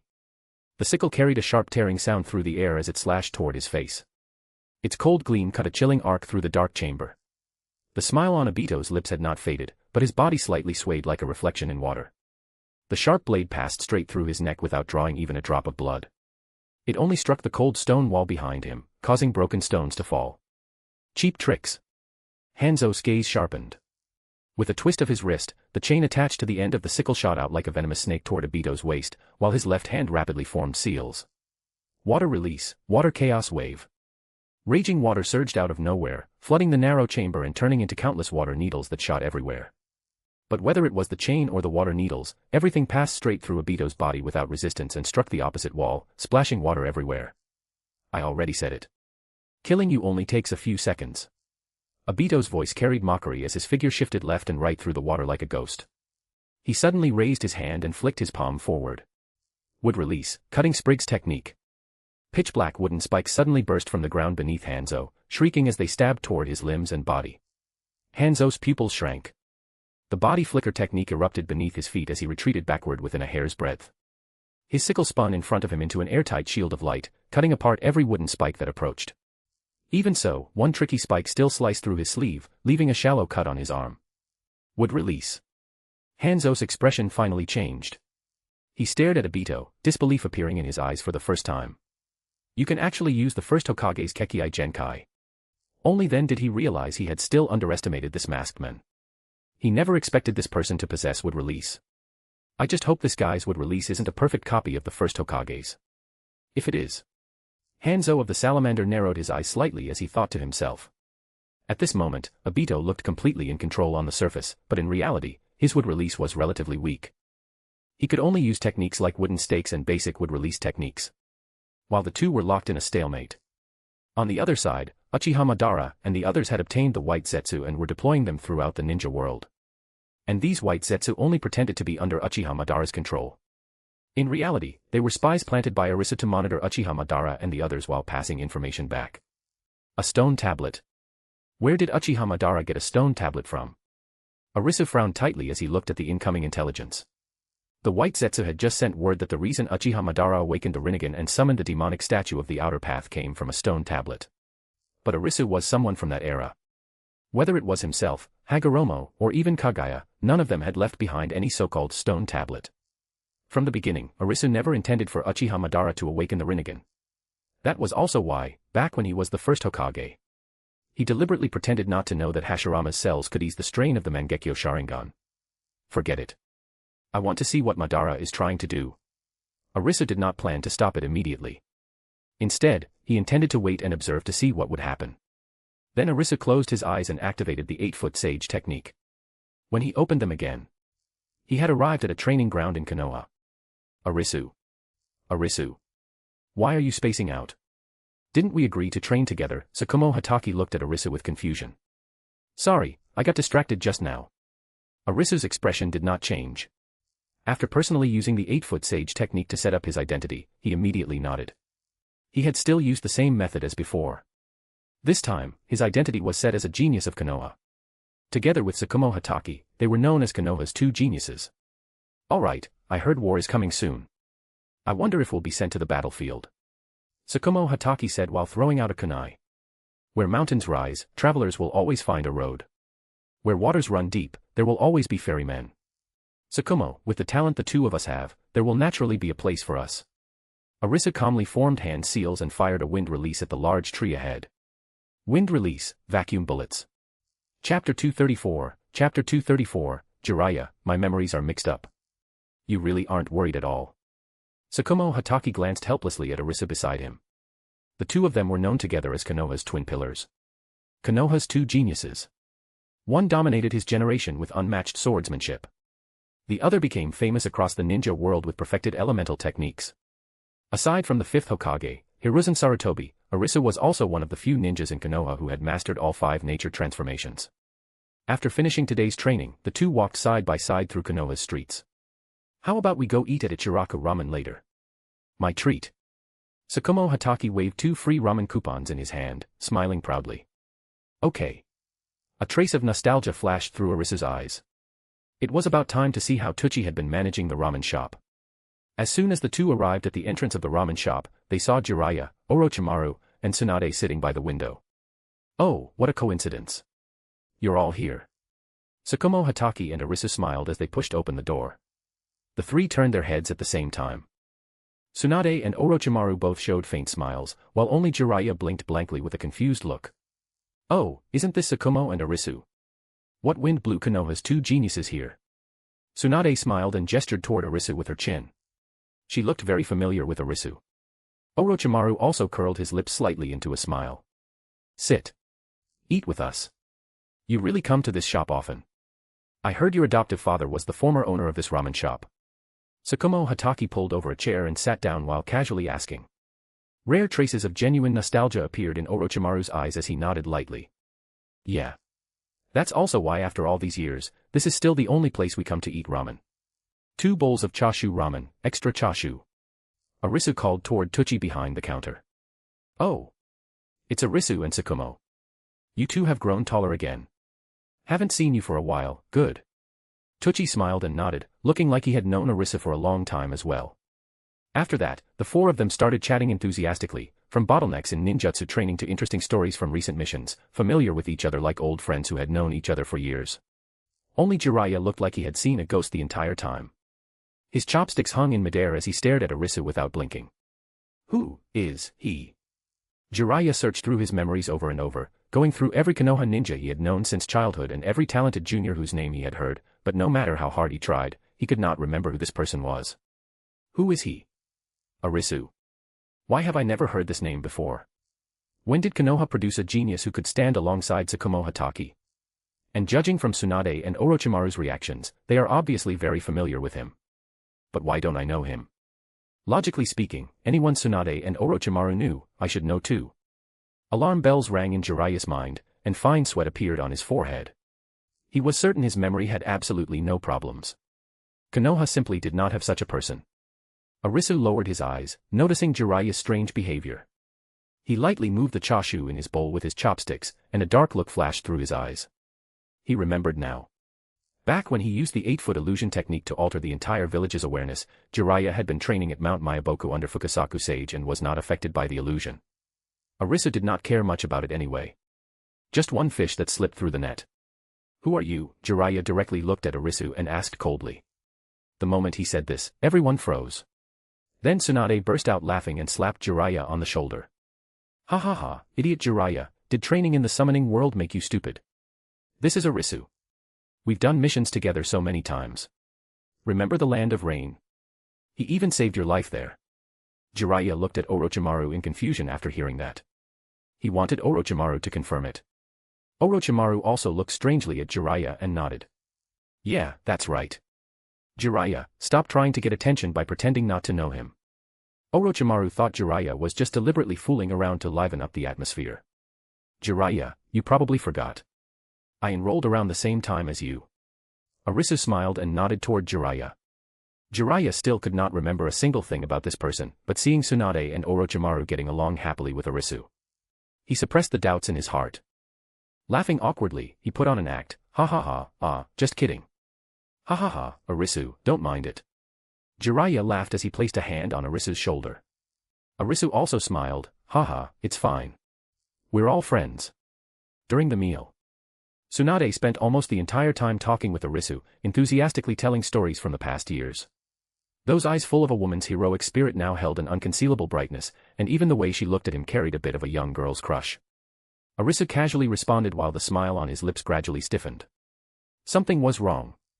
The way Tsunade looked at him, why was it exactly the same as Kaguya back then? Arisu's mind was extremely sharp, and he reacted instantly. Most likely, the illusion used to implant memories had produced side effects. His illusion could only create a fake past in someone's mind, but it could not alter a person's true nature or will. And those carefully woven memories filled with hero saves beauty moments and fighting side by side experiences had actually made Tsunade fall for him. After going through those memories, Tsunade really might have fallen in love with him. Watching Tsunade smiling while chatting with Arisu, Jiraiya felt a little unhappy inside, but this matter still needed further investigation.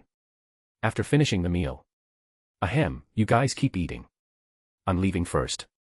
Arisu immediately wiped his mouth and prepared to leave, not wanting to get too tangled up with Tsunade. But Tsunade clearly had no intention of ending the conversation.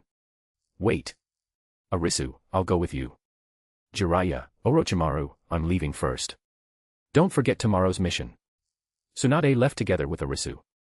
Afterward, Jiraiya and Orochimaru also left together.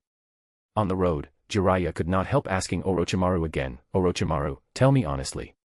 Do you really know that person called Arisu? Orochimaru's face darkened after hearing that.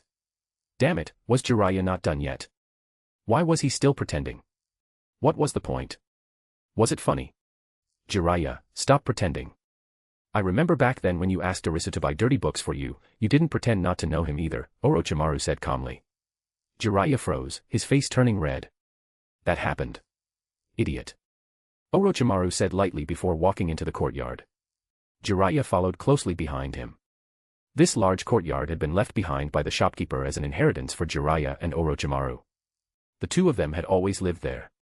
Chapter 235, How can this be allowed? On the other side of the ninja world. After fighting Tobi, Hanzo of the Salamander found himself unable to do anything to him, but if Tobi wanted to kill Hanzo, he had to materialize. But once he gave up intangibility, Tobi's actual combat strength was inferior to Hanzo's. The nuclear weapon he previously held, the Nine Tails, had also fallen into Konoha's hands because of Tobi's carelessness. Tobi fled from the Hidden Rain village. Forced out of the Hidden Rain village, he escaped north to the Land of Frost. I'm so pissed off, where's Hanzo of the Salamander's conscience? He actually dared to get stabbed, everyone who gets stabbed deserves to die. Tobi said angrily. Usually, he liked jokes and fun, but this time he was truly furious. Beside him, the Venus flytrap-like white Zetsu looked slightly helpless. Tobi, forget it. Anyway, the great sage only told you to improvise freely. Victory and defeat are common in war. Then what do we do now? Go back to Mount Myaboku. My sage assessment is going to count as a failure. Tobi sat on a rock helplessly. The Venus flytrap white Zetsu shook his head. You probably don't know yet, but a new situation has appeared in the ninja world. Uchiha Madara didn't die, and he has obtained the demonic statue of the outer path. He even successfully extracted white Zetsu from it. The moment he heard that, Tobi was shocked. You're saying Uchiha Madara has the demonic statue of the outer path? Tobi immediately asked. The Venus flytrap white Zetsu nodded. Yeah. Uchiha Madara is using the demonic statue of the outer path to stay alive.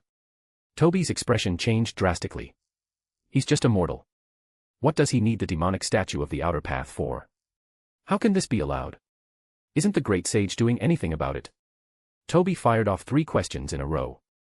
Back then, he and Black Zetsu had controlled the demonic statue of the outer path. Naturally, he knew this thing was White Zetsu's lifeline. If something happened to it, all the White Zetsu would be finished. He didn't even know what the urge to poop felt like, so now that he heard a madman like Uchiha Madara had obtained the demonic statue of the outer path, he naturally panicked. Calm down. The great sage would never give the real one to Uchiha Madara. That demonic statue of the outer path is fake. What I mean is, we can infiltrate his side. The Venus flytrap white Zetsu said. Tobi thought for a moment and felt it was a good idea. In that case, let's do that. Graveyard of the Mountains. Beneath the demonic statue of the outer path, 3 white-haired old men sat below it, relying on the demonic statue of the outer path to stay alive. Those 3 old men were naturally Uchiha Madara, Senju Tobirama, and Uchiha Izuna. We're already old. We need the demonic statue of the outer path to stay alive. Most likely, we won't be able to complete our dream while we're alive. My idea is to raise successors and arrange the pieces beforehand. We'll transplant my Rinnegan into him. After that, he'll revive the 3 of us. At that time, with the strength of the 3 of us together, the ninja world can be pacified, and the ultimate dream can also be achieved, Uchiha Madara spoke in a deep voice. Uchiha Izuna had no objections. Although he wasn't sure whether his elder brother's path was truly correct. As long as his brother insisted on walking it, then as his younger brother, Izuna would support him with everything he had. Senju Tobirama lightly tapped the edge of the stone table with his fingers and nodded thoughtfully. Madara, have you found one? Uchiha Madara slowly shook his head. A mortal body simply cannot withstand the vast power of the Rinnegan. Those capable of enduring that destructive backlash are already extremely rare. Even battle-hardened adults might not survive for even a moment, let alone the child I'm searching for, one still in swaddling clothes. Uchiha Madara paused, his tone carrying the feeling of staking everything on one gamble. I've placed all my hopes on the Uzumaki clan. Only their naturally massive chakra and undying life force might produce descendants worthy of these eyes. I see. Senju Tobirama nodded, his expression suddenly becoming much more serious. White Zetsu's intelligence report just arrived. The entire land of whirlpools is already under siege by several surrounding ninja clans working together. The hidden mist village is secretly supplying food and weapons from behind the scenes, adding fuel to the fire while reaping the benefits, Senju Tobarama said calmly. Before he finished speaking, Uchiha Azuna's brows tightly furrowed, and frost instantly gathered in his eyes. The land of whirlpools is in trouble, and Konoha is just watching. What is Sarutobi Hiruzen doing? Konoha and the Uzumaki had been blood allies for generations. Even though the Uzumaki distanced themselves from Konoha during the First Great Ninja War to protect themselves, Senju Hashirama later personally visited Uzushigakure and sincerely restored relations between the two nations. No matter how you looked at it, Konoha had no reason to stand by and do nothing. Forget it, Izuna. Let's not worry about those things. As long as it doesn't affect our plan, nothing else matters. Uchiha Madara slowly reminded Izuna. A trace of reluctance appeared on Uchiha Izuna's face. Although he was now operating behind the scenes, he had once been Hokage. Seeing the village make the wrong decision still made him worried. I understand, brother, Uchiha Izuna sighed softly. Meanwhile, in Konoha village, Jiraiya arrived at the Hokage's office. Old man, I want to ask you something. The moment Jiraiya entered, he immediately spoke. Sarutobi Hiruzen slowly set down his pipe. What's wrong, Jiraiya? I was just about to call for you all. Old man, I want to ask about that Arisu guy. Jiraiya took a deep breath and asked. Sarutobi Hiruzen raised his brows and spoke with a smile. Arisu. That child is an inheritor of the will of fire. Like me, he's one of the only 2 people in the village proficient in all 5 chakra natures. A Konoha genius. Jiraiya frowned tightly. Seeing that even his teacher said this, then it probably wasn't some kind of genjutsu. After all, Jiraiya couldn't imagine what level of genjutsu could affect his teacher. That meant the only possibility was that there was something wrong with his memory. Jiraiya rubbed his head. Old man, for some reason, I don't have any memories at all about that Arisu. It's like that Arisu just appeared out of thin air, Jiraiya said helplessly. He had already asked around on the way here, and everyone remembered Arisu. Then there was only one possibility. There really was a problem with his memory. He. Jiraiya, could it be a side effect from your sage training? Sarutobi Hiruzen said with a laugh. Clearly, he didn't take it seriously. Jiraiya smiled bitterly and shook his head. Maybe the problem really is with me. I'm even starting to wonder if I fell into a parallel world.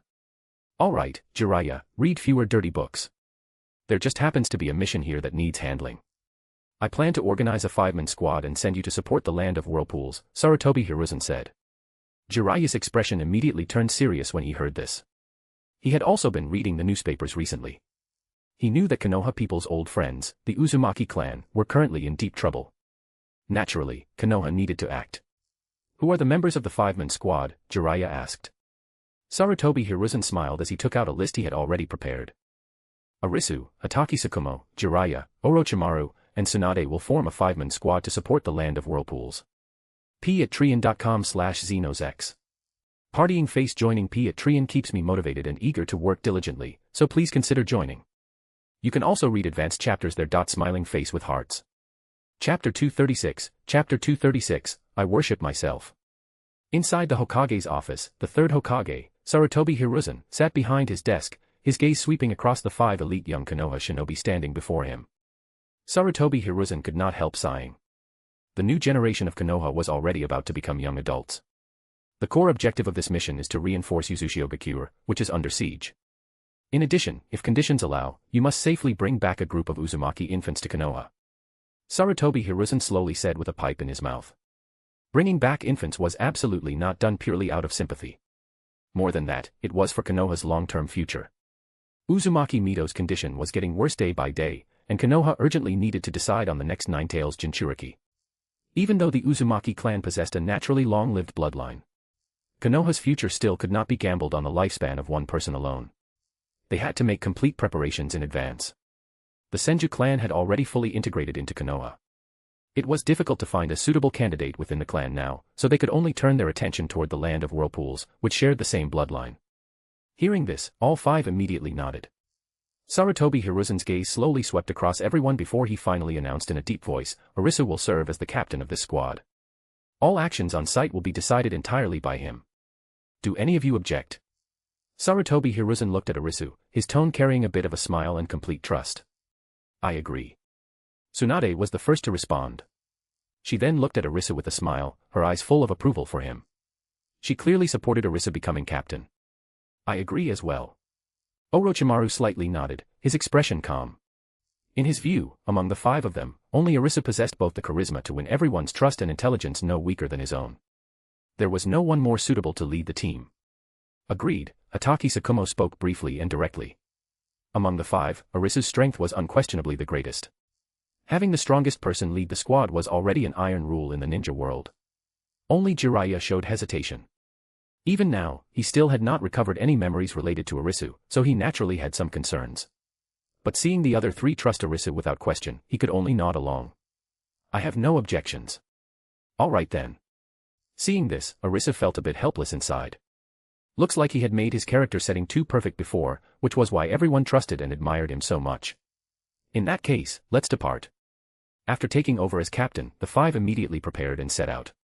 Land of Whirlpools. After traveling through the night and enduring the rough sea journey, the 5-man squad finally landed on the island and arrived at the war-torn Land of Whirlpools. At this moment, Uzushio-gakure had already been completely blockaded by the Hidden Mist village and various ninja clans working together. Guard posts were everywhere, and danger filled the air. The 5 could not approach recklessly and could only first look for a place nearby to stay. However, because of the war, the towns along the way were already nearly deserted, and most inns had closed down. After searching around, the 5 finally could only temporarily stay in a Six Paths temple on the outskirts of town. Inside the Six Paths temple, Arisu held several incense sticks and respectfully offered incense to the portrait of the Sage of Six Paths. Sage of Six Paths, please bless us as we temporarily stay in your temple. Please bless us so we can successfully complete this mission, Arisu respectfully said. Then Arisu looked at the portrait of himself. While keeping a respectful appearance, he bowed slightly while internally finding it hard to hold back. Behind him, Hatake Sakumo, Orochimaru, Tsunade, and Jiraiya also respectfully offered incense and worshipped the Sage of Six Paths one after another. Even Orochimaru wore a respectful and devout expression. Seeing this scene, Arisu rubbed his forehead. Just as everyone finished offering incense and started chatting around the campfire, Arisu suddenly noticed several fresh oranges placed on the offering table in the Six Paths temple. Nice, nice, nice. Which mortal placed these oranges here? They actually knew I like oranges. Reward worthy. Arisu immediately walked over. While no one was paying attention, he directly grabbed a few oranges, peeled them, and swallowed them one by one. There was no problem with eating his own offerings. Soon, several oranges were gone, leaving only one. Arisu thought for a moment and glanced outside. Here, everyone, eat some oranges. Arisu lightly split the orange peel with his fingertips, and the golden slices spread open with a sweet scent. Arisu casually handed the orange slices to everyone, then stuffed the largest remaining slice into his own mouth and chewed heavily. Everyone subconsciously reached out to take them, their fingertips still carrying the faint fragrance of orange peel. Tsunade took a bite and suddenly raised her brows strangely. Huh? Arisu, you specially brought oranges on a mission. Arisu shook his head, his tone so straightforward it was ridiculous as he honestly replied, didn't bring any. I just took them from the offering table. Puffed. Orochimaru nearly spat out the orange slice he had just put into his mouth. His throat bobbed twice before he barely swallowed it. The orange slice in Jiraiya's hand froze in midair, his eyes wide as bells. Hatake Sakumo's hand holding the orange slice also paused, disbelief appearing on his face. Arisu. Tsunade put her hands on her hips, both annoyed and amused as she poked his arm. Those are offerings for the Sage of Six Paths. How can you casually take them? Did the Sage of Six Paths say he agreed? Arisu shrugged indifferently and stuffed another orange slice into his mouth, speaking unclearly while chewing. He didn't say he disagreed either. Arisu, kids, I have no objections. Everyone froze for a moment, then burst into laughter. The solemn atmosphere of the small temple was instantly washed away by the laughter. Everyone stopped holding back and happily peeled oranges to eat. Everyone chatted while warming themselves by the campfire. Laughter and cheerful voices drifted through the hall, and the atmosphere was especially harmonious. Jiraiya sat to the side, holding an untouched orange slice in his hand, with a somewhat stiff smile on his face. Just now, everyone had been chatting enthusiastically. He could not join in on any of the jokes or unspoken understanding between them. The people and events they talked about were completely unfamiliar to him. Throughout the journey together, Arisu had always treated others openly and warmly, and he had been very polite to Jiraiya as well. But no matter how hard Jiraiya searched through his memories, turning his mind upside down, he could not remember ever meeting such a person, nor could he recall any interaction between them. A faint unease rose in his heart.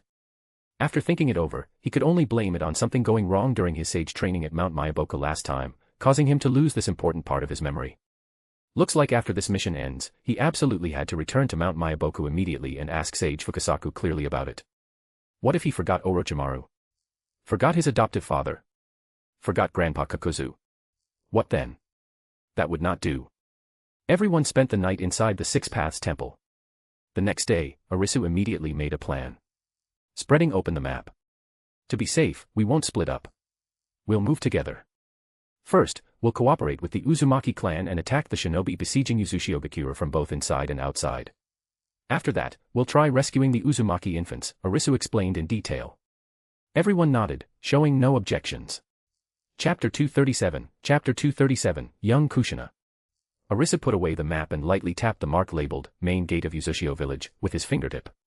Tsukumo, take the left flank. Clear out the clan shinobi and wandering ninjas on the high ground. Orochimaru, use your snakes to scout the ambushes in the forest on the right. Set up a poison mist barrier while you're at it and cut off their reinforcements. Tsunade, come with me through the front. Your monster strength can tear open their defenses the fastest. Jiraiya, stay at the rear and guard our retreat route. Warn us immediately if you spot enemies, Arisu quickly laid out the battle plan. Understood, the four replied in unison. Very soon, they successfully arrived outside Uzushio village. Begin.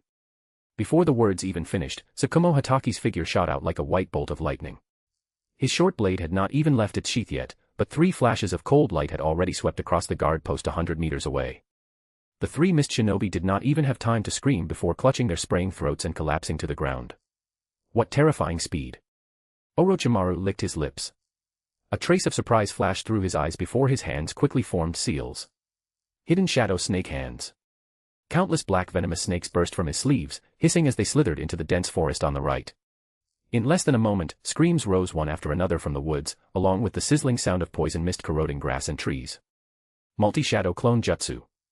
Arisu rapidly formed hand seals and rushed forward first. 1 Arisu became 3. Fire style, fire dragon jutsu. Water style, water dragon bullet jutsu. Wind style, great wind dragon jutsu. The 3 Arisu shadow clones each used different ninjutsu. Using elemental techniques to clear the path directly. Tsunade followed closely behind, fists clenched tight as chakra gathered around them in a faint golden glow. The Mist Village's front gate defense line was guarded by dozens of shinobi. 3 layers of wire traps and explosive tag traps were set up ahead. Tsunade leaped high into the air and slammed a heavy punch into the ground. Boom. The earth instantly cracked apart. Huge fissures spread out like spiderwebs, sending the wire traps, explosive traps, and even the rocks beneath them flying into the sky. It's people from Konoha. Konoha brats. You're courting death. We'll show you the reputation of the Bloody Mist. The Mist Shinobi roared and charged forward with kunai in hand. Before Arisu could react, Tsunade already stepped in front of him and finished off the shinobi with 1 punch. The 5 moved quickly. They directly chose a Western-style approach and attacked head-on. With the strength of the 5 of them, they eliminated large numbers of shinobi with almost no pressure. During the battle, Arisu sharply sensed that these were not the main forces of the Mist Village. There were no bloodline limits here. Most of them probably were not regular troops. The group reached the inner area. Corpses covered the streets. There were Uzumaki clan shinobi and mist invaders alike. Most of the houses had been burned down, and fresh bloodstains could still be seen among the broken walls and ruins. Tsunade's fists clenched until they cracked, her eyes full of anger. These bastards. Orochimaru, meanwhile, studied the sealing formulas left on the walls with great interest and muttered softly. As expected of their reputation. The Uzumaki clan's sealing techniques are truly exquisite. Arisu's expression showed little change. He had lived for over 1,000 years and seen far too many wars and killings. Back when he had slaughtered the ninja world until rivers of blood flowed and the earth collapsed, the scenes had been far crueler than this. Someone's there. Arisu's senses suddenly tightened, and he shouted lowly. Everyone looked toward the sound. Behind a broken wall not far away, a small head with fiery red curly hair peeked out. The girl's rough cloth clothes were stained with dirt and dried blood. Her wet eyes looked at them timidly while her small body trembled. An enemy. Orochimaru's snake-like pupils instantly narrowed into slits as chakra quietly gathered at his fingertips. Tsukumo Hataki reversed his grip on the short blade at his waist. The aura around him instantly turned cold, and the two almost simultaneously took defensive stances. But Arisu's gaze fell on the faded Uzumaki clan emblem on the girl's wrist, and his tone eased slightly. She's not an enemy. She's a survivor from the land of whirlpools. She's from the Uzumaki clan. After confirming there was no danger, Tsunade's heart tightened. Looking at the girl's thin, trembling figure, pain filled her eyes. She quickly walked over and carefully crouched down. Tsunade softened her voice as much as possible. Don't be afraid. We're not bad people. We're allies of the Uzumaki clan, from Konoha. After the mission is over, how about we take you back to Konoha? The girl tightly grabbed the corner of her clothes. Her voice was as faint as a mosquito's hum and shook clearly with fear. My name is Kushina. Uzumaki Kushina. Arisu's heart shook slightly. He knew this name too well. According to the original course of events, she should only have been sent to Konoha as an orphan after the complete destruction of the land of whirlpools. He had not expected to meet her here ahead of time. The moment the group completely relaxed their guard, intense killing intent suddenly erupted from the surrounding forest. Dozens of black figures shot out from behind tree shadows and rocks like ghosts. Kunai and shuriken flashed with cold light as they attacked the five from all directions. After all, they were only teenagers. Completely caught off guard, they were immediately thrown into chaos. They could only hurriedly block the attacks while protecting Kushina and retreating backward. We can't stay and fight. Arisu slashed away the shuriken flying toward him and shouted deeply, you guys take Kushina and retreat first. Meet up at the Six Paths Temple. I'll stay behind and cover you. No. The enemy are all skilled chunin, over 30 of them. It's too dangerous for you to stay behind alone. Tsukumo Hatake pierced the throat of a sneak attacker behind him with a reverse stab, his face grim as he shook his head. That's right. We're comrades. We absolutely won't leave you behind alone. Tsunade said while tightly protecting Kushina in her arms. Jiraiya and Orochimaru also nodded at the same time, their eyes firm without the slightest hesitation. Seeing this, Arisu knew he could not persuade them, so he quickly changed his words, speaking extremely fast. Then split up and run. The target is too large. If we move together, none of us will escape. Remember, meet at the Six Paths Temple, and make sure to protect Kushina. Only then did the others respond and dash off in different directions. Arisu sprinted the entire way in the opposite direction from the Six Paths Temple, drawing all the pursuers behind him. Arisu was not afraid of these people. He was thinking about transferring part of the Uzumaki clan to Mount Myaboku. Just like the Hyuga clan. Only after confirming there was no one else around did Arisu suddenly stop and slowly turn around. His black eyes calmly swept across the dozen black figures chasing him, his tone flat without the slightest ripple. Stop chasing. We'll settle it here. At that moment. Swish. Swish. Swish. Several black figures appeared. The leading Miss Jonin let out a cold laugh. Kid, you've got guts. Why'd you stop running? Looks like you know there's no way for you to escape. Another ninja raised his ninja blade with a vicious grin. If you know what's good for you, kill yourself now. At least you'll leave behind a complete corpse. Several mist shinobi sneered. Arisu's expression did not change. Chapter 238, Chapter 238, Arisu's plan. Hee, Mr. Arisu, you still have time to run away now. We'll close our eyes and count for 10 seconds. The leading Miss Jonin let out a strange laugh, his tone carrying deliberate mockery. Yeah. You're Konoha's #1 genius. We don't want to bully you either, another Mist Ninja chimed in. Looking at these people who were too deep into their act, Arisu's face immediately darkened. His tone was calm but carried unquestionable pressure. You little brats, don't force this old man to log into his main account. As soon as the words fell, the Mist Shinobi who had been grinning moments ago instantly changed expressions and bowed in unison. It's nice to meet you, Great Immortal. It's nice to meet you, Great Immortal. It's nice to meet you, Great Immortal. The neat shouts echoed through the forest. These so-called Mist Shinobi were naturally all transformed white Zetsu clones. Arisu nodded lightly. At this time, the Mist Village was deeply trapped in internal conflict. The shadow of the bloody mist rule covered the whole village, and they simply could not spare many troops to send toward the land of whirlpools. At most, they could only send scattered squads. And these, Mist Shinobi, appearing here had all been arranged by Arisu in advance. Did you finish what I told you to do? Arisu got straight to the point. The leading white Zetsu immediately lowered his head respectfully. Reporting to Great Immortal, it has already been completed. All Uzumaki clan infants have been gathered. As for Kushina, whose identity is special, we followed your orders and did not touch her. Arisu slightly nodded, revealing a trace of satisfaction. He had originally planned to select a group of babies with Uzumaki bloodlines and bring them back to Mount Myaboku for training, letting them grow up together with the Hyuga clan children. As for those who were not selected, let them rest in the Pure Land. Arisu suddenly lifted his chin without turning around, his gaze lightly sweeping toward the grass behind him. Come out. The white Zetsus turned around in confusion.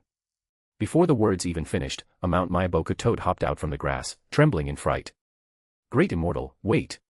Please hear my explanation, the toad quickly shouted. Arisu slightly raised a brow, why are you here?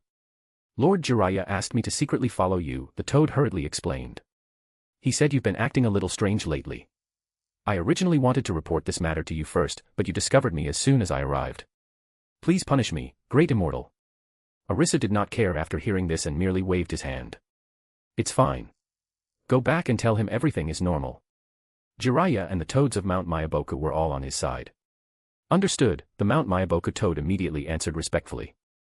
Arisu clasped his hands behind his back and looked at everyone.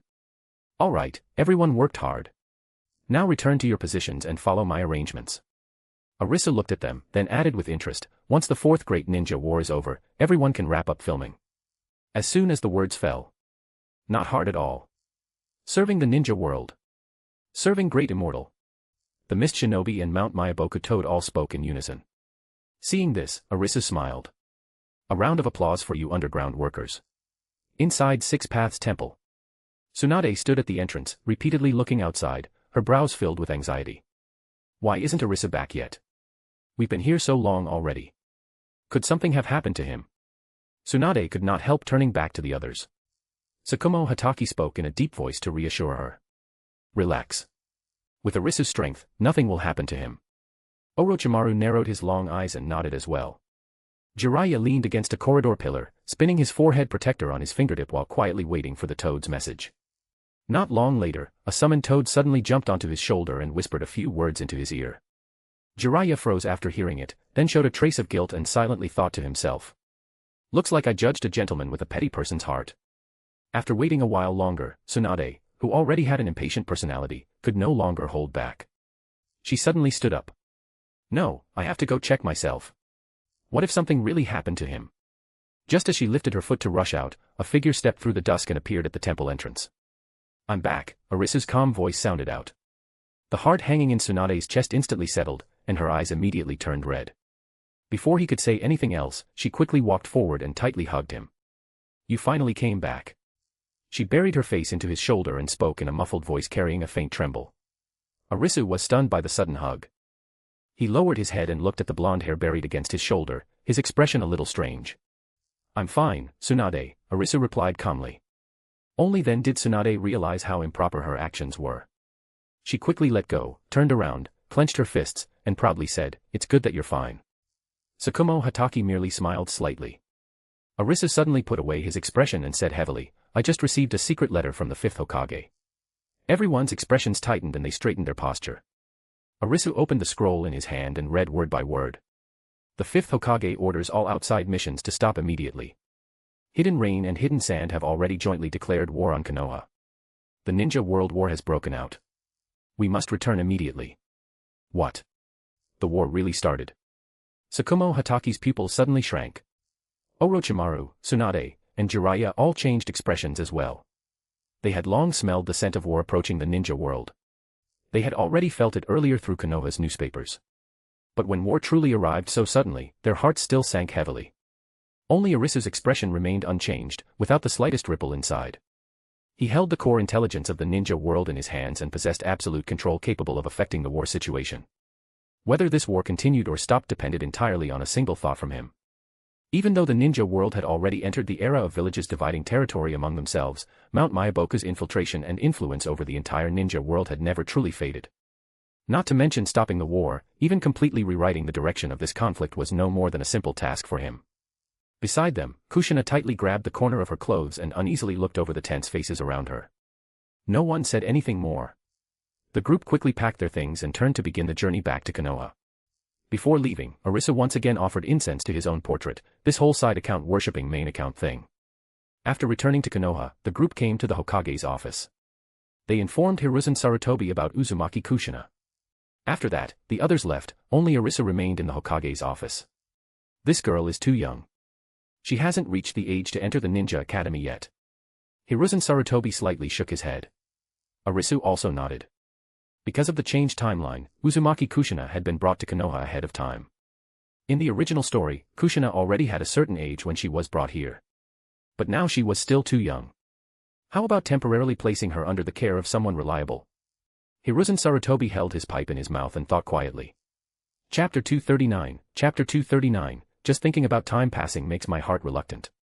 Arisu, are you willing to take care of Kushina for a while? Sarutobi Hiruzen's voice was gentle as he looked at Arisu and asked. Arisu frowned slightly, showing a troubled expression. Fifth Hokage, I'm not a suitable choice. The Great War is approaching, and I won't have any free time. Rather than me, it would be better to leave her with Lady Mito. Arisu used that reason to refuse. He did not want to interfere too much in the future conflict between Asura and Indra. Otherwise, after he went to the Pure Land, Indra would probably accuse him of favoritism again. He remembered. The last time he went to the Pure Land, when Asura learned that he was the Uchiha clan's great elder, he kept complaining that the ancestor was unfair and favored Indra. I, Asura, am also your disciple's descendant. Indra also thought he favored Asura. He said Arisu was always secretly helping Asura's reincarnations. Arisu naturally was not angry about this. He only smiled. This time, he would not interfere. How Naruto and Sasuke turned out would depend entirely on themselves. I see. That's true, you really don't have much time. After hearing this, Sarutobi Hiruzen pondered for a moment and slowly nodded. In that case, I'll trouble you to make the trip and send Kushina to Lady Mito. Sarutobi Hiruzen decided. This child still needed to be examined by Mito herself. The matter of Konoha's Jinchuriki was extremely important. They absolutely could not casually choose just any Uzumaki child. Arisu answered softly, bent down, and took Kushina's cold little hand, then turned and walked toward the Senju clan grounds. Kushina, my name is Arisu. You can call me Brother Arisu, or anything else you want. Arisu lowered his head and looked at the little girl beside him, clutching the corner of his clothes and stumbling as she walked. His voice was very soft. Kushina timidly raised her head and quietly asked, Can I call you Brother Sage of Six Paths? Arisu suddenly stopped. His eyes instantly sharpened as he looked down at her. Why do you want to call me that? The little girl shrank back from the sudden pressure in his presence. Her voice became as soft as a mosquito's buzz. When I stayed at the Six Paths Temple in Yuzushiogakure, I saw a portrait of the Sage of Six Paths. I think you look very similar to the person in the painting. The tension in Arisu's body immediately relaxed. The sharpness in his eyes faded and turned into a faint gentle smile. Children's instincts really were much sharper than adults. He had only changed his hairstyle and adjusted his appearance a little. You can. If you want to call me Brother Sage of Six Paths, then call me that. Arisu gently rubbed Kushina's soft red hair. Kushina carefully tightened her grip around his finger. Brother Sage of Six Paths, where are we going? To meet someone who is the same as you. She's also from the Uzumaki clan. You can treat her like your own grandmother, Arisu spoke slowly. For Kushina, who had just lost her parents and had no one to rely on, an elder from the same clan was the best support she could have right now. The two walked in silence the whole way and soon arrived at the Senju clan grounds. The once lively and glorious Senju grounds had now become bleak and desolate. Very few pure-blooded Senju remained. Some had gone far away to the capital of the Land of Fire to seek official positions. Some had grown tired of fighting and abandoned the path of a shinobi. The rest had followed the arrangements made for them and completely integrated into the various households of Konoha, disappearing into ordinary life. After a simple report at the entrance, the two walked into the old residence and met Uzumaki Mito. Seeing the second Hokage's wife again, Arisu could not help feeling an indescribable sense of emotion. The elderly woman before him no longer had the elegance of her younger days. Even with the Een seal maintaining her, she still could not resist the erosion of time. Wrinkles covered her face. Her once long hair had already turned frostwhite, and even her eyes carried the cloudiness of old age. Arisu quietly sighed in his heart. Time, really was the cruelest thing. In a daze, it felt as if he had returned to that era filled with war once again. Back then, he had still been Konoha's great elder and had personally arranged Hashirama and Mito's marriage. Back then, Madara, Izuna, Hashirama, Tobarama, they had all been so young, full of spirit, believing that with nothing but passion, they could create an era of eternal peace. Thinking about how quickly time had passed. Arisu's eyes could not help turning red, and his nose felt sour. It was not because of Uzumaki Mito, Hashirama, Madara, or the others, but because he felt overwhelmed by the 1,000 years of time itself. Perhaps because he had lived through 2 lives, he could sense more clearly than anyone else how precious those seemingly ordinary moments were. Back in the era of the Ninja Sect. When Arisu sat alone on a mountain carrying the six-path sword on his back and blankly watched the sunset, he would think that many years later, or perhaps 100 years later, he would definitely miss this moment. And that was indeed true. As he watched the timeline get closer and closer to the original Naruto Shippuden story, Arisu could not help reminiscing about the ancient era. He even missed those days in the land of ancestors, when he helped save the common people. Clearly, more and more original characters were appearing, so things should have felt more familiar. But instead, Arisu felt an indescribable reluctance. Reluctance to see that era disappear. He had already started feeling this way when the chaotic era ended. Brother Sage of Six Paths, why are you crying? Kushina sensed the change in Arisu's emotions and quietly asked. Arisu quickly restrained his emotions and gently said, it's nothing. The two walked inside. Uzumaki Mito welcomed them with a smile. Mito looked at Arisu in a daze and could not help sighing, he, Arisu, you really do resemble the first Hokage a little. Even I felt absent-minded looking at you. Arisu immediately put on a pleasantly surprised expression. Lady Mito praises me too much. How could I possibly compare to the first Hokage, Arisu said modestly. Mito smiled and waved her hand. Her gaze landed on Kushina, and her eyes softened. So this is Kushina. What a cute child. Mito slowly stood up, walked in front of Kushina, crouched down, and gently patted her head. Kushina shyly hid behind Arisu and secretly looked at Mito. Arisu softly said, Lady Mito, this child just lost her parents. Please take good care of her. Mito nodded. Don't worry. She is also a child of the Uzumaki clan. I will treat her like my own granddaughter. Then, Mito took Kushina's hand. The two walked to the bedside and began chatting casually. At the same time, the nine tails inside Uzumaki Mito impatiently started catching up with Arisu. Teacher. I knew it was you. You've started stirring things up again. Kurama spoke through consciousness with a grin. Arisu's face darkened. What do you mean stirring things up? I want to quietly observe the world while entering the game myself. Kurama laughed. Stop joking around, brother Arisu. Fooling your disciples is one thing, but don't fool yourself too. Arisu lightly sighed after hearing that. Seeing his teacher like this, Kurama felt a bit regretful inside. Did I hurt teacher too much by saying that? Chapter 240, the Sand Village brats have a lot of energy. Teacher, actually, I understand you, Kurama spoke to comfort him. Arisu pulled at the corner of his mouth and showed a faint smile, then let out a barely audible sigh. No, you don't. After hearing that, Kurama said nothing more and quietly stayed dormant. Brother Arisu. Why are you here? A clear child's voice suddenly came from behind him. A little boy with neat short hair came running over while bouncing around. Arisu looked over carefully. The boy's face looked 70 to 80% similar to the future Uzumaki Naruto. No wonder Tsunade always said Naruto looked like her younger brother. Looking at him now, they really do resemble each other. Arisu silently nodded to himself, then switched to a smile. Nawaki, school's over, Arisu asked with a smile. Senju Nawaki nodded hard. His eyes were bright and full of spirit. Yeah. I heard the war has started. In another year, I'll graduate, and then I can fight alongside brother Arisu and sister Tsunade. Nawaki raised his little face, his tone full of longing. Seeing this, Arisu slightly shook his head. He remembered that in the original story from his previous life, Senju Nawaki's ending seemed to be dying to an unremarkable explosive tag. You really long for war? Arisu crouched down to look at him at eye level and asked seriously. Senju Nawaki immediately shook his head. No, I long for peace. Arisu smiled helplessly. One glance was enough to tell the truth, fake. That might fool other people, but not him. If he truly only longed for peace, then why would he eagerly look forward to going to the battlefield and fighting alongside them? Kids always dreamed about becoming heroes and saving everyone. He remembered Nawaki's dream was becoming Hokage. But from ancient times until now, which Hokage's seat had not been built on blood and bones. Just like Naruto. Without the war that swept across the ninja world and the Akatsuki's pain invasion, Naruto could never have become a hero who saved the world. If the world had remained peaceful the whole time, then following Naruto's original path, he would first have needed to clear his name and prove to the villagers that he was not a demon fox. After that, relying only on missions, he probably would never become Hokage in his entire life. Nawaki, I know you actually want to go to the battlefield and show your abilities there. But I want to tell you that war is never what you think it is, Arisu spoke slowly. Brother Arisu. Having his thoughts exposed, Nawaki lowered his head awkwardly. You might think fighting on the battlefield looks cool and impressive, but you don't know that in the next second, you might become the one getting killed, Arisu spoke.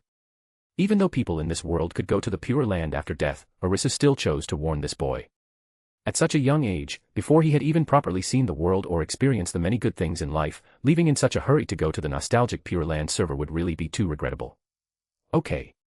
Senju Nawaki looked at him blankly, clearly unable to understand this heaviness yet. Seeing that, Arisu changed to an example he could understand. Nawaki, let me use a bad example. You know dogs can't eat chocolate, right? Nawaki nodded. I know. But when dogs see chocolate, they still can't help eating it. If people are compared to dogs, and war is compared to chocolate, do you understand what I mean? Arisu reached out and rubbed his soft hair. So don't long for war. If you really step onto the battlefield, maybe you'll accidentally step on an explosive tag, and after that, you'll never come back. Arisu did not make it too obvious. He stopped after hinting at it. Ha ha ha ha. Brother Arisu, you're looking down on me too much. Nawaki could not help laughing loudly after hearing that. I've studied at the Ninja Academy for so many years. How could I possibly fail to recognize an explosive tag? Who knows? Arisu shrugged and said nothing more. Some things could never be understood without experiencing them personally. There was only so much he could do. Otherwise, by the time Orochimaru found Nawaki again, Nawaki might already have been blown into ninja fragments. Not far away, Kushina and Uzumaki Mito were chatting happily, their expressions full of closeness. Seeing how well the two were getting along, Arisu did not interrupt them. He only briefly explained a few things in his mind to Kurama inside Mito, then quietly left. Nawaki, I'm leaving. After saying that, Arisu departed. Walking through Konoha's familiar streets, he turned into Ichiraku ramen. Even though the taste was far worse than Kakuzu's cooking, it was still the familiar flavor from his memories. Peaceful days passed in the blink of an eye. A few days later, the Second Great Ninja War fully broke out. Konoha quickly entered wartime status, and ninja units from every side were sent to the front lines in batches. Hatake Tsukumo and Arisu were ordered to head to the Land of Wind battlefield. Meanwhile, Jiraiya, Tsunade, and Orochimaru were sent to the Land of Rain, where the fighting was the fiercest and most complicated. On the sandy battlefield of the Land of Wind, the Sand Village ninja attacks were extremely extreme. Wave after wave of suicidal charges tore at Konoha's defenses until they were close to collapsing. They wrapped explosive tags all over their bodies, forcing Konoha's ninja into complete suppression for a time. At the top of the tallest sand dune in the distance, the Sand Village brats sure have a lot of energy. Arisu looked down at the battlefield filled with flying flesh and blood below. His tone revealed neither joy nor anger. This isn't bravery. It's stupidity.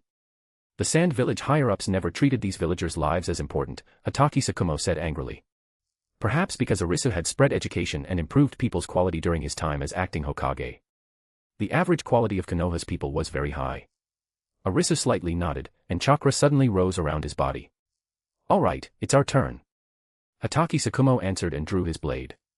The silver-white knife cut through the burning air. Let's go, Arisu.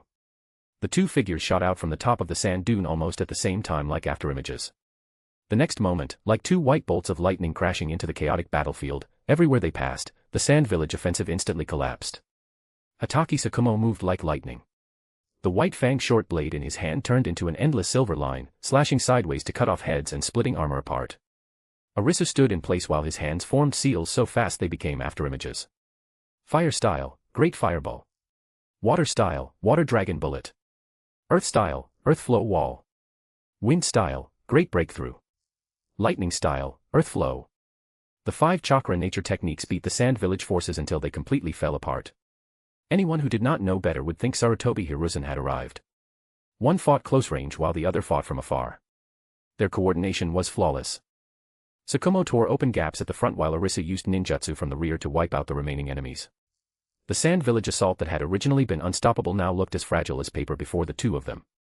In only a short while, the Sand Village vanguard force leading the charge had already been completely wiped out. The morale of the Konoha ninja greatly rose, and they shouted as they launched a counterattack. p@trian.com/xenozex. Partying face. Joining p@trian keeps me motivated and eager to work diligently, so please consider joining. You can also read advanced chapters there. Smiling face with hearts. Chapter 241, Chapter 241, The Two Lights of Konoha. Just as Konoha's counterattack horn sounded, a dazzling crimson streak suddenly tore across the sky. It was a massive tailed beast chakra compressed to the extreme, carrying a world-destroying force as it came roaring forward with a long flaming tail. What is that? Tsukumo Hatake's pupils shrank to pinpoints. The white fang blade hummed and trembled as its cold edge instantly moved in front of him. Arisu's heart sank. A tailed beast bomb. And it was the very technique he had personally taught the tailed beasts to condense and fire back then. Without the slightest hesitation, Arisu's hands flew through seals so quickly that afterimages appeared. Water release, water formation wall. Water release, water shockwave. Two gigantic walls of water, each capable of raising a tsunami, surged up from the ground and crashed toward the tailed beast bomb. The overwhelming torrent forcibly altered the path of that beam of death, pushing it toward the distant desert. The next second, a deafening explosion swept across heaven and earth. A blinding white light shot into the sky. The violent shockwave was like an invisible giant hand, blasting endless yellow sand into the air while the earth itself shook violently. The Konoha ninja were thrown off balance by the blast. Looking at the distant sand dunes that had been flattened, cold sweat instantly soaked their backs. That attack alone had been enough to reduce every one of them to dust. Arisu's breathing remained steady as his sharp gaze locked onto the source of the explosion. Atop a sand dune stood a young man in a plain monk's robe. He was also a relatively obscure character, Bunpuku, Shikaku's Jinchuriki in the original story. Shikaku's cloak wrapped around the young man. Patterns of partial tailed beast transformation covered his face and arms. His presence was as steady as a mountain. He was clearly in the state of a perfect Jinchuriki. Unlike before, when they had been forced into battle, this time the tailed beasts willingly stood on humanity's side. All the Jinchuriki had achieved true mutual understanding with their tailed beasts. To deflect a tailed beast bomb by yourself. Shikaku, we've run into a tough opponent. Bunpuku pressed his palms together. His tone was calm, but carried a trace of seriousness. Shikaku's voice sounded in his mind, carrying its usual confidence. What are you afraid of? As long as those few tailed beasts aren't personally showing up, even if Konoha's Hokage comes, I can fight him evenly. Bunpuku nodded slightly and brought his palms together. Good. Then let's show him our power. The next second, Bunpuku flashed directly in front of Arisu and Tsukumo Hatake. You two are young. You are no match for me. With his palms pressed together, Bunpuku spoke in a steady voice like the bell of an ancient temple. His gaze swept over Arisu and Tsukumo Hatake, and there was a hint of reluctance in his tone. You have killed many of my Sunagekure comrades. However, if you are willing to take your own lives and atone for your crimes, and leave this battlefield, I will spare all of your subordinates. Sunagekure has rules regarding prisoners. We do not slaughter innocents indiscriminately. Though Bunpuku stood on the battlefield and his monk's robe was stained with the smoke of war, he still held onto the compassion in his heart and did not wish to add more needless killing. Arisu and Tsukumo Hatake exchanged a glance. Chakra had already quietly gathered at their fingertips. At that moment, inside Bunpuku, Shikaku, who had remained dormant, suddenly trembled. Its lazy beast eyes abruptly contracted, then widened completely. Wait. This feeling. Could it be? Teacher. Almost at the same moment, Arisu's consciousness connected with Shikaku's, and his amused voice came through. Shikaku, you've improved. The moment we meet, you send your teacher a tailed beast bomb as a greeting gift from that far away. Whoa, teacher. It really is you. Ah. Shikaku immediately laughed and cried at the same time. How was I supposed to know it was you, teacher?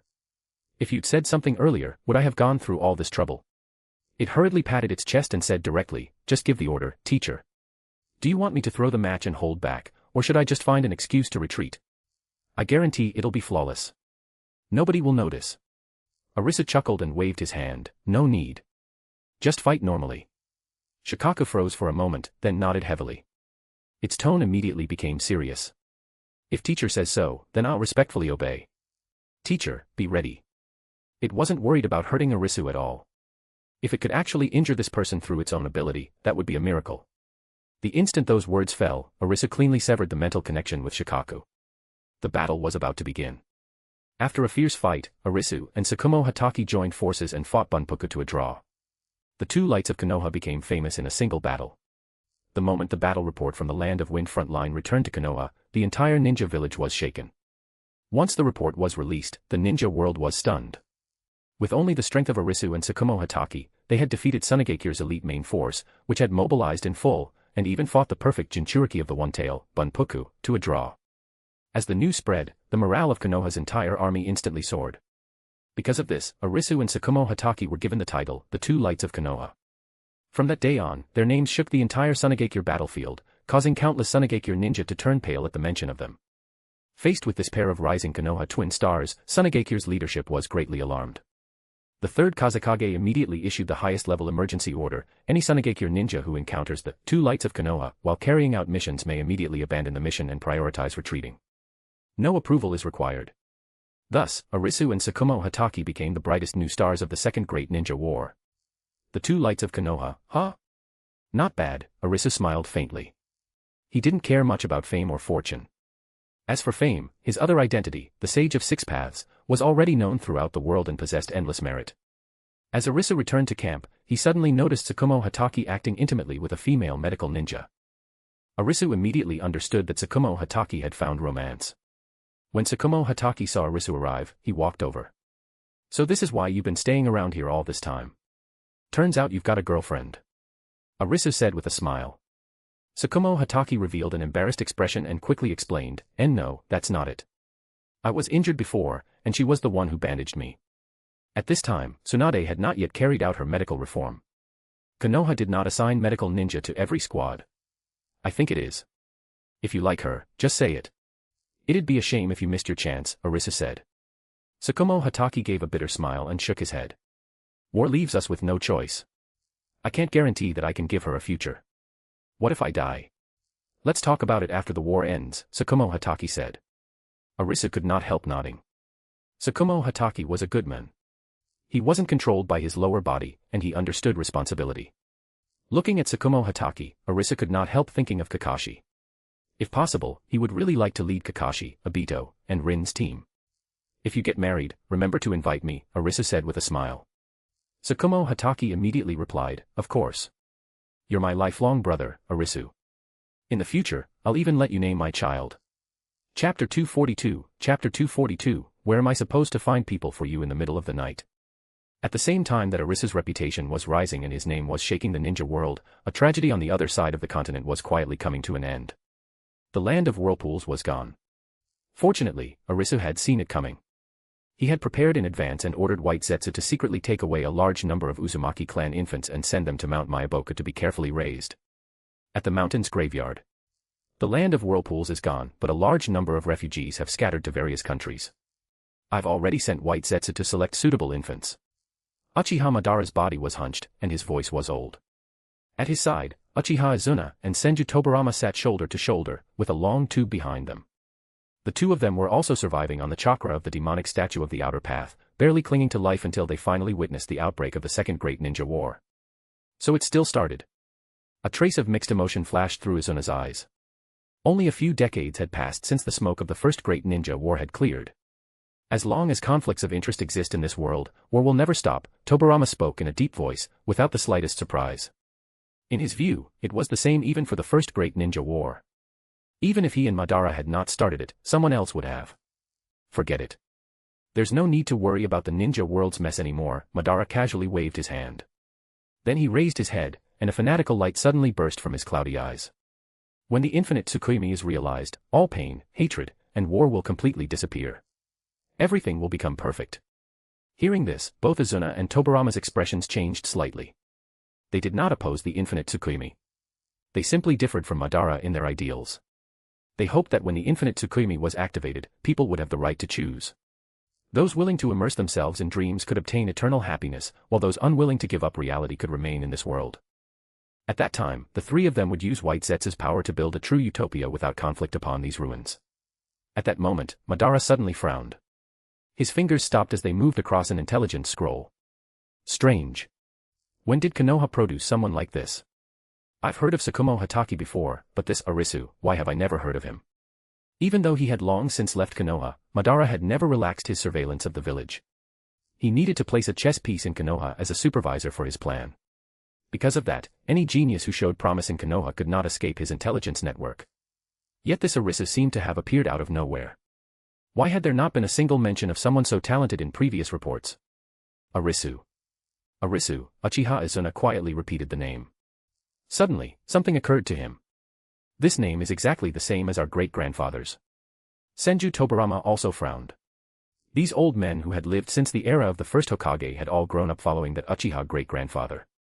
They were among the very few people in the ninja world who knew his real name. It's probably just a coincidence. Nothing strange about it, Tobarama said. He's just a civilian genius without any notable background. Madara quickly looked away and shook his head. Without the Sharingan or the inheritance of sage arts, relying only on ninjutsu, his achievements will ultimately be limited. He won't amount to much. Pure Land. Recently, Uzumaki Itsuki had a huge headache. Because the entire Uzumaki clan had come up recently. Everyone had come to the Pure Land. The whole clan was here. Uzumaki Itsuki stood at the entrance to the Pure Land with a bitter and ugly expression, watching clan members continuously arrive. Heavens, why? Were my descendants, the Uzumaki clan, really wiped out like this? Uzumaki Itsuki said bitterly. Uzumaki Ashina wiped away his tears and comforted him. It's okay, Grandpa. At least we're all together in the Pure Land. The human world is full of danger. The Pure Land is better. Senju Hashirama also looked apologetic. Ashina, I apologize to you. Konoha must have done its best too. However, the last Uzumaki clan leader let out a cold snort. Senju Hashirama. Konoha is a bunch of hypocrites. They never came to save us Uzumaki. Didn't they say the Uzumaki clan were Konoha's old friends? The moment things got dangerous, Konoha disappeared. Especially Hiruzen Sarutobi and Danzo Shimura, kind faces but ruthless hearts, the Uzumaki clan leader said angrily. Hashirama looked embarrassed and did not know what to say. He could not help asking, Konoha didn't send support? The last Uzumaki clan leader crossed his arms. No.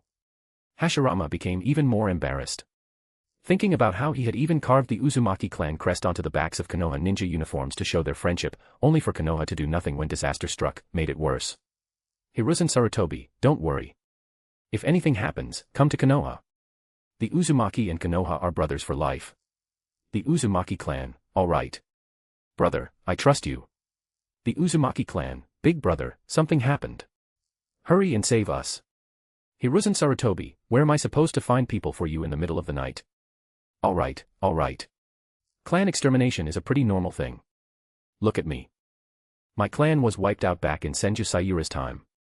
When your Senju and Uzumaki clans exterminated my Hagoromo clan, did you ever think your own ninja clans would be wiped out one day too?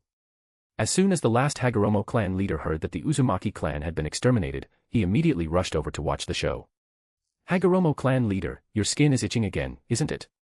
You dare come here and make sarcastic remarks, Senju Sayura walked over and said. Senju Hikari also came over. Please accept our condolences, Uzumaki clan. Our Senju clan will always be the Uzumaki clan's brothers. All right, all right. If there's nothing else, let's go drink and have a proper gathering. Senju Shuichi and the first-generation Uzumaki clan leader walked over as they spoke. This first-generation Uzumaki clan leader was the child who had told Shuichi back then that he was going to the island. I want to ask something. Is Uchiha Izuna really dead? Hashirama asked the last Uzumaki clan leader. The last Uzumaki clan leader frowned. Didn't Uchiha Izuna die a long time ago? Didn't he die on the way to peace talks with Kimobukure? But we haven't seen him in the Pure Land, Hashirama said blankly. At this point, so many years had passed. Why had Uchiha Madara, Uchiha Izuna, and Tobarama still not arrived? Yeah, I've been wondering too. Not only have Madara and Izuna not come, but my grandfather has been dead for nearly 50 years, right? Yet he still hasn't come either, Uchiha Taijima also walked over and said. Uchiha Chin looked shocked. My god, don't tell me the clan elder is still alive. Several people gathered together and discussed the matter, trying to figure out what was going on. Could it be that they did too much evil and got sent somewhere other than the Pure Land? Hashirama could not help saying. Impossible. Which one of us doesn't have plenty of lives on our hands? Compared to us, how many people did they even kill? I wiped out the Hagoromo clan and still came to the Pure Land, Senju Sayura said. If all else fails, let's ask the sage of Ninshu. He's the administrator of the Pure Land, Senju Hikari suggested. In everyone's minds, the Pure Land was basically a giant retirement server. The Sage of Ninshu was the administrator, while the Sage of Six Paths was the server owner. Who's close with the Sage of Ninshu? Uchiha Taijima asked. Senju Shuichi pulled out his phone. I'll call my dad and ask. My dad knows the Sage of Ninshu's son. Chapter 243, Chapter 243, Nawaki's Death. In the heart of the desert stood a completely unremarkable toilet. Arisu walked up to it and quickly formed hand seals. A hidden door opened in response, revealing a staircase tunnel that extended downward. He slowly walked underground, and before him was the headquarters of the Bounty Exchange. Kinkaku and Ginkaku were busy wiping down tables, chairs, and counters. Kakuzu sat nearby, checking the accounts line by line with a calculator, his expression focused. Kakuzu, Kinkaku, Ginkaku. Long time no see. Arisu, dressed in a Konoha uniform, spoke with a smile. The three instantly became alert. Kakuzu's eyes turned cold. Kinkaku and Ginkaku immediately pulled out the Sage of Six Paths treasures and assumed battle stances. Who are you? Kakuzu demanded in a deep voice. He had never expected a Konoha ninja to find the Bounty Exchange's most secret headquarters. Arisu raised a hand, signaling them to relax, his smile unchanged. Don't be nervous. It's me. Arisu released his aura. The moment the three sensed it, they were all shocked. Kakuzu hurriedly stood up and bowed respectfully. Kinkaku and Ginkaku also quickly bent at the waist. It's fine. No need for formalities. This is just another one of my identities, the genius of Konoha. I happened to come by and see how the three of you are doing. Arisu nodded and smiled at them. As for Kinkaku and Ginkaku, he naturally would not treat them poorly. As long as they worked for him, whether they succeeded or failed, they would receive very generous treatment. Looks like you've been living quite well. Thanks to your blessings, everything is fine. Kakuzu quickly stepped forward and respectfully poured a cup of warm milk for him. Arisu took it and drank it in one go. May I ask what instructions you have for us today? Kakuzu lowered his head and asked respectfully. There's nothing for you to do for now. Just stay here, rest well, and keep living. Even if something unexpected happens, I'll arrange your affairs afterward. Arisu put down the cup and spoke calmly. A sincere smile appeared on Kakuzu's face. Following this lord had truly been the wisest choice. Even his destination after death was guaranteed. However, Kakuzu, I should still give you this.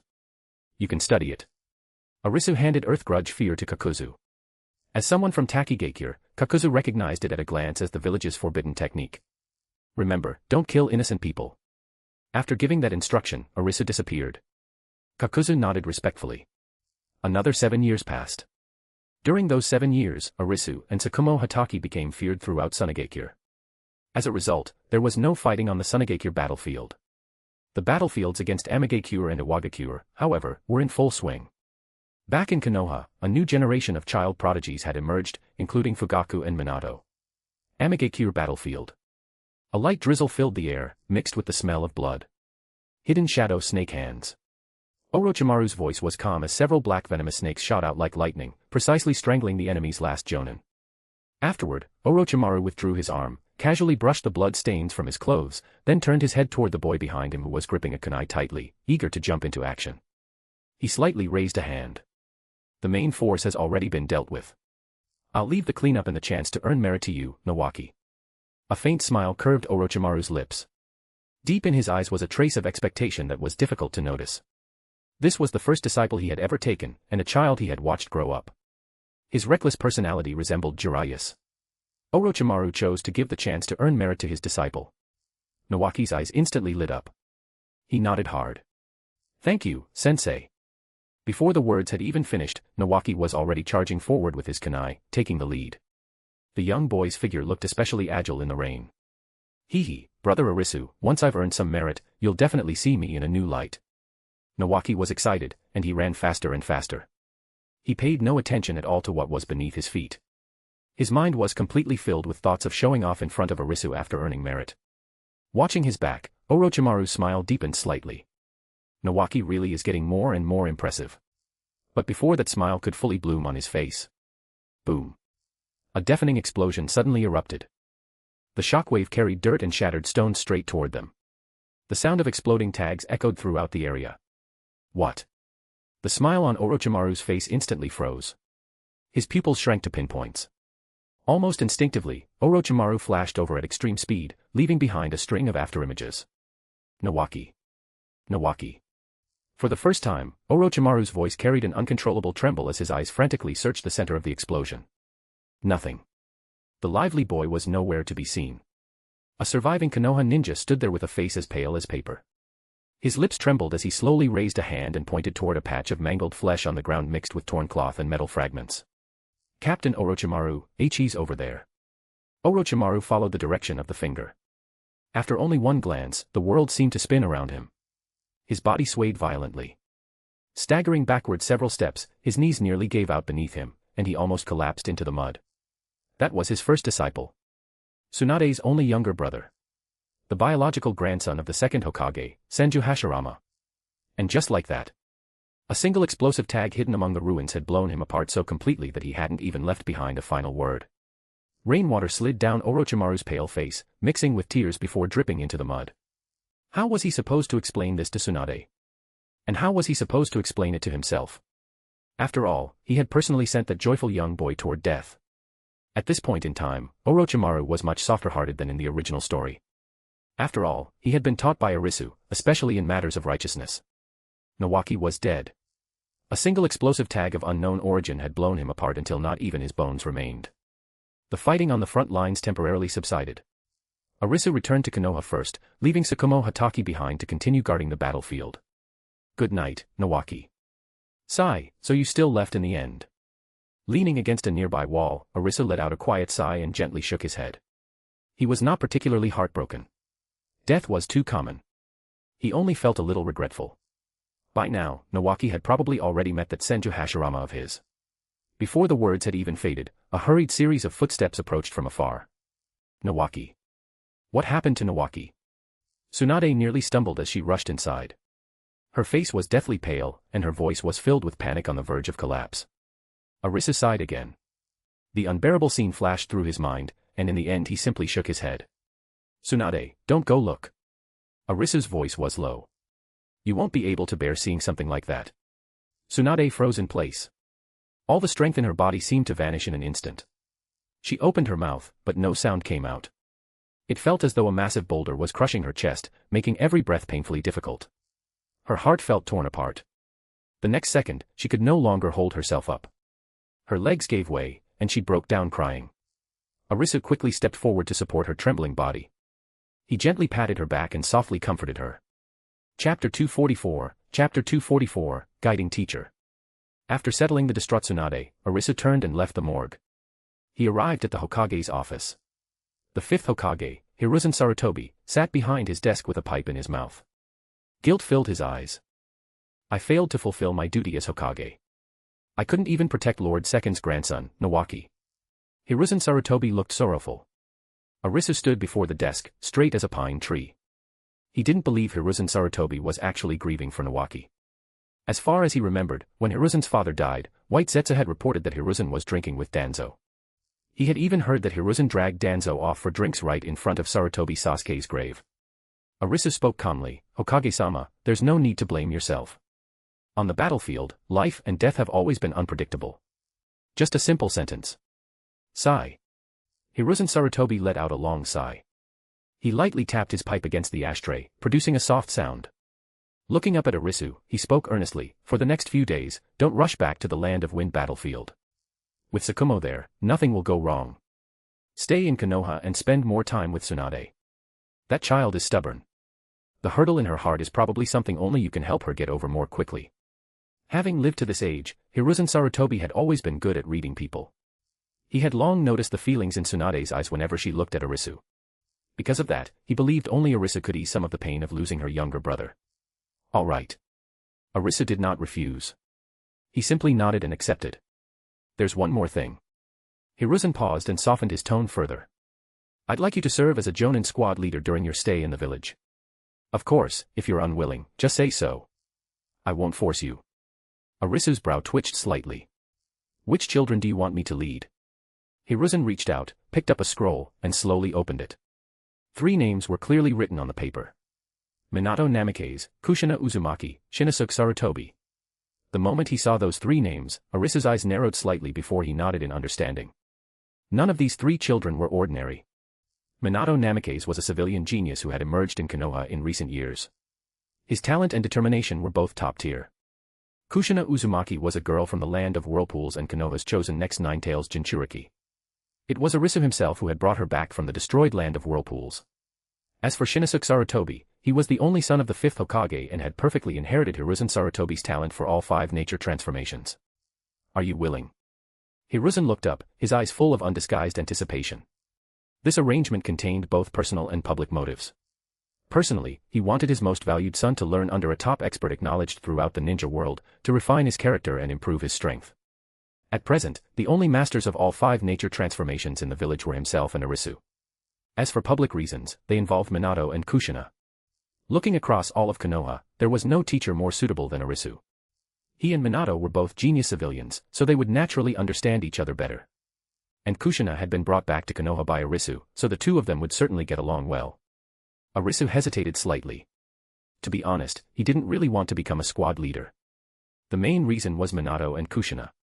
These 2 were the parents of the next Ashura reincarnation. He was worried that having this connection might lead to other complications. Forget it. I'll just do whatever feels right. Arisu quickly came to terms with it. All right, leave it to me. He nodded slightly and accepted the assignment. On the rooftop, a gentle breeze blew by. Arisu stood with his hands behind his back and calmly looked at the three young boys and girls before him, their eyes shining brightly. My name is Arisu. Starting today, I will be your guiding teacher. As soon as the words fell, surprise and joy instantly appeared in all three of their eyes. Kushina Uzumaki had never imagined that Brother Six Paths would become her teacher. Minato Namikaze was deeply shaken. His fingers tightened slightly. This was Konoha's recognized #1 civilian genius. No, he was Konoha's true #1 all-around genius. Being able to study under him was an opportunity countless people dreamed of. Shinosuke Sarutobi's eyes burned with admiration. His clenched fists were even trembling. He was also following the path of mastering all 5 nature transformations. Deep down, he did not worship his father, the so-called professor of ninjutsu. The only person he truly idolized was the one standing before him. Arisu's use of the 5 nature transformations was what a true genius should look like in his imagination. Brother Six Paths. No, teacher. I'm Kushina Uzumaki. My dream is to become Konoha's first female Hokage. Kushina stepped forward first and spoke brightly. Arisu nodded slightly. Kushina was more cheerful now, and closer to how she was in the original story. He remembered how timid she had been when she first arrived in Konoha. Now she was obviously much more open and outgoing. Hello, Teacher Arisu. I'm Minato Namikaze. My dream is to become Konoha's first civilian Hokage. Please take care of me. Minato immediately composed himself and bowed respectfully. Arisu nodded slightly. Minato Namikaze, a gentleman, refined and gentle as jade. Just like in the original story. Teacher. I'm Shinosuke Sarutobi. I'm your #1 fan. My dream is to become Konoha's second Hokage to master all 5 nature transformations. Shinosuke stepped forward and shouted loudly. Arisu nodded. This should be the father of Konohamaru Sarutobi from the original story. According to the original story, Konohamaru called Asuma his uncle. Hiruzen Sarutobi only had 2 sons, Asuma Sarutobi and Shinosuke Sarutobi. Based on that, Shinosuke was probably Konohamaru's father. He simply never appeared because he died young. Looking at the 3 of them, Arisu rubbed his forehead. They all wanted to become Hokage. Alright, then I officially announce the establishment of Konoha Team 1. Arisu lightly clapped his hands as he spoke. After that, Arisu did not organize a bell test. He felt those things were unnecessary and there was no need to do them. That very afternoon, he directly took the 3 of them and selected an A-rank mission. Arisu, this A-rank mission is pretty difficult. Hiruzen Sarutobi looked worriedly at the squad led by Arisu. Although all 3 of them were geniuses, starting out with an A-rank mission still made him uneasy. Not a problem. My team Arisu has never been afraid of high-rank missions, Arisu answered directly. You're not worried about failing, Hiruzen asked hesitantly.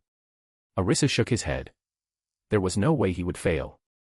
Unless the mission was to lead all 3 of them through the Otsutsuki ancestral world without a scratch.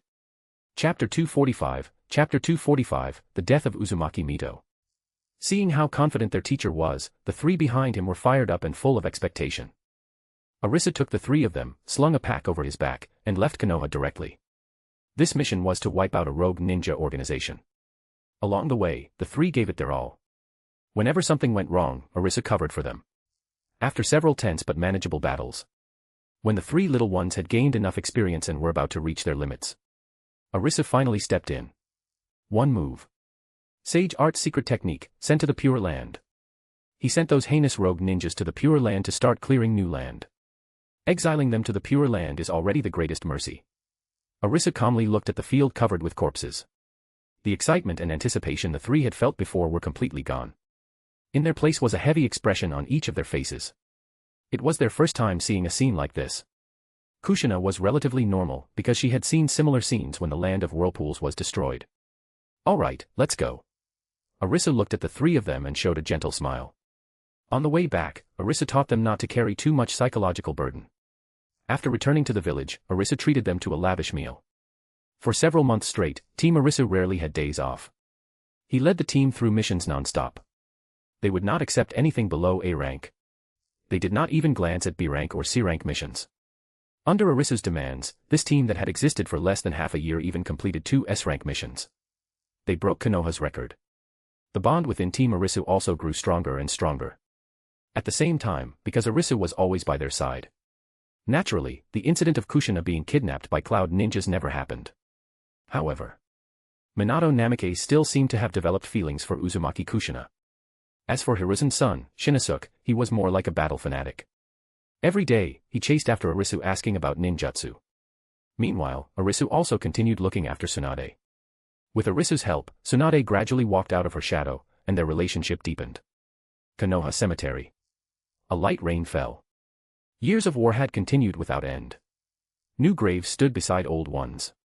Every year, Konoha held a public memorial here to honor the spirits of those who had fallen on the battlefield. But this year's funeral carried an even heavier weight than usual. Because Uzumaki Mito was gone. This woman, who had stood since the era of the first Hokage, was the last living fossil of the chaotic age of the ninja world. She had personally witnessed the village's birth from nothing. She had witnessed the first Hokage leading Hashirama, Madara, Izuna, and Tobirama in bringing peace to the troubled era. She had witnessed countless rises and falls, and now she too had become a silent gravestone in the cemetery. On this day, everyone currently in Konoha attended. No one spoke.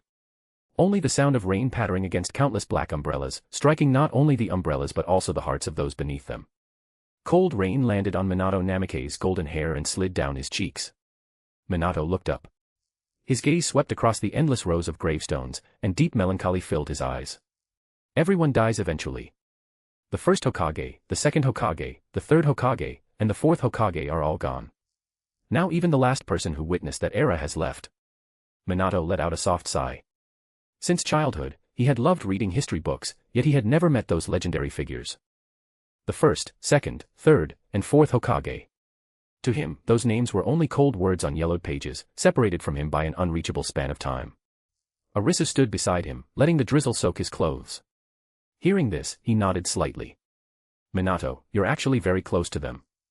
The water between heaven and earth is constantly cycling. It has circulated for billions of years. The rain falling on our shoulders right now also once fell on theirs.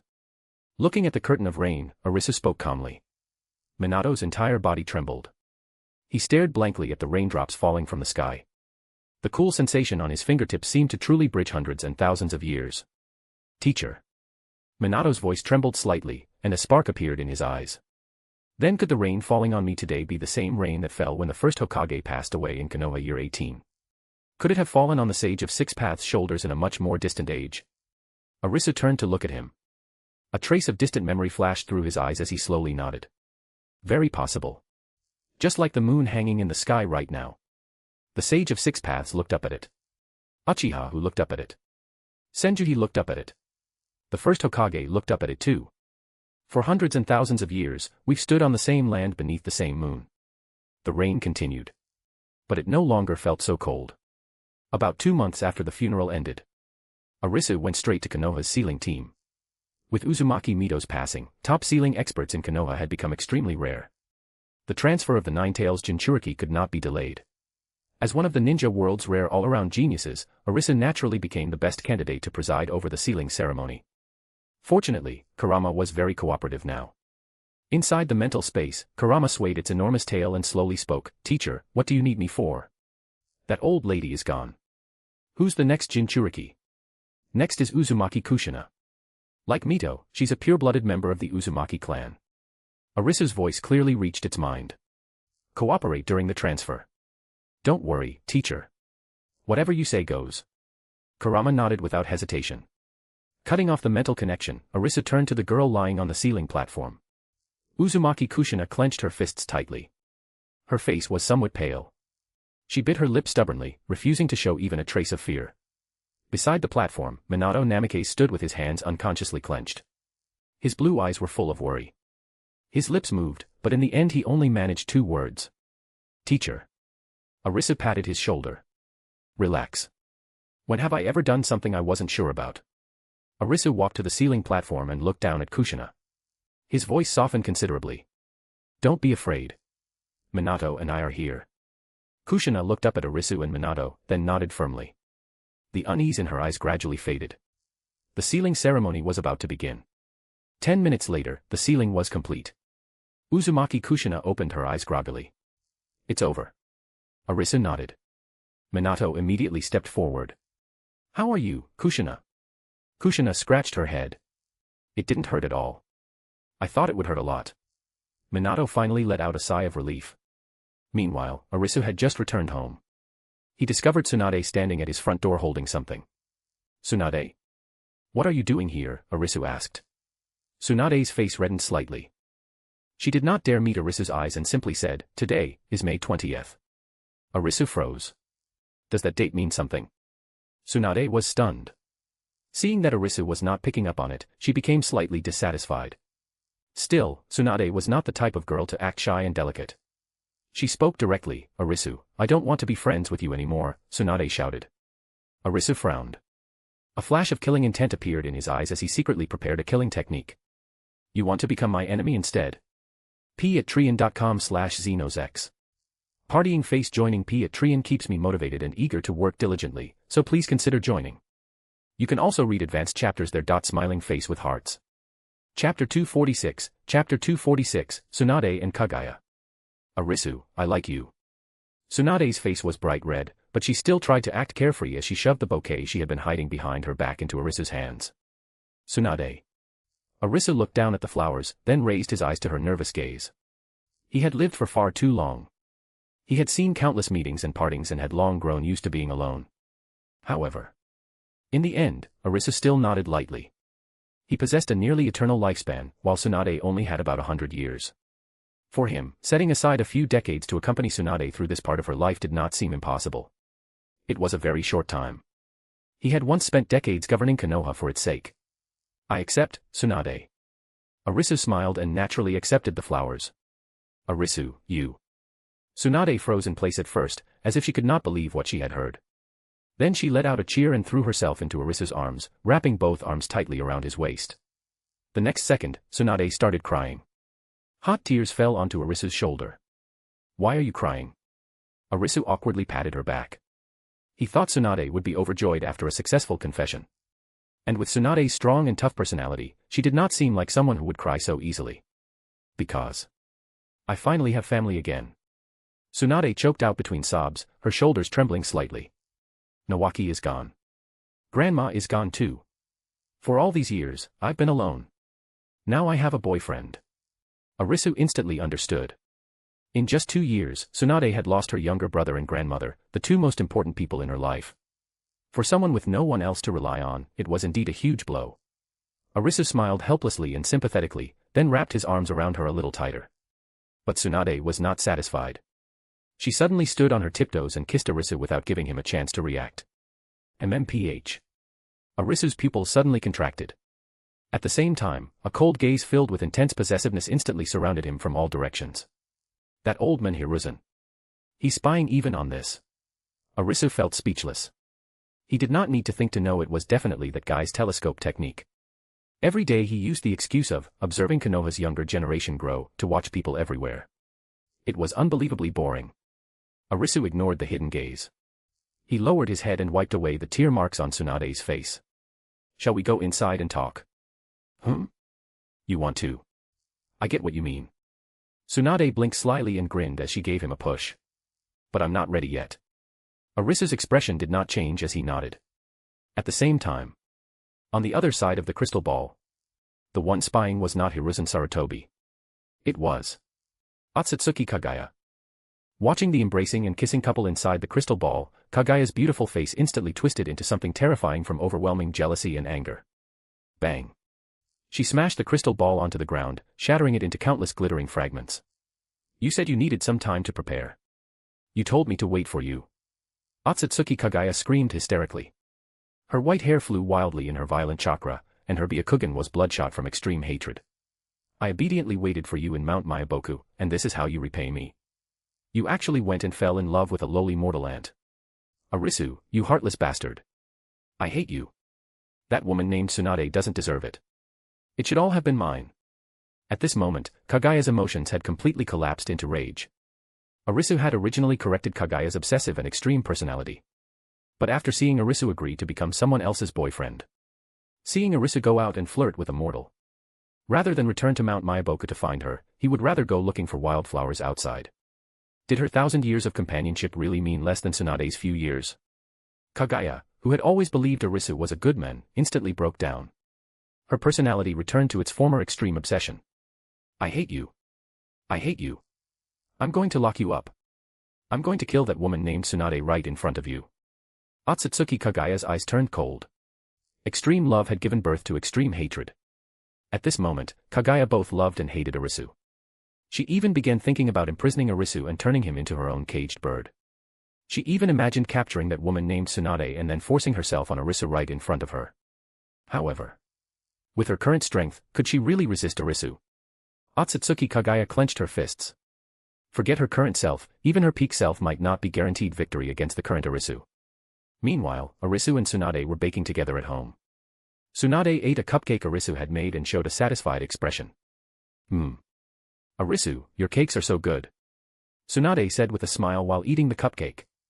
Arisu smiled slightly, as long as you like them. In the Pure Land, Hashirama, Taijima, and the others had successfully found the sage of the Ninja Sect through their connections. In other words, Otsutsuki Hagoromo. Looking at the group, Otsutsuki Hagoromo wore a helpless expression. He had promised the sage that some things could be revealed. But some things absolutely could not. For example, the sage's disguise and true identity. Those secrets absolutely could not be revealed to people of the mortal world. Besides, this concerned the chess game of the ninja world. He could not interfere with the sage's grand plan. If he disrupted the sage's arrangements, that would be bad. I can't tell you about this. Those people still have historical missions to complete, Otsutsuki Hagoromo said. Taijima, Hashirama, and the others exchanged glances. Then what's going on with our clan elder? He's been living happily for 200 years already, hasn't he? Isn't that a bit? Uchiha Yuto stopped halfway through his sentence. Hagoromo immediately pressed his palms together. This is a topic that absolutely cannot be touched. Seeing that, the group could only leave empty-handed. Otsutsuki Hagoromo shook his head slightly. It was better not to interfere in these matters. He only needed to focus on his own job of managing the Pure Land. At that moment, Hagoromo's wife walked over with a smile. Husband, what's wrong? She asked with a smile. Hagoromo smiled slightly. It's nothing. Just matters of the mortal world. Mountain graveyard. We found him. This guy called Nagato Uzumaki, Uchiha Madara said. Senju Tobarama looked over the gathered information and nodded slightly. All right. We should hurry and pick one. There aren't many Uzumaki left now. Uchiha Izuna also nodded. Uchiha Madara clapped his hands. Tobi slowly emerged from the ground. Lord Madara, Tobi spoke while pretending to be foolish. At this point, Tobi had already blended in and made Uchiha Madara believe he was a special product of the demonic statue of the outer path. Transplant these eyes into him. Uchiha Madara tossed a scroll to Tobi. Tobi nodded, then disappeared together with the white Zetsu. Chapter 247, Chapter 247, The Three Sannin. Obito, what's going on with that stone tablet? White Zetsu, who looked like a pitcher plant, asked with a frown. After sneaking in, he had also seen the stone tablet. Naturally, he knew the Sage of Six Paths could not have left behind such a tablet. Obito thought for a moment. There's a familiar person's aura on that tablet. It's been too long since I went back, so I've forgotten. Forget it. The Great Sage is controlling everything. Maybe he just wants to see what this Uchiha Madara will do, which is why he's letting it happen, Obito said. The two nodded, then used the mayfly technique to leave and go search for Nagato. After Tsunade confessed her feelings, she stayed in Konoha. These were the happiest 3 years of Tsunade's life. Over those 3 years, Tsunade moved out of the cold and empty Senju clan grounds and chose to live together with Arisu. At the same time, during her free time, she and Arisu guided Team 1, teaching Minato Namikaze, Kushina, and Sarutobi Shinosuke. One night, Tsunade received an urgent message from the front lines. Hanzo of the Salamander had launched unrestricted warfare on the Rain Village battlefield. His poison swept across the front lines, causing heavy casualties among Konoha's forces. Looking across the entire ninja world, Tsunade was the only one who could cure it. Only a dim bedside lamp lit the bedroom. Tsunade was naked beneath a thin blanket. With her bare shoulders exposed, she leaned against Arisu's chest, her brows tightly furrowed. Tell me, should I go or not? Her voice was muffled, filled with reluctance. She had not been on a battlefield for 3 years. Arisu looked down at her and spoke seriously, the ninjas on the front lines are waiting to die. Other than you, nobody can stop Hanzo's poison. Why should I sacrifice my own happiness to save other people? Tsunade pouted unhappily, her willful nature fully on display. Arisu raised an eyebrow. Unlike the original story, Tsunade might have become even more selfish. Before he could say anything else, Tsunade softened first. She turned over and sat on his waist, her voice full of attachment. I just don't want to leave you. Then I'll go with you. Arisu reached out and stroked her soft blonde hair. Rain Village is dangerous. If you go alone, I won't be at ease. Huh? Really? Tsunade suddenly lifted her head. Her previously dim eyes immediately lit up. She wrapped her arms tightly around Arisu's neck and buried her face in his shoulder. Arisu, you're the best. Arisu laughed and tightened his arms around her, gently kissing the top of her head. All right, go to sleep. Arisu nodded. A few days later, the Rain Village battlefield had completely reached its most intense stage. Hanzo of the Salamander followed Uchiha Madara's example and launched unrestricted warfare. He began deploying poison gas on a large scale across the battlefield. On the battlefield, Hanzo of the Salamander fought Jiraiya, Orochimaru, and Tsunade. The battle that would make the three Sannin famous had begun. After a fierce battle, Hanzo finally stood atop his giant salamander and looked down at the three of them. He looked at the heavily breathing trio, then at the Rain Village ninja corpses scattered everywhere around them. It seems this war has been won by Konoha, Hanzo of the Salamander said calmly. As the leader of Rain Village, he had been held back by 3 elite Jonin-level ninjas. That clearly meant Rain Village had lost. The fact that you've survived both my attacks and my poison gas proves you're quite impressive. From today onward, I, Hanzo of the Salamander, will call you the 3 Sannin of Konoha, Hanzo said. We don't need your title. We can still keep fighting, Jiraiya shouted. He still had his Sage Technique trump card in used. As long as Orochimaru and Tsunade could buy him some time, he could enter Sage mode. At that point, with Tsunade and Orochimaru supporting him, his Sage mode might even be enough to kill Hanzo of the Salamander. Hehehe. Forget it. You won't have a future anyway. Killing intent flashed through Hanzo's eyes. He had no intention of letting the 3 of them leave alive. If they continued growing, they would definitely become a major threat to Rain Village in the future. They had to be killed before they could fully mature. You're all out of strength too, aren't you? I'll use my remaining power to finish you off. A sickle appeared in Hanzo's hand as he looked coldly at the 3 of them. At that moment, Hanzo suddenly looked past them. His eyes visibly trembled. It's him. Hanzo hesitated inwardly. He had not expected that person to come as well. Arisu, wearing a cloak, appeared behind Tsunade and the other 2. I didn't expect one of Konoha's 2 lights to be here as well, Hanzo said. Jiraiya and Orochimaru were slightly surprised. They had not expected Arisu to come. Wasn't he serving as a team instructor in Konoha? Tsunade merely smiled faintly. She had already known Arisu was here. This guy watched his girlfriend suffer here and still insisted on showing up at the last second to save people, huh?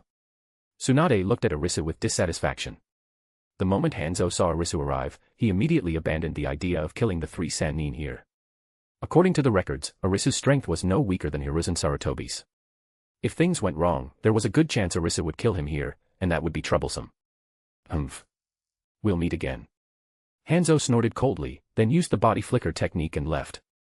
Arisu smiled. You finally showed up, Arisu.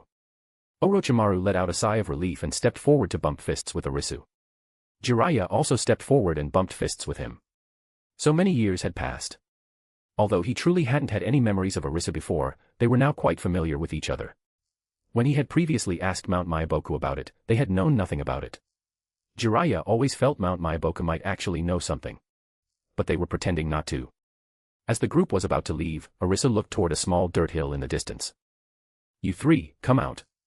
Hearing this, Tsunade, Jiraiya, and Orochimaru immediately became alert. They had been too exhausted and had not carefully sensed their surroundings. Then, from behind the small hill, 3 children slowly walked out. Nagato, Yahiko, and Konan appeared.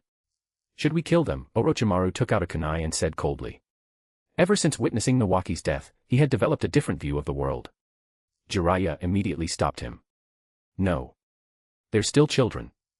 They don't have any ill intentions. Tsunade crossed her arms and said nothing, but her eyes showed pity. Being born in a time of war was very unfortunate. What do you want? Jiraiya asked first. The 3 children hesitated slightly, then Yahiko bravely stepped forward. We want to become your students, Yahiko shouted. Arisu chose not to hear it. He immediately left while holding Tsunade's hand. He truly did not want to take on any more disciples. If this kept going, he would eventually realize the entire ninja world was filled with his own people. Though, even now, both the heroes and villains of the ninja world were already his people. Jiraiya looked at the three children and fell into thought and hesitation. Chapter 248, Chapter 248, The End of the Second Great Ninja War. I want to stay. Jiraiya suddenly dropped his joking expression and spoke to the three of them in a serious tone. Orochimaru shot him a strange look and frowned slightly. He truly could not understand why Jiraiya would give up returning to Konoha with them for the sake of three war orphans he had never met. After all, they had already seen countless displaced children along the way. If this was really some kind of saint-like compassion, then the number of babies he would have taken in would be impossible to count. Jiraiya. You're really staying in this dump? Tsunade's eyes widened as she stared at him like he was an idiot.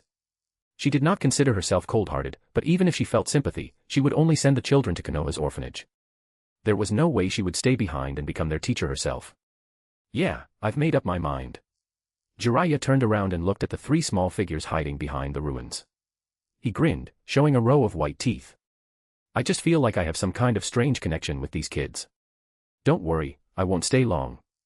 Arisu's eyes moved slightly. He had already sensed the special aura of the Rinnegan from Nagato. However, he had no intention of taking the eyes. Instead, he was happy to watch Uchiha Madara's plan unfold and see just how much chaos this highly valued chess piece would cause in the future. Orochimaru glanced at him and said one word, idiot. Tsunade shrugged helplessly, fine, do whatever you want. Once the war is completely over, we'll head back to Konoha. After speaking, she grabbed Arisu's hand and walked away, her departure clean and direct. Orochimaru gave Jiraiya one last look.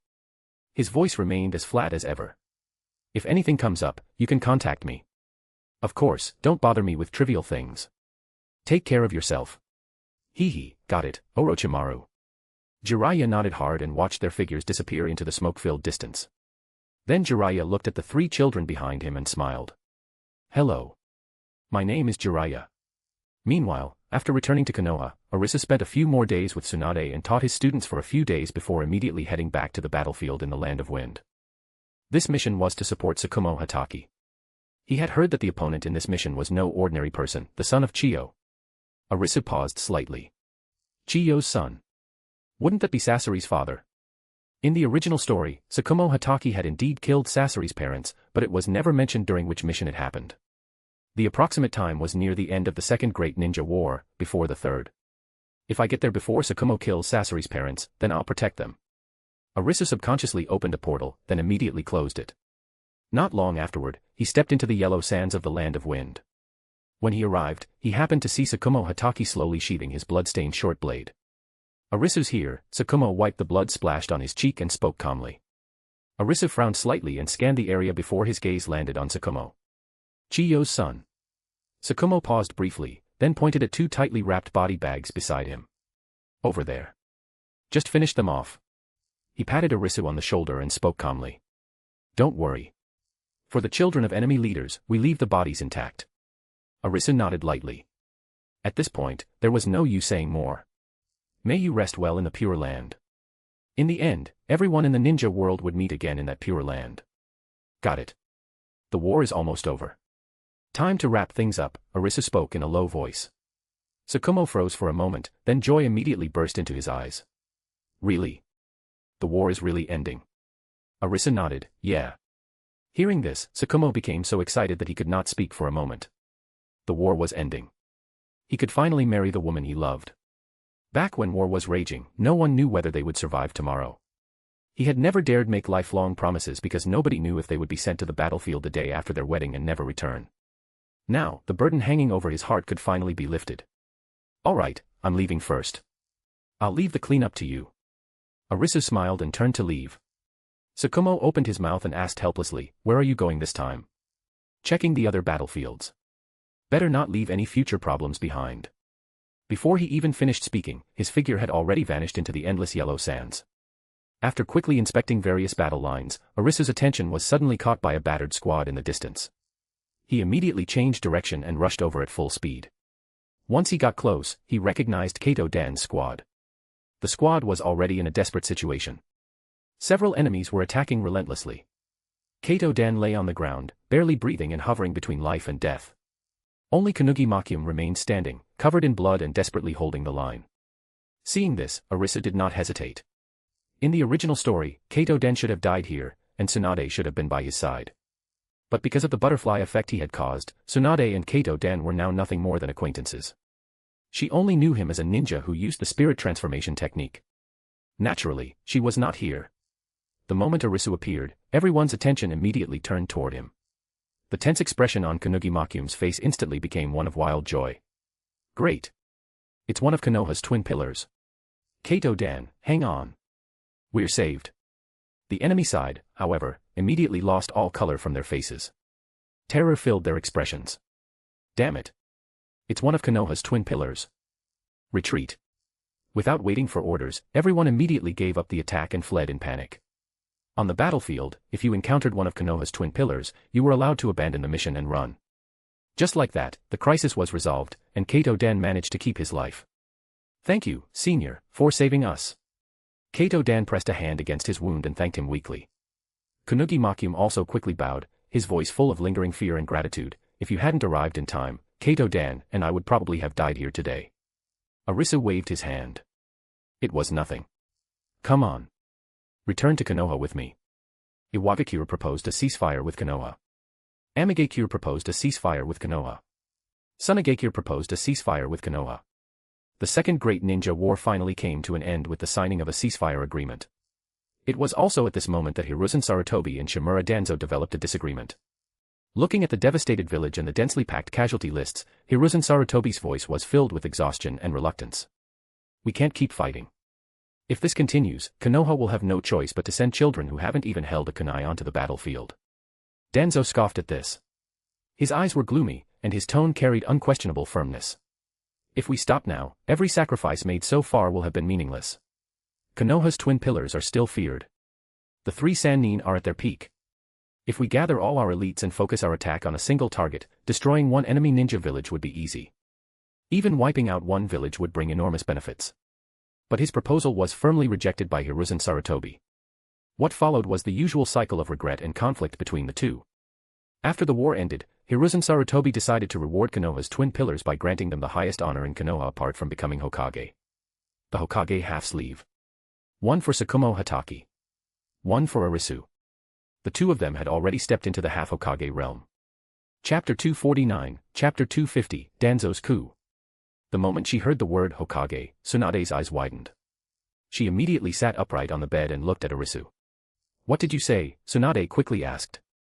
Arisu shook his head. I don't want to be Hokage. I refused directly. You actually refused? Tsunade's face instantly filled with disbelief. Her younger brother had dreamed of it, and almost every ninja had the dream of becoming Hokage when they were young. Yet Arisu had directly refused. Arisu nodded. Yeah. That's a position countless people would fight over. And you just turned it down like that. Why? Tsunade asked in confusion. Arisu chuckled. I don't want to do it. It's that simple. Tsunade laughed when she heard that. She suddenly leaned forward, wrapped her arms around his neck, and moved close enough for her breath to brush against him. You don't want to be Hokage, but what about me? Do you want to do me? Arisu froze, then showed a helpless expression. I'm really too tired. Ever since they got married, Tsunade's demands had become more and more excessive. For the sake of those demands, she had even stopped gambling. Every day. Anytime, anywhere. Orochimaru, once this is done, will rule Konoha together. In a dark underground room, Danzo looked at Orochimaru, who was conducting an experiment, and spoke slowly. Orochimaru nodded while continuing his work. Is everything ready on the daimyo's side? Orochimaru asked. Danzo stroked his chin, the corners of his mouth curling upward. The daimyo has already agreed to let me become Hokage. Those old foxes just want more money. After hearing that, Orochimaru nodded lightly and said, but after it's done, I don't want you to hurt my teacher. Danzo immediately replied, what are you saying? Hiruzen isn't just your teacher, he's also my brother. I, Danzo, would never harm him. Only then did Orochimaru slowly nod. Several days later, Hiruzen Sarutobi went to the daimyo's residence. Because Hiruzen completely trusted Danzo and Orochimaru, he did not take many precautions. At noon, Orochimaru, as the head of the Umbu, used his authority to transfer the Umbu away from the Hokage building. Normally, the Umbu only obeyed the Hokage. But if the Hokage was absent, they obeyed the department head. Afterward, Danzo stationed his root forces throughout the Hokage building. Hiruzen entered the Hokage building alone. He had just finalized this year's border defense budget with the daimyo and was thinking about discussing Umbu expansion with Danzo and Orochimaru later. But the moment he entered the building, Hiruzen suddenly stopped. The familiar faint presence of hidden Umbu ninja was gone from the air. In its place was a cold, murderous feeling mixed with the smell of blood. Is this the Umbu? Hiruzen looked around. Standing on both sides of the corridor were root ninjas wearing tanuki masks. They stood straight with empty eyes. Not a single one saluted him. The Umbu squad captains who would normally appear immediately to report to him were nowhere to be seen. Did Orochimaru do this? The fingers gripping Hiruzen's pipe tightened slightly as a trace of unease rose in his heart. Hiruzen was about to turn around, but then he neither turned back nor summoned anyone. He simply walked step by step toward the wooden door engraved with the Hokage emblem. The door was slightly open. When he pushed it open, the first thing he saw was Danzo standing by the window with his back facing him, and Orochimaru slowly wiping a Kusanagi sword. Sunlight slanted through the window, casting two long shadows across the floor and completely covering his figure in darkness. Hiruzen, you're back. Danzo smiled slightly as he turned around. There was not the slightest guilt on his face. Instead, he wore the calm confidence of someone certain of success. You came at the perfect time. Danzo pulled a red and white appointment decree from his robes and gently placed it on the desk. The daimyo's appointment order. Starting today, I, Shimura Danzo, will take over the position of Hokage. Danzo. Orochimaru. Hiruzen's gaze swept over the seal stamped on the decree before landing on Orochimaru. The latter raised his head. There was no emotion in his golden vertical pupils. He simply nodded lightly in confirmation. Teacher, I'm following the daimyo's orders, Orochimaru spoke calmly. Why? Hiruzen's voice was calm. No anger or joy could be heard in it, only a trace of weariness that was difficult to detect. For Konoha. Danzo walked up to him, his tone heavy. You're too soft, Hiruzen. Being merciful to enemies is being cruel to your own people. These years, Konoha has looked peaceful under your rule, but in reality it's only strong on the outside. Kumogakure is watching us closely, Tsunagakure is preparing to move, and only an iron-fisted ruler can truly make Konoha strong. The second ninja war completely exposed your incompetence. If our ninjas hadn't performed so well, Konoha would never have won the war under your command alone. Danzo paused, patted Hiruzen's shoulder, and deliberately softened his tone. Don't worry. I won't hurt anyone. You're Konoha's hero, and you always will be. You can retire peacefully and enjoy your later years. Leave Konoha's burden to me and Orochimaru. Hiruzen looked at him. This brother who had grown up with him and gone through life and death situations by his side. Then he looked at Orochimaru. His most outstanding student. The one he had once placed great hopes in. He had the ability to resist. With a single order, the Jonin loyal to him would come immediately. If he chose to fight, Danzo and Orochimaru together might not even be his match. But he could not do it. The moment fighting broke out, Konoha would fall into civil war. Umbu and Root would slaughter each other. The Jonin ranks would split apart. The surrounding ninja villages would immediately pounce and tear apart the village that had stood strong for decades. Countless innocent villagers would die. Countless young ninjas would be sacrificed for nothing. Moreover, Danzo had close ties with the Uchiha clan, and it was obvious that the Uchiha stood on Danzo's side. If the Uchiha joined Danzo, Konoha would descend into civil war. That was something he could never accept. Hiruzen slowly closed his eyes and let out a long sigh. What are you trying to do? I'm warning you, my strength isn't inferior to yours, Hiruzen. Danzo's eyes tightened slightly. The hand gripping his cane unconsciously applied more force. Orochimaru also stopped wiping the Kusanagi sword. Hiruzen removed the Hokage hat from his head and gently placed it on the desk. I understand. I'll step down, Hiruzen said calmly. The worry hanging over Danzo's heart finally disappeared. A faint smile appeared on his face. Hiruzen, you truly are someone who sees the bigger picture. Gather all the elders and Jonin. We'll hold a meeting this afternoon. Hiruzen ignored him and simply gave the order calmly. I'll publicly announce my retirement and pass the Hokage position to you. However, Danzo immediately stopped him. No. There's no need for you to go personally. Write it now. After that, go directly to the retirement facility I've arranged for you and rest there. Danzo did not dare let Hiruzen gather all the Jonin. Seeing this, Hiruzen nodded. Fine. He had long since stopped wanting to be Hokage. That was why he had wanted to choose Arisu in advance. If Arisu had agreed back then, he would already be the 6th Hokage by now. p@trian.com/xenosx. Partying face joining p@trian keeps me motivated and eager to work diligently, so please consider joining. You can also read advanced chapters there. Smiling face with hearts. Chapter 250, Chapter 249, Want to be Hokage again. After the war ended. The auspicious hour has arrived. Please welcome the two couples. The host's clear voice rang out. Amid countless pink and white flower petals drifting through the air, two couples stepped onto the red carpet side by side. The two couples were Arisu and Tsunade. Tsukumo Hatake and the female medical ninja. Arisu wore a black suit, still carrying his gentle smile as he firmly held the hand of the person beside him. Tsunade had set aside the clothes she usually wore. Her white wedding dress made her look bright and beautiful. Her golden hair was styled into an elegant bun, decorated with a pure white camellia flower. Following behind them were Tsukumo Hatake and his bride. Tsukumo wore Konoha's traditional wedding attire. A subtle Hatake clan crest was embroidered on his black haori. He stood straight as a pine tree, and the usually stern man wore a rare gentle expression. The medical ninja beside him wore a white furosode kimono embroidered with light-colored wisteria flowers. Her black hair was arranged into a dignified bun. One couple embodied passionate, dazzling modern romance. The other carried a gentle, reserved traditional elegance. Amid the falling cherry blossoms and the applause of the guests, they slowly walked toward the ceremony stage. The wedding was grand and lively. Nearly every well-known ninja in Konoha had come. Minato Namikaze, Kushina, and Shinosuke squeezed into the front row. The three young people waved excitedly with sparkling eyes and shouted loudly, "Congratulations, teacher and teacher's wife." Even Jiraiya, who was far away in Amigakure teaching Nagato, Yahiko, and Konan, sent a handwritten letter with his blessings through the fastest messenger hawk as soon as he received the news. The smoke of the second ninja war had faded, but Konoha's wounds had not yet fully healed. Even so, Hiruzen Sarutobi had already begun quietly considering stepping down and passing the position to someone worthy. In truth, he had been thinking about this for a long time. Looking across all of Konoha, only one person met his standards as a successor. That person was Arisu. He wanted to make an unprecedented and bold decision, to place this land, protected by the blood of countless ninjas, into the hands of this young man. Tsukumo Hatake's edge was too sharp. He was Konoha's sharpest blade and could not become Hokage. Orochimaru's talent was exceptional, but recently he had become far too close to Danzo. His thoughts were difficult to read and required long-term observation. As for Jiraiya and Tsunade, Hiruzen had never even considered them. Tsunade was too casual. She was unsuitable. Jiraiya was too carefree and was still away from the village.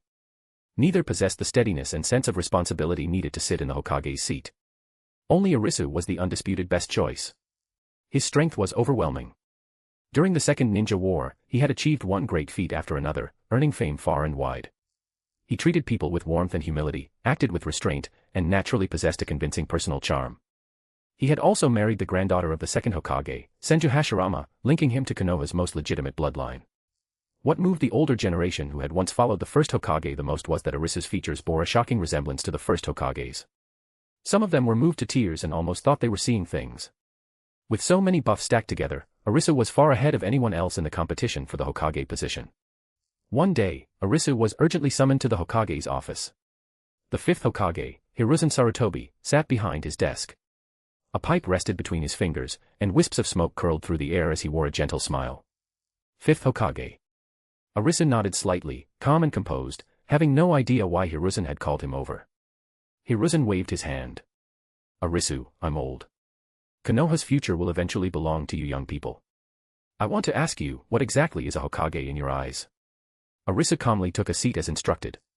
His eyes shifted slightly at the question. The two began a long conversation. The more they talked, the more shocked Hiruzen became. He discovered that Arisu's understanding of the Hokage position and his plans for the village's future far surpassed even his own despite having served as Hokage for many years. The young man before him did not seem like an inexperienced junior at all. Instead, he seemed like someone who had already led Konoha through countless storms. When the discussion finally came to an end, Hiruzen took a puff from his pipe, exhaled a ring of smoke, and said half-jokingly and half-seriously, Arisu, you haven't actually been Hokage before, have you? People in the village have long said you're the reincarnation of the first Hokage. Looking at it now, that might not be false. Arisu deliberately put on a surprised and nervous expression. You must be joking. How could my shallow understanding compare to the first Hokage's? Lord First Hokage was someone who stood shoulder to shoulder with the Sage of Six Paths. Then, would you be willing to become Hokage? Hiruzen asked gently. This time, Arisu almost failed to keep a straight face. Become Hokage? How long had it even been since he stepped down? And now they wanted him to be Hokage again. The first Hokage had done the job for so many years. He had long since grown tired of it. I don't want to be Hokage, Arisu refused without hesitation. A look of surprise appeared on Hiruzen's face. The Hokage position was the dream job of countless people. Yet Arisu had rejected it so casually. Meanwhile, Danzo next door would practically kneel and beg for the position. But Arisu did not want it. Did he truly not want it, or was he only pretending? One reason Hiruzen wanted to pass the position to Arisu involved his son. His son was Arisu's student. If Arisu became Hokage, then his son might also become Hokage in the future. If he passed the position directly to his own son, people would certainly criticize him. He had never expected Arisu to have no interest at all. Suppressing his shock, Hiruzen asked, "Why?" Arisu shook his head, "I'm too young." Hiruzen took a puff from his pipe and could only shake his head, "All right. But you need to think about it." Seeing that Hiruzen was determined to push him into the position, Arisu could only nod before leaving. After Arisu left, Danzo immediately stepped out. Arisu truly isn't suitable to be Hokage. Konoha's Hokage should be someone mature and steady. Preferably one of the third Hokage's disciples. Shimura Danzo immediately spoke up. Hiruzen was slightly speechless. So preferably his surname should be Shimura too. Preferably he should have spiky hair. Preferably his name should end with the character Zo. Danzo froze for a moment, then nodded. That's right. Next time just tell them my ninja registration number directly. Hiruzen's face darkened. At first, he had genuinely thought Danzo was quite suitable to become Hokage. But later events proved that he had simply been overthinking it. If Danzo became Hokage, Konoha would walk down Madara's path again. Now Danzo and the Uchiha clan were getting along extremely well. The Uchiha clan practically followed his lead in everything. Hiruzen had gathered the Senju, Hyuga, Inoshikacho, and other clans to his side. Danzo, meanwhile, had won over the Uchiha. He had also heard that Danzo was involved in the destruction of Uzushiogakure and had taken many sealing techniques. Hiruzen never pursued the matter and chose to pretend he hadn't seen anything. Back at home. What did the old man want with you? Tsunade asked lazily while lying on the bed. Arisu answered directly, he actually wants me to become Hokage. Chapter 251, the 6th Hokage. Yo, Arisu, you got called here for the meeting too, Tsukumo Hatake asked with a smile. Arisu nodded, yeah. On the surface, Arisu remained calm, but he already knew what had happened on the Hokage's side. White Zetsu had already told him everything. Danzo had launched a coup, and Hiruzen Sarutobi couldn't even be bothered to resist, so he stepped down. It was still because of him that the plot had deviated so much. The current Hiruzen Sarutobi and Danzo had completely drifted away from their original versions. That was why, after Danzo's coup, Hiruzen had simply handed over the Hokage position instead of resisting. Arisu couldn't be bothered to interfere. He also wanted to see a more diverse version of Naruto. As long as it didn't cause major turmoil. He didn't want to step in and would rather continue staying in Konoha and experiencing life. As soon as he entered, everyone noticed that the familiar Hiruzen Sarutobi was nowhere to be seen. The guards standing on both sides of the entrance were no longer the familiar ANBU ninjas, but root members all wearing tanuki masks. Everyone took their seats and waited for a while. Creak. The heavy wooden door was pushed open. Leaning on a cane, Danzo walked in step by step. He wore a brand new black kimono and entered with a faint smile on his face. Orochimaru followed half a step behind him, still dressed in his usual green robe. The two walked straight to the front of the long table, to the seat that had originally belonged to Hiruzen Sarutobi. Danzo did not sit down. Instead, he slowly took out a white and red scroll from his robe, unfolded it, and held it high. Everyone. This is the official appointment from the daimyo's office. Effective immediately, Hiruzen Sarutobi has resigned from the position of 5th Hokage due to health reasons. I, Shimura Danzo, will succeed him as the 6th Hokage and take charge of Konoha. As his words fell, the meeting room became deathly silent. No one spoke. No one applauded. There was only shock. Tsukumo Hatake's pupils shrank. He immediately realized what Danzo had done. I object. The position of Hokage has always been nominated by the previous Hokage and then approved through a collective vote of the Jonin Council. Now there has been neither a public nomination by the previous Hokage nor a vote by the Jonin Council. How can a single appointment letter from the daimyo convince everyone? Tsukumo's words were like a stone thrown into still water, instantly creating ripples. Many clan heads who had been looking down raised their heads, agreement visible in their eyes. Humph. Hatake Tsukumo, how many years have you even been a Jonin? When the first Hokage was praising me, you weren't even around yet, Danzo snorted coldly. A fierce look flashed through his one eye as he slammed his cane onto the floor with a heavy thud. Hatake Tsukumo, watch your words. Hiruzen Sarutobi personally wrote his resignation document and personally agreed to let me succeed him. The daimyo is Konoha's nominal highest ruler. With approval from both of them, why should we go through the extra step of a jonin vote? When the first Hokage passed the position to the second Hokage, there wasn't any vote either. There wasn't even a daimyo appointment. You, Tsukumo frowned deeply. How could that be the same? Back in the first Hokage's era, would the daimyo have dared interfere in Konoha's affairs? I support Lord Danzo becoming Hokage. A cold voice suddenly sounded, interrupting him. Everyone turned toward the speaker. Uchiha Setsuna, clan head of the Uchiha clan, slowly stood up. The Uchiha had always supported Danzo. This wasn't surprising.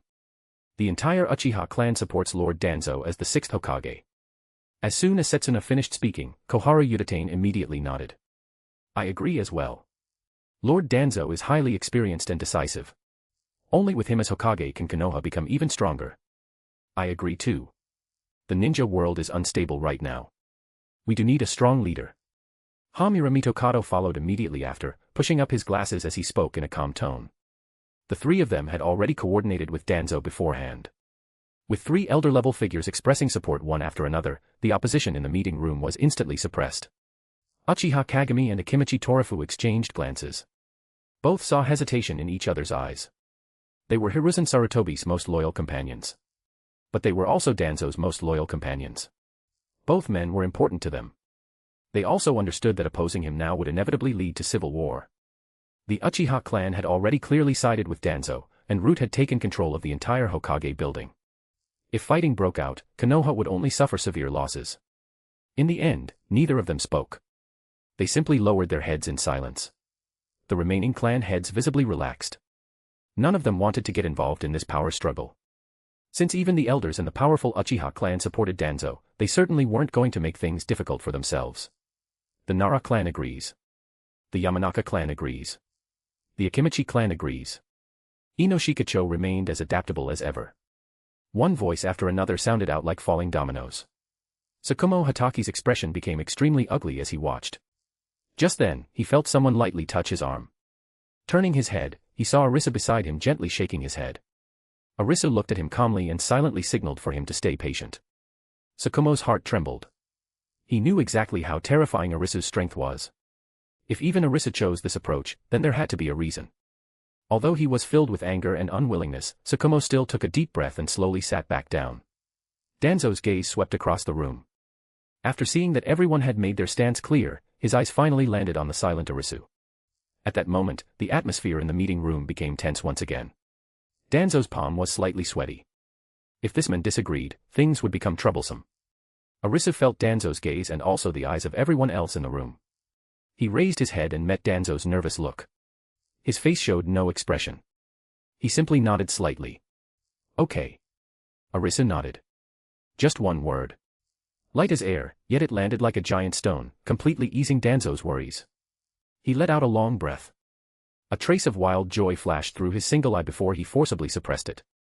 The golden vertical pupils of Orochimaru shifted slightly. There was now a bit more curiosity in the way he looked at Arisu. Tsukumo suddenly raised his head and stared at Arisu in disbelief. His lips moved, but in the end, he said nothing. Since no one has any objections. Danzo cleared his throat and raised the appointment document once more. His voice carried excitement that he could barely hide.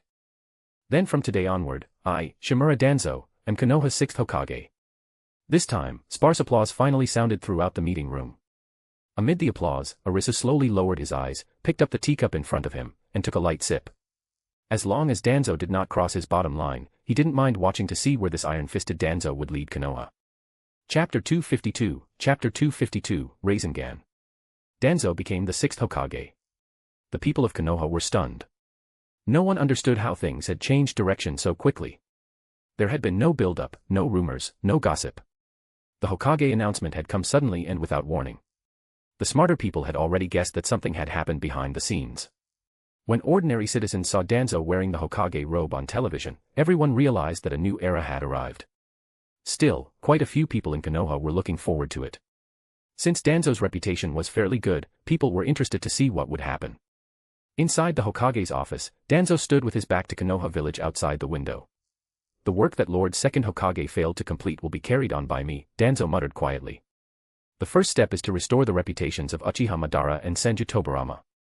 The reason he was doing this was not for Madara's and Tobirama's reputations, but to pave the way for starting another ninja war and unifying the entire ninja world in the future. Suddenly, Danzo's eyes became dark and fierce. And Hatake Sakumo, that ignorant brat, actually dared to oppose me in public. If loyalty isn't absolute, then it's absolute disloyalty. Danzo slowly took a sip of tea. At the same time, at the Hatake residence in southern Konoha, a baby had been born to the Hatake family today. Sakumo Hatake's face was full of foolish happiness, and his eyes were slightly red. Congratulations, Sakumo. You became a father pretty quickly. Holding Tsunade's hand, Arisu walked in and looked at the wrinkled baby wrapped in blankets, a sincere smile appearing on his face. Sakumo scratched his head and looked at Arisu expectantly. I was just worrying about what to name the kid. You're smarter than me. How about helping me come up with one? Arisu was briefly stunned, then laughed. You really want me to name your child? A child's name is important. Stop fooling around. How is that fooling around? Back on the battlefield during the Second Ninja War, I promised you that the name of my first child would be chosen by you. I've remembered that ever since. Patting his chest, Sakumo spoke with complete seriousness. After a pause, he looked at his wife beside him. And Miwako agrees too, his wife nodded gently. Beside them, Tsunade impatiently pinched Arisu and raised an eyebrow. They're sincerely asking you to choose the name. Stop dragging your feet. See. Sister-in-law Tsunade gets straight to the point. Sakumo quickly agreed, come on, pick one already. I can't wait. Arisu shook his head helplessly and looked at the peacefully sleeping baby. So this is the future Hatake Kakashi. After a moment of silence, Arisu slowly spoke, how about Hatake Kakashi? The moment he finished speaking, Sakumo's eyes widened. His face was filled with disbelief, amazing. That's the exact name I was thinking about just now. Arisu raised an eyebrow in mock surprise, looks like great minds really do think alike. The meaning behind the name Hatake Kakashi was, scarecrow in the fields, symbolizing how he would silently protect Konoha like a scarecrow. Ha ha ha. I have a son. I have a daughter, Sakumo blurted out incoherently. Seeing Sakumo grinning foolishly, Arisu smiled helplessly. Beside him, Tsunade suddenly pinched his waist and leaned closer, pouting as she asked in a low voice, so when are we going to have our own child? Arisu simply smiled and didn't answer. Tsunade immediately became dissatisfied. Wrapping an arm around his neck, she shook him and deliberately raised an eyebrow. Useless. Don't tell me you can't do it. Arisu smiled, I never fall for provocation. Teacher. We became Jonin. 3 teenagers held up their brand new Jonin uniforms as they rushed into the courtyard, their voices full of excitement they could barely contain. Under Arisu's careful guidance, Namikaze Minato, Sarutobi Shinosuke, and Uzumaki Kushina had finally all been promoted to Jonin. Well done. Arisu smiled and clapped. You're only 16 years old. Jonin at your age are extremely rare in the entire ninja world. Hee, we're one step closer to becoming Hokage. Kushina clenched her small fists, her eyes shining. Minato nodded seriously beside her. It's all thanks to teacher's guidance. Most of our classmates are still stuck at the Chunin level. Only the 3 of us became the youngest Jonin in Konoha's history. Shinosuke looked at Arisu with eyes full of admiration. Over the years, Hiruzen Sarutobi's resignation had barely affected Shinosuke at all. To outsiders, Danzo had become Hokage through a silent struggle among the higher-ups. But in Shinosuke's eyes, it was simply a normal transfer of power. Just like when Senju Hashirama had passed the Hokage position to Uchiha Madara. He had known Danzo since childhood and had always called him Uncle Danzo. Now his father was safely spending his retirement years in the Sarutobi clan grounds, and his relationship with Danzo remained unchanged. Looking at his 3 spirited students, Arisu nodded with satisfaction. Today, I'll teach the 3 of you a new jutsu. He beckoned them closer. All 3 immediately showed looks of surprise and delight. Ever since they had become Chunin, their teacher had rarely personally taught them new techniques. Come closer, but not too close. Watch carefully. Arisu slightly lowered his palm. A mass of blue chakra suddenly gathered and formed a rapidly spinning sphere of energy. It buzzed in his palm without leaking even the slightest bit of power. Why doesn't it need hand seals? The 3 shouted in unison, their faces full of disbelief. This was the first time they had seen a truly hand seal-less jutsu. What kind of technique is this?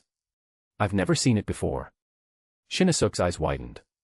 His father was Hiruzen Sarutobi, known as the Professor of Ninjutsu. He had read through Konoha's record since childhood, yet he had never seen a technique like this. Meanwhile, Minato was already staring at the spinning chakra sphere in amazement. A burning desire appeared in his eyes, as though this technique had been created specifically for him.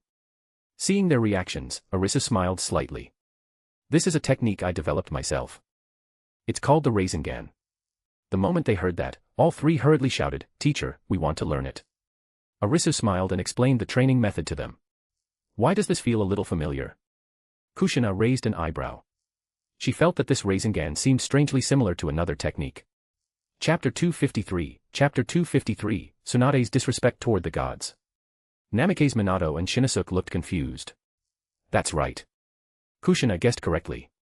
It feels familiar because I developed it based on the tailed beast bomb, Arisu explained directly. Kurama inside Kushina clicked his tongue slightly. I knew it. Outside. Kushina suddenly understood, then looked a little proud. So it's a weaker version of the tailed beast bomb. Arisu nodded. You could say that. In the original story, the Rasengan was also developed by studying the tailed beast bomb. In a sense, it really was a youth version of the tailed beast bomb. Hearing that, Kushina grinned and looked at the two boys. Hee, study hard. I hope the two of you can team up and beat me. Minato and Sarutobi Shinosuke immediately looked unconvinced. If Minato and I work together, we might not lose to you, Shinosuke said. Looking at the three of them, Arisu smiled slightly. Kushina wasn't joking. Minato and Shinosuke really might not be able to beat her. After all, Kurama was now cooperating completely. Kushina was already a perfect Jinchuriki. And this wasn't half of the 9 tails. It was the complete 9 tails. Naruto could enter Golden Naruto mode with only half of Kurama.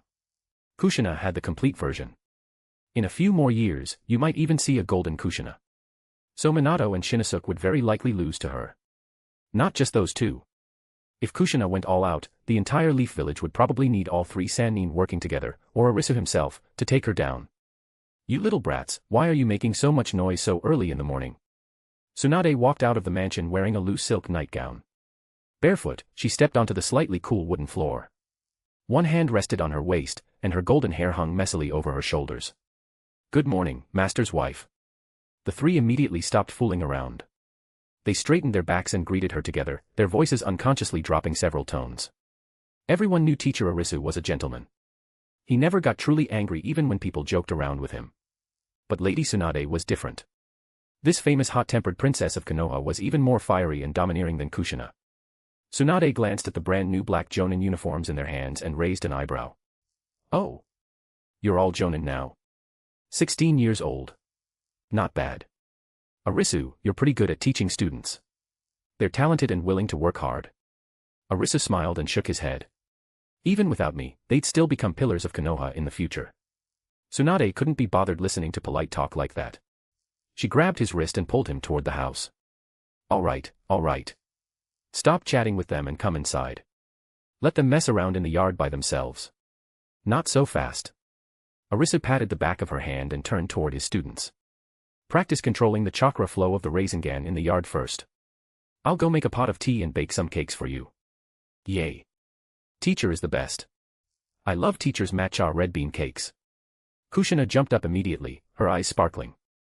Minato had already hurried into the bamboo grove in the yard and started practicing the Rasengan. Shinosuke quickly followed him and squatted nearby, carefully studying the chakra circulation path Arisu had demonstrated earlier. Inside the house, warm golden sunlight shone through the glass windows onto the wooden kitchen counter. Arisu tied on a checkered apron and had just taken out a bag of cake flour when a warm, soft body pressed against him from behind. Tisk, you're really going to make them cakes? Tsunade rested her chin lightly on his shoulder. Her warm breath brushed against his ear. Arisu paused and turned his head slightly toward her. What? You don't welcome them here. I do. Tsunade curled her lips. Her arms slowly wrapped around his waist, and her fingertips lightly traced across his lower abdomen. Her voice dropped low, carrying a sly smile. But I didn't drag you inside so you could play chef for them. Then what do you want to do? Arisu set down the flour bag, sounding somewhat helpless. He wanted to play dumb, but Tsunade was clearly not easy to fool. Tsunade said nothing. She simply tightened her arms around him, buried her face against his back, and let out a mischievous laugh. Arisu frowned slightly and looked out the window. Through the clean glass, he could clearly see the 3 students training hard beneath the bamboo grove. The grove was only about 50 meters away. And ninja hearing was very sharp. Don't mess around. The students are still outside. Arisu lowered his voice, sounding somewhat hesitant. Tsunade lifted her head, moved close to his ear, lightly licked his earlobe, and looked at him with moist eyes. Doesn't that make it even more exciting? She pinched his waist and spoke with a somewhat smug, crafty tone. Besides, weren't you the one who insisted on buying such a remote estate because you were afraid I'd be too noisy and disturb the neighbors? Arisu rubbed his forehead. Ever since they got married, Tsunade had become increasingly bold. Before, on the Hokage Rock, in Konoha Cemetery, in the ANBU headquarters, even in front of the tomb of the first Hokage man and inside the Sage of Six Paths temple. He remembered one memorial ceremony. Arisu had brought Tsunade to pay respects to the first Hokage man. When she saw no one around, Tsunade dragged him to the first Hokage man's grave and... In short, Tsunade was even more disrespectful toward the gods than Uchiha Yui. At least Uchiha Yui only teased with words and stopped once she realized something was wrong. Tsunade, on the other hand, was completely disrespectful. Fortunately, the first Hokage and the Sage of Six Paths were both his own identities. In the bamboo grove. Kushina narrowed her eyes toward the mansion window and shook Minato and Shinnosuke beside her. Minato, is teacher making cakes? Why does it feel like teacher and master's wife are fighting? Nothing bad is going to happen, right? They aren't arguing, are they? Kushina squinted worriedly toward the window. The glass and decorations blocked her view, so she couldn't see clearly what they were doing. Don't bother me, Kushina. I'm studying the Rasengan. Minato didn't even look up. Shinnosuke outright ignored Kushina and continued practicing the Rasengan seriously. Kushina puffed her cheeks slightly. What are they doing in there? Graveyard of the Mountains. Lord Madara, Lord Tobirama, Lord Izuna. The sixth Hokage of Konoha is Shimura Danzo. He came to power through a coup, but Sarutobi Hiruzen didn't resist. According to our intelligence, the sixth Hokage seems to have some intention of clearing Lord Madara's and Lord Tobirama's names. Obito appeared in the cave and reported. Uchiha Madara raised an eyebrow and looked at Izuna. Oh. Interesting. This Danzo seems to be your student as well. After hearing that Danzo had taken power through a coup, Uchiha Izuna looked worried. Those two children. Is Hiruzen all right? Party popper shout out to Omnisleet for joining Pia Trian. Thank you very much, hugging face. Chapter 254, Chapter 254, The New Generation. He's fine. Sarutobi Hiruzen has been very cooperative and is still living a comfortable life. He has only been stripped of the authority to gather jonin and participate in high-level meetings. Obito lowered his head and reported calmly. Uchiha Izuna finally relaxed and slowly nodded. That's good. That's good. What he feared most was his students killing each other for power. For Sarutobi Hiruzen to step down peacefully like this was already the best outcome. At least he hadn't ended up dying in office. Heh. Senju Tobirama calmly guessed, it seems Madara and I have successors after all. If I'm not mistaken, that junior called Danzo is eager to clear Madara's and my names not because of admiration. It feels more like he's laying the groundwork for a future war. Obito nodded slightly. We currently have limited intelligence, so we can't reach a definite conclusion yet. But according to reports from the front lines, the 6th Hokage Danzo is indeed secretly mobilizing troops. The signs of preparing for war are very obvious. After those words, everyone fell silent. The corner of Uchiha Madara's mouth curved upward. War. Perfect timing. The grand plan he had been preparing for so long just happened to be missing a supervisor capable of keeping everything under control. The problem was that there was still no suitable candidate. No, I have to go take a look. Kushina seemed to hear a few suppressed, strange-sounding noises coming from the house. The movements of the two inside seemed to be getting bigger and bigger. Growing anxious, she immediately ran toward the kitchen. Kushina, I'd advise you not to go, Kurama suddenly spoke. Kushina froze, little nine, why? Kurama crossed his arms. Just don't go. But Kushina didn't listen. By the time she pushed open the kitchen door while panting for breath, everything inside had already calmed down. A sweet smell of baked butter filled the air. Mixed within it was a faint lingering sense of intimacy that was hard to describe. Arisu stood with his back to her, calmly tending to the cakes in the oven. As for Lady Tsunade, she was nowhere to be seen. Only the sound of running water came from behind the frosted glass door of the bathroom. Ah! Kushina, why are you in such a hurry? Did something happen? Hearing the noise, Arisu turned around and asked with a gentle smile. Teacher, I thought I heard. Kushina blinked and scratched her head in confusion. How strange. She was sure she had heard Lady Tsunade's voice just now. Why was teacher the only one here when she came in? Had Lady Tsunade been taking a bath the whole time? Why would she be bathing so early in the morning? All right. If nothing's wrong, go call Minato and the others inside. Arisu reached out and rubbed her hair. His tone was so natural that it was as if nothing had happened. Although Kushina was still full of doubts, seeing how open and calm her teacher looked, she could only swallow her questions and obediently nod before running off. After taking office, Danzo began reforming the village, eliminating opposition, and preparing for the Third Great Ninja War. At the same time, he secretly sent Orochimaru out. His goal was to target Kimogakure's Jinchuriki. And he succeeded. Orochimaru successfully caused the Eight Tails to go berserk, creating enormous destruction in Kimogakure. The Kimogakure ninja who had been preparing for action along the border immediately withdrew back to the village after the death of their Jinchuriki. The border crisis was resolved as a result. However, nobody knew Konoha was responsible. Everyone believed it was an accident, and with Blueby dead, there was no evidence left behind. Orochimaru activates the Eight Tails. Inside Konoha, Arisu was reading the newspaper. When he saw the report about the death of the Eight Tails Jinchuriki, he could tell that Konoha was probably behind it. A strength of 100 seal had also appeared on his forehead. There was actually no need for it because Arisu himself would never age or die. But seeing that Hatake Tsukumo, who was the same age as him, already had wrinkles, Arisu still added it to avoid making people suspicious. Outside Konoha Ninja Academy, Arisu and Tsunade happened to be passing by. Today was the academy entrance day, and the place was packed with people. How nostalgic. Arisu sighed as he looked at the academy. You're nostalgic about your academy days? Tsunade raised an eyebrow. Arisu smiled but did not answer. It wasn't the academy itself that he missed. What he missed was giving a speech there years ago. Back then, he had still been the first Hokage. He remembered Danzo asking him about the secret to success. Time really passed fast. Before he knew it, they had already reached this era. Yo. Arisu, you're here too. Hatake Tsukumo walked over while holding Kakashi's hand. Arisu glanced at Kakashi and smiled. He's grown so much. He's reached the age to enter the academy. Tsukumo patted Kakashi's head. Hurry up and greet Uncle Arisu. Your name was chosen by Uncle Arisu, you know. Kakashi obediently said, Hello, Uncle Arisu.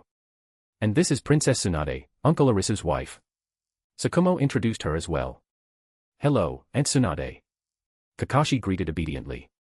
Looking at the two of them, Kakashi couldn't understand. Were they really the same age as his father?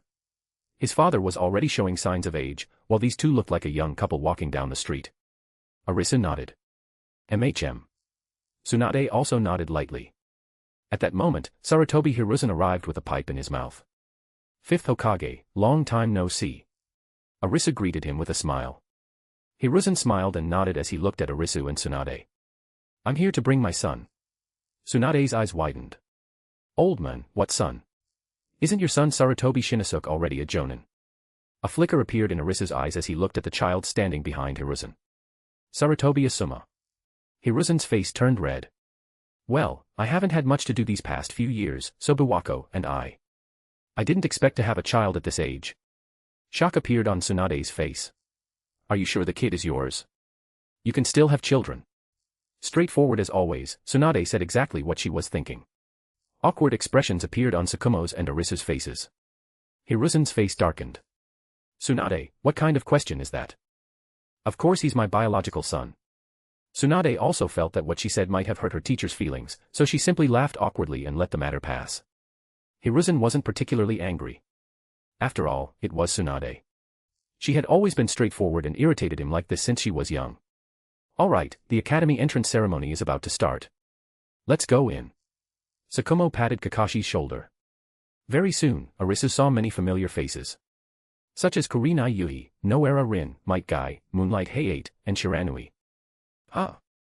Why don't I see Obito? Arisu looked slightly puzzled. Oh, right. Uchiha Obito had apparently been late even for the entrance ceremony. Naturally, he wasn't here yet. Chapter 255, Uchiha Obito.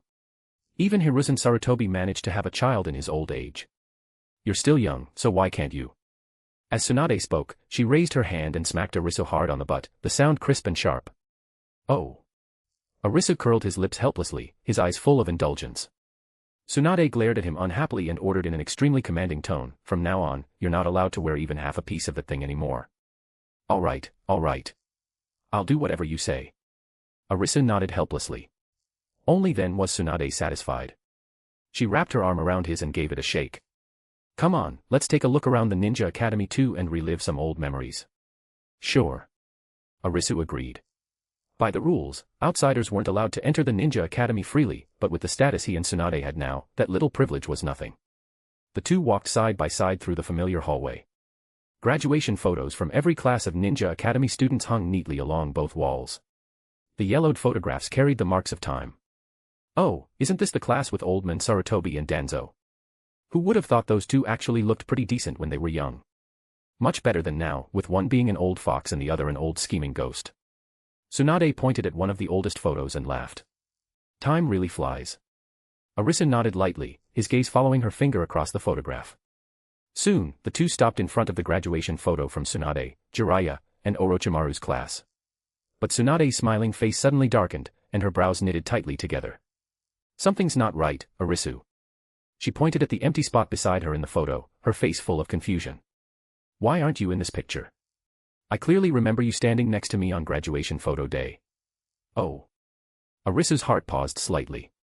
His genjutsu could alter everyone's memories and weave a flawless past, but it couldn't change physical reality that had already been fixed. Just like this old photograph. No matter how many people he implanted with memories that he had once been a student in this class, the place that should have belonged to him would always remain empty. However, nothing showed on his face. His tone remained completely natural, as though it were a trivial matter. The school probably mixed up the photos while organizing them. What a lousy academy. Tsunade snorted unhappily and patted his arm. They actually managed to lose my husband's photo. Arisu smiled without replying. He wrapped an arm around her waist and gently pulled her back. All right, stop looking. Let's go home. Arisu knew very well that if they kept going, even more impossible to explain flaws would probably appear. Why are you in such a hurry? I haven't finished looking yet.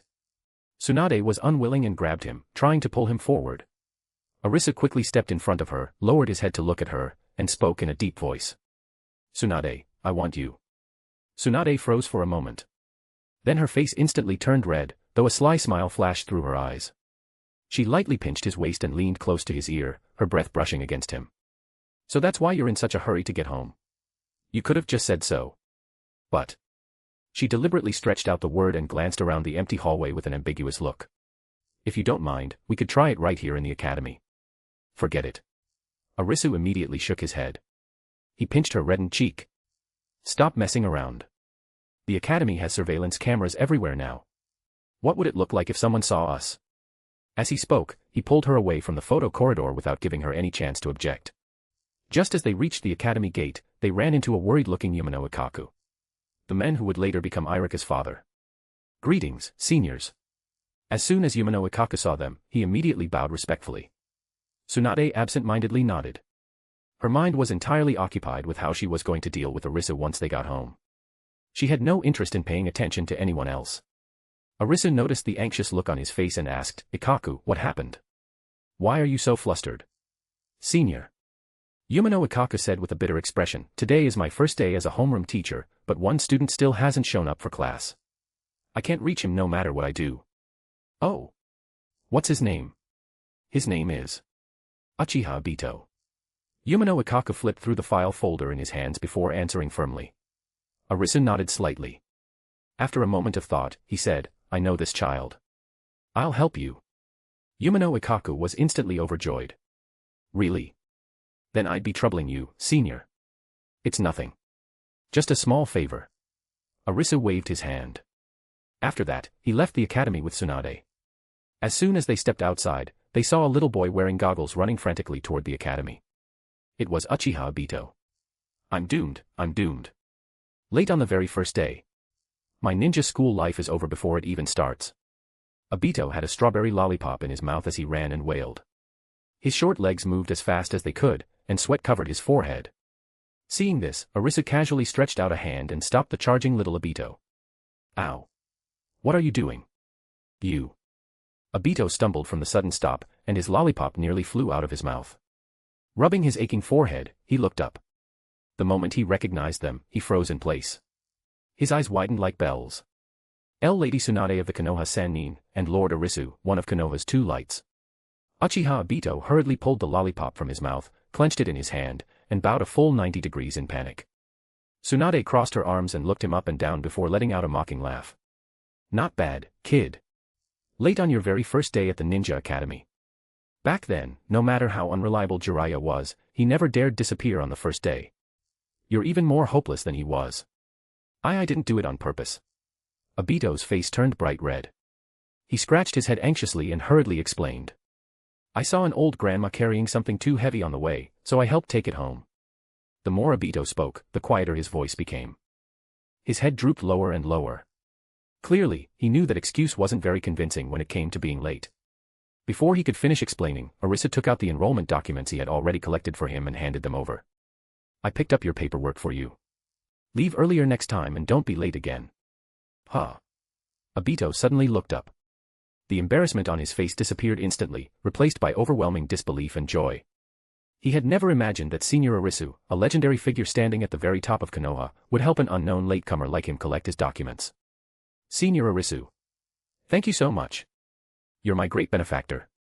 Obito excitedly bowed deeply again, bending even lower than before. Arisu nodded lightly and patted his head. Study hard. All right. Why are you wasting time talking to a kid? I can't wait any longer. Tsunade had already run out of patience. Before Arisu could say another word, she grabbed his wrist and dragged him toward home at a rapid pace. Holding the documents, Obito watched their figures gradually disappear into the distance and scratched his head. It's broad daylight. Why are they in such a hurry to get home? p@trian.com/xenosex. Partying face joining p@trian keeps me motivated and eager to work diligently, so please consider joining. You can also read advanced chapters there. Smiling face with hearts. Chapter 256, The Thick-Skinned Hataki Tsukumo. Hataki Tsukumo. This is your mission. It has been designated S rank. You will be assigned 2 teammates. I hope you won't disappoint me or Konoha. Shimura Danzo slowly pushed a mission scroll marked with a crimson S rank seal across the wooden desk. Hataki Tsukumo lowered his eyes to the striking crimson mark and frowned slightly. By now, he was already a famous expert throughout the ninja world. His strength had long surpassed that of ordinary jonin. Unless it was a top-secret mission concerning the village's survival, there was no need for him to personally take action. Moreover, even for an S-rank mission, there were plenty of capable jonin in the village who could handle it alone. Wouldn't it be better to give it to them? What puzzled him most was that, with his strength, he had always worked most efficiently alone during missions. Why were 2 teammates being forcibly assigned to him this time? But a ninja's duty was obedience. No matter how many doubts he had, once a mission order directly from the Hokage had been issued, he had no room to refuse. Yes. I won't fail the mission. Hataki Tsukumo spoke calmly and reached out to take the scroll. Without saying anything more, he turned and strode away. He never had much of a good impression of Danzo to begin with, so there was no need for small talk. The office door closed behind him.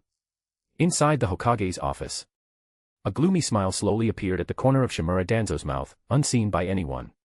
After returning home and packing his belongings, Tsukumo thought of his close friend, Arisu. This mission was marked as long-term. At the very least, it would take several months before he returned. He should tell Arisu before leaving, otherwise Arisu might worry if he couldn't find him later. With light steps, he arrived at Arisu's front door. Just as he was about to knock, his fingers stopped in midair. Faint sounds of an unknown nature drifted out from inside the house. Tsukumo froze. Then he silently withdrew his hand, and the tips of his ears turned slightly red. Forget it. I'd better not disturb them. After saying that, he quickly left. Several months later, a shocking piece of news stirred up huge waves throughout Konoha. Konoha hero Hataki Tsukumo, national-level top-secret mission completely fails after he chooses to save his teammates. Rumors spread through every street and alley like wildfire. Some cursed Hataki Tsukumo, saying that for personal feelings, he had ruined years of the village's careful planning. Others accused him of disregarding the safety of the entire village, turning the blood and sacrifices of countless ninja into nothing. The legendary Konoha White Fang, once revered by all, became a criminal condemned by everyone overnight. An overwhelming flood of criticism crashed directly onto Hataki Tsukumo himself. As for Danzo, the 6th Hokage, he merely said a casual "it's fine" in private. Yet he never once spoke up for Hataki Tsukumo in public, allowing the tide of public opinion to drag him toward the abyss. Arisu naturally learned of the matter as well. Sitting at home, Arisu lightly tapped the table with his fingers as the memory of Hataki Tsukumo standing outside his house several months earlier surfaced in his mind. So that day, he came to say goodbye to me. Arisu had actually sensed Tsukumo's chakra that day.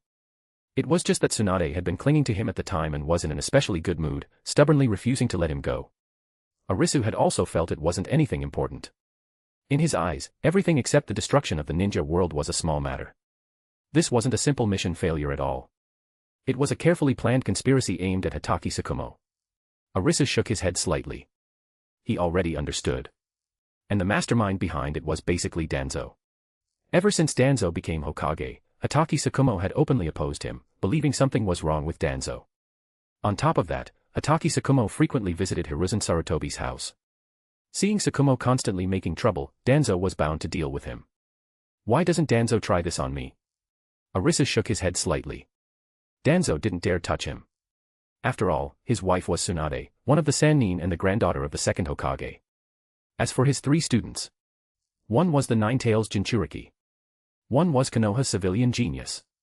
And the last was the son of the former Hokage Hiruzen Sarutobi. All 3 had already become jonin capable of standing on their own. This deeply intertwined network of relationships was enough to make anyone think twice before trying to move against him. So Hatake Tsukumo, who had no backing, possessed great military achievements, and held enormous prestige, became the most suitable target. Danzo really is foolish. A trace of disappointment flashed through Arisu's eyes. If Tsukumo dies, Konoha loses an arm. Destroying your own foundation just to eliminate political opponents, is this what he calls protecting Konoha?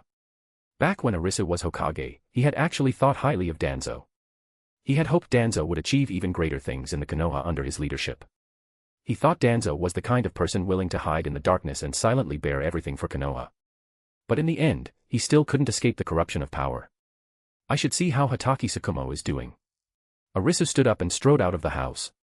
Hopefully he wasn't too late. If Tsukumo was still alive, he could save him and pull him back from the edge of the cliff. If he was truly a step too late, then all he could do would be to face a cold corpse and say, "I came too late." The gate to the Hatake residence was slightly open and unlocked. The courtyard was completely quiet. Tsukumo's wife wasn't home. She had probably gone out to buy groceries or pick up Kakashi. Arisu pushed the door open and walked straight toward the bedroom. The moment he opened the door, a heavy aura of despair hit him head-on. The once spirited and sharp-eyed, Konoha White Fang, one of Konoha's 2 lights, was now slumped on a tatami mat. Hatake Tsukumo's hair was a mess, his face pale and lifeless, and his eyes so empty that not a trace of light remained. Arisu had already walked up behind him, yet he still hadn't noticed. "I'm a sinner. I failed the village. I failed those comrades who died." Hatake Tsukumo muttered to himself, his voice as hoarse as a broken bellows. Before his words had even finished, Hatake Tsukumo suddenly shut his eyes. Using all his strength, he raised a short blade and stabbed it toward his abdomen without the slightest hesitation.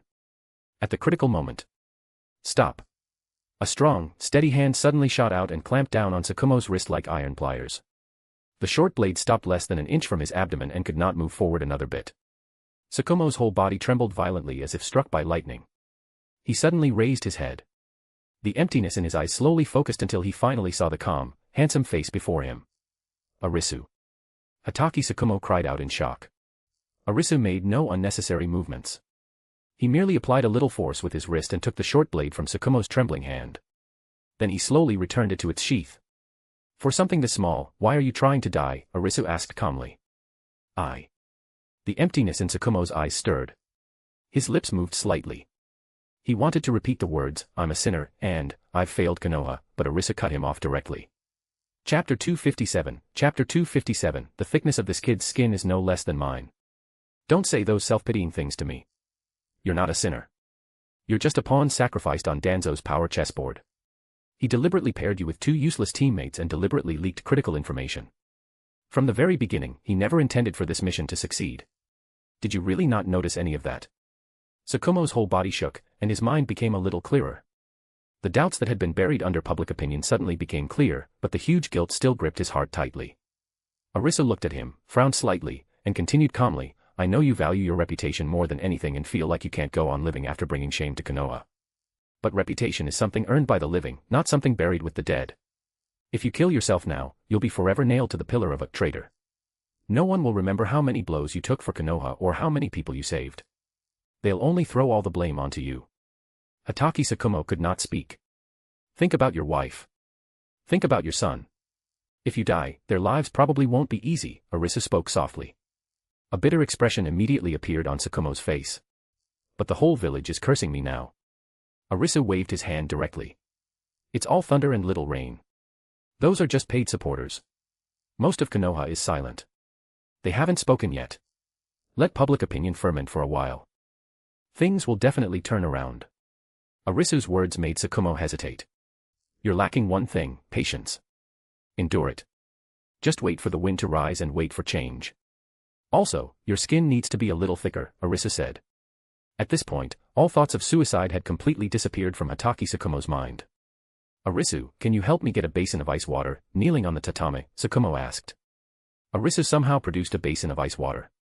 I prepared it for you long ago. The next second, Arisu splashed the entire basin of ice water directly onto Tsukumo's face. PFF. In an instant, Hatake Tsukumo was soaked from head to toe. Just as Arisu was about to prepare a second basin. Tsukumo looked at him with a confused expression. I actually just wanted to wash my face, Tsukumo said. Arisu froze, then why didn't you say so earlier? But this cold water really did wake me up a lot. Come on, I'll change clothes and then we'll go out to eat. Hatake Tsukumo stood up, looking much more energetic.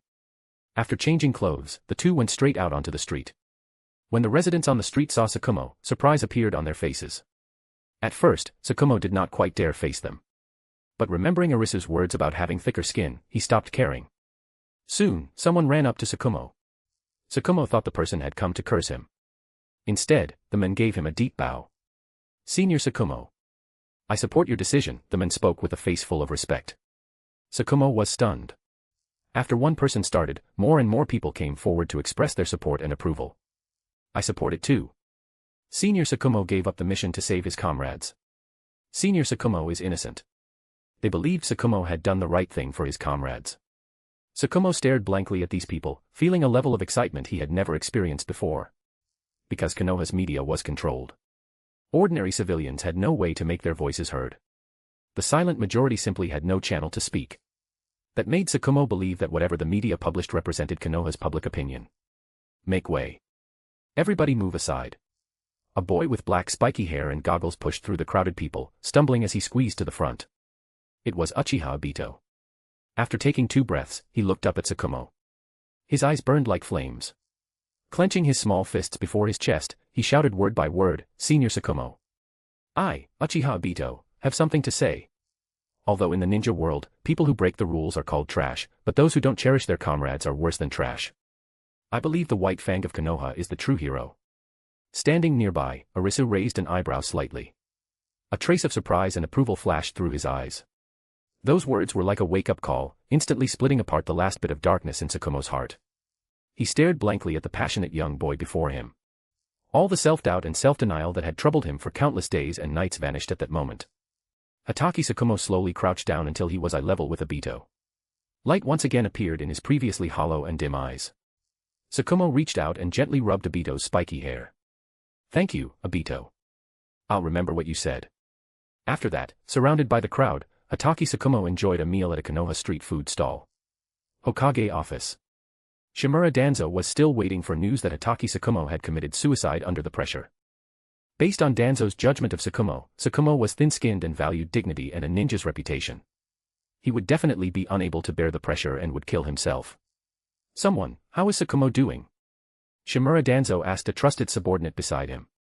However, after the subordinate reported the latest intelligence, Danzo could no longer keep his composure.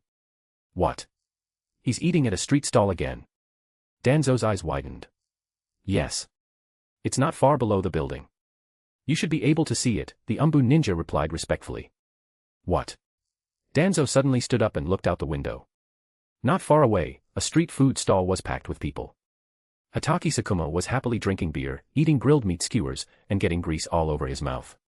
He looked nothing like Konoha's sinner. How can someone's skin be this thick? The thickness of this kid's skin is probably no less than mine. Danzo could not hold it together anymore. What else could he even say? Shimura Danzo felt irritated and immediately ordered, someone. How can there be a street food stall under the Hokage building? Send people to clear it out immediately. However, the Umbu ninja looked troubled. Reporting to Lord Hokage, that area belongs to Ichiraku Ramen street stall. The first Hokage personally approved that shop, and the second Hokage, Lord Hashirama, once awarded Ichiraku Ramen the title of model charity shop. The Umbu ninja spoke awkwardly. Good, good, good. Shimura Danzo was so angry that he was speechless.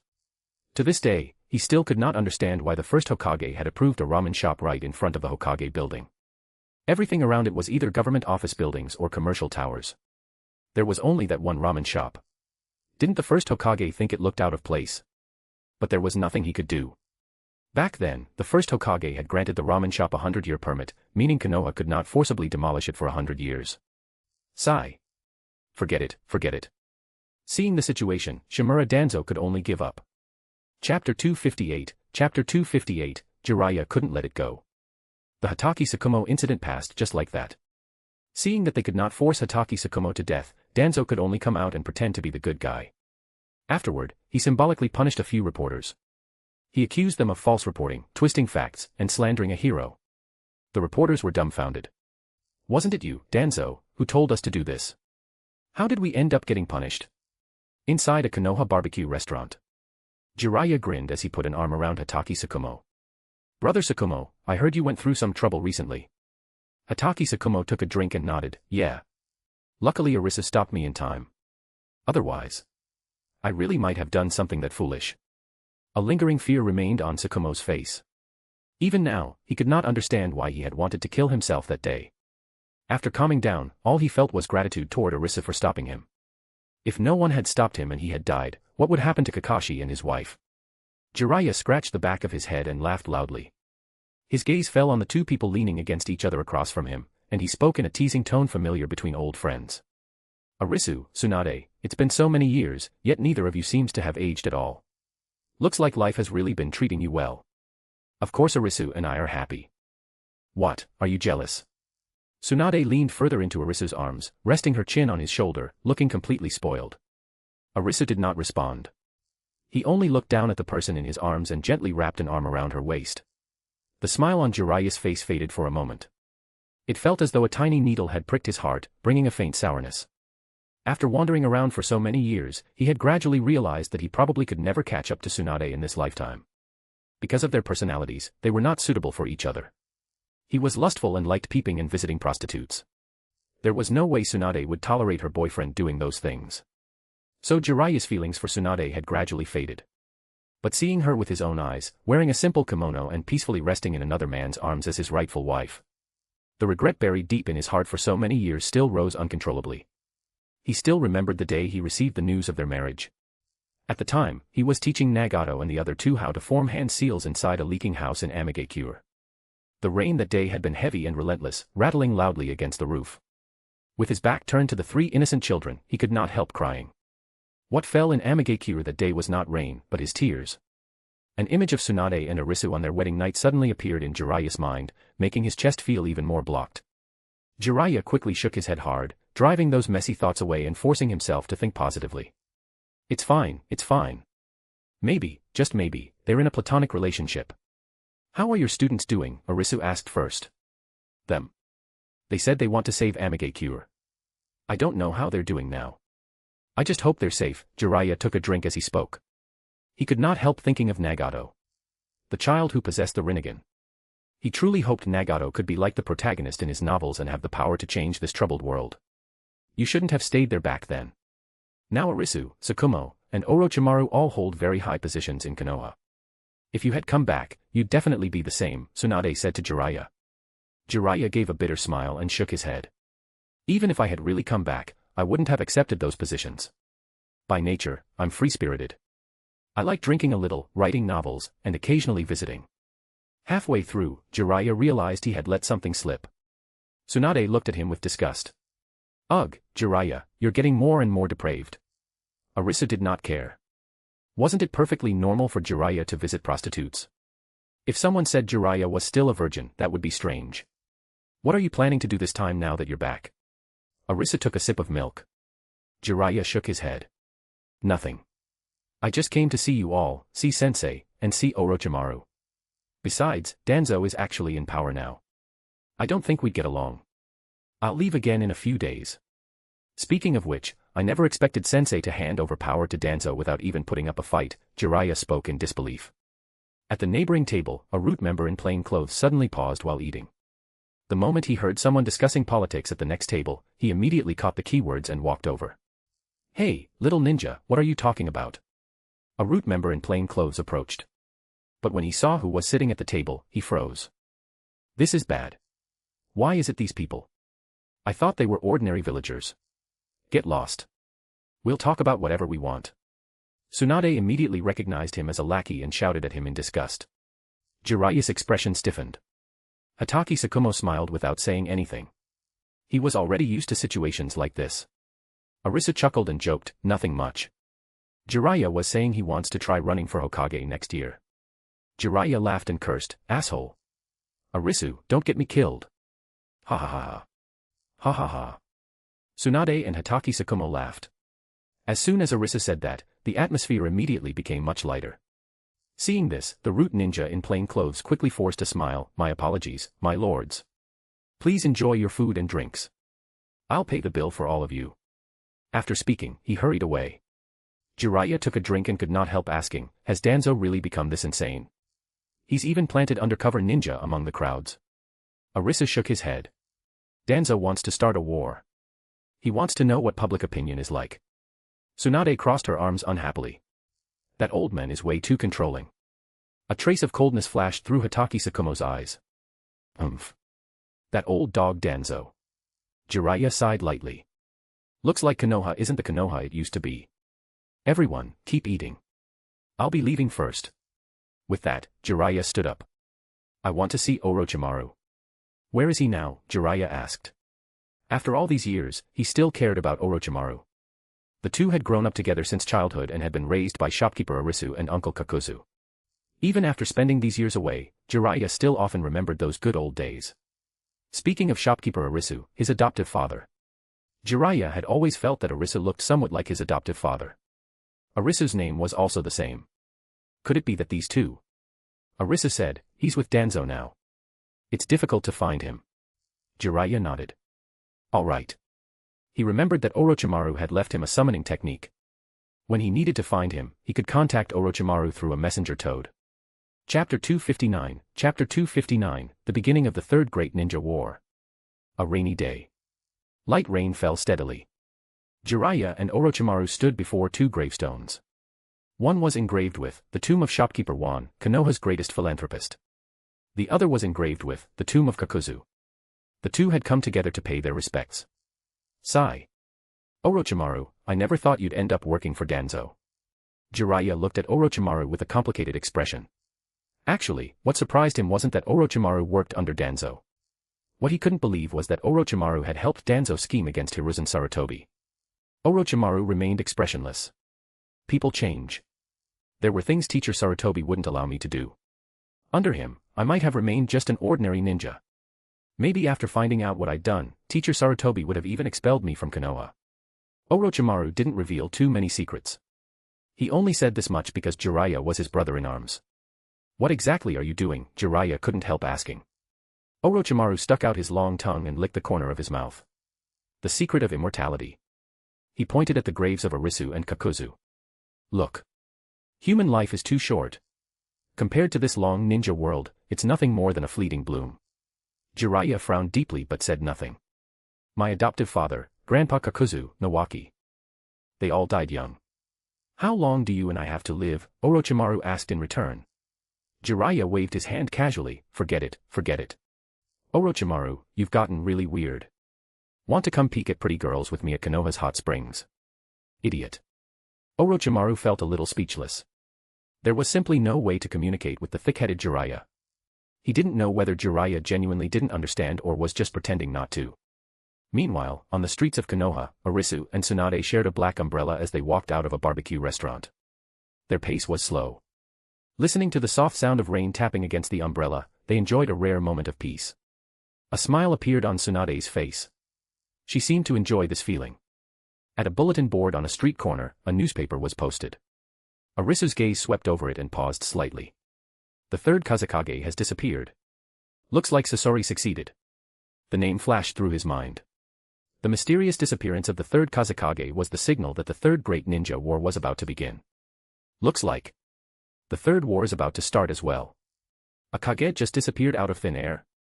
Tsunade read the headline as well, obvious surprise in her voice. She turned to look at Arisu and frowned. If I remember correctly, this third Kazekage was known as the strongest of all Kazekage. His strength was probably no less than Teacher Sarutobi's, right? Arisu withdrew his gaze and nodded. He didn't tell Tsunade much more. Just then, a dark figure appeared in the rain without warning. The newcomer wore a standard Umbu uniform. A cat-faced mask hid all expression. Kneeling on one knee, rainwater slid down from the hood. Lord Arisu, the Hokage has urgent business and requests your immediate presence at the Hokage building for a meeting. The Umbu's voice came through the mask. Respectful and emotionless. Why at a time like this? What time is it already? Tsunade's brows immediately tightened. The hand holding Arisu's wrist unconsciously tightened as well. It hadn't been long since the incident with Tsukumo Hatake. Danzo's ambitions were already obvious. A sudden emergency meeting at a time like this, who knew what kind of trap might be hidden inside? Arisu nodded and asked, just me? The Umbu nodded. Yes. I understand. After the Umbu left, Tsunade immediately stepped forward and wrapped both arms tightly around Arisu's waist. Pressing her cheek against his cool clothing, she spoke with unconcealed worry. I'll go with you.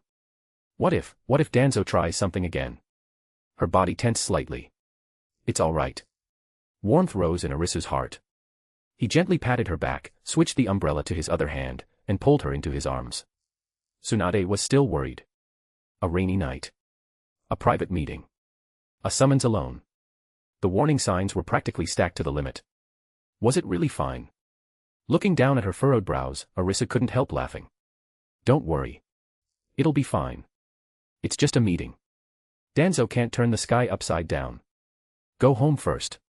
I'll be back soon. If Danzo really intended to make a move against him, then he wouldn't mind bringing some changes to Konoha. Besides, from a practical standpoint, Danzo had no reason to try killing him. Hokage Building. Arisu entered the Hokage building. Only the Umbu on routine duty occupied the corridors. The way was completely clear. Pushing open the office door, he found that the large room indeed contained only Danzo seated at the main position. Arisu, you're here. Sit down. Danzo's face was covered with a deliberately kind smile. He first spent a long time talking about the overall situation of the ninja world. Then the conversation suddenly shifted to Kumogakure. Recently, Kumogakure has repeatedly crossed the border and provoked us. Rather than staying on the defensive, it's better to strike first. I want you to serve as the commander-in-chief of the Kumogakure front and lead the entire army. Arisu understood perfectly what Danzo was trying to do. Before Danzo even finished speaking, he casually waved a hand. Not going. The smile on Danzo's face instantly froze. He clearly hadn't expected Arisu to reject him so directly. Danzo abruptly stood up. A trace of gloom flashed through his one eye. His tone suddenly became heavy, carrying unquestionable authority. Arisu. I am the Hokage. Arisu remained indifferent, lowering his eyes. That doesn't change anything. I'm not going. I've always opposed war. Danzo slightly gritted his teeth. Anger rose in his heart. But he couldn't do anything to Arisu. In all of Konoha, he could touch anyone, except him. This guy is connected to too many people. After all, Hiruzen had originally intended for Arisu to become Hokage. Naturally, he had intentionally and unintentionally arranged many supporters around him. People like Minato Namikaze, Kushina, Shinosuke, the three Sannin, and Tsukumo Hatake. Arisu wasn't becoming Hokage now. But his influence and support network still existed. Very well. I've never forced anyone. I only hope that when Konoha needs your strength, you'll lend it. Danzo took a step back. His meaning was obvious. If Konoha faced a crisis, Arisu needed to act. If Konoha is in trouble, I'll naturally take action. Arisu nodded. Of course, there was a condition attached. He would only act when it didn't affect the bigger picture. He wasn't Konoha's sage. He was the ninja world sage. By the time Arisu returned home, it was already after midnight. Pushing open the door, he found Tsunade leaning against the entryway. I'm back. Arisu smiled slightly. Thank goodness. I almost went looking for you. Seeing that Arisu was unharmed, Tsunade stepped forward and hugged him tightly. All right, go get some sleep, Arisu spoke gently. Tsunade looked up. A trace of red had appeared at the corners of her eyes from staying awake. Pressing her red lips together, she said, no. Today's homework still hasn't been made up. Arisu said helplessly, too often isn't good either. How about tomorrow? I'm really tired. No, Tsunade answered firmly. Arisu sighed, fine. I'll go put that on. But the next second, his wrist was grabbed. Tsunade's eyes widened. Not allowed. Chapter 260, Hinata Hyuga and Niji Hyuga. Taking advantage of the third Kazekage's disappearance, Iwagakure immediately decided to attack Tsunagakure. When Kumogakure saw Iwagakure and Tsunagakure fighting, they immediately declared war on Iwagakure and launched a surprise attack on the land of Earth while Iwagakure was occupied with Tsunagakure. On Konoha's side, Danzo realized this was a good opportunity. He immediately launched an assault against Kumogakure while also sending troops to conduct military operations against both Iwagakure and Tsunagakure. Far to the east, Kirigakure also realized they could take advantage of the situation, so they immediately launched attacks on the waters of the Land of Fire. A ninja war was on the verge of breaking out. In just half a month, it had turned into a full-scale ninja world war. Land of Fire, capital city. Inside the garrison headquarters west of the daimyo's residence, candlelight flickered. Arisu's fingers brushed across the opened roster of military personnel, his brows slightly furrowed. He was now the commander of the daimyo's personal guard. He did not take part in the frontline battles of the ninja war and was only responsible for protecting the core areas of the homeland. Originally, he had wanted to see if there were any familiar characters from the original story. But after going through the Hyuga clan's deployment records, all he saw were unfamiliar surnames and code names. Something's not right. The Hyuga clan shouldn't be these people. Where are Hisashi and Hayashi? Confusion arose in Arisu's mind. After all, the Hyuga clan now had no caged bird seal. Danzo would never be willing to send a top-tier bloodline clan like the Hyuga to die on the front lines. Naturally, he kept them close and assigned them all to protect the daimyo in the capital. But no matter how many times he checked, he could not find a single familiar name from the original story. Arisu pointed at a Hyuga clan member standing guard nearby. You, come here. Commander, what are your orders? The clan member quickly stepped forward and bowed. Arisu rubbed his forehead. Do you have anyone in your clan named Hyuga Hayashi or Hyuga Hisashi? The clan member lowered his eyes and thought for a moment before shaking his head. Reporting to Commander, there are no clan members by those names. A trace of confusion flashed through Arisu's eyes. By this point in time, those two should have been about the same age as Minato. The confusion quickly disappeared. Arisu instantly understood. Among the Hyuga clan members he had taken away back then were certainly the ancestors of Hayashi and Hisashi. As a result, the brothers had been born and raised in Mount Myaboku from the beginning and had never set foot in Konoha. In that case, future Hinata and Niji would also be born in Mount Myaboku. Arisu's eyes narrowed. Nothing. Continue protecting the daimyo. Mount Myaboku. Skyscrapers stood everywhere. Over the years, subways and high-speed railways had spread throughout the entire area. Tall buildings filled the horizon. It was a true modern metropolis. Returning here after several decades, Arisu felt little emotion. To him, hundreds of years passed in the blink of an eye. A few decades were even more insignificant. Inside the Sage Hall, Black Zetsu was reviewing government documents on a computer. Fukasaku Sage sat nearby slacking off and drinking tea. The two handled their respective duties and kept Mount Myaboku running smoothly. Sensing the familiar and powerful aura, both men and Toad looked up at the same time. Seeing Arisu's return, they immediately put down their work and bowed. Great Sage. You've returned. Arisu waved his hand and sat down in the main seat. No need for formalities. Continue your work. Send White Zetsu to the Hyuga residential district and bring Hyuga Hayashi and Hyuga Hisashi to see me immediately. White Zetsu accepted the order. He immediately opened Mount Myaboku's household registration system on a computer and located the brothers' residence within moments. Not long afterward, two young men wearing denim jackets and hoodies were brought in. They were still young, with traces of immaturity in their faces, and were merely ordinary clan members. After all, many descendants of the older generation of Hyuga who had migrated with Arisu still lived here. At present, their father was also an insignificant member of the clan. Naturally, the brothers held no status. Having been summoned to the Sage Hall, both appeared somewhat nervous and respectfully lowered their heads as they bowed. Greetings, Great Sage. May your blessings be eternal and your lifespan reach the heavens. Greetings, Great Sage. May your blessings be eternal and your lifespan reach the heavens. Arisu slowly opened his eyes and looked at them. As expected, it was them. I summoned you simply because I wanted to see you. There's no need to be nervous, Arisu spoke calmly. The two were stunned. Questions arose in their minds, but neither dared ask. What kind of work do you do now? Arisu asked gently. The two assumed Arisu wanted to hear the opinions of ordinary citizens and answered honestly. Hayashi spoke first. I just graduated from university and am currently doing an internship. Me too, Hisashi replied. Arisu could not help asking, have you never thought about becoming ninjas? The two shook their heads together. Great sage, learning ninjutsu is useless, they answered in unison. Arisu nodded. There truly wasn't much use for learning ninjutsu in Mount Myaboku now. Especially after the appearance of scientific ninja tools. Who would still go through the trouble of learning all that? Very well. I respect your choice. Arisu nodded. 2 years after the Ninja World War began, the other 4 great nations all chose to focus on eliminating Konoha first. As a result, Konoha once again found itself fighting on multiple fronts. But this suited Danzo perfectly. His goal had always been to unify the ninja world. Although the situation was unfavorable, Danzo firmly believed Konoha would succeed. At the same time, Minato Namikaze became famous throughout the ninja world.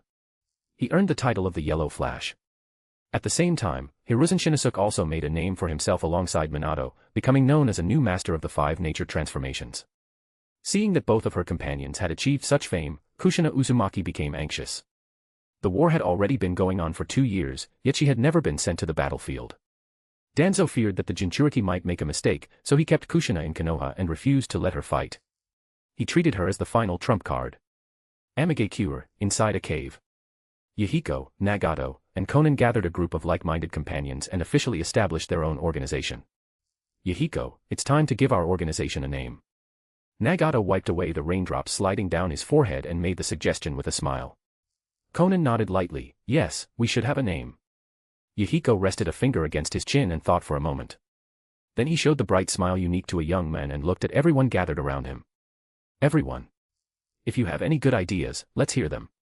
From the crowd, a middle-aged man stepped forward. Rainwater clung to his sideburns, and traces of war were etched into his face. He had personally lived through the previous era. Looking at the organization Yahiko had built, he could not help remembering the Akatsuki founded by Tobi years ago. Leader, years ago Amigakure also had an organization called Akatsuki, founded by a man named Tobi. Back then, they sincerely wanted to save this land soaked in war. Why don't we inherit that name and continue the wish they never managed to fulfill, the middle-aged man suggested. Akatsuki. Yahiko quietly repeated the name. A light suddenly appeared in his eyes. It was a good name. It perfectly matched their desire to bring dawn to Amigakure's endless night. He had long heard the legends of Akatsuki. They were a group of people who had genuinely wanted to pull Amigakure out of hell. But Hanzo of the Salamander had wiped them out completely. Since then, Tobi, the organization's founder, had vanished without a trace. No one knew whether he was alive or dead. Most people believed he had died beneath Hanzo's poison blade. But others swore they had seen him fleeing north. Over the years, Hanzo had never stopped searching for him. Because of that, many secretly believed that the man called Tobi might still be alive. p@trian.com/xenosex. Partying face joining p@trian keeps me motivated and eager to work diligently, so please consider joining. You can also read advanced chapters there. Smiling face with hearts. Chapter 261, Chapter 261, Canopy Bridge. Good. Our organization will be called Akatsuki, Yahiko announced loudly. In the land of lightning. Namikaze Minato was fighting the Cloud Ninja duo, the AB combo. In the end, Minato barely won the 1-against-2 battle. Just as Minato was about to leave, Gyuki's voice rang out, as expected of teacher's disciple.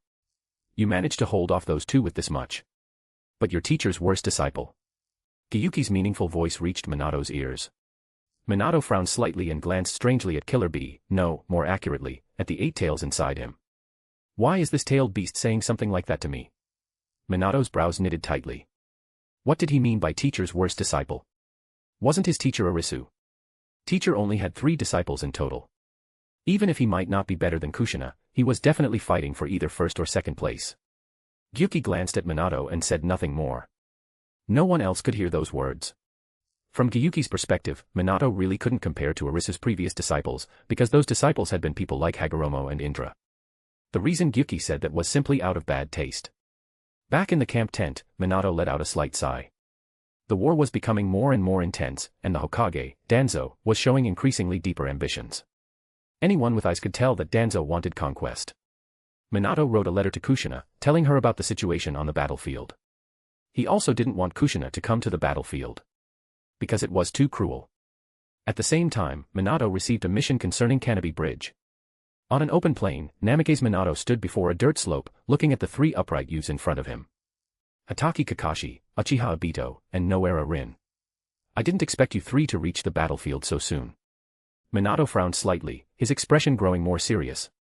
Before the war began, he had been their Jonin leader. Those noisy days of carrying out missions together still felt as clear as yesterday.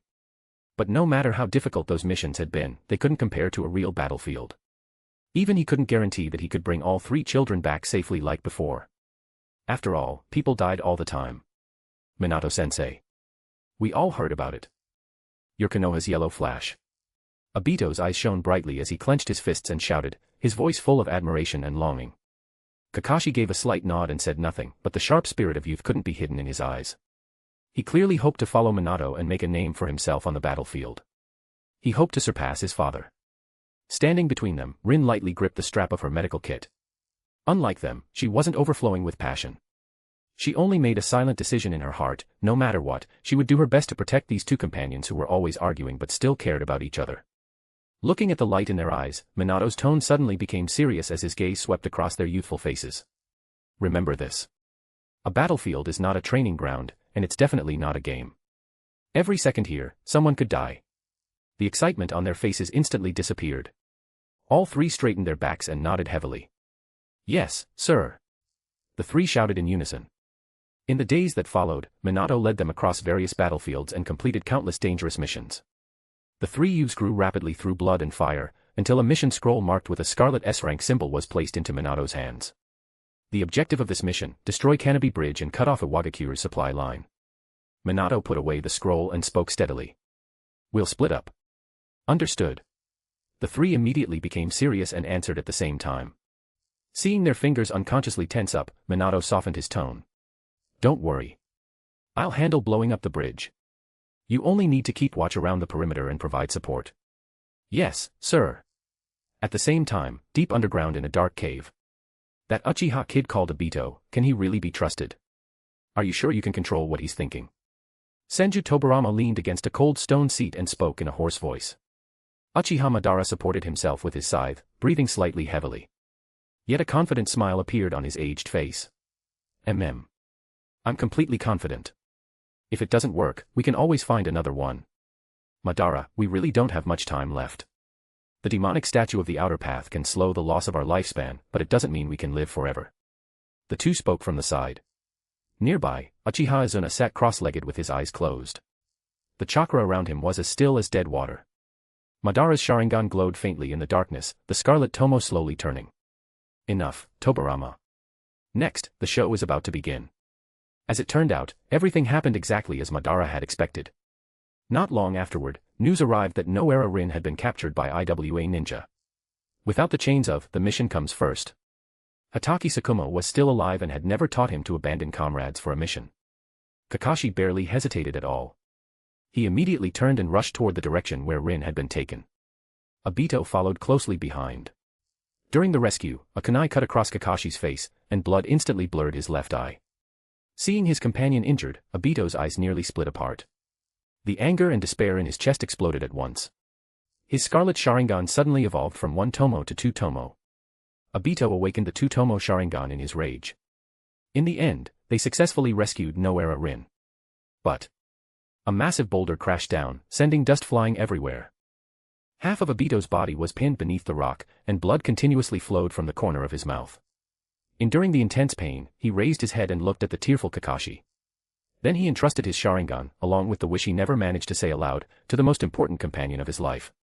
It hurt so much. Obito felt pain throughout his entire body and slowly opened his eyes from unconsciousness. Where is this? Uchiha Obito struggled to lift his head and look around. The moment he saw what was in front of him, he shuddered. Because there were actually three old men staring directly at him. Ah. Who are you people? Obito tried to get up, but immediately felt as though his bones were about to break. Seeing this, Senju Tobirama couldn't help but look at Madara, seemingly unable to understand why Madara had chosen such a foolish Uchiha. Uchiha Madara remained expressionless. In his eyes, this kind of person was the biggest contrast. Once they fell into darkness, they would sink the deepest. Simply put, these were the people who exploded the hardest when pushed to their limits. This is the intersection between the underworld and the world of the living. Leaning on his scythe, Uchiha Madara slowly spoke in a low voice. Obito's face filled with black lines. He had no idea what he was talking about. Senju Tobarama spoke directly instead. You just happened to fall into our tunnel. You're pretty lucky to still be alive. Chapter 262, Chapter 262, Kamui can't hide tears. The ninja war dragged on for another 2 years. During these years, Arisu stayed in the Fire Daimyo's residence in the Land of Fire. His days were simple and peaceful, eating, sleeping, and reading. Arisu-kun, have a drink with me. The Fire Daimyo smiled and handed over a cup of hot tea. Arisu nodded, accepted it, and drank it in one go. The daimyo looked at the snow falling outside the window and could not help sighing. Sigh, the fighting outside is getting worse and worse. All the trade routes have been cut off. I wonder when Lord Hokage plans to end this war. By now, the daimyo's orders no longer had any control over Konoha. The Land of Fire and Konoha were more like equal partners. Konoha provided military protection throughout the country and paid taxes to the daimyo every year. The Land of Fire supplied resources, opened policies, and allocated land. 1 year, 2 years. I'm afraid it won't end. Arisu shook his head and gave his judgment. Before he could finish speaking, an Umbu member hurriedly pushed open the door and bowed. Lord Arisu, urgent orders from Lord Hokage. You are to immediately head to the eastern coast of the Land of Fire and support Kakashi's team. They were ambushed by Kirigakura Umbu. Their situation is unknown. Arisu nodded after hearing this, his expression still calm. When the news of the Kanobi Bridge battle had arrived 2 years ago, he had already learned of Obito's death. Later, Kakashi and Rin had been transferred to the mist battlefield. Now the battlefield was much closer to him. It was likely support specially arranged by Danzo. Understood. Arisu responded, then said goodbye to the daimyo. His figure flashed away as he rushed toward the eastern coast. On the way, Arisu sensed another chakra. Obito's chakra, and Tobi's chakra. If Obito is here, then... A look of certainty flashed through Arisu's eyes. Then explosions sounded in the distance. Boom. Boom. Boom. Arisu quickly arrived at the location. But the moment he arrived, he saw the classic scene. PFT. A Raikiri pierced Rin's heart. Kakashi's eyes widened as if they were about to split apart. He froze in place, then immediately fainted and collapsed to the ground. Sigh. I didn't make it in time. Seeing this scene from a distance, Arisu was startled, then let out a slight sigh. Sigh, I came too late. Have a safe journey. Good night, Noera Rin. See you in the Pure Land. Eha. I won't accept this. A mad, hysterical voice came from the other side. Obito was wrapped in white zetsu. His single eye was crimson, and his Mangekyo Sharingan was glowing. The expressions beneath the Mistumbu masks changed. They thought Konoha reinforcements had arrived. Konoha reinforcements. The leading Mistumbu's heart tightened as he subconsciously gripped his shuriken. Kill him. 3 mist ninja rushed forward at the same time, their swords thrusting toward Obito's throat, heart, and lower abdomen. Obito did not move. The 3 swords passed through his body without any resistance, as if they had struck nothing but a shadow. What's going on? It passed through. The 3 mist ninjas' pupils shrank. Before they could react, Obito had already raised his hand. Puchi. Obito's right hand pierced straight through the chest of the ninja on the far left, his 5 fingers closing tightly. Puff. Would release instantly burst through the ninja's back. Would release, cutting Sprig's technique. Warm blood splashed across Obito's face, but he showed no reaction. He simply pulled his hand back and let the corpse collapse to the ground. The other 2 ninja were scared out of their minds and turned to run. Obito's figure blurred slightly and instantly appeared behind them. Would release, cutting Sprig's technique. The same movement. The same sound. After 2 dull sounds of flesh being torn apart, 2 more cold corpses appeared on the snow. What kind of jutsu is this? The remaining Mistumbu turned pale. Someone immediately formed hand seals. Water release, water dragon bullet technique. A huge water dragon roared forward and slammed toward Obito with overwhelming force. But the water dragon still passed through his body. It smashed the rocks behind him into pieces and sent water spraying everywhere. It's useless, all of it is useless. Rin is dead, this world no longer has any reason to exist, Obito muttered quietly. He suddenly raised his head, and the glow of his Mangekyo Sharingan surged. The next second, he charged into the Mistumbu like a flash. Puff. Puff. Puff. One ninja swung a long blade at his head. The blade passed through his neck without leaving even a trace of blood. Obito grabbed the man's wrist with his backhand and twisted lightly. Crack. The sound of breaking bones was clear. Before the men could scream, Obito had already taken the blade and stabbed it through his throat. Another ninja launched a sneak attack from behind. A shuriken shot accurately toward the center of his back. Obito did not even turn around. His body shifted slightly. The shuriken passed through his shoulder and embedded itself in a tree ahead. Meanwhile, he had already turned around and punched the attacker in the face. This punch carried endless despair and directly caved in the man's skull. Red and white matter splattered across the ground. Some tried to hide with the hidden mist technique. But under the Mangekyo Sharingan's perception, they had nowhere to hide. Obito killed every one of them. His body was covered in blood. It dripped from his clothes and spread across the snow, forming patches of vicious red plum blossoms. In the end, would release, Hell Chaos. A single sweep cleared everything out. The area around him was covered with corpses. Obito did not bother with Kakashi nearby. Instead, he tightly held Rin. Suddenly, Obito sensed Arisu. The moment he looked up, he saw Arisu standing not far away. Obito, beneath the white Zetsu covering, clenched his teeth tightly. Why? Why? Why are Konoha's reinforcements always like this? If you had come earlier, if you had arrived just a few seconds earlier, Rin wouldn't have died. Obito looked at Arisu with blood-red eyes. He remembered being crushed under the giant rock before, when Minato had taken so long to arrive. And now the same thing had happened with Rin. Who are you? Pretending not to recognize Obito, Arisu asked coldly. Obito clenched his fists. Why did Konoha's reinforcements always arrive so late? Why did you only show up now? Uchiha Obito roared at Arisu. Tobi recognized Arisu at a glance and quickly said to Obito, Obito, let's go. But Obito was on the verge of a mental breakdown. The only thing in his mind was resentment over why Konoha's reinforcements had arrived only now. The next second, Obito charged straight at Arisu. Arisu frowned inwardly. He had not expected Obito to direct his anger at him. After all, he was the one who had helped Obito get his academy enrollment papers. Back then, Obito had even called him his benefactor. But on second thought, Obito even killed his own teacher later, so it was not strange. In the blink of an eye, Obito appeared in front of Arisu and immediately attacked with wood release while roaring. Why did you only come now? Arisu moved instantly. A hand strike swept across horizontally. Puff. Obito's pupils shrank. He did not even have time to activate Kamui. How could that speed be so fast? The next moment, the white Zetsu covering Obito's abdomen was instantly pierced through, and Obito was sent flying several meters away. That one hit instantly brought Obito back to his senses. Tobi also panicked. It was not because he feared Obito would die. He knew Arisu would not kill anyone. What he feared was disrupting the great sage's plan and failing his own sage assessment. Tobi quickly shouted, Obito. Run. After regaining his senses, Obito did not hesitate. Taking Rin with him, he used Kamui and left. Chapter 263, Tsukumo Hataki's request. Arisu did not give chase. He simply clasped his hands behind his back and looked around, then let out a light sigh. Ah. He casually picked up the unconscious Kakashi. The next second, his brows suddenly furrowed. In the distance, another chakra signature was fluctuating violently. Deep within the forest, the 7 ninja swordsmen of the mist had already surrounded Might Guy, Heiate Gecko, and Ebisu's squad. Might Dewey had rushed over desperately to provide support. His fists were clenched so tightly that his knuckles had turned white, ready to forcefully open the 8 gates. Stop. A cold shout suddenly rang out. Arisu appeared in the middle of the battlefield out of thin air, carrying Kakashi. Lord Arisu. The faces of Guy and the other 2 immediately lit up with joy, and their tightly wounded nerves finally relaxed. The 7 ninja swordsmen of the mist, on the other hand, lost all traces of arrogance.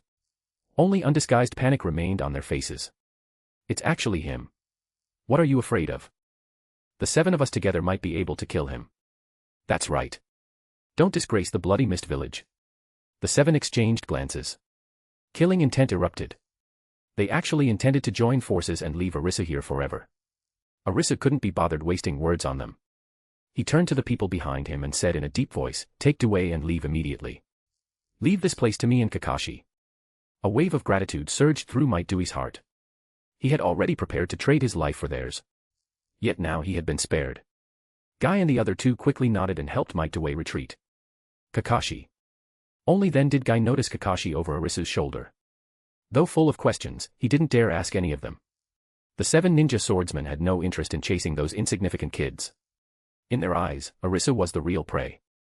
If they could kill one of Konoha's twin lights, they would become famous throughout the ninja world. One person wants to fight all 7 of us. He he he. Raiga Kurisuke grinned viciously as lightning crackled at his fingertips. My Kiba blades have been thirsty for a long time. Zabuza Momochi. Wait, no. The text, Biwa Juzo. Let's continue accurately. Biwa Juzo stood with his executioner's blade held horizontally, killing intent radiating from him. My executioner's blade can hardly wait. Fuguki Suikazan patted his huge belly, greed filling his eyes. And Samahata would like a taste of top-grade chakra too. 3 Art Sage Mode, Massive Rasengan. Before Arisu even finished speaking, a gigantic Rasengan wrapped in enormous amounts of sage chakra had already formed in his palm. He casually threw it at the 7 men. The moment the Rasengan left his hand, a portal appeared behind him. Carrying Kakashi, he instantly vanished. Only the 7 ninja swordsmen remained, staring at the incoming massive Rasengan. Boom. A deafening explosion swept across the land. The terrifying shockwave instantly flattened the entire forest. Before the white light swallowed everything, only extreme terror remained on the 7 men's faces. When the smoke cleared, the fate of the 7 ninja swordsmen was unknown. Inside Arisu's private residence at the daimyo's estate, a faint calming scent of sandalwood lingered in the air. Kakashi's eyelashes trembled violently as he slowly opened his heavy eyelids. Where is this? An unfamiliar carved ceiling entered his view. His mind was still trapped in the chaos following the battle. The next second, a piercing pain exploded from his left eye. Rin's appearance before her death flashed repeatedly before his eyes. Like a female ghost pressed right up against his face. Along with it came all those blood-soaked memories. Kakashi wished with all his heart that everything he had just experienced was nothing more than a nightmare. But the burning pain in his eye cruelly told him that it had all been real. Kakashi suddenly clenched his fists, his nails digging deeply into his palms. It was him. He had personally pierced Rin's heart with Raikiri. The door was gently pushed open. Arisu walked in slowly, his gaze falling on the curled-up boy on the bed. You're awake. Arisu pulled over a wooden chair and sat beside the bed. Kakashi raised his bloodshot eyes and looked at the elder who had watched him grow up. A trace of hope remained in his voice. Uncle Arisu, where's Rin? He hoped Rin had been saved. Arisu remained silent for a moment before shaking his head. A trace of regret flashed through his eyes. The Mist Ninja made their move. By the time I arrived, being able to save you was already a blessing. I killed her. I killed Rin. Kakashi suddenly covered his face. His shoulders shook violently. Arisu watched him break down but didn't try to comfort him much. Perhaps only Tsukumo Hatake could stabilize this child now. Focus on recovering first. Stay here in the capital for now. I've already sent word to your father. After leaving those words behind, Arisu quietly closed the door behind him. 3 days later. Tsukumo Hatake arrived at the daimyo's estate, covered in dust from travel. The years had left him looking much older. The moment he saw Arisu, he quickly stepped forward and tightly grabbed his hand. Arisu, thank you. He's my only son. If anything had happened to Kakashi, his mother, and I, we truly wouldn't know how to go on. Tsukumo spoke with deep gratitude.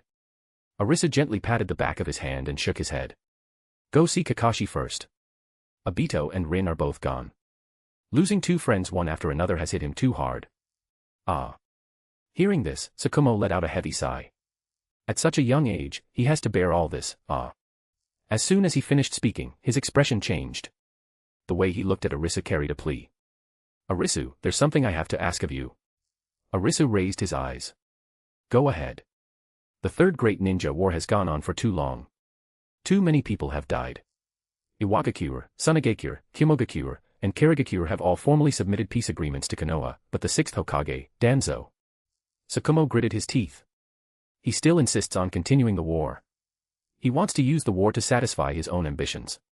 He didn't say it outright, but the meaning behind his words was already clear. Arisu tapped the table lightly with his finger and spoke calmly, you want me to step in and force him from office? Yes. Since Arisu had stated it directly, Tsukumo no longer hid his intentions. He leaned forward slightly, staring at Arisu with burning eyes. In all of Konoha, only you have the prestige and ability to do this. The 5th Hokage, Lord Hiruzen Sarutobi, is old and under house arrest. Only you hold the daimyo's trust, and more than half the ninja in the military respect you. If you call for action, most of Konoha will stand with you. We're not trying to rebel. We only want to force Danzo to hand over power and end this meaningless war. Just like how the 2nd Hokage forced the 3rd Hokage, Uchiha Madara, to step down for the sake of the village's peace. Arisu lowered his eyes. His tapping finger stopped. A trace of hesitation appeared on his face as he pretended to seriously weigh the matter. Arisu. Tsukumo suddenly shouted, people are still dying on the front lines. There are more and more orphans in the village every day. The future of countless people is in your hands. Chapter 264, Chapter 264, Arisu makes his move. Arisu closed his eyes and thought for a moment. Danzo's historical role had indeed come to an end. He would basically be of no use from this point on. In a few days, Danzo will hold a memorial ceremony for the fallen ninja. At that time, we can. A glint flashed through Arisu's eyes. Tsukumo Hataki's face lit up with joy. I'll follow your arrangements completely. Arisu nodded. Just like that, the two of them decided Konoha's future. After returning to the daimyo's residence, Arisu had the fire daimyo draft a document dismissing Danzo from the position of Hokage.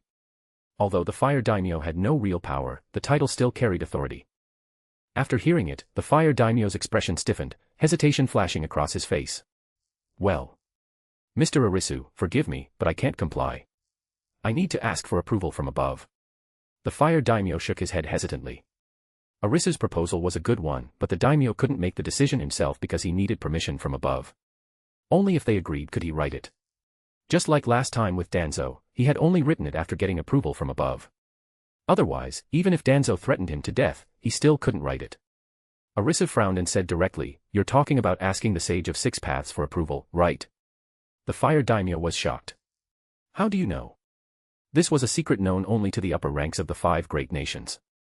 On the surface, the daimyo held the highest authority.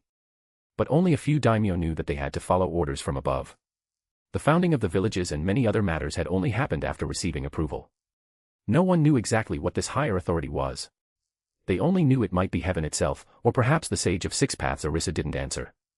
He simply said, just write it. The Sage of Six Paths will agree. The fire daimyo immediately became unhappy, thinking Arisu didn't believe him.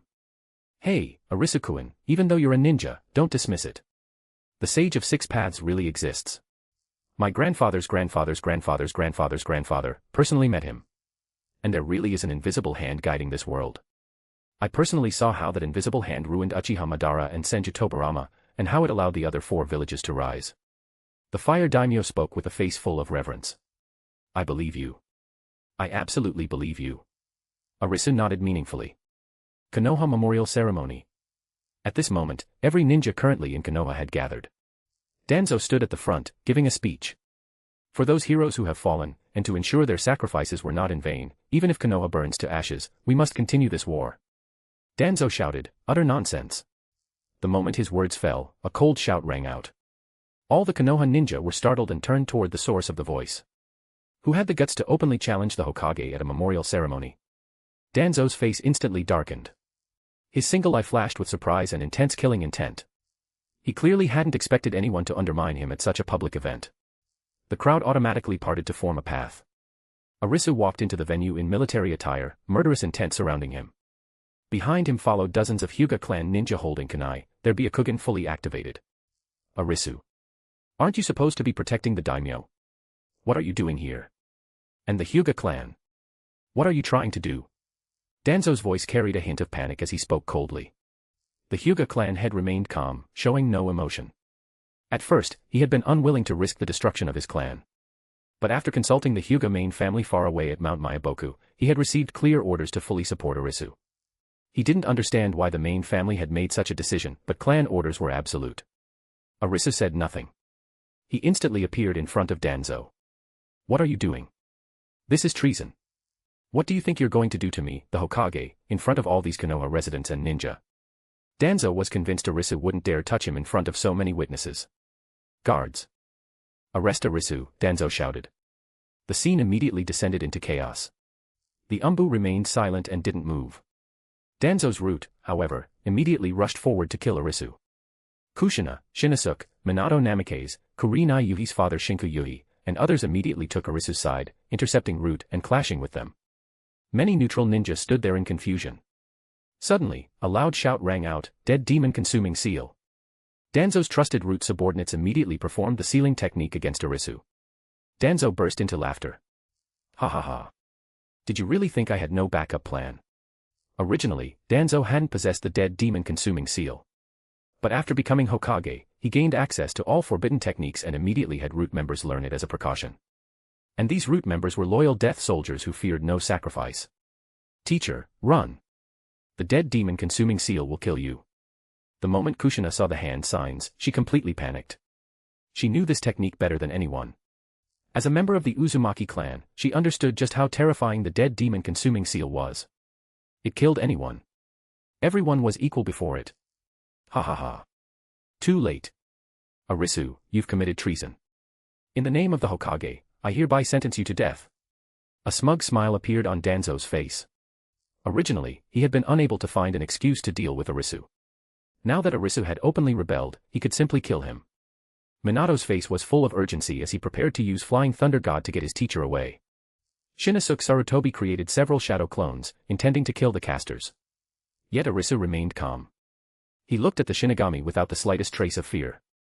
The newly summoned Shinigami, however, immediately developed a headache the moment it saw Arisu. A bitter expression appeared on its face. How many times had it already said that it couldn't handle a job this big? Why had they summoned it again? Hurry up and seal him, the root ninja urged the Shinigami. But the Shinigami didn't move at all. Then it retreated back where it came from, as if nothing had happened. In an instant, Kushina's eyes widened. She could sense that the Shinigami had disappeared. What's going on? Kushina muttered. Kurama inside her yawned and revealed a sly grin. Hee hee, little brother Shinigami couldn't take it anymore. Huh. The root ninja hurriedly tried again, only to discover they could no longer summon it. Looking up, they found Arisu already standing before them. Cold sweat immediately broke out across their bodies. All right, stop trying. Arisu patted a root ninja on the shoulder and walked straight toward Danzo. Danzo turned and tried to run. Arisu stomped his foot.